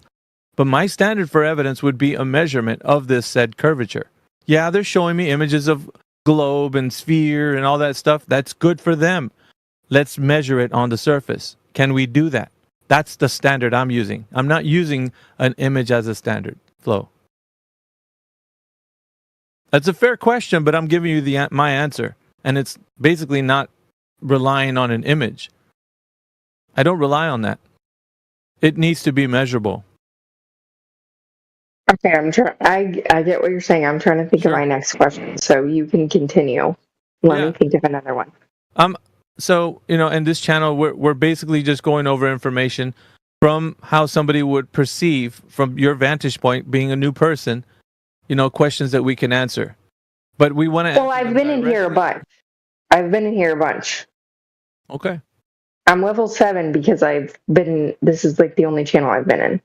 Excellent. So I've heard a bit of it. Right. But, it doesn't come without interference. So, and that's the reason why we want to minimize that as much as possible. And then, of course, we'll bring in some more people, in case, you want us to ask other people and, you can kind of chill out or whatever. Because it's not just like honing in on what you're saying. We want to give other people a chance as well. But for at least just a starter point, you have to get out some questions that you probably have in your mind about. But we will tell you directly, it's not going to be your standard. Like, well, why don't you just get in a rocket? It's not. We don't. For us, it's different. We'll tell you exactly what it would be for us. You have to, and every topic. Wait, I'm looking at these things in the chat. Mm-hmm. Oh my God. Do you have a question? What is this thing? The Earth looks flat in this video. This person posted. Oh, Kiwi Buzz? Yeah. Yeah, that's the Chinese space station. Okay, let me ask you this. If the Earth is a plane, right? Yes. You can travel east and west. Yes. Right? Yes. And it takes over 24 hours to get to China from the United States. Oh, it depends how many stops, but could vary. Well, let's just go based off of, if you look up a flight, it normally takes this long, right? Okay. If you... Hold on. I gotta think about this one for a second. Yep. Give me 1 minute, because I lost my train of thought. So I'm looking at the chat at the same time. Yep. Well, it's probably good to ignore the chat right now. Yeah, because they're messing up my train of thought. If you can travel from east to west, and if it's a plane, it's just flat, you're saying, right? Yes. How can you go east and west? Well, I mean, you just... If it's flat. Yeah, so you're talking about on a... So you're saying maybe planes only go east? Yeah, we're talking about the mode of travel. The mode of travel would be in a plane flight. Yes? Yeah. Okay, so a plane has a heading, depending on where they're going. And they take off and land from airport to airport. Let's just bring it down to a practical level. We're not going to go too fancy with it and try to think of like... No, don't do that. On a globe. Too late for that. Too late for that? What do you mean? It's too late to be all technical and stuff. Just make it simple. Well, I mean, planes, they fly using a heading. They don't take a globe. The pilot doesn't take a globe with him in the cockpit. Okay, the real world scenario, right? What pilots do? There's a course that they're going to chart, right? They make their flight plans, and then there's the actual travel. What they do when they're in the cockpit, when they have the passengers in the plane and they're taking off to their destination. And it just depends where they're going, right? But everywhere they're going, they're taking off from one airport and landing in another. But they're on a heading. They're heading towards a specific direction. Now, of course, ground control can tell them to go into a specific different heading. Just depends whether,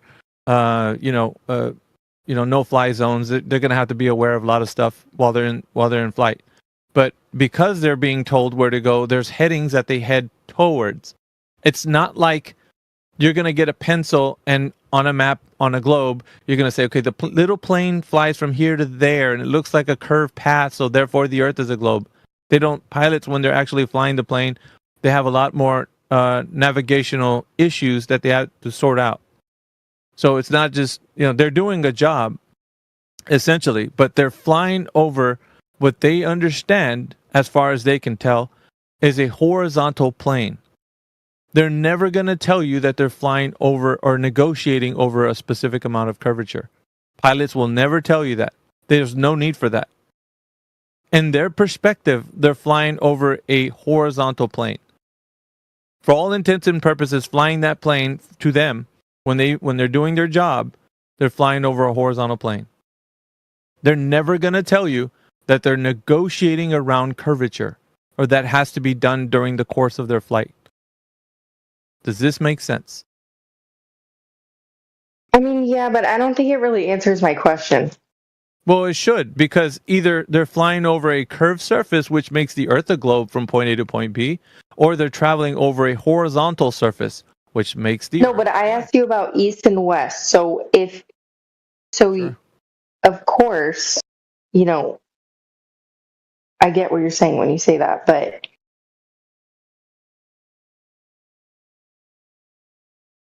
is there any confusion?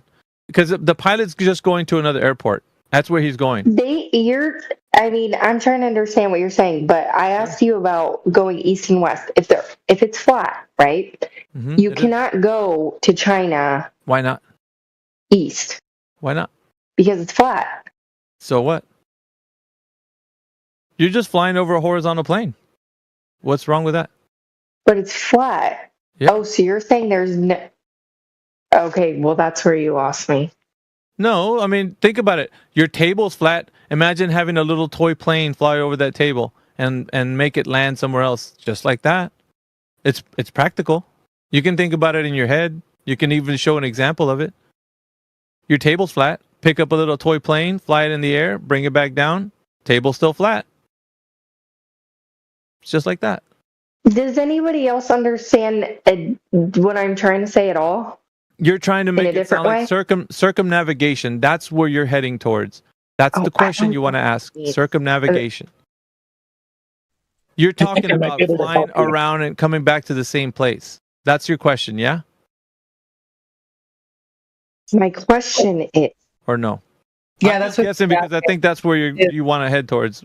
I understand the table analogy. Sure. If you're in the United States, you want to go to China. You want to go east to China.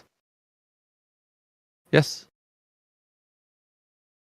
So you follow your compass east. Yep. Okay, but if it's flat, how can you just go east and west and it doesn't... Well, that's the compass. There's not a rotation. Compass, there's not an angle. It's not seamless. It has to. It is seamless. The compass actually would be more seamless if the Earth is considered to be a flat Earth. If it's a globe, how would a compass point to north?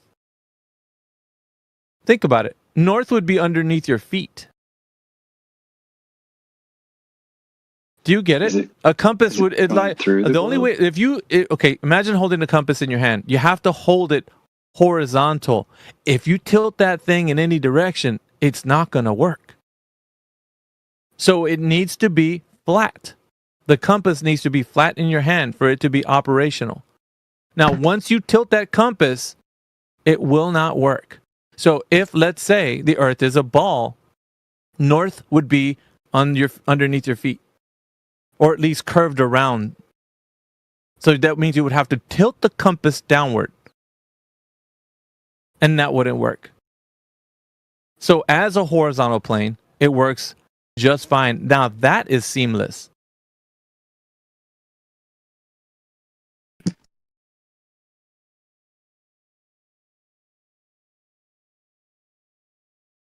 Did I lose you?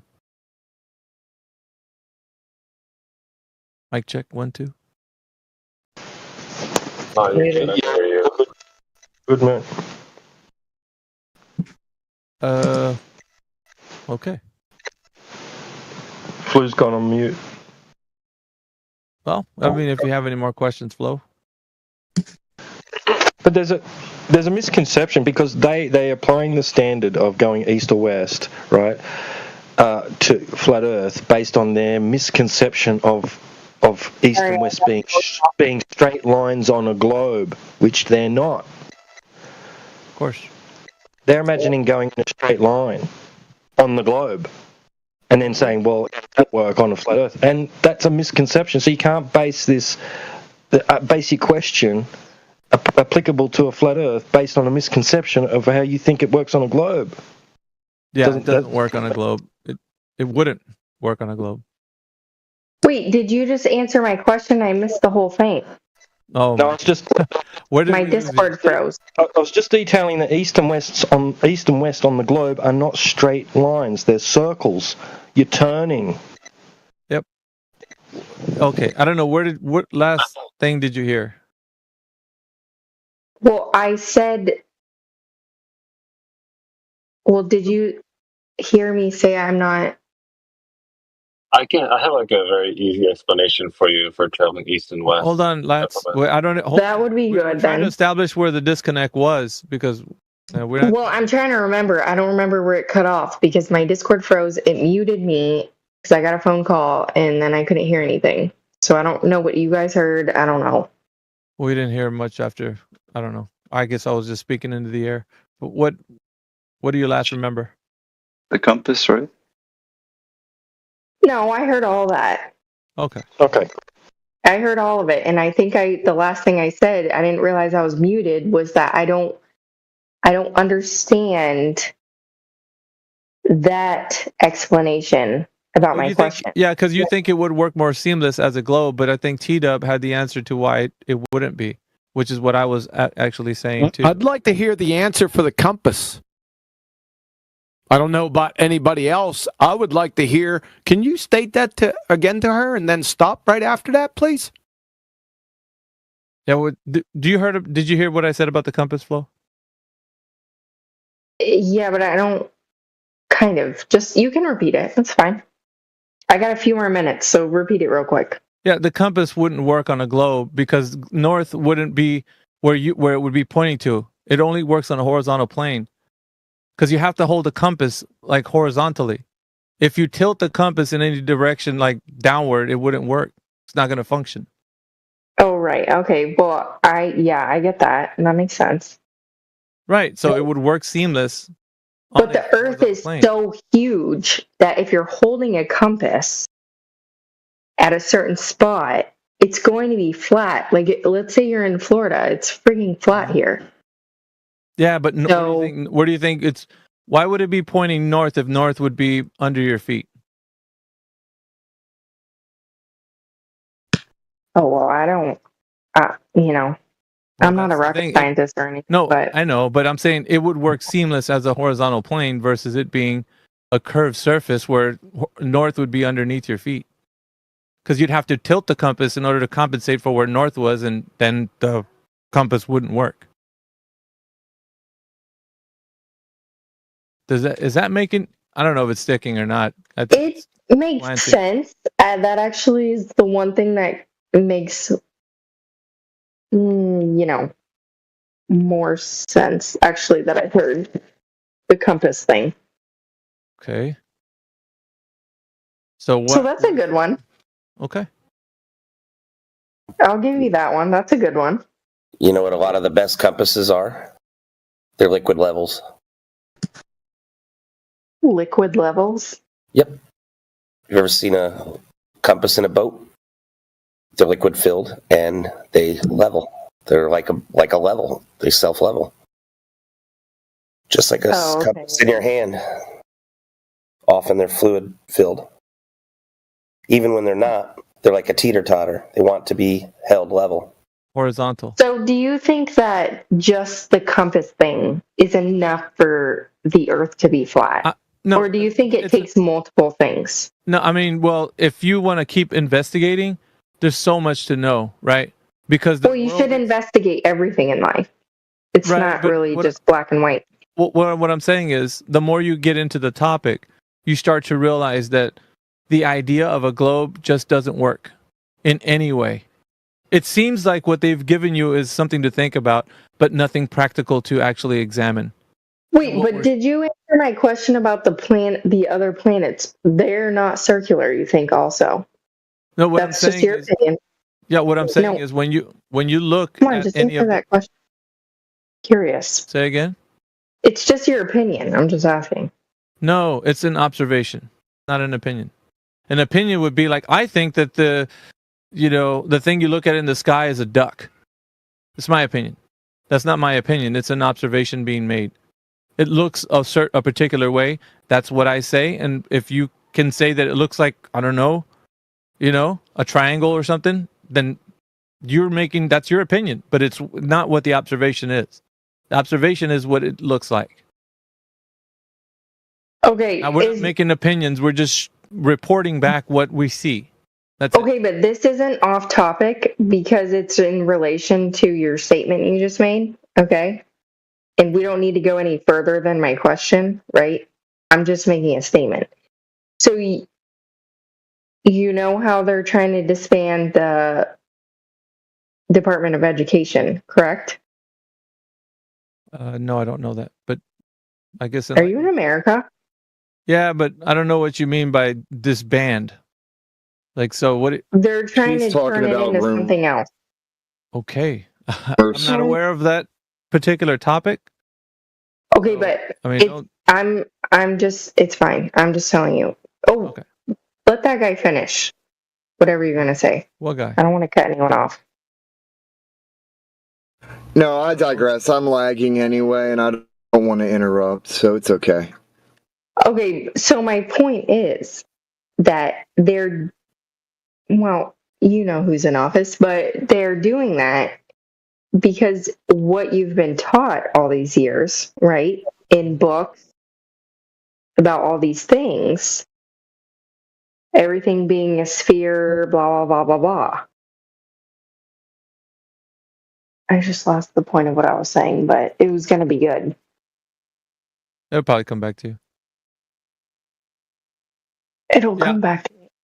So I'm not dodging any of the questions you're asking. I just think that when you make a statement, it's not an opinion. Would be something that it's of your own mind what you think. But when you say I look at something and this is what it is, you're just reporting of your observation. It's an observation you're making, right? Well, right. Objective and subjective. You have objective observation, and then you have your opinion, right? A subjective thing, like the thing that we were taught about these lights in the sky. The objective information here is that me and you, we're standing right next to each other. We both see the same lights in the sky. Sure, they're circular, but then you have this NASA imagery and lots of stuff that, claim other things. They say it's a ball right out in the middle of a space vacuum, which unfortunately we know is not true because that would actually break natural law. So, don't get me wrong, I don't know what it is, but in this case, I would say we know that it's what it's not, right? And it's clearly not balls of gas and a thermodynamics violation. So, like I said, you can only report back what you can detail from what you see. There's nothing more you need to add unless you've gotten information somehow, tangibly. And there's no way you can say that anybody has done that.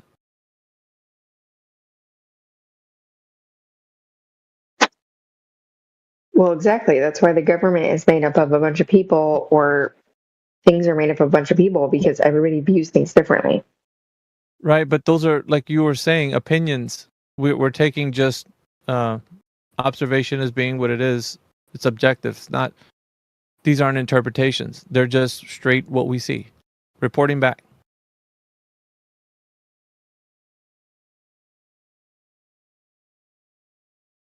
Yeah. Yep. I mean, at the very base level of what we're talking about, it's very simple. Everything's all practical. It's observable, testable, repeatable, falsifiable. And so there's no magic trick. This isn't like flat earth belief systems. This is just practical reality. It's pretty basic, dude. Like, I mean, just can't get more basic than what we talk about in here. But why do they say things? And at some level, it's kind of boring because it should be common sense that people shouldn't like think outside of what can be actually, understood practically. So, but I feel like if you're, go ahead. I feel like if you're if you're trying to understand if the Earth is flat, that goes along with like all like political things, like what they're trying to, like the word I said earlier, indoctrination. It all goes together. So if you're researching if the Earth is flat, you're trying to understand what is going on with the world at the same time. Well, I mean, in the things you're taught. You can go but that way. But that's the way I think. Right. Yeah. You can go that way if you want to, Flo. You can connect pieces and start to make this mind map of like, okay, so I know flat Earth, but so there must be line over here, and that'd be your own kind of way of thinking. But as far as like the topic goes, they're just basic understandings of the physical and natural world. Pretty basic. Because like you like when things are explained to you, like in any capacity in whatever field you're looking into, they're always going to be explained to you very practical on the way that it actually works versus thinking about it like in some conceptual model. You know what I mean? But that's all science, though. No, it's not all science. Who's speaking right now? Or well, maybe you're right. Maybe just all of physics, but Nables. Physics is theoretical. So they do experiments. Yeah, so right, but the model that they're experimenting on or under is going to be mathematical. Nables, when you say all science, what do you mathematical? What are you It's not necessary. Nables. If you believe that mathematics is not necessary for physics, then you're not doing physics. Oh, okay. Tell it to what the hell was the guy's name? Who came up with the law of induction? Not Faraday, the other guy. I don't know. Yeah, but he didn't do any mathematics. He just did the experiments. Again, like if you're doing experiments, even defining your variables, independent and dependent, you're going to be doing that mathematically. It's not necessary. No, it's not necessary. Like then how are you interpreting results if you're not keeping track of data? You can quantify it, but we have qualitative descriptions too. Then again, like how are you determining that your results are derived from whatever you altered? Qualitative description. You can say that, but I'm asking you how. Like, do you know? Okay. I take red and fucking blue dye color, and I mix them together, and I see purple. I don't need to fucking measure the amount of purple or the amount of red or the amount of blue. I saw that mixing red and blue together caused a purple color. Okay, but that's not a scientific experiment. You don't know what one is. It is scientific. No, you don't. That's not an you argument. Said mathematics was science. I'd like to direct everyone's attention to side chat at 37 minutes after the hour. From Richard Feynman. Feynman lectures on physics. Mathematics is not a science from our point of view in the sense that it is not a natural science. The test of its validity is not experiment. From Dr. Carrie Mullis, Nobel laureate, biochemistry, and mathematics, which really is not science. From Professor Black Rishinen, professor of physics, ITT Madras. That's the whole point about physics. It's not mathematics. And from the chair of physics at Yale. Quantum mechanics, it's a theory which is based on experiment. It's not deduced by mathematics. You see the dichotomy there? Yeah, I never said it was. I don't. Yeah, you Can you repeat me what I said? Yeah, you did. You said. What did I say? At the end of, shut up. You said that independent variables and dependent variables are mathematical. That means a hypothesis is mathematical? You'd fail 5th grade general science, son. Yeah, but that's not what these sources are. These sources aren't contradicting that. Yes, they are. They're directly contradicting your horseshit. No, what they're saying is that science is not math. Give me a mathematical. Do you know what a scientific hypothesis is? Yeah. What is it? It's some kind of supposition that if I do this, then this will happen. Yeah. Where's the mathematics in that?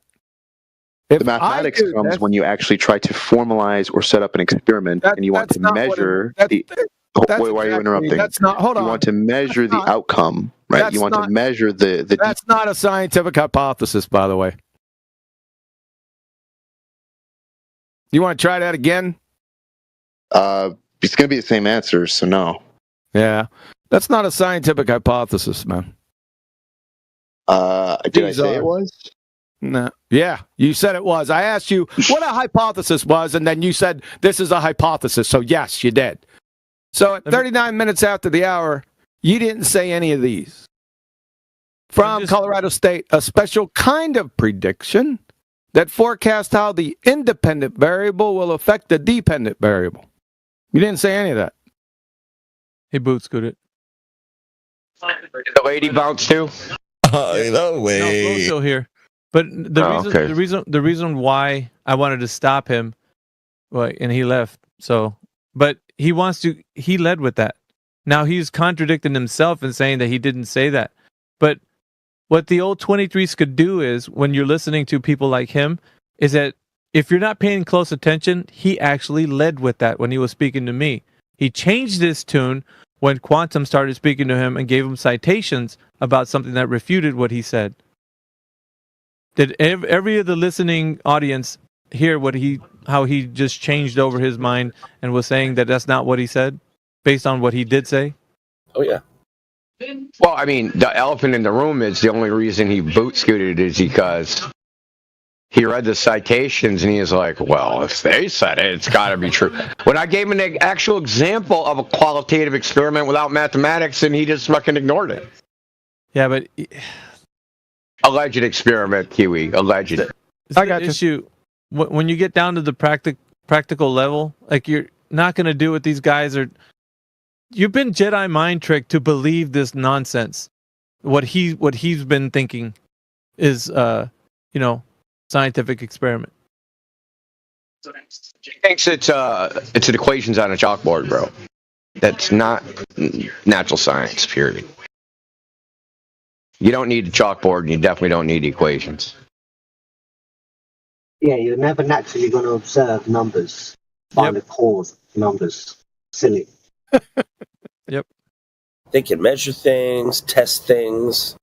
Why do they feel the need to have to use the word science for everything? And then, when they're challenged, they get really upset.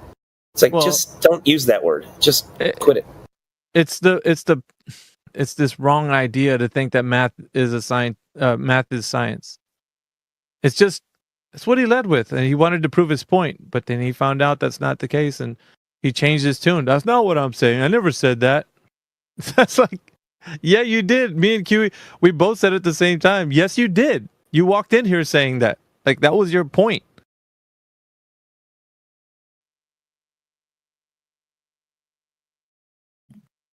Season 10, dude. Season 10. They still don't get it. That's all right. Come on in here with your science. I'm your Huckleberry, baby. It's weird as shit when they try and personify science. That is the most annoying thing. But science said. I think the most important. Go ahead, Oblivion. I was going to say, when he was saying it, right as the words were coming out of his mouth, physics, math is science. I was like, oh God, we've got a citation for that one. No, well, I was going off on him, but I was on mute. You guys were over talking me. I'm sitting there. Can they even hear me? Oh, I'm on fucking mute. Too funny. But it's I guess for the people that are brand new to this subject, they think that we're not giving them a chance. That's the problem. And then you don't hear the switching around that they do, because he came in here saying that math is science and there's a scientific experiment that math needs to be with a scientific experiment. And when he's pointed out that's not the case, oh yeah, I know. Like, no, you didn't know that. Like, what are you doing? Like,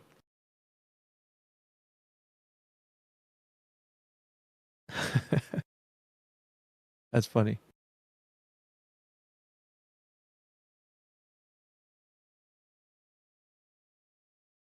Now Flo boot scooted.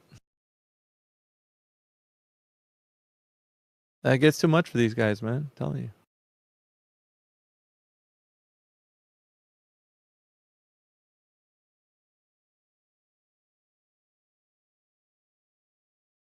At least you conceded that the compass makes more sense now on a horizontal plane than it does a globe. That's why she didn't want to talk about it.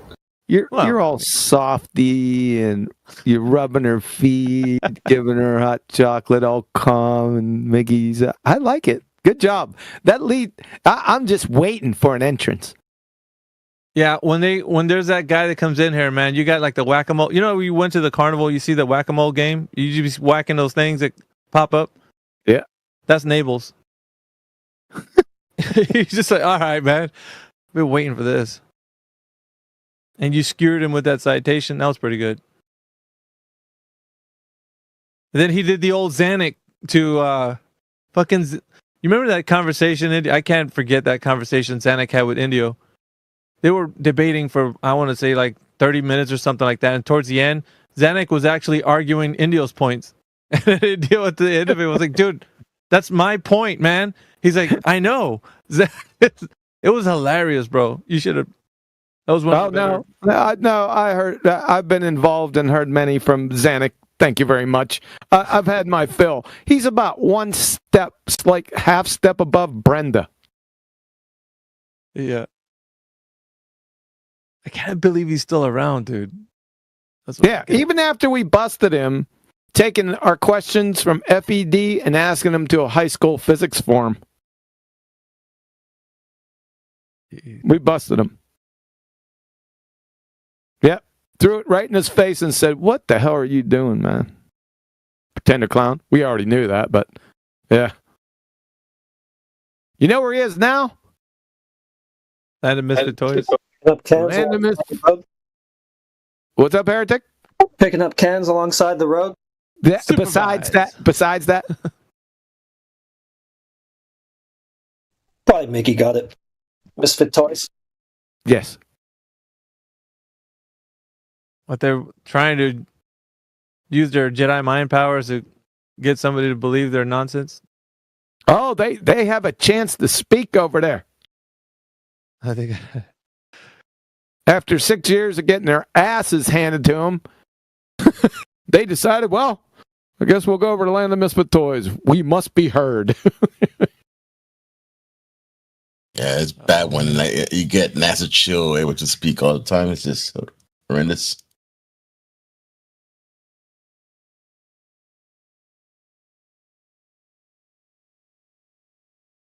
Yeah, Ruhiv, NASA Chill, whole bunch of these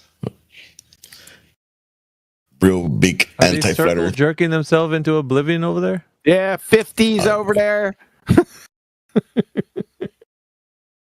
There's a bunch of them over there. You'd remember them if you seen them over there. It's too funny. Malfunction. I mean, manufacture them. Doofus Manfred.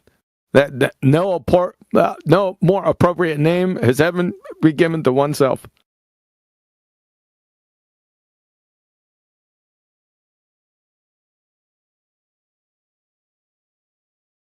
Is Rumpus even around anymore? I haven't heard Rumpus in years. Yeah, in years. I don't know where he went. He probably crawled back underneath the rock that he sprouted out from in the abyss. But the body of science. He's in prison. He's in prison. He wasn't around. He wasn't allowed to be around kids. I don't think he's got to worry about the body of science in there. There's another body he's got to worry about.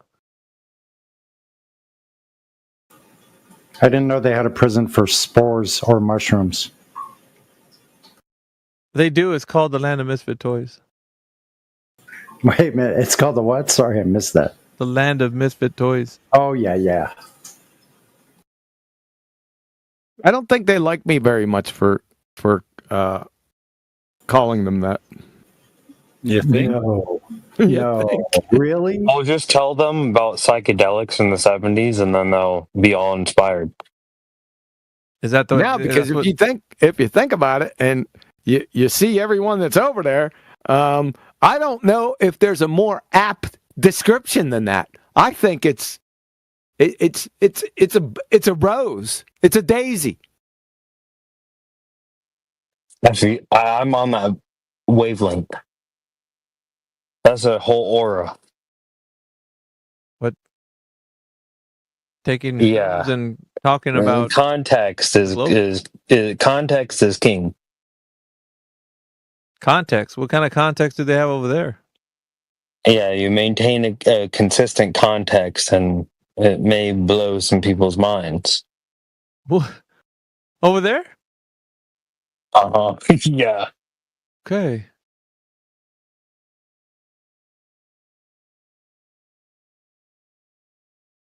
I don't know what that means exactly, but that's what your thing is, I guess.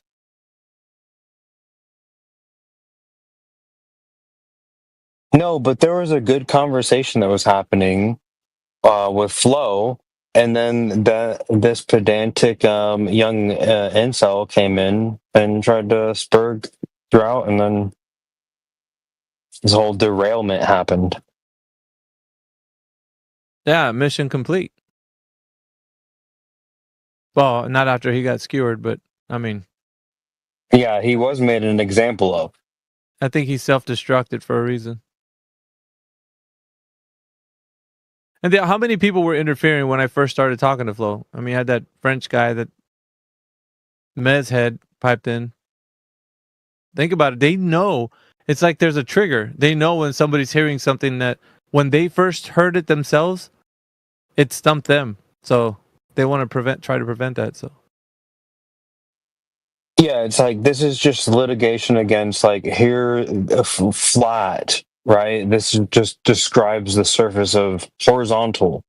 Like we are talking in ideas, and this whole like sort of greater idea of something outside of the emergent property that they may believe in. That's when it becomes very meta. And is there a difference?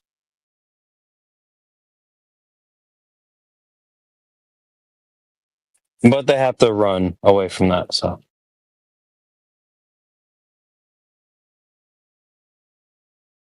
got regular Joe, Rayleigh, Criterion. What's up, fellas?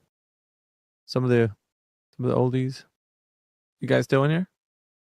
Still battling the people who believes in myths. Yeah, good luck to you, sir. Yep. What's up, Joe? What's going on? Back to the basics. Straight back to the basics, man. We got Turkey that just joined. Turkey, welcome to the forum. You there?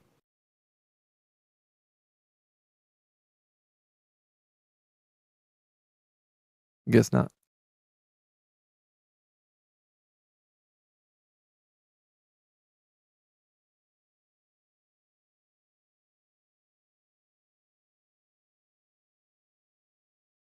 Keep calm and fly level.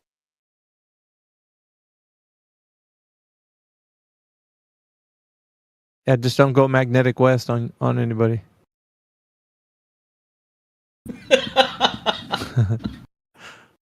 Don't go RC Meisty on us and go magnetic west. It was so good the last time he said that, man. I swear. Haven't heard him in a long time either. He slithered in here not that long ago.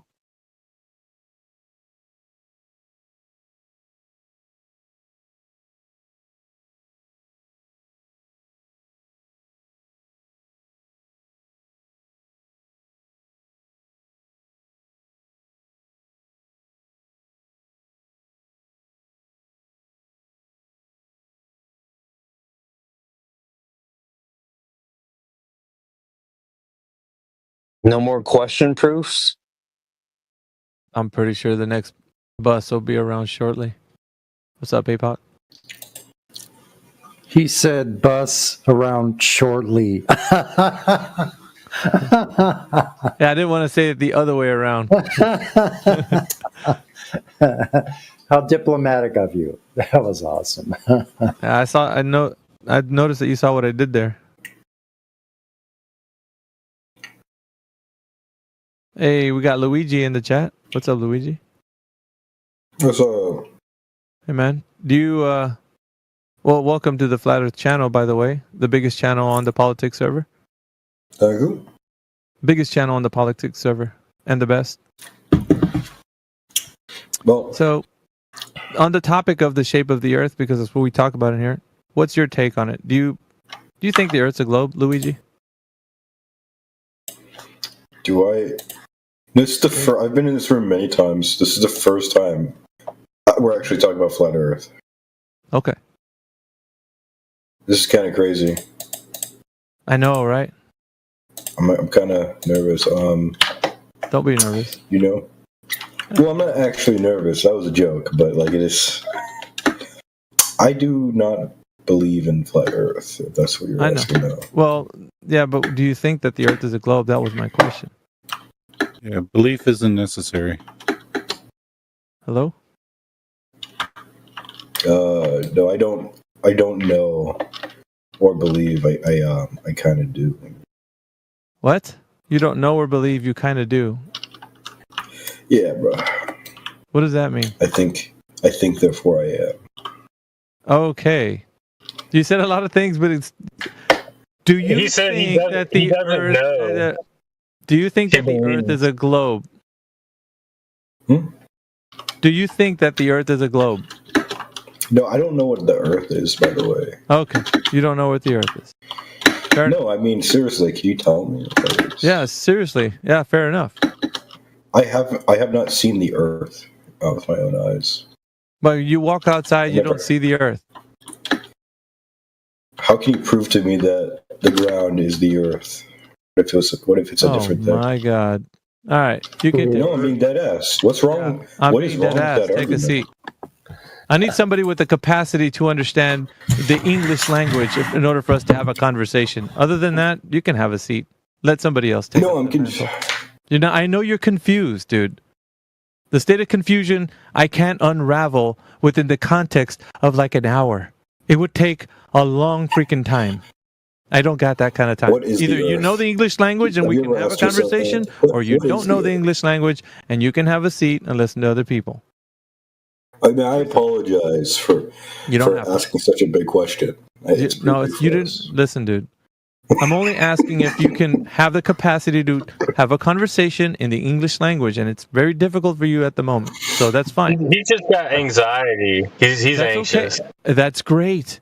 In which case, he can sit dinner and listen to other people, where no anxiety is needed. Yeah. Problem solved. I like talking to you, man. I can't tell.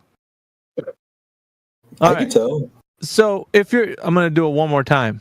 Maybe once. Okay. Mulligan is what you need. Do you think that the Earth is a globe?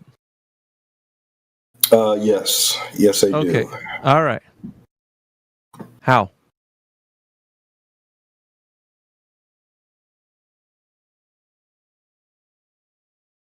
This thing on? Hello? Yep, you're good. So. All right.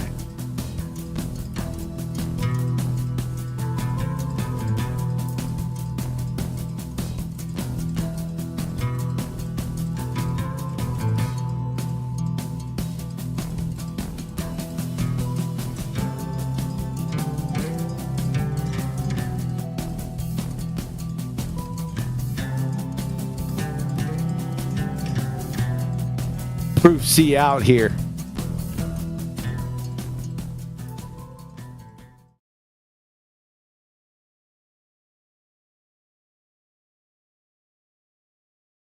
So, the question is, does perspective absolutely exist on a globetard? They have to say yes. because angular size change with distance. So listen to this closely. See if you can follow us. Then you'll get it. On a globetard with a radius of 3959 miles, with your eye at the waterline, a 6-foot-high boat will disappear from view at 3 miles due to Earth's curvature. Anyone have a problem with that? No. You shouldn't, because if you go to any Earth curve calculator and you put your height at 0 and a 6-foot-tall target, you'll see it disappears at 3 miles every single time. Yeah. Conversely, listen to this. On a flat plane with your eye at the waterline, same scenario. A 6-foot-high boat will disappear from view at 3 miles. Uh-oh. There's a rooster in the henhouse. Due to the boat reaching the angular resolution limit of the human eye at 0.02 degrees. Uh-oh. We got a dumb fuck rooster in the henhouse.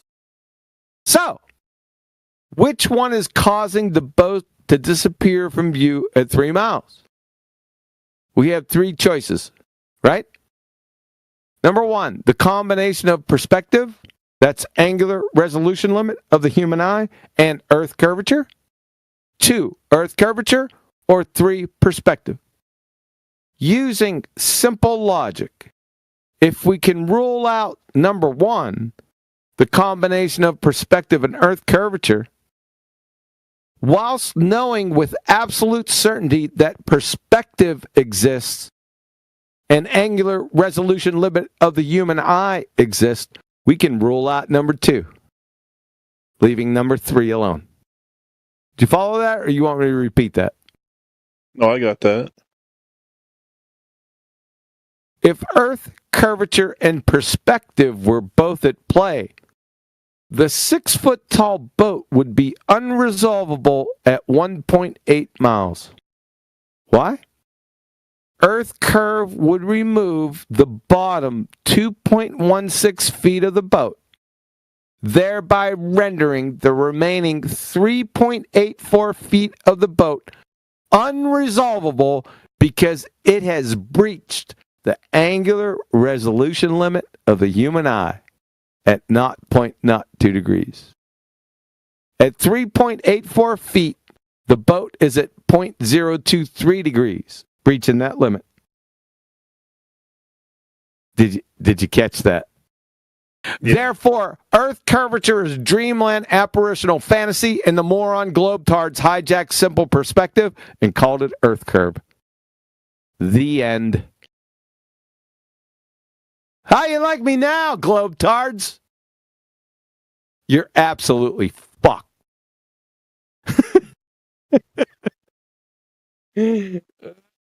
Man, I love that fucking argument.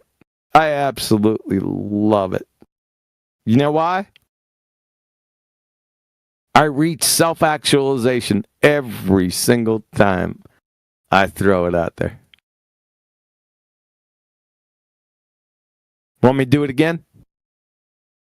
If you didn't catch it?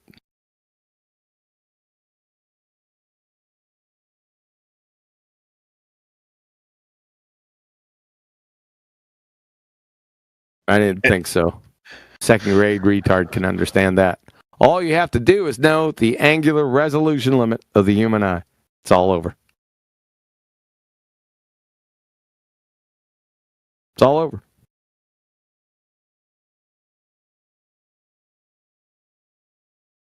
Game, set, match. By the way, I called this in 2017. I called this exact thing.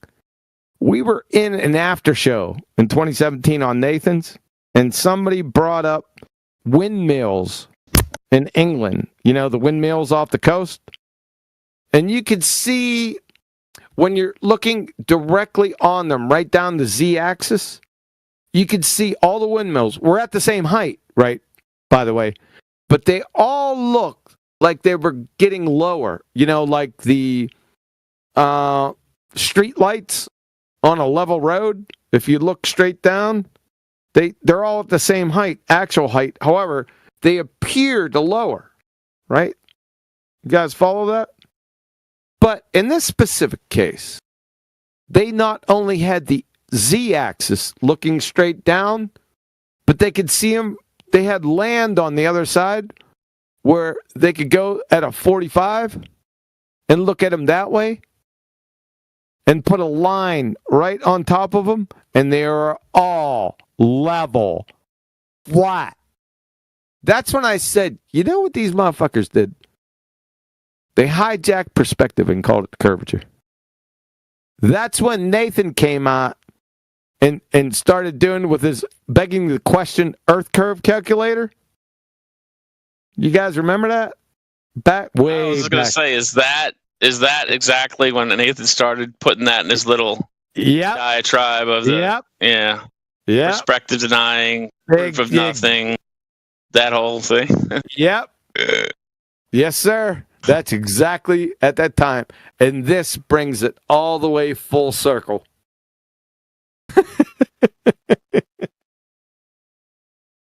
Dude, it's some silly shit, man. It's some tricky bullshit, you know? It is tricky right at the surface level, but if you dig right below the Formica deep horseshit, it's like a flower. It just starts to bloom. Yep, the perspective hijacking Earth curve, begging the question, flying hyena Earth curve calculator, that little spill. Yep, that's where you got that from. Exactly. Ask him.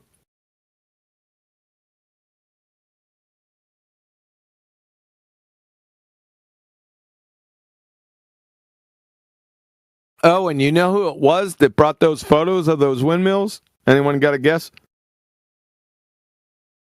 2017. Guess who it was? You won't believe it. Wait, ask that question again. Who was the person that brought those photos of those windmills in England Ranty. on Nathan's after show in 2017? Wasn't Ranty? Yep. Your sister? Ranty. Yeah. Yeah. He was the one that started. Yeah, there was such a big scandal about him and windmills and all this shit later. Yeah. What a bunch of crap. Yeah. Yeah. Well, I immediately identified him because my gut told me that he was a peckerhead, right? And I immediately, you can hear whenever he'd show up, I would fucking dog his ass. And I told him one day on a live show, I said, you need to be hung by a fucking yardarm.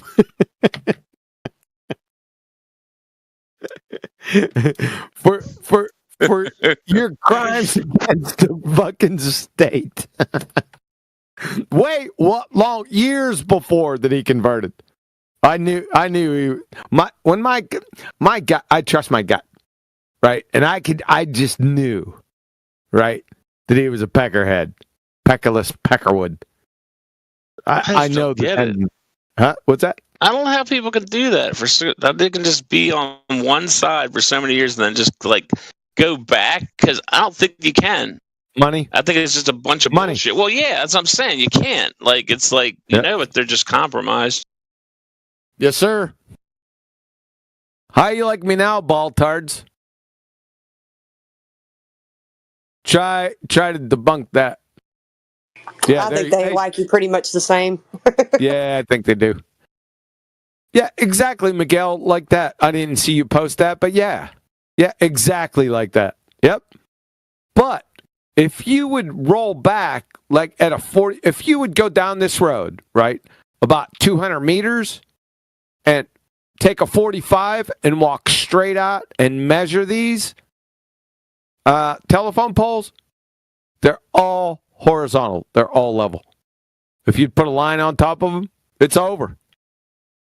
It's all fucking over, dude.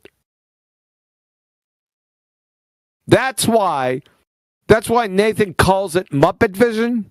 Every single time the Globetards put their so-called quote-unquote model, it's not a fucking scientific model, but they put it in orthographic view. Right? And he always claims, do you ever look at the side of your head?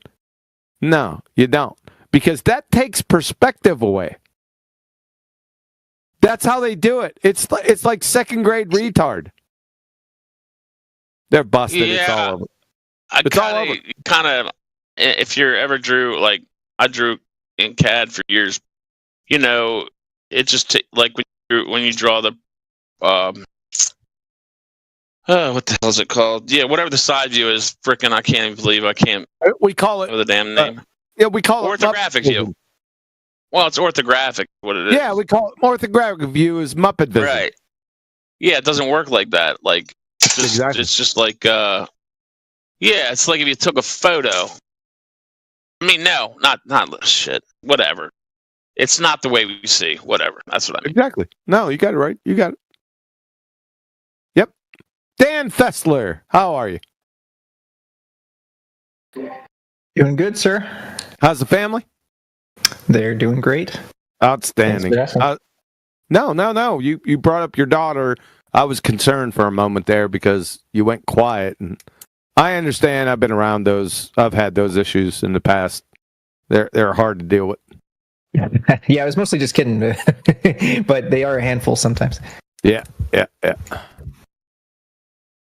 All right. So, on to refraction, Dan Fessler. Oh, here we go.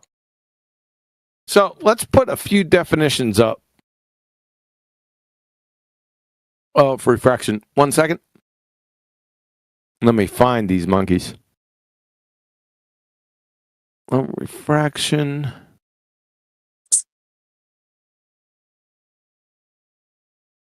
Remember, every question I ask is a gotcha question, okay? We on the same. Yeah, we good? Yeah. I got the memo. Somebody asked me one day, they said, are you trying to get me with a gotcha question? I said, all my questions are gotcha questions. What's your point? Oh my god, that was hilarious. Let's see. Let me get serious. Where the fuck is this thing? I need a secretary. All right, I think I found. Yep, here we go. So we got Britannica, Physics Classroom, the Ballers Alma Mater Wiki.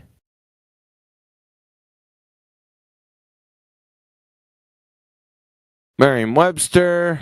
Who else we got? Hyperphysics, Georgia State. You think that'll be enough? Sure. All right.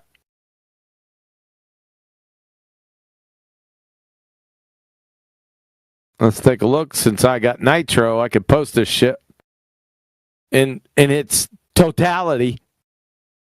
Hi. Man, you just got these things ready to go. You got like a document or something? Yeah, I got. What I do is I put them in. I've been doing it for years, man. I started out. Now, I didn't know the efficacy and how well it would hold, but I used to put them in drafts. So I put all my information in Yahoo email in drafts, and then I started doing it in Google. No, I've never lost anything. I guess it's highly searchable there in email, so that makes sense. Yeah. Well, sun shines on a dog's ass every now and again, Dan. I just fell into that one. I also appreciate your emoji notation in all of your notes. That's my pieces of flair, dude. You ever see Office Space? Pieces of Flair? Oh, dude, it's been forever. I think I've watched it like once. Jennifer Aniston, she had pieces of flair. Yeah. Yeah, these are my pieces of flair. These are really dry topics, Dan Fessler. I got to spruce them up a bit. Somehow I had no idea that Jennifer Aniston was in Office Space. Really? Yeah. She didn't have enough flair. She got fired. Well, no, she quit because she was basically saying Flair is gay. That's basically what she said. So, but I get it, QE.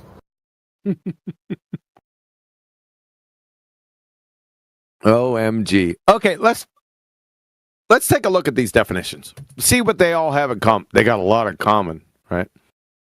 Britannica. Snell's law in optics, a relationship between the path taken by a ray of light in crossing the boundary or surface of separation between two contacting substances and the refractive index of each. Yeah? Mm-hmm. A big problem here, there's two problems in this definition. Rays of light don't exist. See, Andrew Thomas Young. You want me to go get the citation for that? I've heard you reference this particular name a lot, but I have no idea who he is or why he's important. Yeah, Andrew Thomas Young is the subject matter expert in the entire world on refraction. Andrew Thomas Young?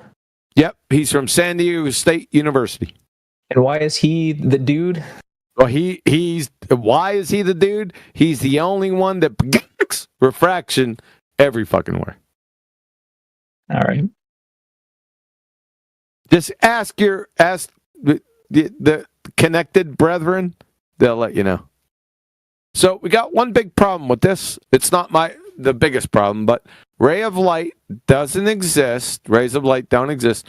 And boundary and surfaces right here. There's a big fucking problem.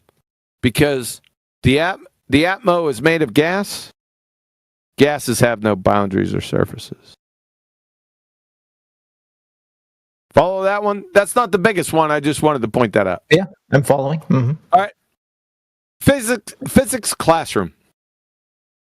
Refraction is the bending of a path of a light wave. That's a big fucking problem right there. Light wave.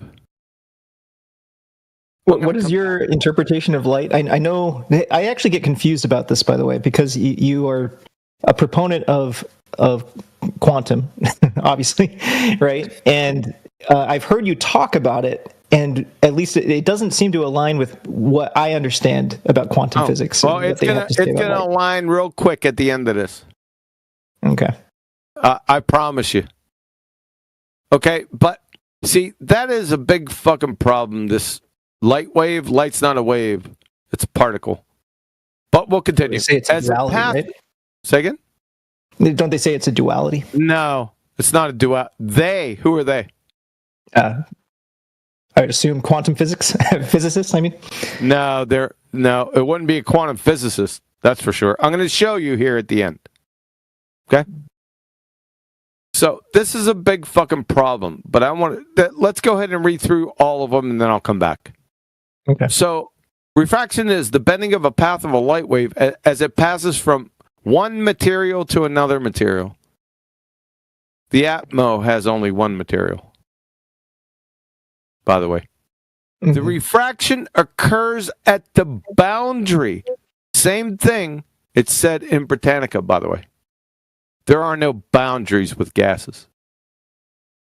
And is caused by a change in the speed of a light wave. There it is again. Upon crossing the boundary, second time. It's good. There's going to be a third time.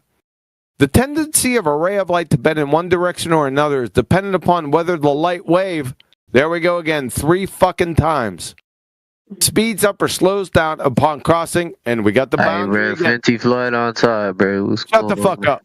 Put him on mute. Hey, chill out, brother. Shut the fuck up. Shut up. Why are you telling me? Put him on mute. You're being rude. You're being rude. This guy's being rude. Put him on mute. This guy's Hey, stop being rude. Moderators. Stop being rude. You're the one being rude. Moderators. Put him on mute. He's ruining. I'm putting you on mute. Okay, fuck.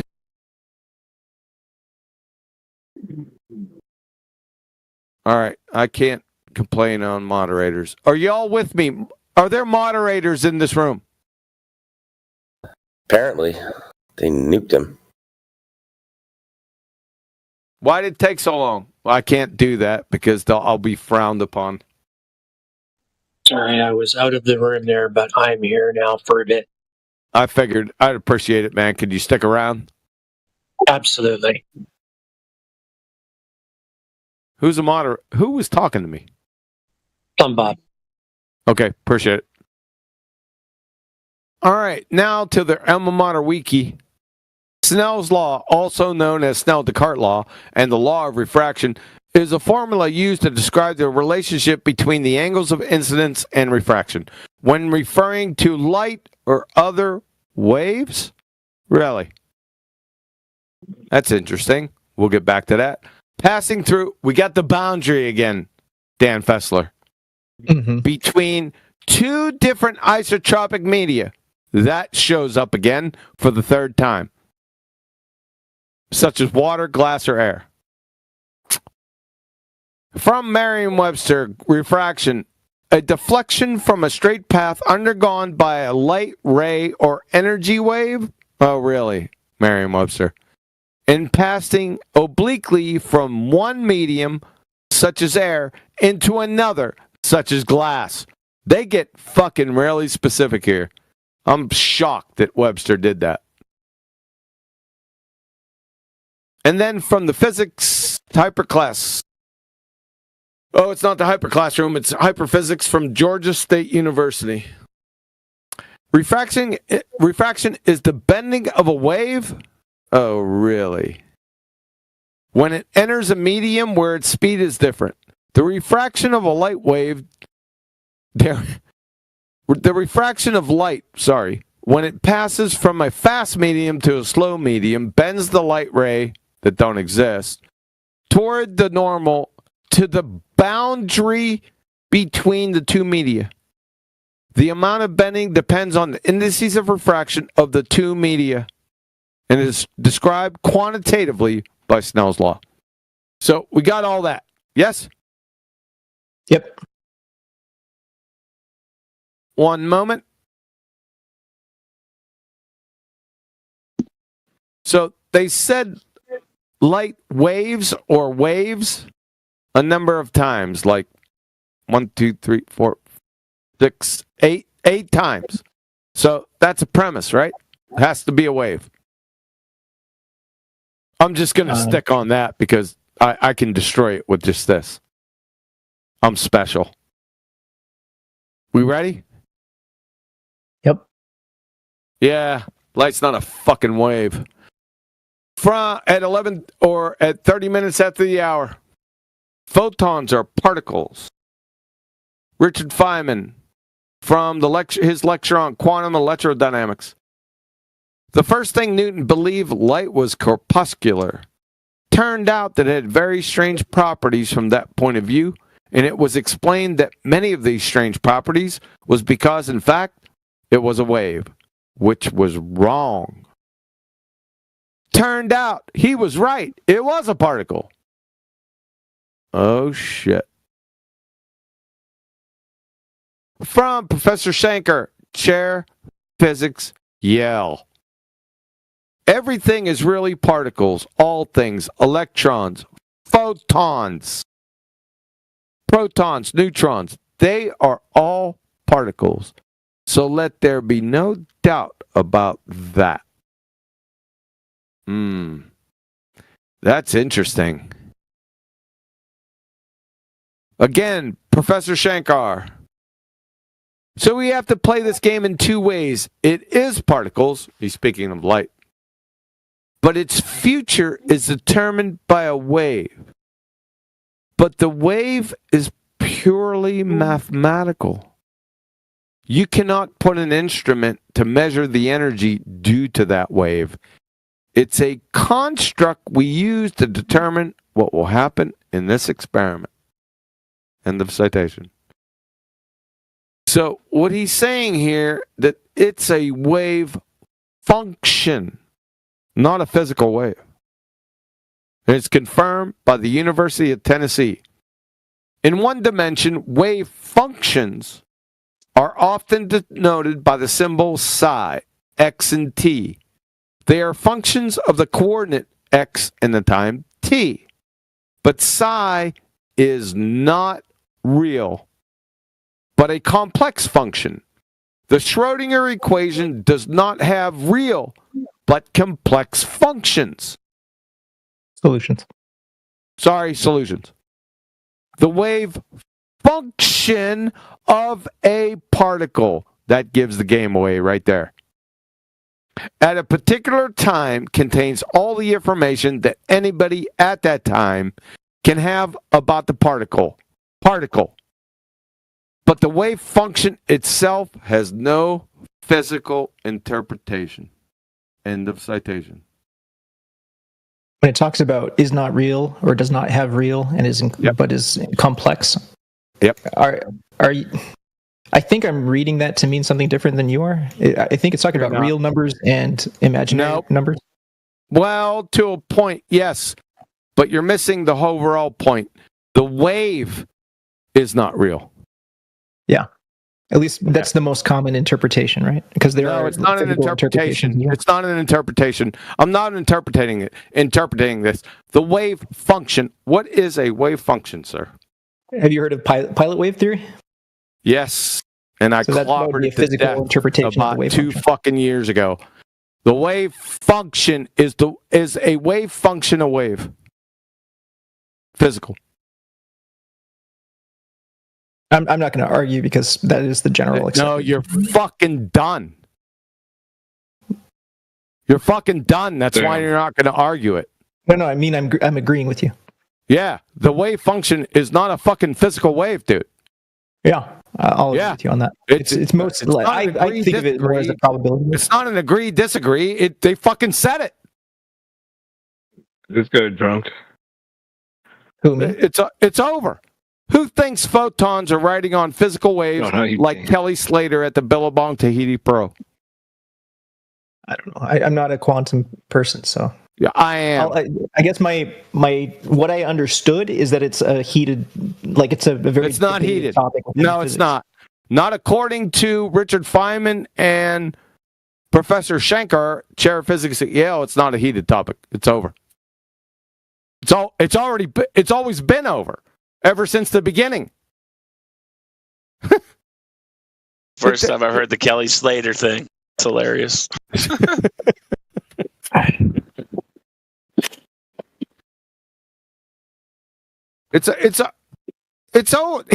Richard Feynman told you it was a fucking particle, dude.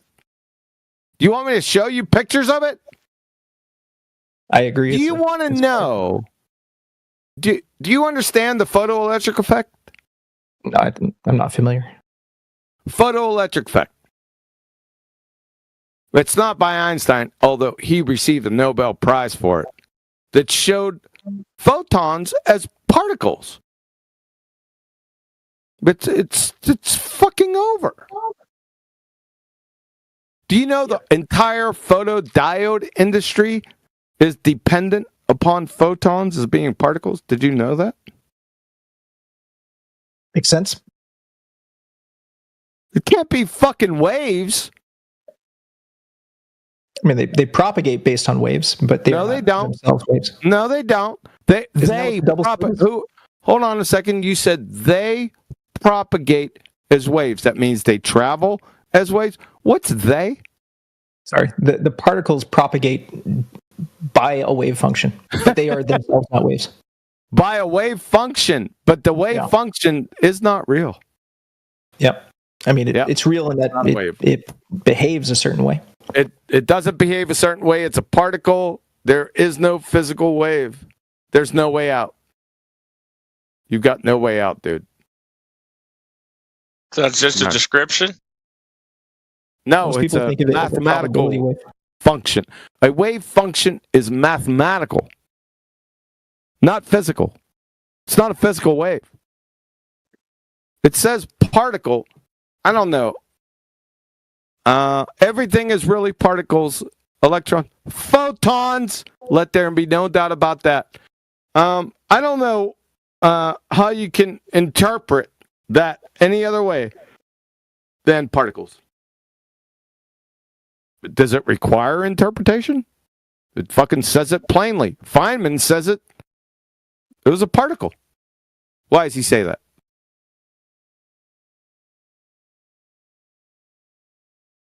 Do you think Feynman? I always get a little bit confused because you like certain quotes from certain people and you dislike quotes from other people. Do you hold Feynman up to be? Like and dislike have no impact. Do you have a paper supporting what you're saying? Hold on. Crayon Muncher, I'm talking to Dan Fessler. So shut the fuck up. All right, yeah, fuck you too.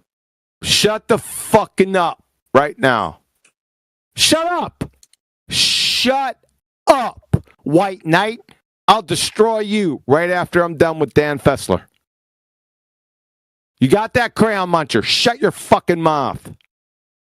Who are you fucking talking to? Shut your fucking mouth. So, since refraction has its base premise, I can destroy it 10 other ways, by the way. But I'm choosing this way because I like it. It has to be a fucking wave, Dan Fessler. All right. Not. Smiling It's wave, not. boys. Shut up. It's not. I just demonstrated it. Do you want pictures of this sumbitch? Sure. I can sure. All right. Upload file. Oh, Because I know you got it ready to go. Say again? Just because I know you got it ready to go. I don't have them ready to go, to be honest with you. I forgot where I put them, some bitches.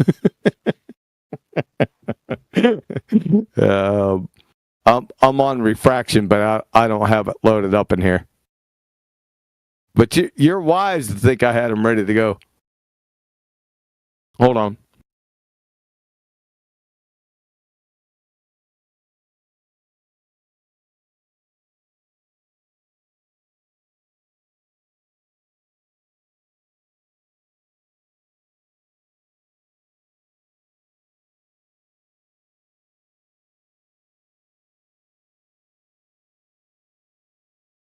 Images, let's see them.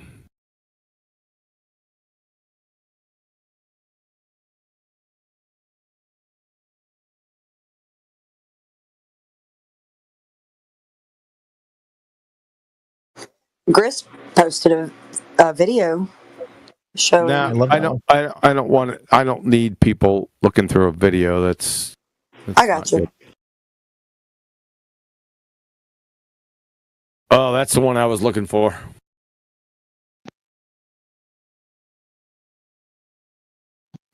Bruh. Copy. 1 second. I'll be right with you.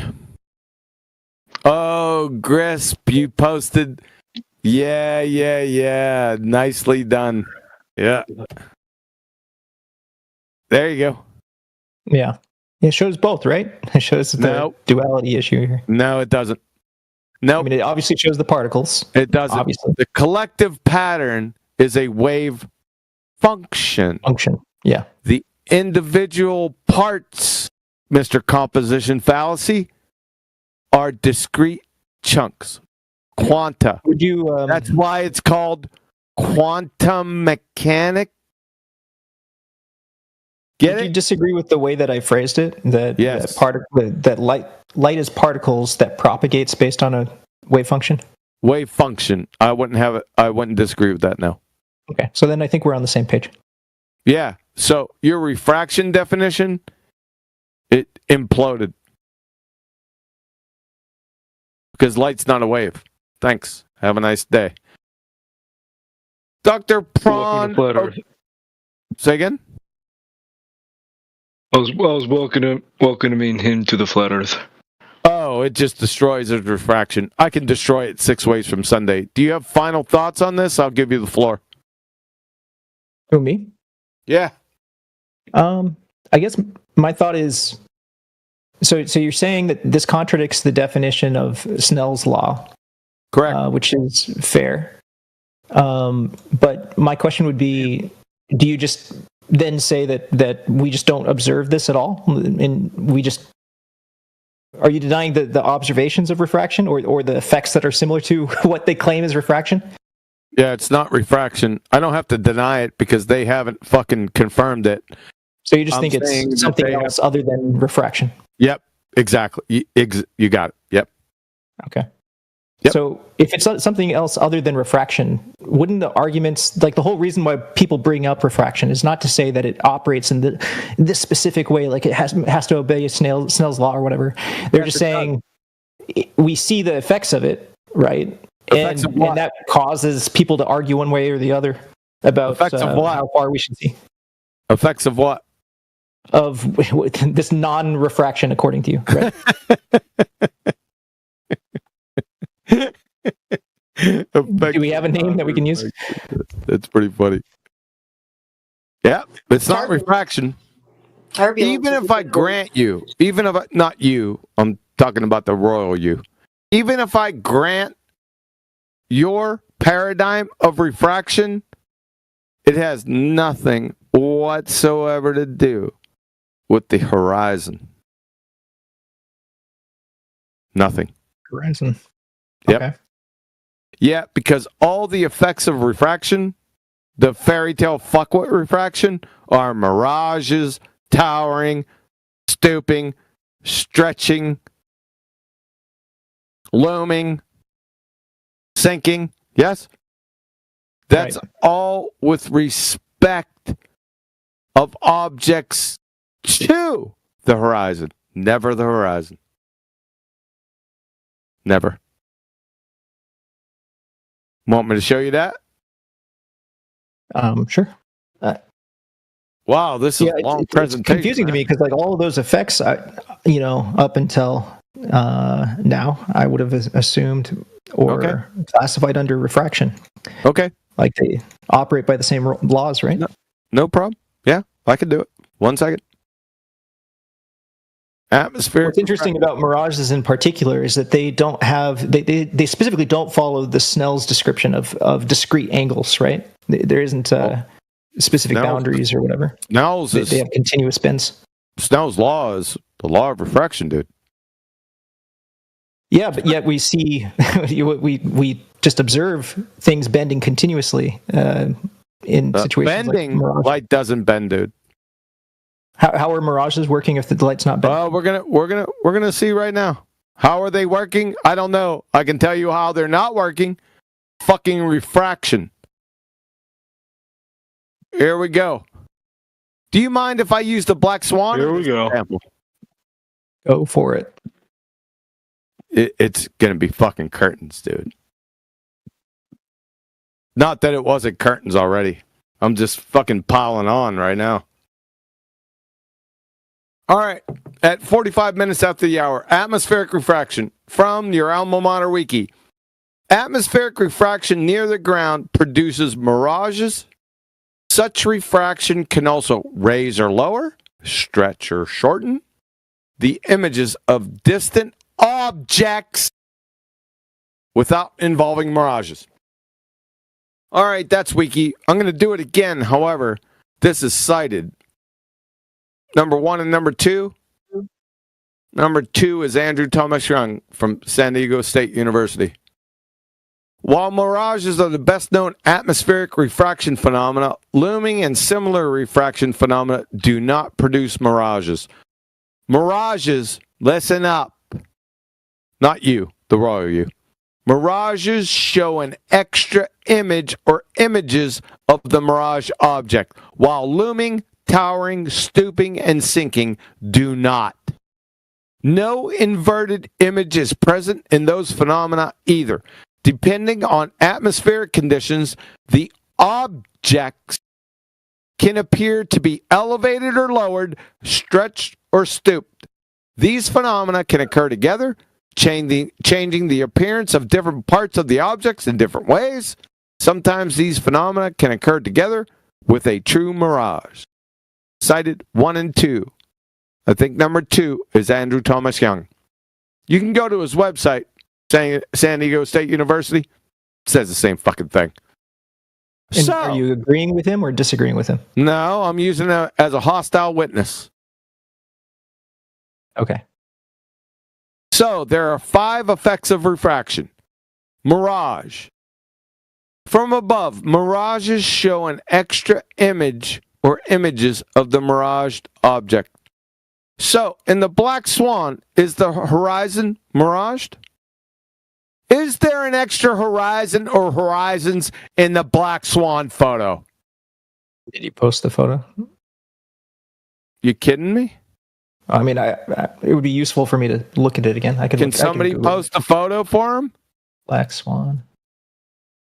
There you go. Yeah, because I've seen people say that there's multiple horizons. The dark band in the foreground. Really? There's multiple horizons. How many horizons are in that photo? I don't know. It's you not need to clear get you need an ophthalmology exam.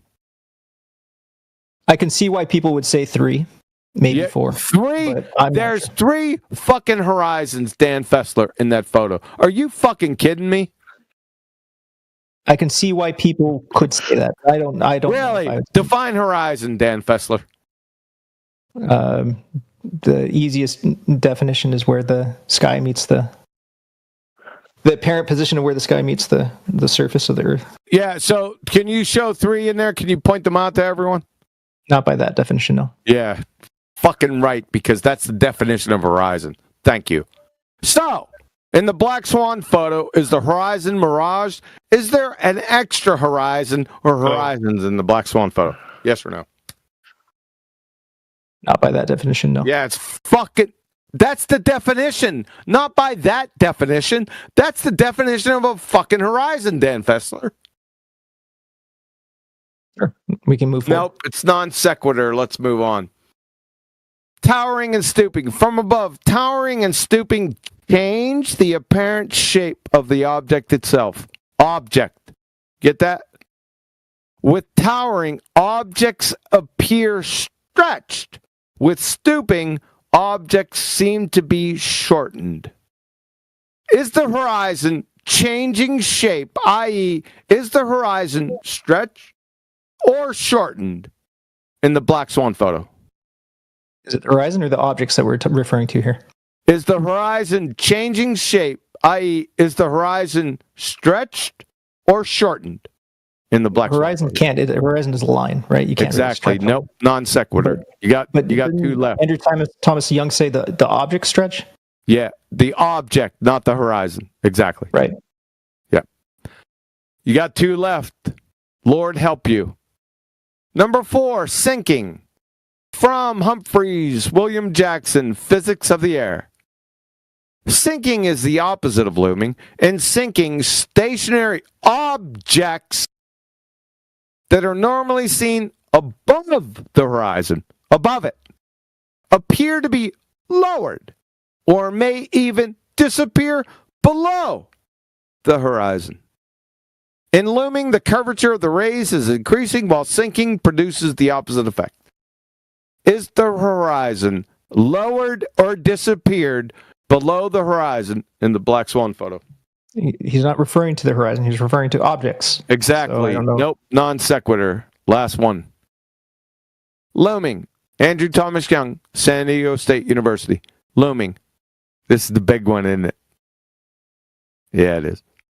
The appearance above the horizon of a distant object that would normally be hidden below it.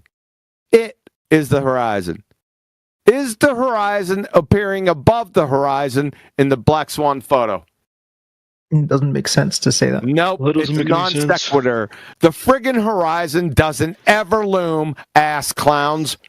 Ever, ever, ever.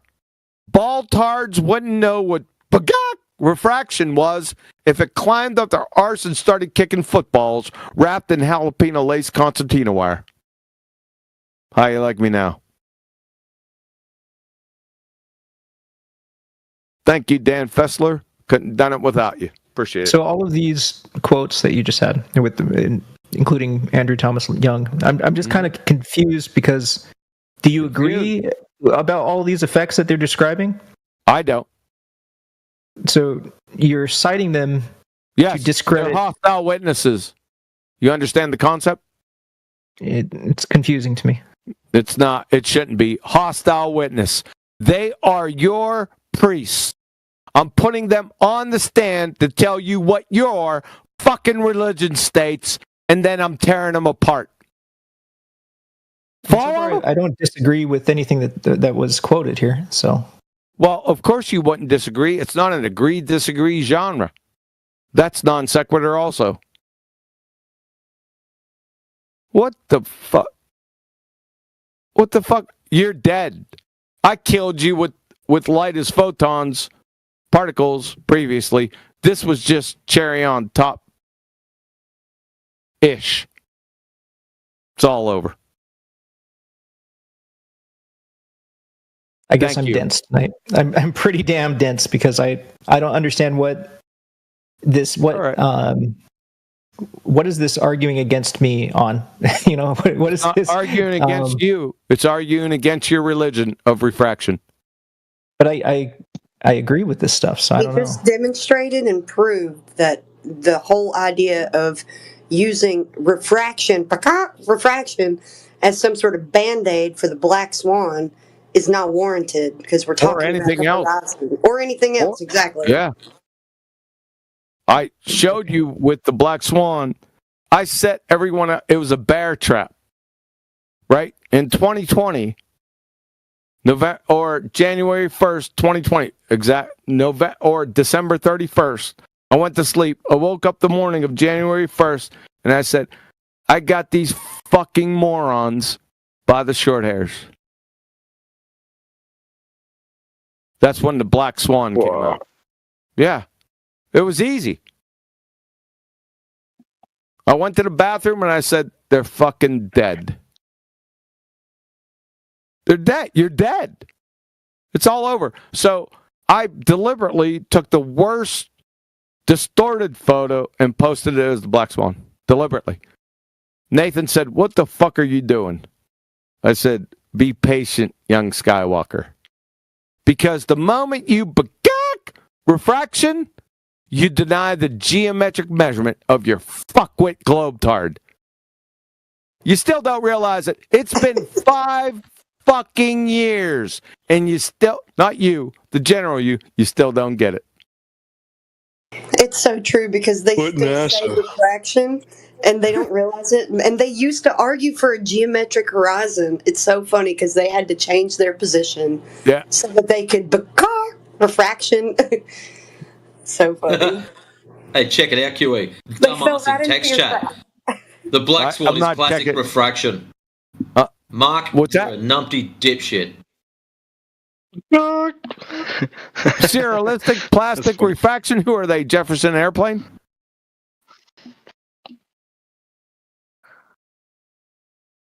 Thanks, Dan Fessler. Appreciate it. You've been a good sport about it, right? Maybe copy this stuff, paste it in a document, and go over it, slowly, everything we discussed, and then I'll get back with you. All right? Sure. Okay. Thanks, man. So, you've been a good sport about it. Are you leaving? I'm not.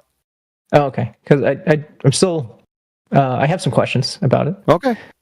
So you don't believe in any of these quotes that we see these in real life? No, I have no beliefs. I have no beliefs. Nope. Sure. Bear with me as I misuse or abuse the word belief. Okay. For a second. But so you don't think there is such thing as stooping or looming or towering or sinking? Nope. Okay. So what is the effects that we see of things like, like that black swan it looks squished to me compared to the other images I've seen, right? Hold on a second. Let's stop there. What is the black swan argument? I'm not even talking about the black swan, like the whole multiple horizons thing right now. I'm just talking about just these effects of loom. Like we could use other images other than the black swan if we wanted to. I'm just saying. No, we're focused on the black swan. What is the black swan argument? It's important that it disobeys the geometric horizon. You're seeing too far. Yes. Yep. What does it have to do with it doesn't have anything to do. Like I said, it's a bear trap. I put the oil rigs out there. The oil rigs are only used for demarcation of distance. That's all I use them for. But I really like the distortions in them. I really like that a lot. Right. So they're obviously distorted, but you disagree with the things that you quoted that would cause those distortions. Yeah, I don't give a shit because the argument. What's the argument?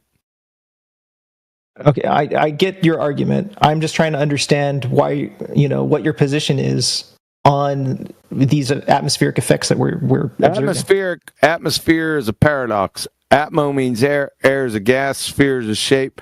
Gases have no inherent shape. Or boundaries. Number one. Number two, my argument has nothing to do with the fuckwit oil rigs. My argument has to do with the horizon. Follow? Using Pythagorean formula with a horizon, let's just make it 10 miles. It's actually 30 plus miles, but we won't get into that. Because all I need for the average Cant-Fogomerian is that horizon is behind platform habitat. That's all I need. And I can safely say, and everyone can safely see, that horizon is at 10 miles.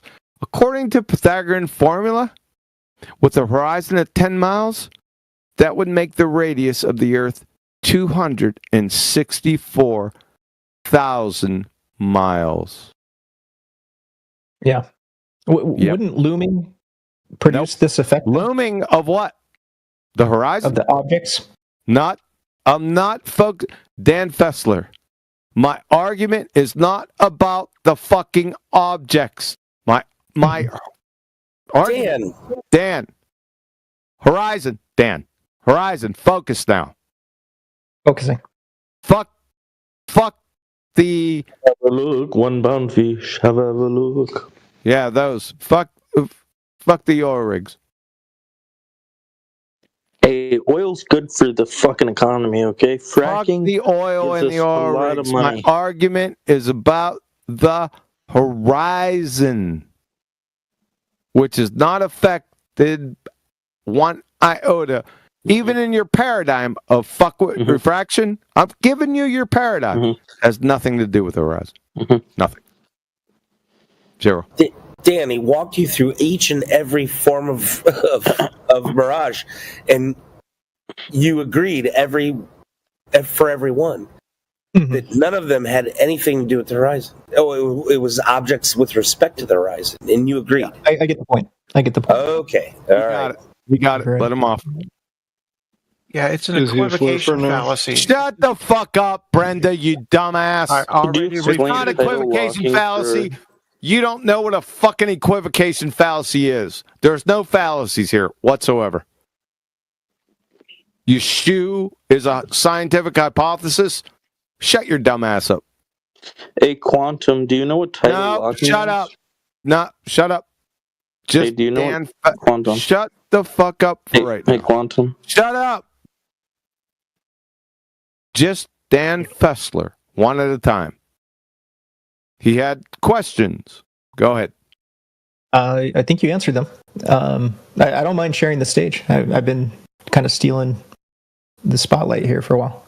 You have it. You're fine. You're good to go.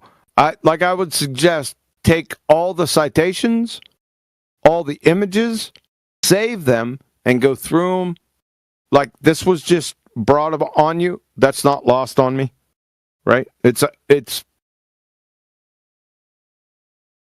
unfair of me to load you down with these. I realize that. Right? So I want you to copy and paste into your own documents what I have posted. Take your time, go through them, and maybe in a week, 2 weeks, 3 weeks, after you had time to go through them, come back with your rebuttals or questions, and that's fine. Sounds good. Good to go. Will do. Thank you. Next. Yeah, somebody was trying to ask you a question. Who was it? Somebody asking you a question? No, ask you, QE. Oh, yeah, that's why I said that. Yeah, we're done, Dan. We're good. Have a good evening. All right.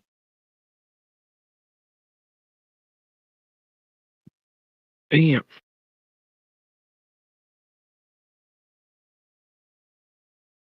Fuck you, Constable.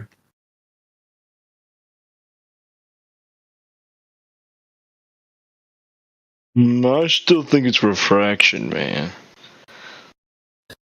Oh.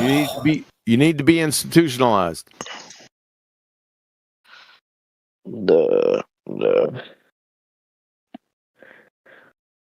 Who's muttering?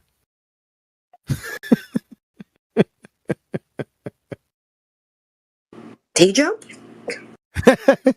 T-Jump, is that you? Mutter. Reality is reality. Said T-Jump. I don't know. I think that presentation was comprehensive. Brenda just said it reported the server. Why? I don't know.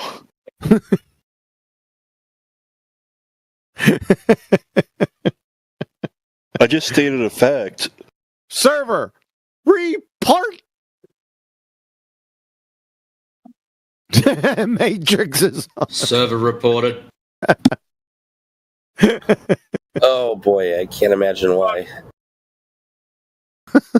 Actually, it's for their own benefit. Obviously, they are distressed when they're in here. If I remove them from the problem or alleged problem, problem fixed.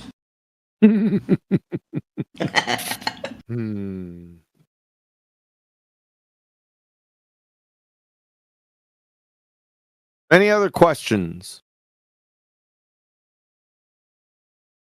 Leave it open to the group.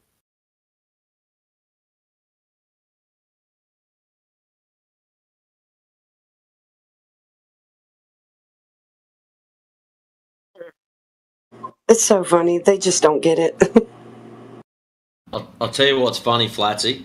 After QE's been through all of that, explaining refraction, explaining looming, stooping, bending, flip-flop, fuck, whatever else, later on, there's going to be some dumbass kid. We're going to show him the black swan, and straight away it's going to be refraction! It's in the chat right now. It's literally happening right now in the chat. Oh, God.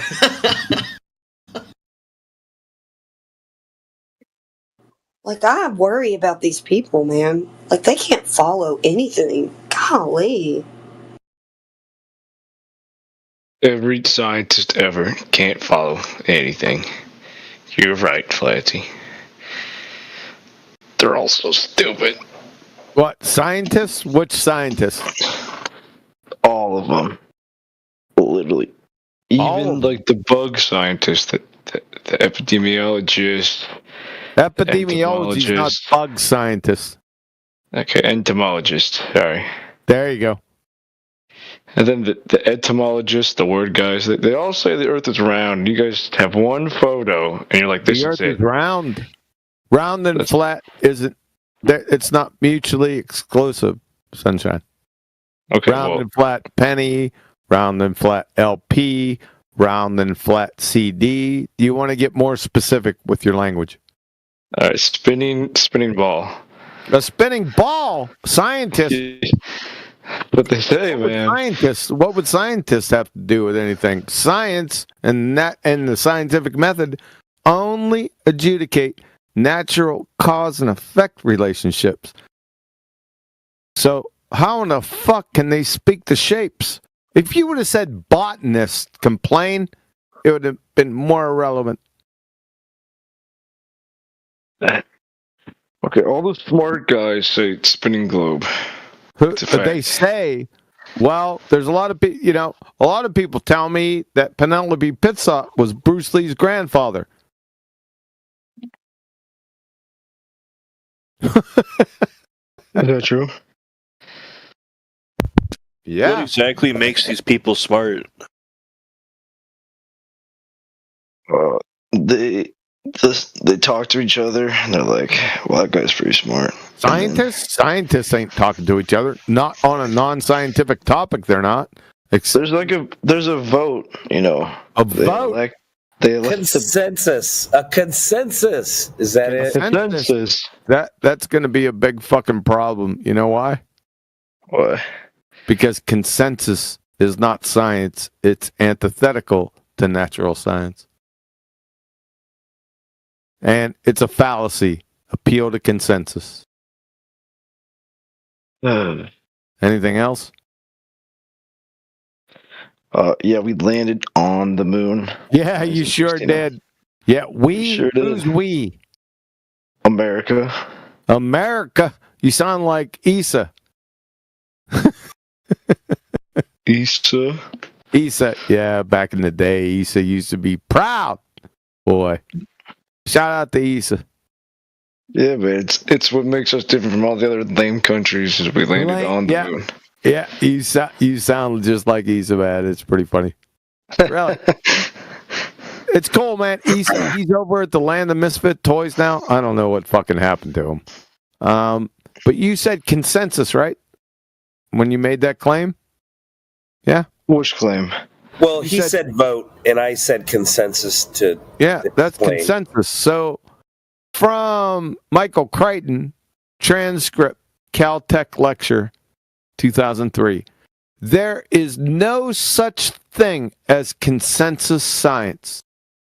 If it's consensus, it isn't science. If it's science, it isn't fucking consensus. Period. I just gotta ask, is that the Michael Crichton, the writer, or is that just a coincidence, the name? Michael Crichton, the writer, was a Harvard graduate, medical school, by the way. Uh-oh. SpaghettiOs. Yeah, same person. That's why would you expect somebody that's just directing movies or writing for movies to give a lecture at Caltech? Really? Name another one.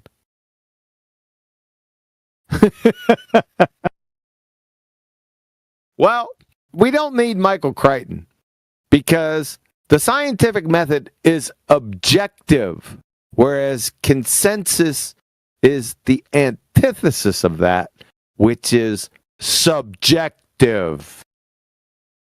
Follow? Yeah. Yeah. Yep. Anything else? The moon? Moon landings? Really? Yeah, we landed on the moon, man. Did we? So what did we travel through? What did we travel through? Yeah. The space. Air, I guess. Space? No, not air. It's called a vacuum? Yeah, it's a vacuum. High, extremely high, and ultra high vacuum. That's from where the ISS is at 10 to the negative 6 torr, all the way through 10 to the negative 8 torr, all the way through, depending on the sources that you check.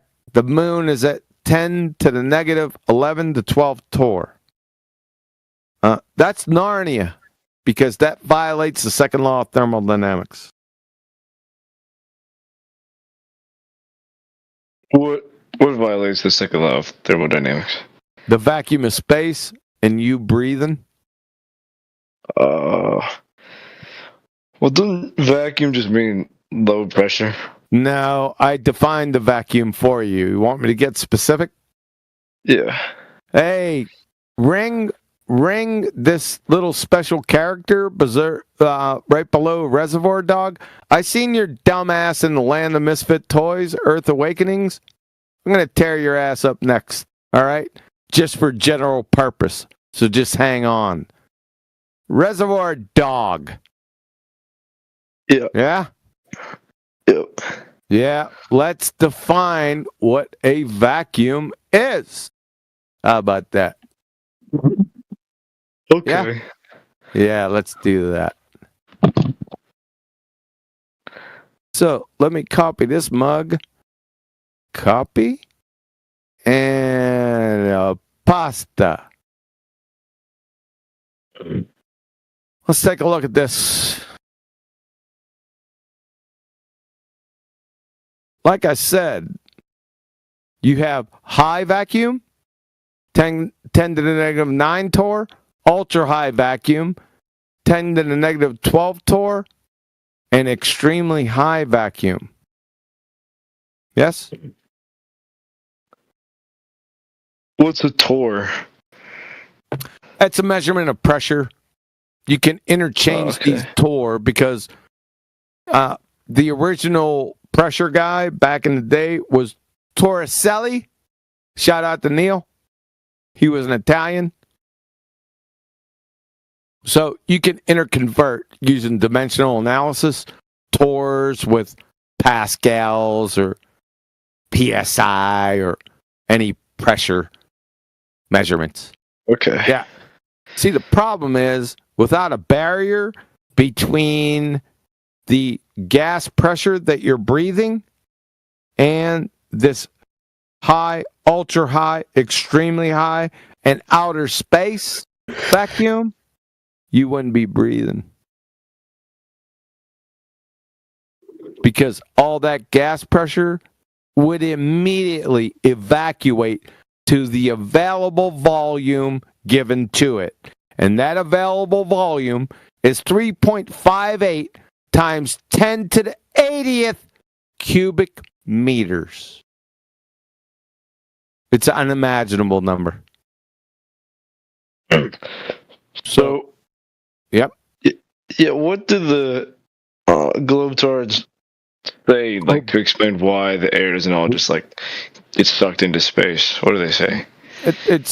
They appeal to gas pressure gradients, but that's pretty dumb fuck. Because which comes first? Gas pressure X or gas pressure gradients delta X? Oh, the first one. Yeah, X. So their incoherent red herring fallacy of delta X is heretofore crushed. How do you have gas pressure without a container? Back to the original question. We can get on to pressure gradients after that. Because you can't have gas pressure gradients without a container. Yes? Yes. Yep. That's it. That's the end of that. Now, the question is, how is there gas pressure gradients on Earth with a container? That's really easy. Delta X. So we're expanding our view here. So number one, we know that gas pressure, and gas pressure gradients, the delta X, each require a container. However, they're thinking of static closed systems like condensed air or compressed air. Sorry about that. Compressed air. That is a closed static system. The Earth is a closed dynamic system. That is to say that there are many biogeochemical cycles on the Earth, starting with second grade. You have the nitrogen cycle, you have the CO2 cycle, you have the water cycle, phosphorus cycle. So these things are cycling constantly. Yeah? That avails you the gas pressure gradients. Yes? Okay. So we didn't go through space because there can't be a vacuum, because then all our air would go away. But it doesn't go away. So the moon, is it in our container, in the firmament?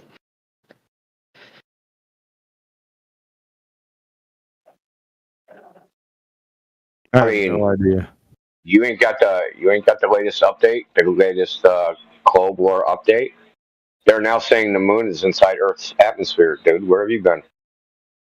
No, that was 2001, wasn't it? Space Odyssey. That was like 3 years ago. Well, hold on, it started.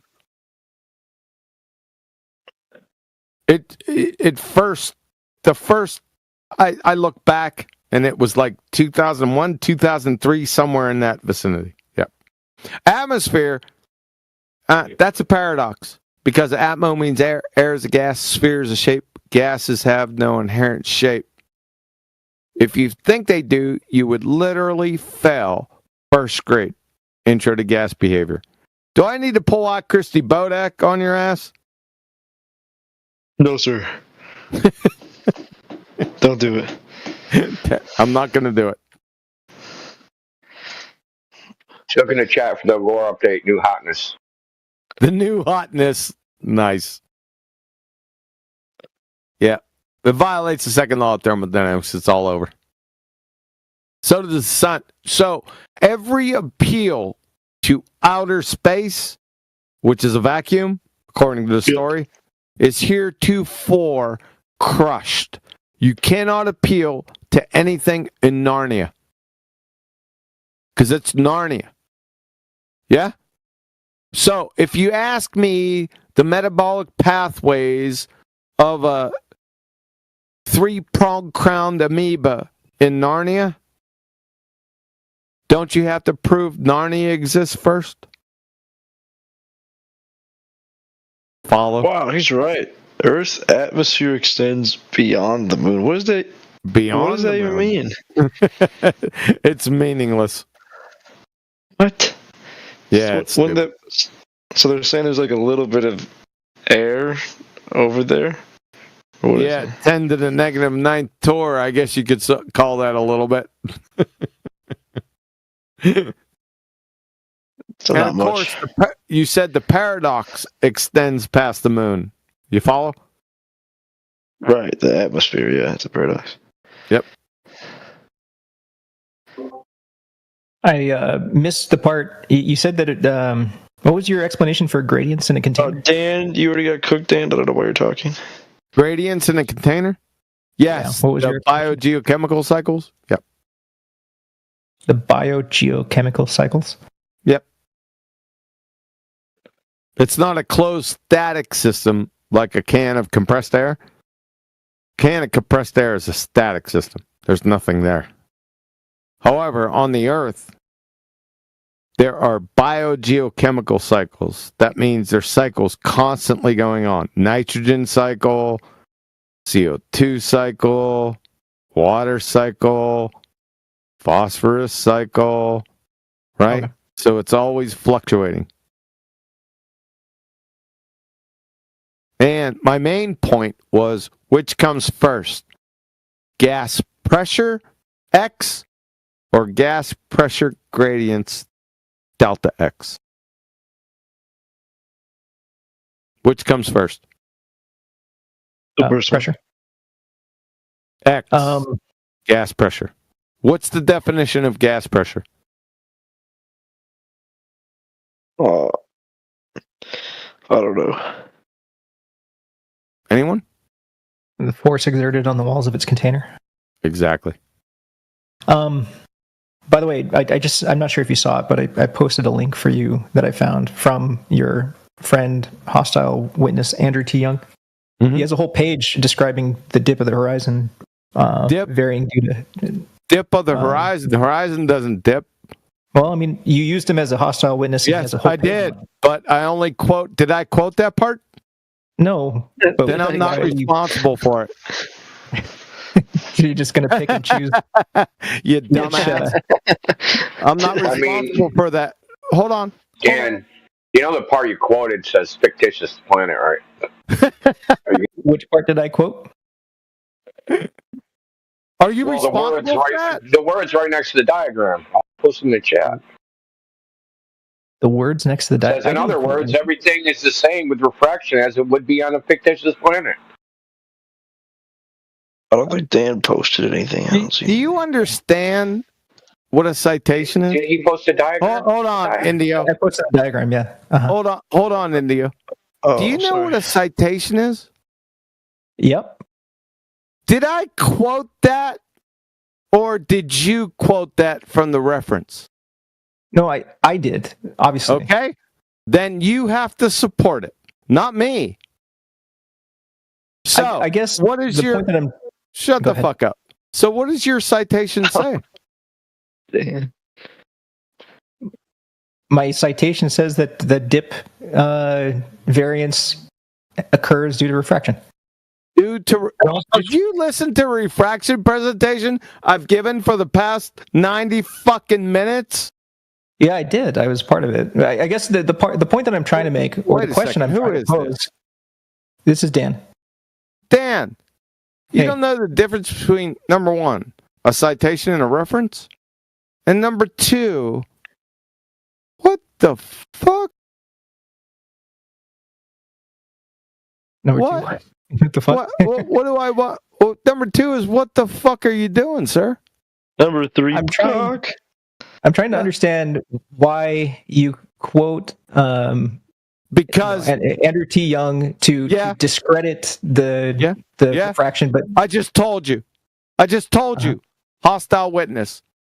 But he also disagrees with with the framing of which you're describing. You're fucking snickering like you got something. Only the Does that change your hostile witness? Unwittingly, you just compromised yourself. How can you have do you know what a horizon is, sir?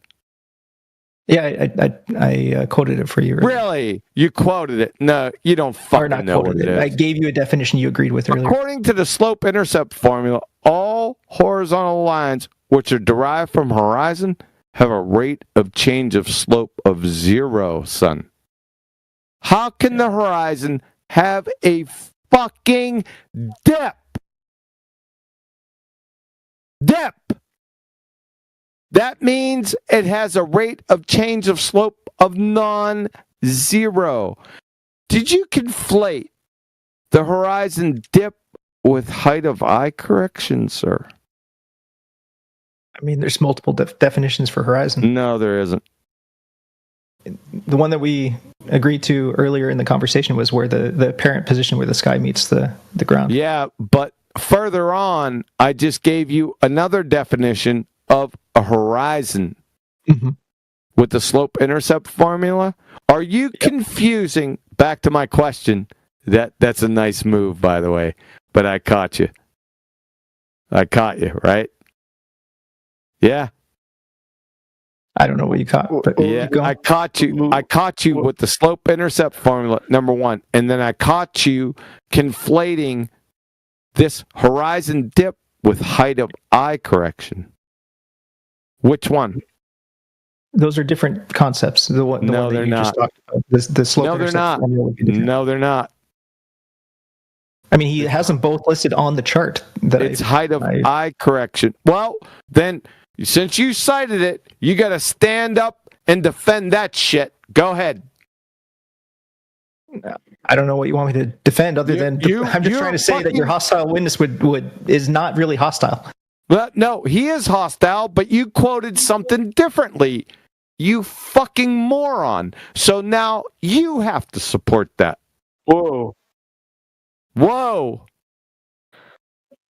I never cited that. He did. So you support it. What is dip?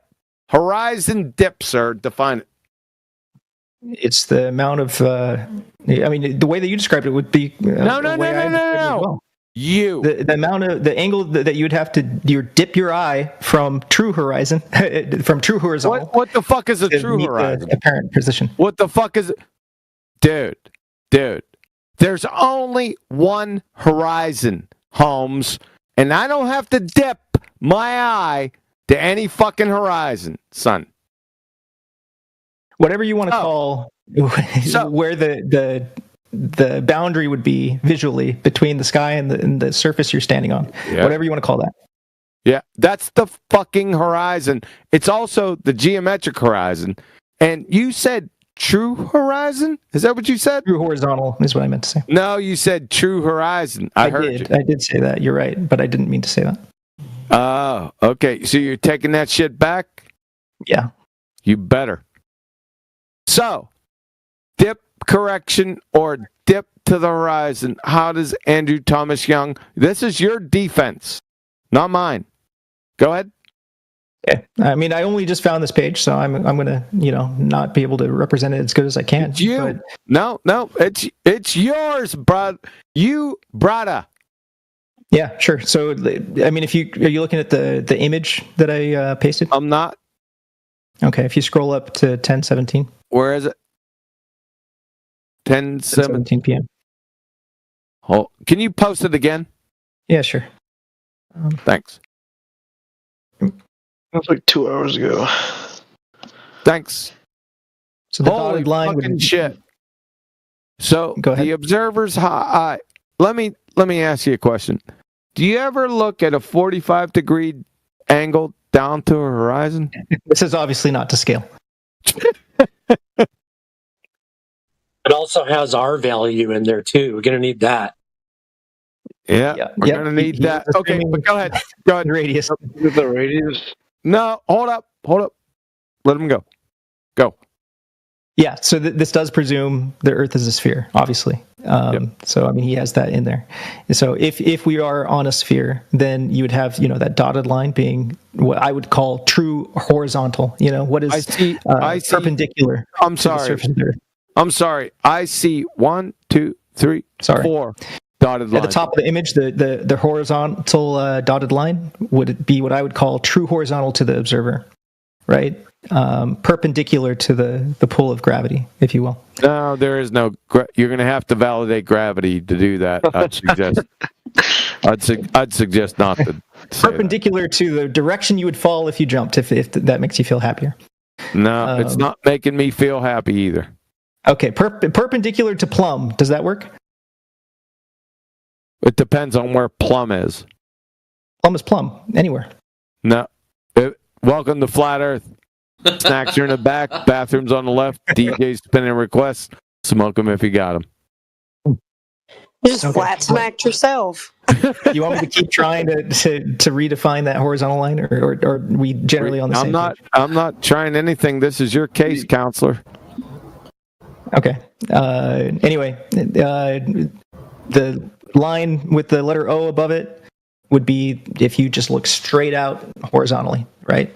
And if you're on a sphere, then you would also, the geometric horizon would be below it. That angle that you'd have to look below that line would be denoted by DG. Really? And with refraction, it would be... Stop. Stop.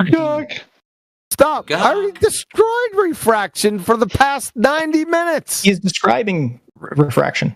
Your hostile witness is describing it. I don't give a shit. That's your claim. All right. Holy shit, dude. Listen.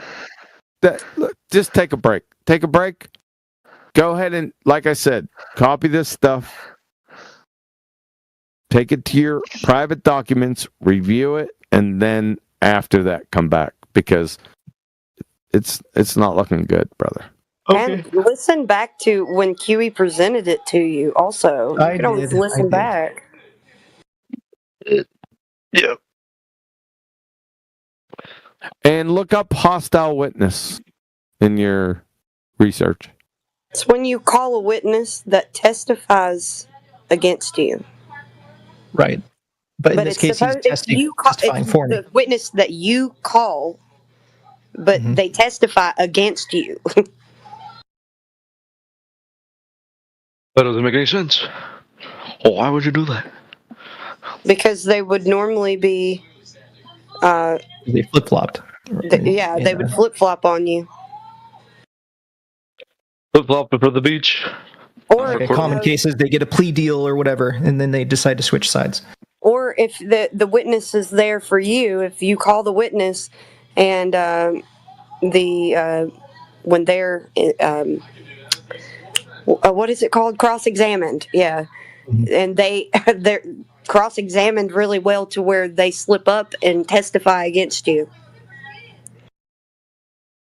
Oh, okay.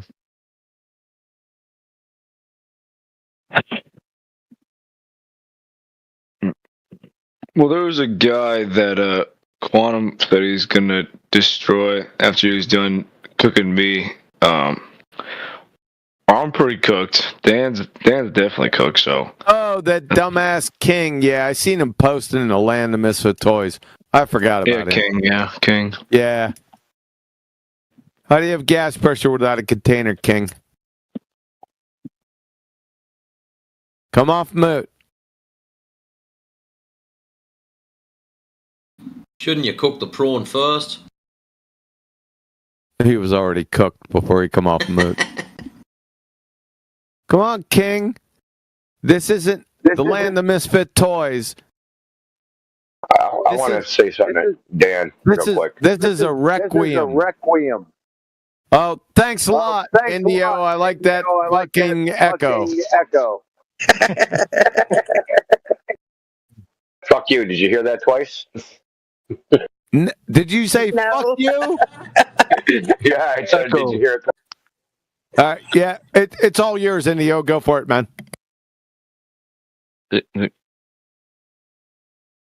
Hold on, man. Let me take care of my... Oh, yeah. It's all yours. I got to step out for a couple minutes. It's all you, man. Go. King is running away. Leaving you in charge. How about now? You're good. Is that better? Yep. Yeah. Yeah, it's a little bit, yeah. Dude.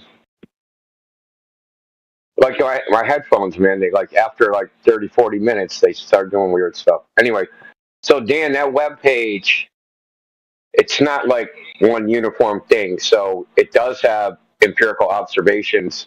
And what Huey went over, qualitative descriptions of observations, right? Looming, sinking, superior mirage, inferior mirage, and Fata Morgana.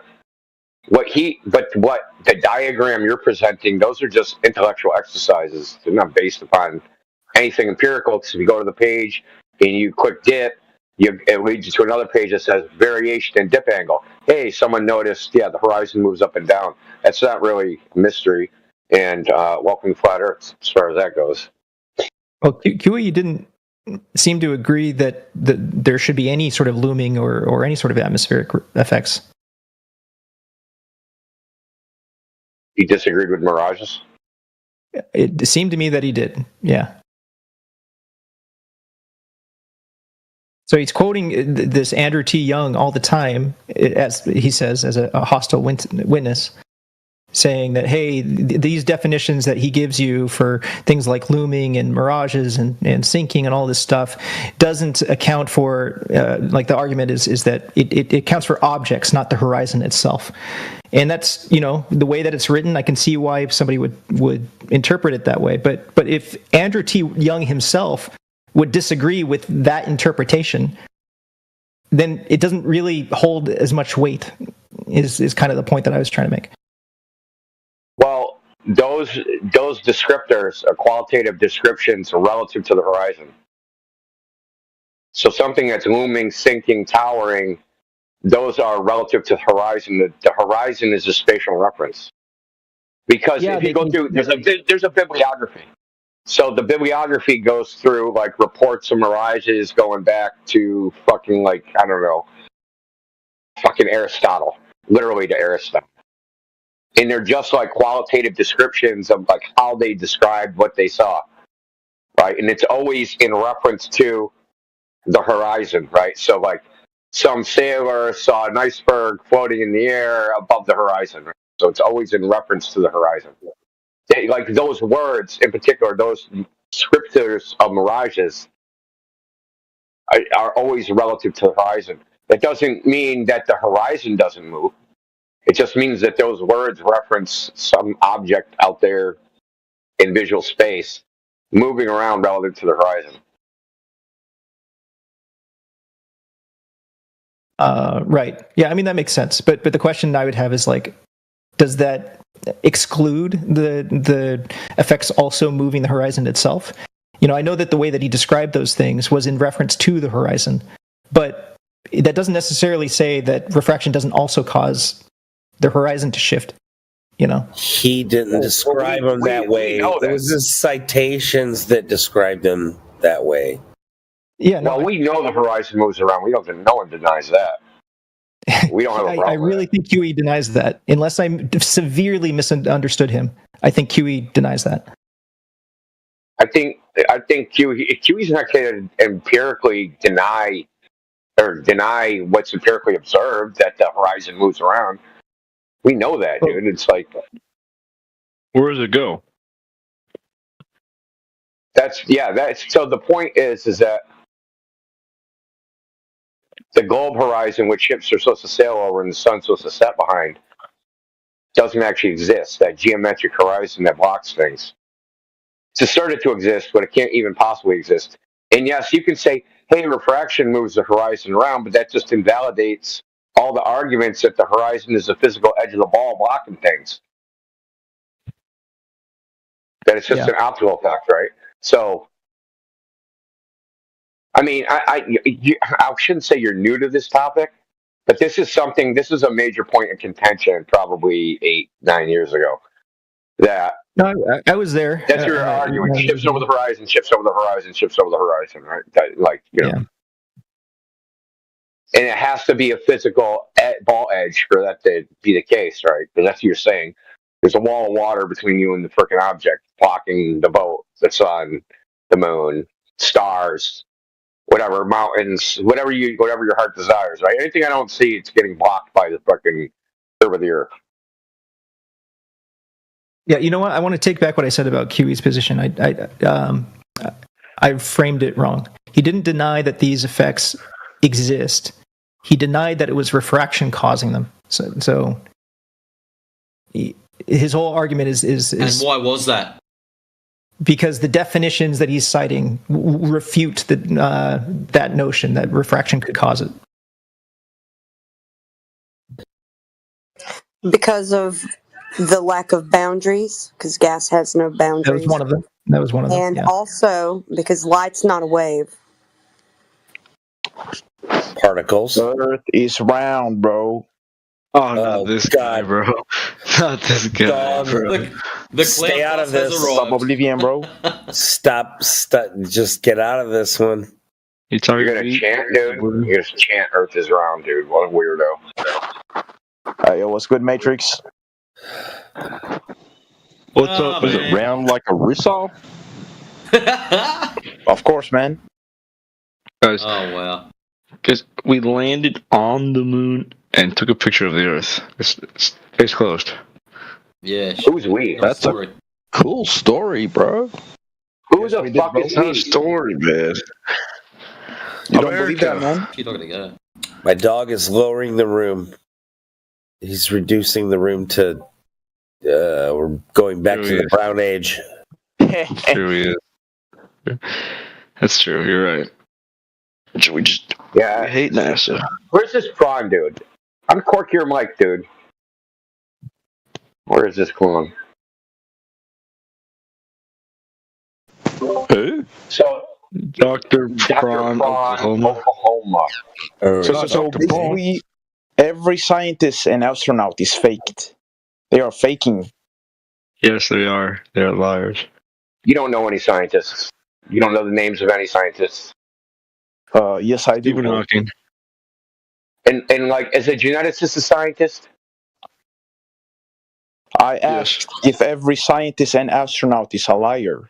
Yes okay. or no? It wouldn't be every scientist, Ron. But every scientist agreed that the Earth is round. Okay. Yes, I know 99% of pregnant women. Okay, Mr. Frank, post a survey that shows that 99% of scientists agree. Or are you just making shit up? Bro, go ask them that yourself, bro. It's your claim. Why would I go find the evidence for your claim? Go search it up, bro. Why? You search it up and bring back your evidence. What do you want me to search, bro? Your claim. The evidence for your claim, knucklehead. You claim that 99% of scientists, which I know is cap, right? Because most scientists don't do any type of science that has anything to do with the shape of the Earth, right? So particle physicists, quantum physicists, geneticists, biologists, maybe geologists, like nothing they do has anything to do with the shape of the Earth. They don't know anything to even lie about. I think you're wrong there, buddy. Your entire premise, Mr. Crane, is just false. Show me evidence of your claim, bro. That every scientist doesn't have to do with Earth, bro. Show me evidence. That a geneticist. Back up your claim, Indo. Yeah, can I see a survey about that? Okay, so a geneticist. You need to see a survey that a geneticist doesn't deal with the shape of the Earth. No, I don't. Indo, what does society believe on, bro? Say that again. What does society accept? Do they accept that the Earth is round or flat, bro? Most of society believes in. Listen, most of society are theists. Does that mean does that prove there's a God? Does that prove there's a God? That doesn't prove it's a God, bro. But you have to respect. It doesn't prove it's a God. But if most people believe it's a globe, it's a globe. You're a retard. Well, we have evidence, bro. There's no evidence on God, bro. We have evidence that the Earth is round. You are a retard. Where is the evidence? The evidence you presented is most people believe it, dude. That's not evidence. The Earth is a globe. There is a difference between believing and evidence, bro. That's why it's called science. Where is then what is your evidence the Earth is a globe? Well, you got astronauts that have been looking at that it is round. How do you know that? Globe. And you know that? How do you know that? What do you mean, how do I know that, bro? Yeah, how do you know that? There's some people, they said they did something. How do you know they did that? Well, how should I know it, bro? What do you mean by that? How should I know it? You're the one that believes it. You tell me. I don't believe it, bro. That's the truth. I don't believe it's what? I don't believe it either. Guy said, some dude went on TV and said, I saw the Earth as a ball. I don't know who actually said that, but let's pretend that happened. And then what? How do you know that's true? So I have to look for myself and go up in the... I didn't say that. Don't straw man me. I'm asking then how you. Should I know if it's true? Then how should I know? Tell me. Stop straw man. You can't know. You can't know. You can't know. How can you know what the guy said is true? Wait. Do you believe in space, bro? Yes or no? No. Why would I? Oh my God, bro. Yeah, can you answer my question? Why would I? Where is it? Where is it? Why would I? Why would I? Why wouldn't you, bro? That's not that. No. Why wouldn't I? Entropy. Do you believe you exist, bro? Yes or no? I know I exist. I'm talking to you. Oh, are you sure about that? You keep trying to get out and change the subject. Why should I believe there's a place called Why should I believe there's a place called outer space? Because there is evidence. The only thing I know about it is there's. Okay, what is that evidence? I told you the evidence already, man. That's not evidence, dude. No, you didn't. You know, I'm not a scientist, bro. We know you're not a scientist, dude. We know that, believe me. But we have scientists, and that is evidence. They have seen that the Earth is round. How do you know that? How do you know that? Scientists, because scientists have told us that, bro. Oh, so there's people that said they saw ghosts. Are they telling the truth? They're not scientists. They're not scientists, bro. What you talking about, bro? Oh, scientists is a special class of people? Is that what you're saying? He's right, guys. Scientists only went to school for years on years and studied and devoted their entire life to this. They're not a special class of people. Yeah, this is called They're not a special class of people. There's people that go. Listen, there's people that go fucking do plumbing for 30 years. It doesn't make them a special class of people. Okay. You know what it does make them, but do you know what it makes them? It makes them pretty good at plumbing. It makes them knowledgeable on what plumbing is. It makes them good. But it also doesn't make that's great, but it doesn't make them truth tellers. Okay? You also it has no ethical connotations as to their credibility. Is this an appeal to authority fallacy? Is that what it's called? Indio, he kept saying yesterday. One sec. Indio, he kept on saying yesterday that they're smarter than him. Well, that's his problem. That just puts him in the lowest bracket of vast majority. So, this thing where scientists are ethical actors. Bro, there is difference between believing something. It's retarded, dude. No. It's retarded as making scientists as ethical actors that are somehow just automatically honest because they went to university and took a particular field of scientists. Now they don't lie. Now they only tell the truth. Now they don't scam people. Somehow. Now they're not human beings. It's just fucking Mr. Spock running around all the time. So you're telling us, you're telling me that you'd rather us, everyone that believe that the Earth is flat, you'd telling me that you'd have rather believe you on a Discord server? No. When did I say believe me? When did I say that? Well, you're trying to disprove what scientists say and say, "Oh, he's such a liar. He's such a liar." Exactly, bro. What scientist? You can't even tell me what any scientist has said, dude. You literally couldn't quote one scientist. Dude, he's just trying to make you rub two brain cells together, and you're fighting doing that really hard. Look, I don't have to get you to believe me because I can just say, "Hey, don't believe what I say. Go outside and observe the world. You can prove to yourself the Earth is flat." You don't have to believe me. You don't have to believe them. You don't have to believe anybody. It's easy to test. You can go test it yourself. You don't have to believe me. You can't test their claims. You have to just believe them. The space is how the Earth is a ball. Trust me, bro. You can test their claims. Yeah, you can. Okay, so which claim can we test? What you talking about? You can. All right. Yeah. Do you want to? What do you want to test? Who's there? Do you want to test what? This isn't a scientific topic, Dr. Prawn, idiot. Oh yeah, Dr. Oink. Yeah, Dr. Prawn, idiot. Scientist? Really? So, does scientific method adjudicate shapes? Glue sniffer. Yes.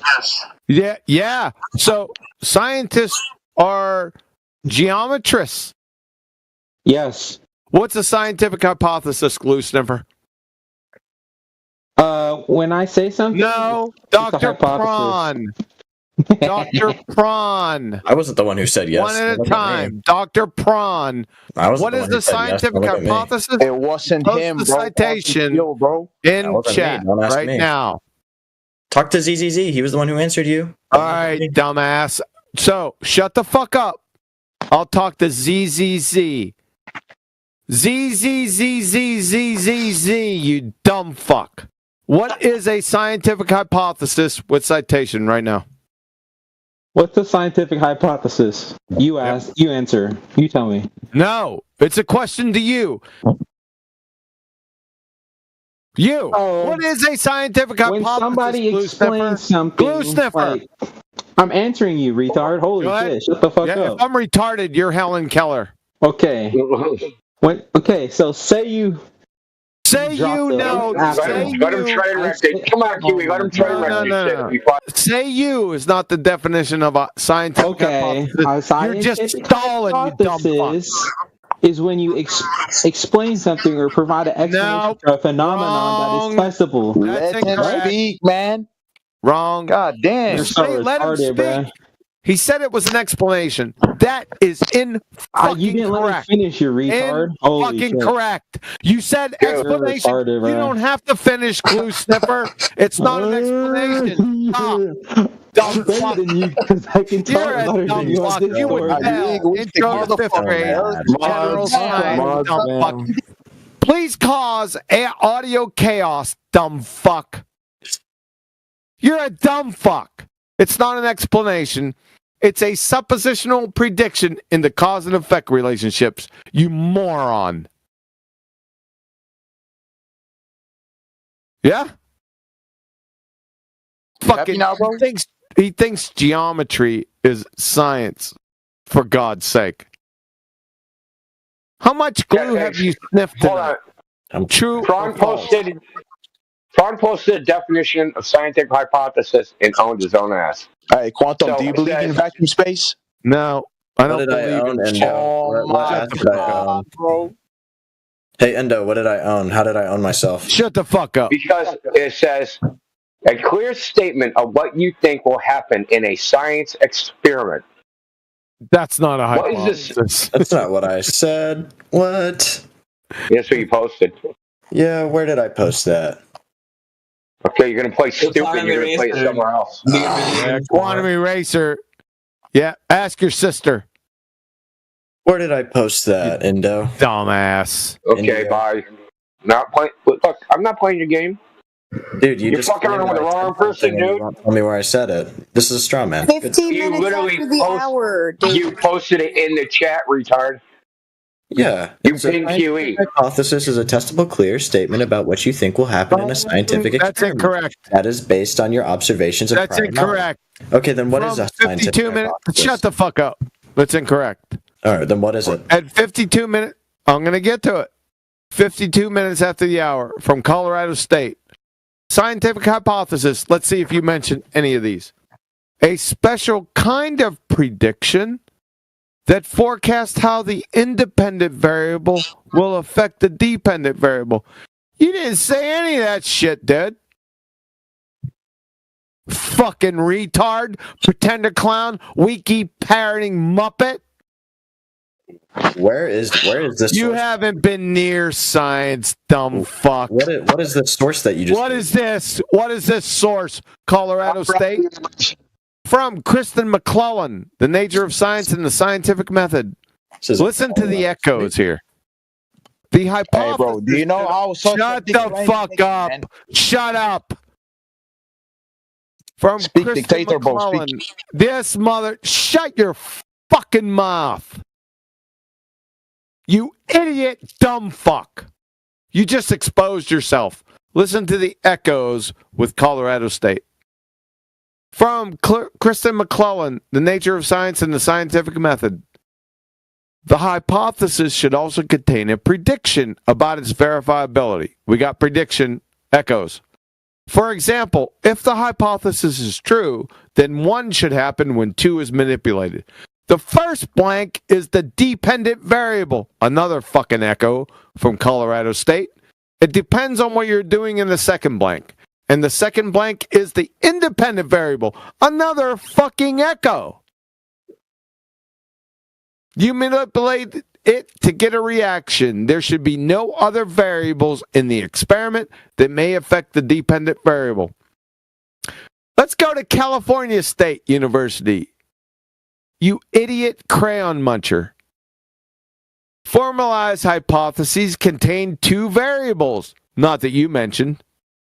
Independent and dependent, echoed in both of the above citations. You glue-sniffing fuckstick. Do I need to go on? Do you think it says prediction in here somewhere else? You're exposed. You'd fail 5th grade general science. Thanks. Have a nice day.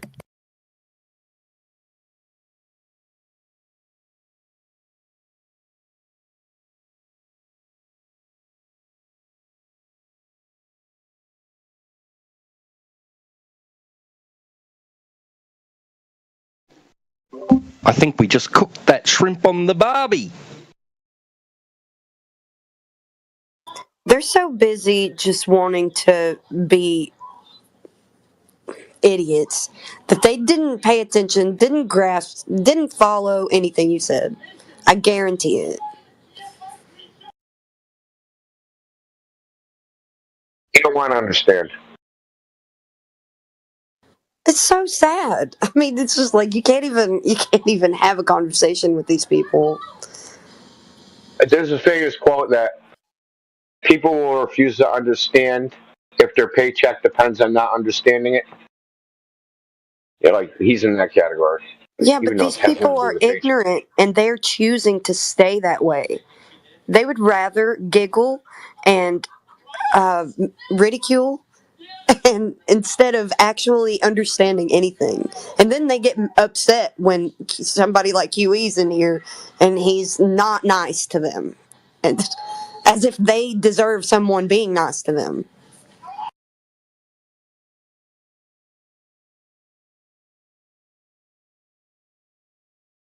King 8-Ball, dumb fuck. I challenged you 2 hours ago. You have yet to come off mute. Yeah, you're not as dumb as you look. I'll sick my fucking cat's litter box on your dumb ass. You got me, sunshine? You better stay on mute. I'm going to unmute Mr. Frame. See if he has something better than some... I'm out. All right. Way past when I should have left. Yes, it is. You are up late. You better double up on the Geritol. But Did he say fucking Geritol? Yes, I did. All right, I'm going to have to take my leave of you, ladies and gentlemen. I'll catch you on the flip side. Thank you. Have a good one, Huey. Thanks for dropping in. Yeah. See ya. See ya.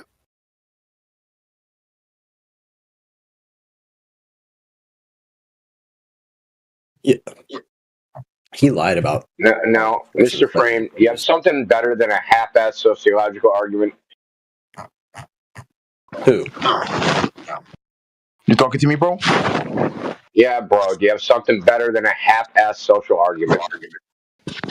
No, bro. I just think it's a big claim that you guys say that every astronaut is a liar, man. That's a very big and sad claim, bro. Well, what do they know? But let's get specific. So 600 people claim to have been to space. 27 claim to have seen the Earth as a ball. So the other ones, they went to the ISS, right? But that only sees 3% of the Earth, so they didn't see the Earth as a ball. So who's lying, man? Where are your numbers from? Like, where'd you get those numbers? Stars on I'm just so confused because Indio, where did you get your numbers from? That was for Mr. Frame. No, my numbers. Yeah, where did you get your numbers from? The last time I looked, the count of astronauts that have been to space, and I probably 2 years ago, was 618. From where? Like, because you're wrong. Wikipedia. Because you're wrong. Okay, what's the number then? What's the number? Okay, let's see. Now, why you believe in Wikipedia? You know I'm wrong, but you don't know what the number is? Then how do you know I'm wrong? And I'm just questioning one thing. For real, dude? Like, for real? You're really going to do that shit? Like, that shit pisses me off. You guys say, oh, you're wrong, but you don't know what is right. So how do you know I'm wrong if you don't know what's right? Completely wrong. How do you know Wikipedia is correct, bro? Huh? Why you believe Wikipedia, I asked. Okay, it could be wrong. I don't know. Exactly. I'm not going to go count. I know it's under 1,000. All I know is, no, you don't believe anything in your life. You basically deny everything. Yeah, straw man me. Yes, you can straw man all you want. It isn't going to work. But gimmicks, like you guys that go to other VCs, your gimmicks that work over there, they don't work here. None of your sophistry and bullshit's ever going to work here. Okay, so you better just figure out how to have an honest conversation, because tricks and gimmicks and sophistry and straw man and other nonsense, that shit ain't gonna work. So, Mr. Frame, I know that only 27 people claim to have been in the Apollo program that saw the Earth as a ball.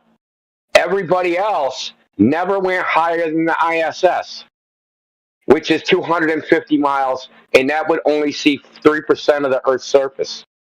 So, 27 people claim to know the Earth is a ball. So 27 astronauts must be lying. The other ones could be lying. India, you weren't far off when you said 618 people went to orbit. 610 is the number. Yeah, I mean, I looked a long time ago. I mean, I thought it said 618. No, I didn't. I wasn't saying, when I looked at it, was the people who had been to space. So it was people that John Glenn and Alan Shepard and anyone that freaking went higher than 100 kilometers. But bro, why would they lie, bro? Why would they lie? Because for you. But why did they lie? Why would they lie? You're the reason. Then Mr. Frame, you're the reason. Then Indio, I want to ask you, how are we going to know if Earth is a globe and is round? How should we know? If astronauts are liars, bro, then how should we know? Even if they told the truth. Listen, are you retarded? Even if there's an astronaut, right, and he told the truth. Yes. You would have no way of knowing he told the truth, and you, personally, wouldn't know anything. Wait, so you basically is telling me that you have to see it with your own eyes? Address what I said, dude. You're going to address what I said, or you're going to leave the server, or you're going to leave this chat. Address what the fuck I just said. You would not know anything. You, personally. Of course, bro. I haven't seen it with my own eyes. Okay, so you're asking me to know what you do. Hey, listen, I got a question for you. To believe it, you don't have to see it with your own eyes, but to know it, you do. Right? I got a question, bro. Do you drink soda drinks? Yeah, that's what I thought. Don't address what I say because you know I'm correct. You're correct, but that you believe the Earth is a globe, and that you don't know the Earth is a globe, and that's the way it is, right? But you said, "Hey, how are we going to know it, dude? You are never going to know it." Wait, do you listening to what I'm saying, bro? I said you're correct. Now I ask you another question. How do you think that we know that they're lying? How do you think we know that? I ask you another question, Indio. Do you drink soda drinks? No, not really. All right. Why don't you drink soda drinks, bro? Because I don't like carbonation. All right. I want to ask you, bro, how do you know that the ingredients in the Coke is right, bro? Or are you testing them before? I don't drink Coca-Cola. I don't drink Coca-Cola. Before you're drinking the Coke, yes or no? What Coke are you talking about? I'm talking a normal goddamn Coke, bro. The soda drink, bro. I don't drink that shit. I said when people is drinking it, bro, do they test it before they drink it? Do they test the ingredients if they are right or wrong, bro? Do they test it? Or do they just believe? Yeah, they test it. They taste it. Yeah. Yeah, they taste it, dude. You don't know the ingredients, bro. You don't know. Maybe the ingredients is not right. That's called testing it. That's called testing it. Okay, so how? So this, I don't know who came up with this shtick lately. Like, I've heard this. It's been like, I don't know. You guys got a clubhouse somewhere where y'all came up with this shtick. But over the last 48 hours, I've heard this shtick a bunch of times. So this shtick is, how do you know anything? You can't test everything. Yes, this is what I'm telling you, bro. Yes. Who cares? Then why you don't believe in astronauts, bro? That have tested. Why should I? Already been up. Why are they lying? Why should I? Why should I? Why shouldn't you, bro? That's not the question. It isn't, dude, frame. It isn't auto-believe every fantastic claim from every person on Earth. And then, like, figure out which ones are mine. You don't auto-believe, right? You don't. So what? We should believe them because... We should believe them because... Say it. We should believe them because... Because they have been up there, bro. They have been up there and seen... That's circular logic. What do you mean by circular logic, bro? Explain it to me, bro. Okay, you said, hey, they've been to space. Oh, why should I believe that? Because they've been to space. Bro, you just confirmed that they have been in space. You said 28 people. Oh my God, dude. Dude, you asked me for an example of what you said was circular logic. I just repeated back your argument. Your evidence they've been to space is that they claim they've been to space. How do I know why should I believe that? Because they claim they've been to space. Well, why should I believe that? Because they claim they've been to space. This is circular logic. Yes. Give me one good reason to believe their claim. Well, that's my reason. Funk logic. Does he even understand that? Like, it's funk logic? I don't think he knows it. Circular logic, funk logic. Why? One good reason. Okay, someone comes along and says, I saw Bigfoot. Why should I believe them? They say, I got pictures. Look, here's my proof. I got pictures. Yeah, so they got pictures. They say, look at my pictures of Bigfoot. I saw Bigfoot. I took a picture. Should I believe them? Of course not, bro. Of course. Then why, when someone fucking says, I went to outer space, which is even more ridiculous than seeing Bigfoot, quite honestly. There are astronauts. Because what? We have proof. We have proof for that, bro. Like people, if you had proof, your proof is the very same thing you're saying is the proof. You're just going in a loop, dude. But bro, I said I give you the Coke example, bro. How do you know that the ingredients is Who cares? This isn't the same thing. It's basically a false equivalence. It's basically the same thing. No, it's not. It's a false equivalence. I'll tell you why. Because it's not unusual, right, for Coca-Cola to have certain ingredients in it. Someone saying they went to outer space, I just gave you the numbers, right, of how many people out of 9 billion. So 600 over a period of fucking 80 years. It's a pretty rare event, right? So it's a fantastic, listen to what I'm saying. It's a fantastic claim. When people make extraordinary claims, they need extraordinary evidence. Saying, hey, there's some ingredients in fucking Coca-Cola is not an extraordinary claim.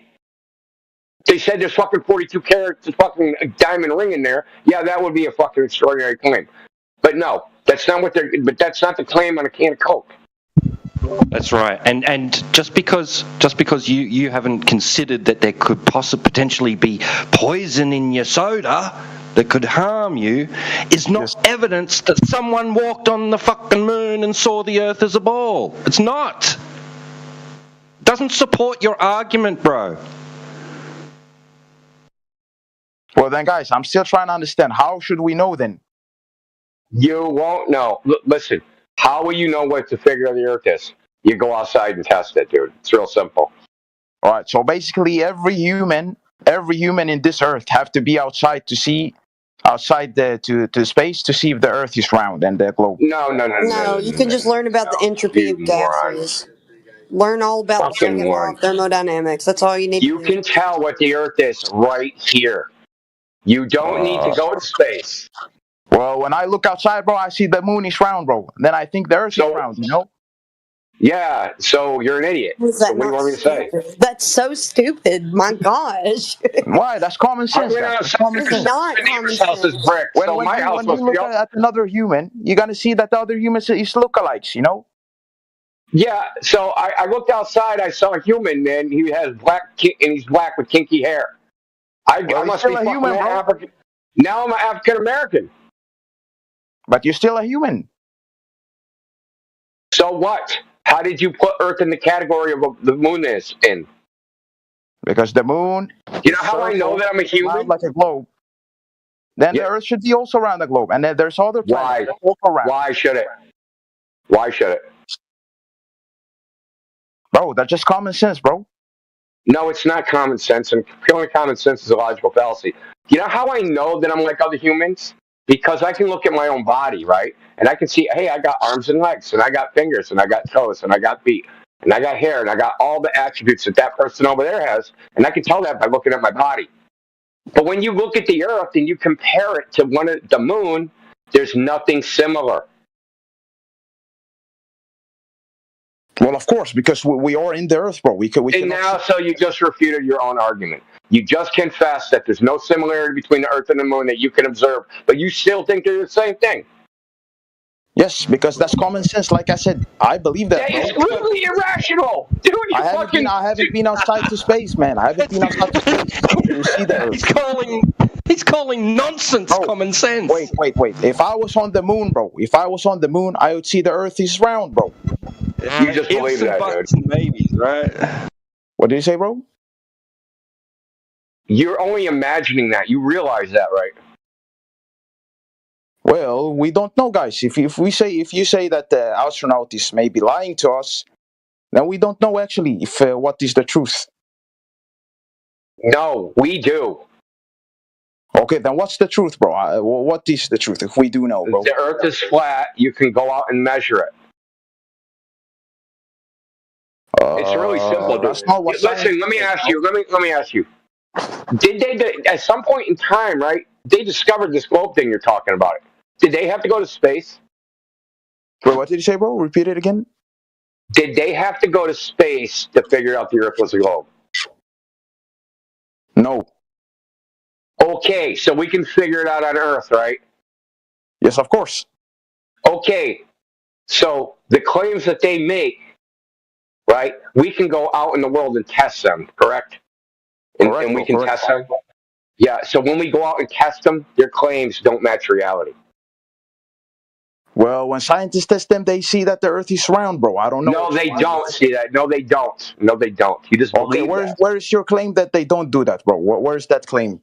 Where's your evidence that they do? First of all, you said they did it, right? Without going to space. So give us some. You know about time zones, bro. How is time zones working, man? Oh, Jesus Christ. Time zones are political. All right, then what about weather, bro? How does weather work? And the sun. So no weather on a flat Earth? Is that your idiotic? Yeah. Do you even know how it works? Period. That's why I ask you how it works, bro.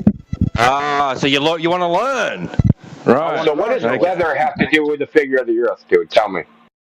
What you said, bro? What does weather have to do with the figure of the Earth? Bro, weather is because the Earth is rotating, right?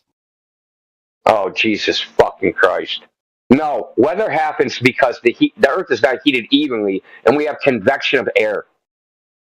It's not because it's fucking rotating. What stupid shit is that?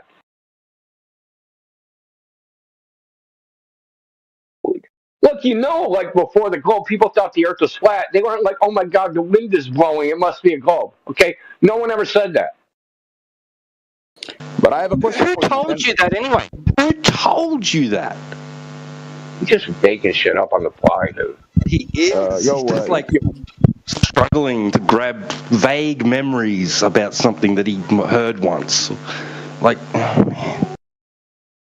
Okay, so, Mr. Frank, real simple question. A really, really simple question. All right, bro. If the surface of the Earth is not curving, what is it? If the surface of the Earth is not curving. Yeah, what is it? Yeah. What is the logical consequence of that? Bro. I'm not a scientist. I don't know. You don't know the difference between a curved something and the opposite of a curve? Well, then it's just like flat, straight, bro. Okay. So if we go out and measure the Earth and the surface of the Earth is not curving, then it has to be flat. It can't be a ball, right? Well, I guess so, man. Okay. So can you give us a scientist? Can you give us any scientist ever that measured the curvature of the Earth? The surface of the Earth. I don't know if that is possible to do, bro. Really? Why? Earth's too big? Is that it? You just said that they did before going to space a second ago.